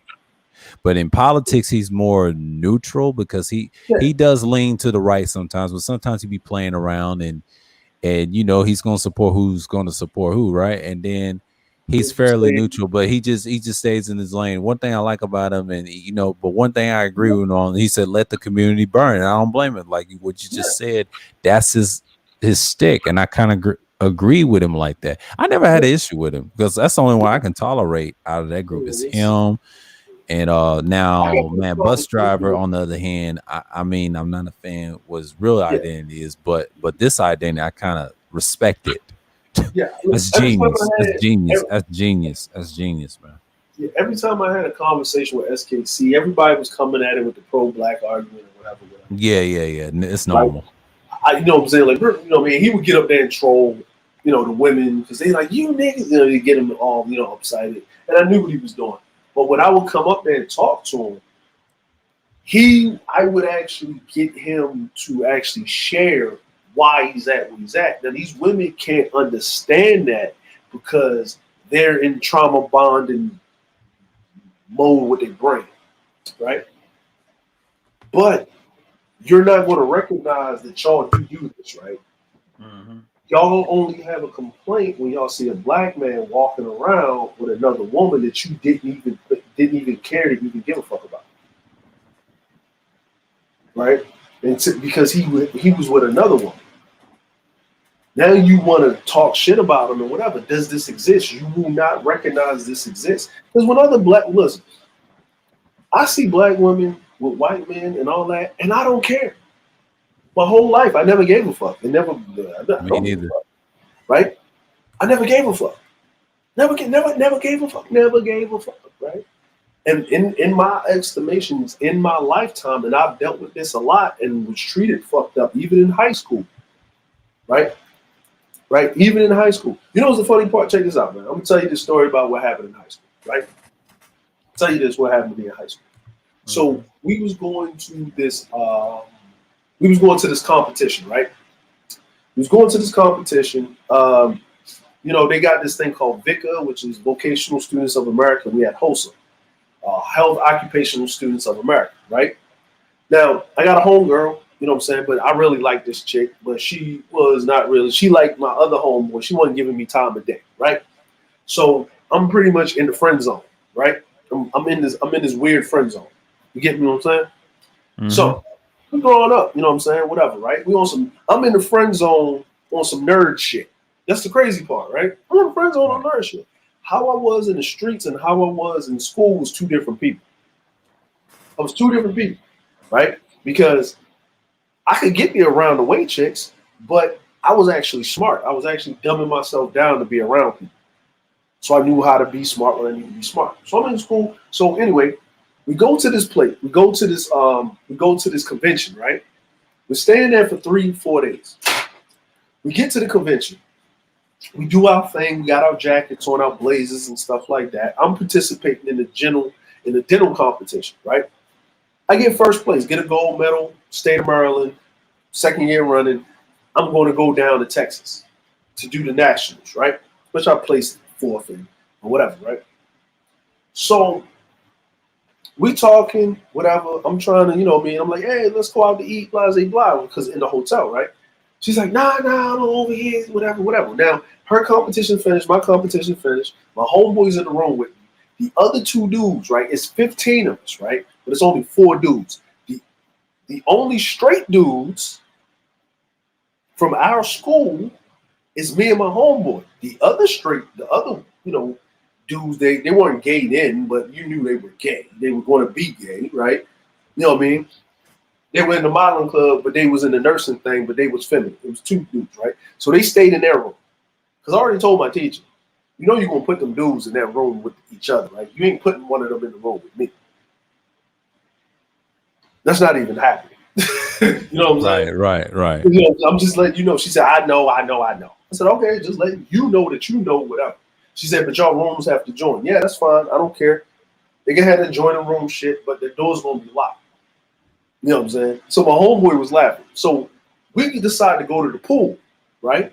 All the rest of the schools are intermixed and, whatever. They got white people, but there ain't that many black people. A lot of white schools. Now, we had a sister school that went with us, which was Emerson Westside, and they had nothing but girls. So we're the only straight boys from the inner city. Everybody else is from the county, right? From the county, surrounding state of Maryland. So we get there. So we get to the pool, right? We get to the pool. I jump in the pool. Me and my man having a good time because me and him play sports. We get out the pool. All the rest of everybody's looking at us like we're crazy because they're on the other side because all the schools know each other. So I'm at the pool. So I get out the pool. I'm chilling, right? So no one's on the deep end of the pool, right? No one's on the deep end of the pool. So you know what I decided to do? I can swim, right?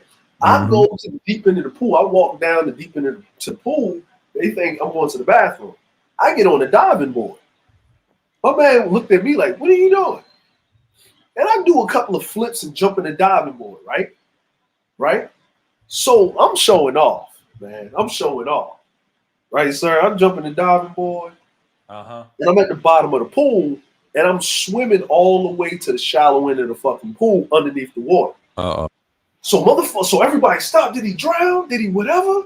Right? Everybody's like, oh shit. Some dude said, some white dude said, black people can't swim. White dude says it, right? It's crazy. Yeah. I come up out of the water behind the chicks, like, who y'all looking for? And he's like, the fuck? Like, Irvin, you know me. And then the white dude like, dude, that shit, how did you do that? Right? And I said, what you talking about? And I got underneath the water and I did it and I went back the other way. Because when I was younger, I went down to Haiti. I was taught how to surface dive. Like, I can swim.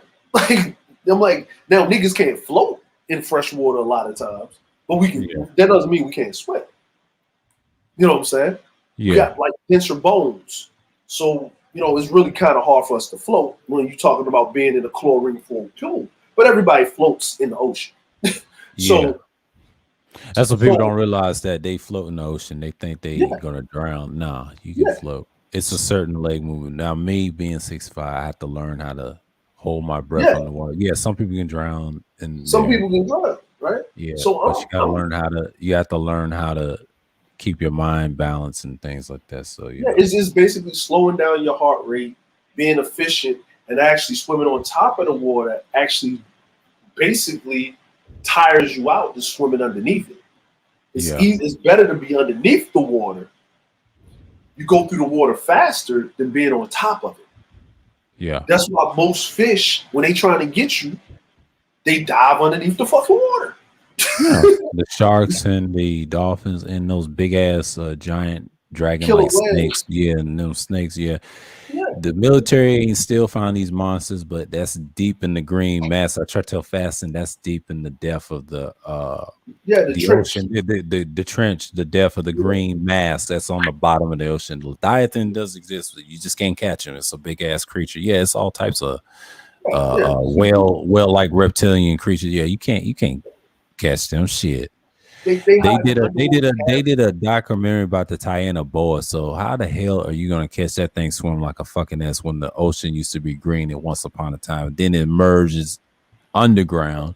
Then you got the deep blue sea like the Navy's got with the submarines done ruin everything. But you know what I'm saying? Yeah, You can't find those fishes no more. You gotta go yeah. swim The- super deep. You know what I Yeah, and mean? then most of the time the crushing depth is gonna fuck you up. Yeah, But it's gonna fuck like, you up. Yeah.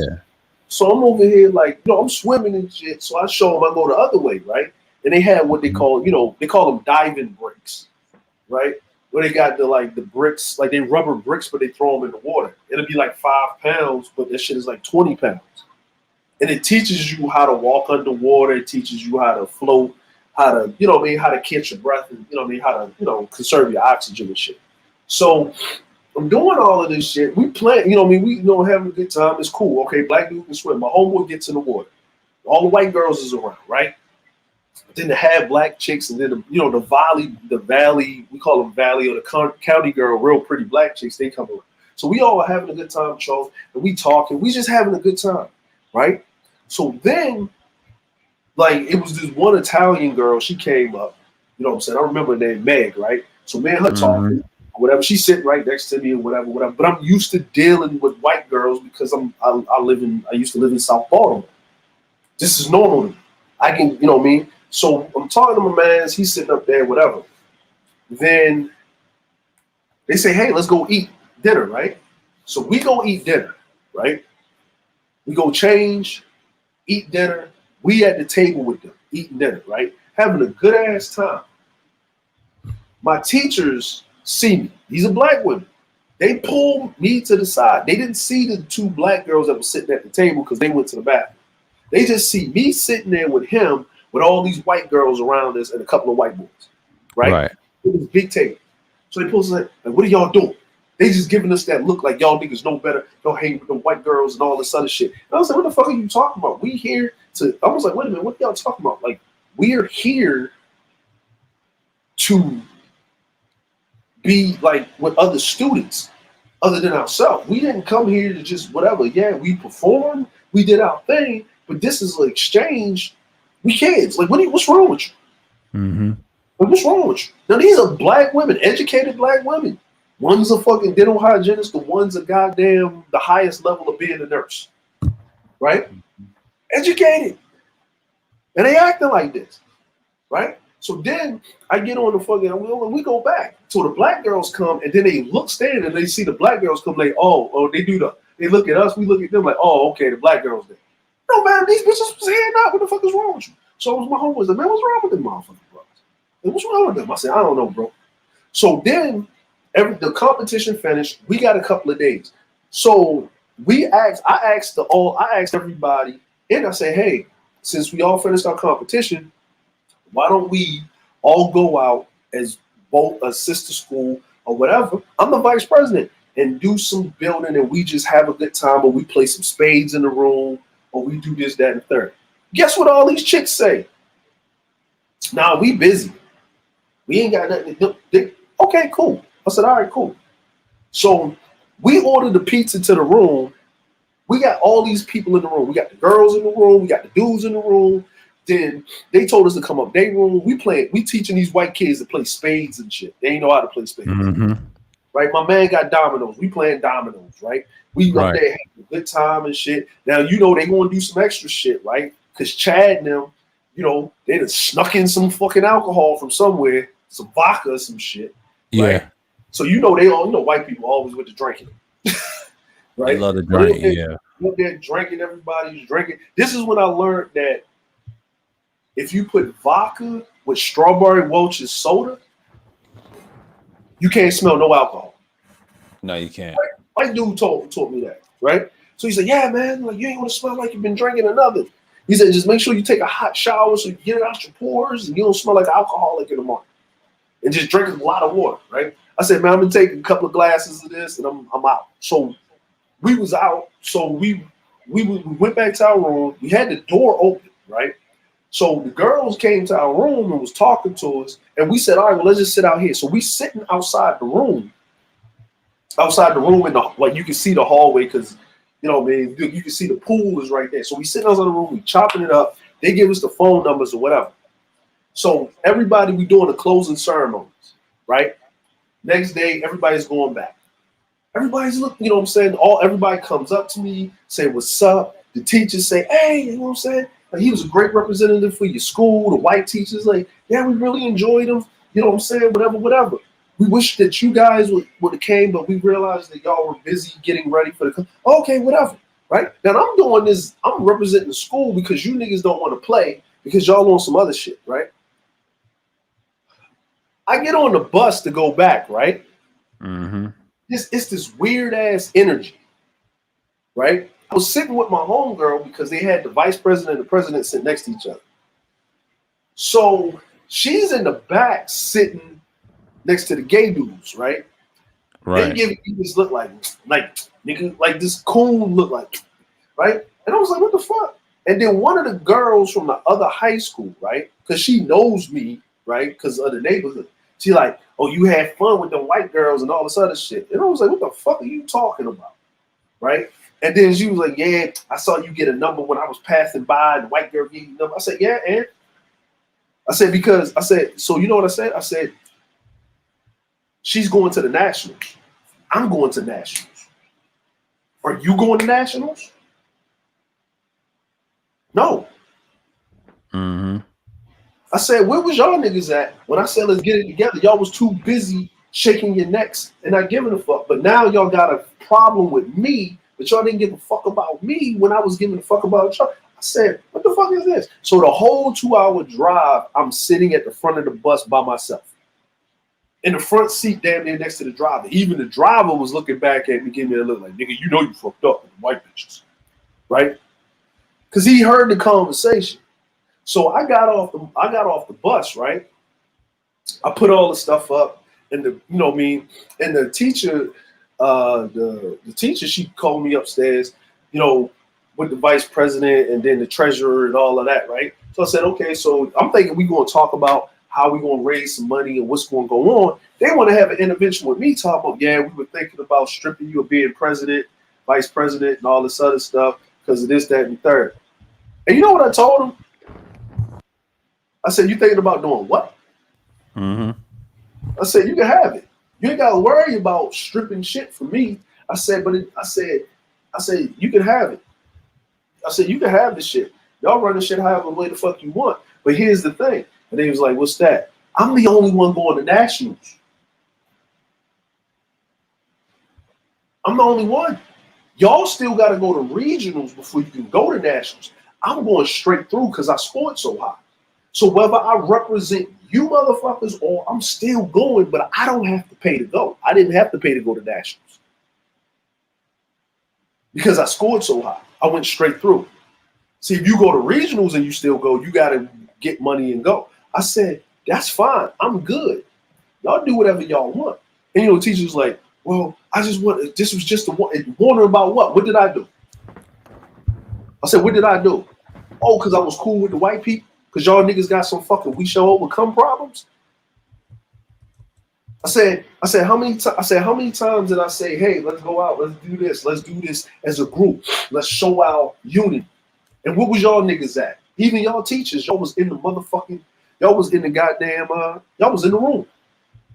And I didn't even know, sir. The principal was called in, and the principal heard what I was saying behind the door, right? Right?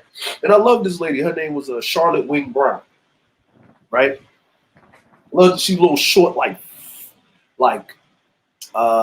maybe she was like 5'4". She was short, but she was like a fiery lady. She had that Tony Braxton haircut, that short shit from Boomerang. She had that, right? So she came in and she was standing there, but I was going in, man. I was like, yo, y'all with all of this black unity, black pride shit, only when y'all feelings get hurt because I'm talking to somebody that's showing me interest, but none of y'all motherfuckers, like none of y'all girls showing me any interest, or y'all didn't even want to go chill and hang out. Y'all wanted to hang out in your rooms and not even engage yourself with other people so you can learn things or get up on stuff. I said, how do you, I said, I don't understand y'all. I said, but that's cool. I don't need to understand y'all.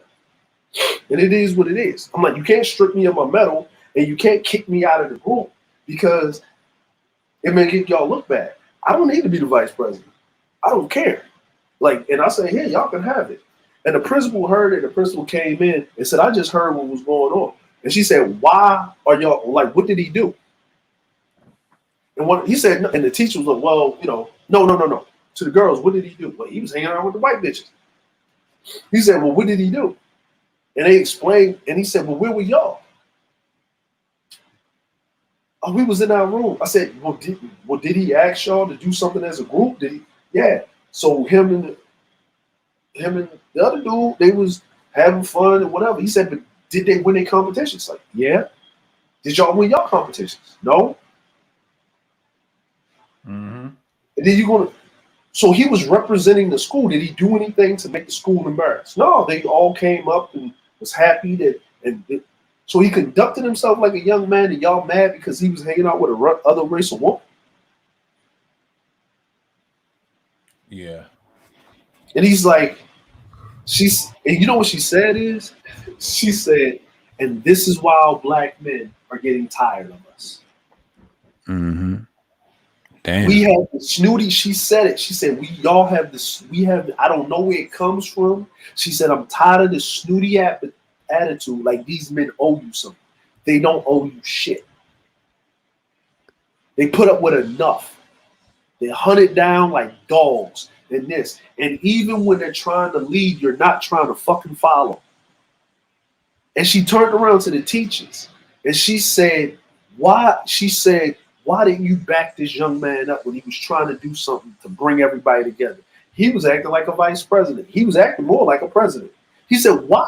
He said, wait a minute, why is he the vice president again? Why is he not the? He said, who's the president? And the woman, my homegirl raised her hand. Yeah. She said, well, why didn't you back up your vice president into doing this together? Well, I was just concentrating on my own thing. He's like, hold on, wait a minute. He's trying to bring everybody together with camaraderie and all this other stuff, and you didn't back up your vice president? What if the president would have stood behind him? Everybody would have got behind him. I said, did he talk to you about it? Yeah, he came to my room, knocked on the door, asked me what my thoughts was, and whatever. And he's like, and then he looked at the teachers. He said, did he come to you and ask you? He said, yeah, that's why I got everybody to come in the room. And he said, but why didn't you back him? Why didn't you say that's a good idea and say we're going to do something and we're going to come together as a group because we did this in the celebrate? She said, y'all just let him out there hanging. So he took it upon himself to go out there and extend, because he's like, you know what she said? She was like, she said, young man, I'm proud of you. Mm-hmm. Even in the face of your people. Man. And you know what, man? Me being at 16, I was so mad. I walked out the classroom, right? Went in the hallway. She came behind me. She said, come to my office. I went to her office. She shut the door. She said, you know what I mean? And she said, come here. And I cried on this woman's shoulder, man, because that shit hurt. Mm-hmm. Like, that shit hurt. Like, yo, I had snot coming out my nose, man, because I ain't never feel that dejected in my life by my own people. That happens. Yeah. And she told me, she said, just get it out. Like, I was hurt. Because she could see it, right? She said, and I told her, I said, I don't want to do this shit no more. I'll just do my competition. Leave me the fuck. She said, no. No. Keep your position. Whether they change or not, you made those decisions, right? Yeah. You didn't see nothing wrong with it? I said, nope. She said to live in your fucking truth. And don't give a fuck what any of them girls say. Because they young and they don't know no better. You show more maturity even than the grown women that were running around. He said, black women have a lot of issues with that, but those are not your problems or your issues because you're not a black woman. That's something that we need to figure out, and I'm going to deal with that because I'm a woman, so I gotta fix that. It has nothing to do with you. He's like, go about your business, and what the funny part about that was? Mm-hmm. As soon as I came out the office, my coach called me in the office, sat me down, right?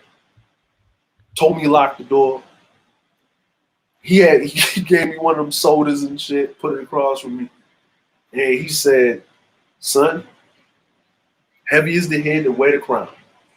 You're going to realize that people act like they want leadership until leadership does something that they don't agree with. He said you were trying to do what was best for the group, but they really didn't want that. Mm-hmm. And when I realized that, I was like, yeah. He said, but keep doing what you're doing. And I went to regional. I got fourth, had a good time. And you know what the funny part was? Is when I went down to Texas, man, I went down to Houston, did my shit, got my fourth place. I was a tinge off of third, right? Mm-hmm. My teachers was down there, right? My teachers was down there. The president, she went because she was the president and whatever. She finished like second in regionals, but she was a standby. And I was in there studying, whatever, because you stay down there for 2 weeks. I went down there, bro, bust ass, kicked ass, or whatever. But I got second place in public speaking because they had an opening and I jumped in it, just whatever. So I got a silver medal in public speaking, but I got fourth place in dentistry because we didn't have the shit. Like Texas is the place you go for dentistry, for real. Mm-hmm. So they shit. I was amazed. Like they had because we had old shit. We was working with. Yeah. Like what I'm saying? They had the new shit. Like I'm over here mixing up goddamn mercury amalgam, and they don't even use that shit no more. Don't put that shit in your fucking mouth no more. At the time, this was like 90. This was 97, 98. You know what I'm saying? So they had all the new shit, all the brand new shit, the cement shit, all the shit, right? And when I was down there, I was staying away from the motherfuckers, man. I was staying away from the treasurer. I was staying away from the president or whatever. I was loose. Me and my mans was rolling. We was like, I called up the girls and whatever, and they school was down there, and because we had to roll all on one plane from Maryland. But I sat up in the front of the plane with them. The white girl was my homeboy. He switched seats with me. White girl was sitting with me on the whole flight. We was like, whatever, your room was over there. I act like them niggas didn't exist. Like I was down there by my fucking self. Like I dealt with my teachers or my advisors because I needed to deal with them. Right. And I reported back to them. And they was like, yeah, we want to meet. All right, cool. Said, we going to do spade night. All right, y'all do that. I got somewhere to pee. I got somewhere to be. Like, y'all good. Like, yo, I stayed away from them the whole time, brought my shit back. When we came back to have a meeting and shit, I was just sitting in that motherfucker. And they was asking me questions. Like, nah, y'all got it. Don't ask me shit. Y'all got it. I said, man, and then at the end of the year, we had to do like, you know what I'm saying, like anybody want to go for president or whatever. So they was trying to vote me to be president. I said, nah, I'm stepping down from my president, my duties. I say such and such should be vice president. I don't want nothing to do with it. I'm gonna just be here. Like, cause I went to regionals. I went to nationals twice, 2 years straight. The last year that I did it, I went. The last year I did it, I got a third place in public speaking, fourth in extemporaneous speaking, and I got second place in dental. Like, and I didn't do it my senior year because, like, I did the state competition, but I didn't do the nationals my senior year. because fucking I was getting ready to either go to college or go to the military. You know, so because you usually go do that. You usually go like the time that I need to go do it. It was the time I needed to go look at colleges and shit. And I was not trying to miss Greek week. I was not trying to miss Greek week over there up in Philly and going down to Atlanta and shit. And that's when I wanted to go to Morehouse, but I couldn't afford to go. Yeah. I wanted to go to Morehouse bad, man. I wanted to go. If I, to be honest with you, if the B100, if I would have did it all over again, what I should have did was I had a full ride to University of Maryland, College Park, Norfolk State, Hampton U, Western Maryland, George. Like I didn't know about George Washington University. I didn't know that it was like an Ivy League college. Yeah, it's one of them schools. Yeah.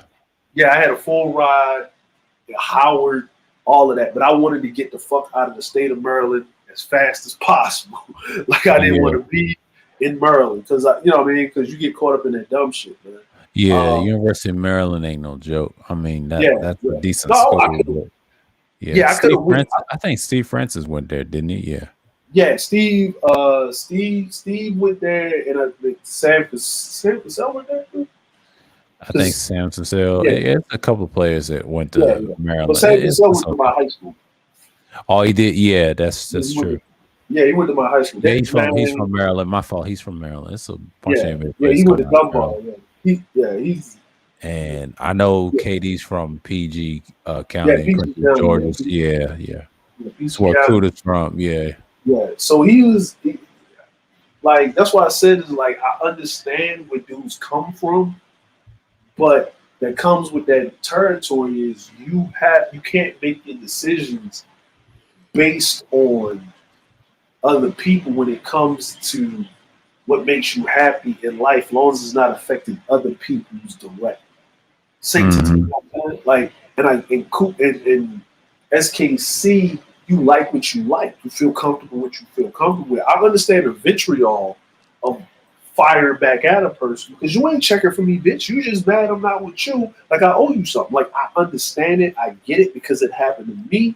The problem is that then you need to not be in you need to not be in their airspace when they think like that. You don't need to be around people. Like I don't got time to be trolling. That's why when I get on these panels and I talk about women, I don't say black women. I just say women.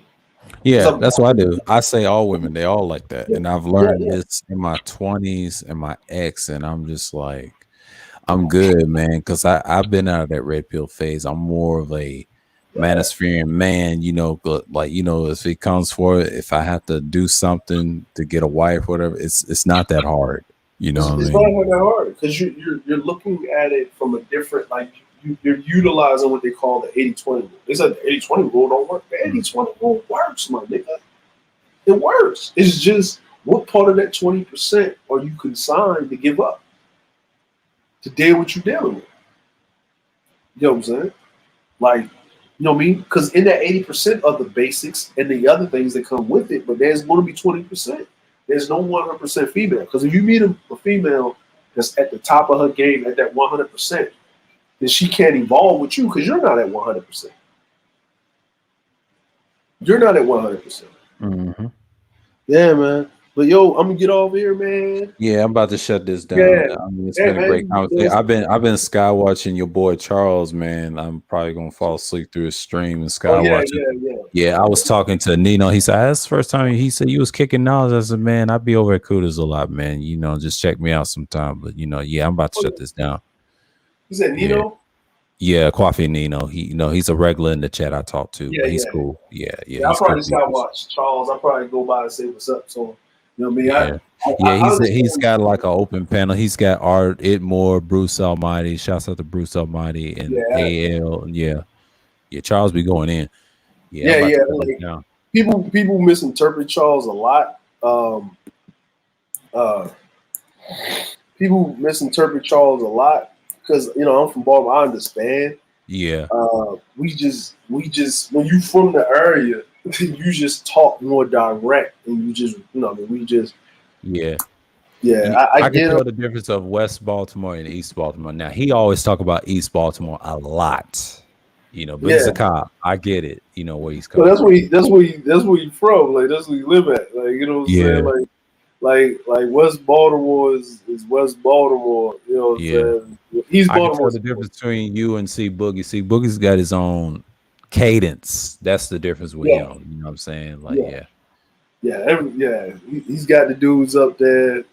I like his thumbnail. He got the Invincibles up there. yeah, Right? He didn't do Charles, man. yeah, You know what I'm saying? But I'm gonna say what's up to Charles in the chat. I'm gonna get up off, man. Yo, yeah. appreciate it once again, man. Good stream Yeah, to you. all day, man. Yeah, it's been 8 hours and I broke a Yeah, fucking no, record. man. You Yeah, the keep on Thursday beating, man. Thrills. This is gonna be my another favorite. This is a tie between that one and Soul and Black. I don't know now. Yeah, listen, man. You keep it up. You gonna be the new BGS for real, man. You gonna be Yeah, having to tell niggas, yeah. Good show don't tonight, get Ronald. I appreciate you, bro. Yeah, yeah, man. I'm about to shut this down. All right, now, hey, peace. man. Peace, man.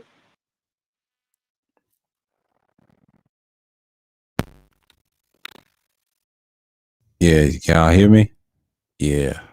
Shouts out to Ronald, Pepe the Frog, Just DeAndre, known as DeAndre, on the panel. Salute to him for like all his 8 hours with me.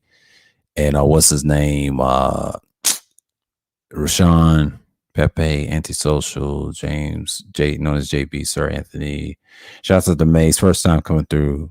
Go subscribe to Mace, y'all. He's a sportsman.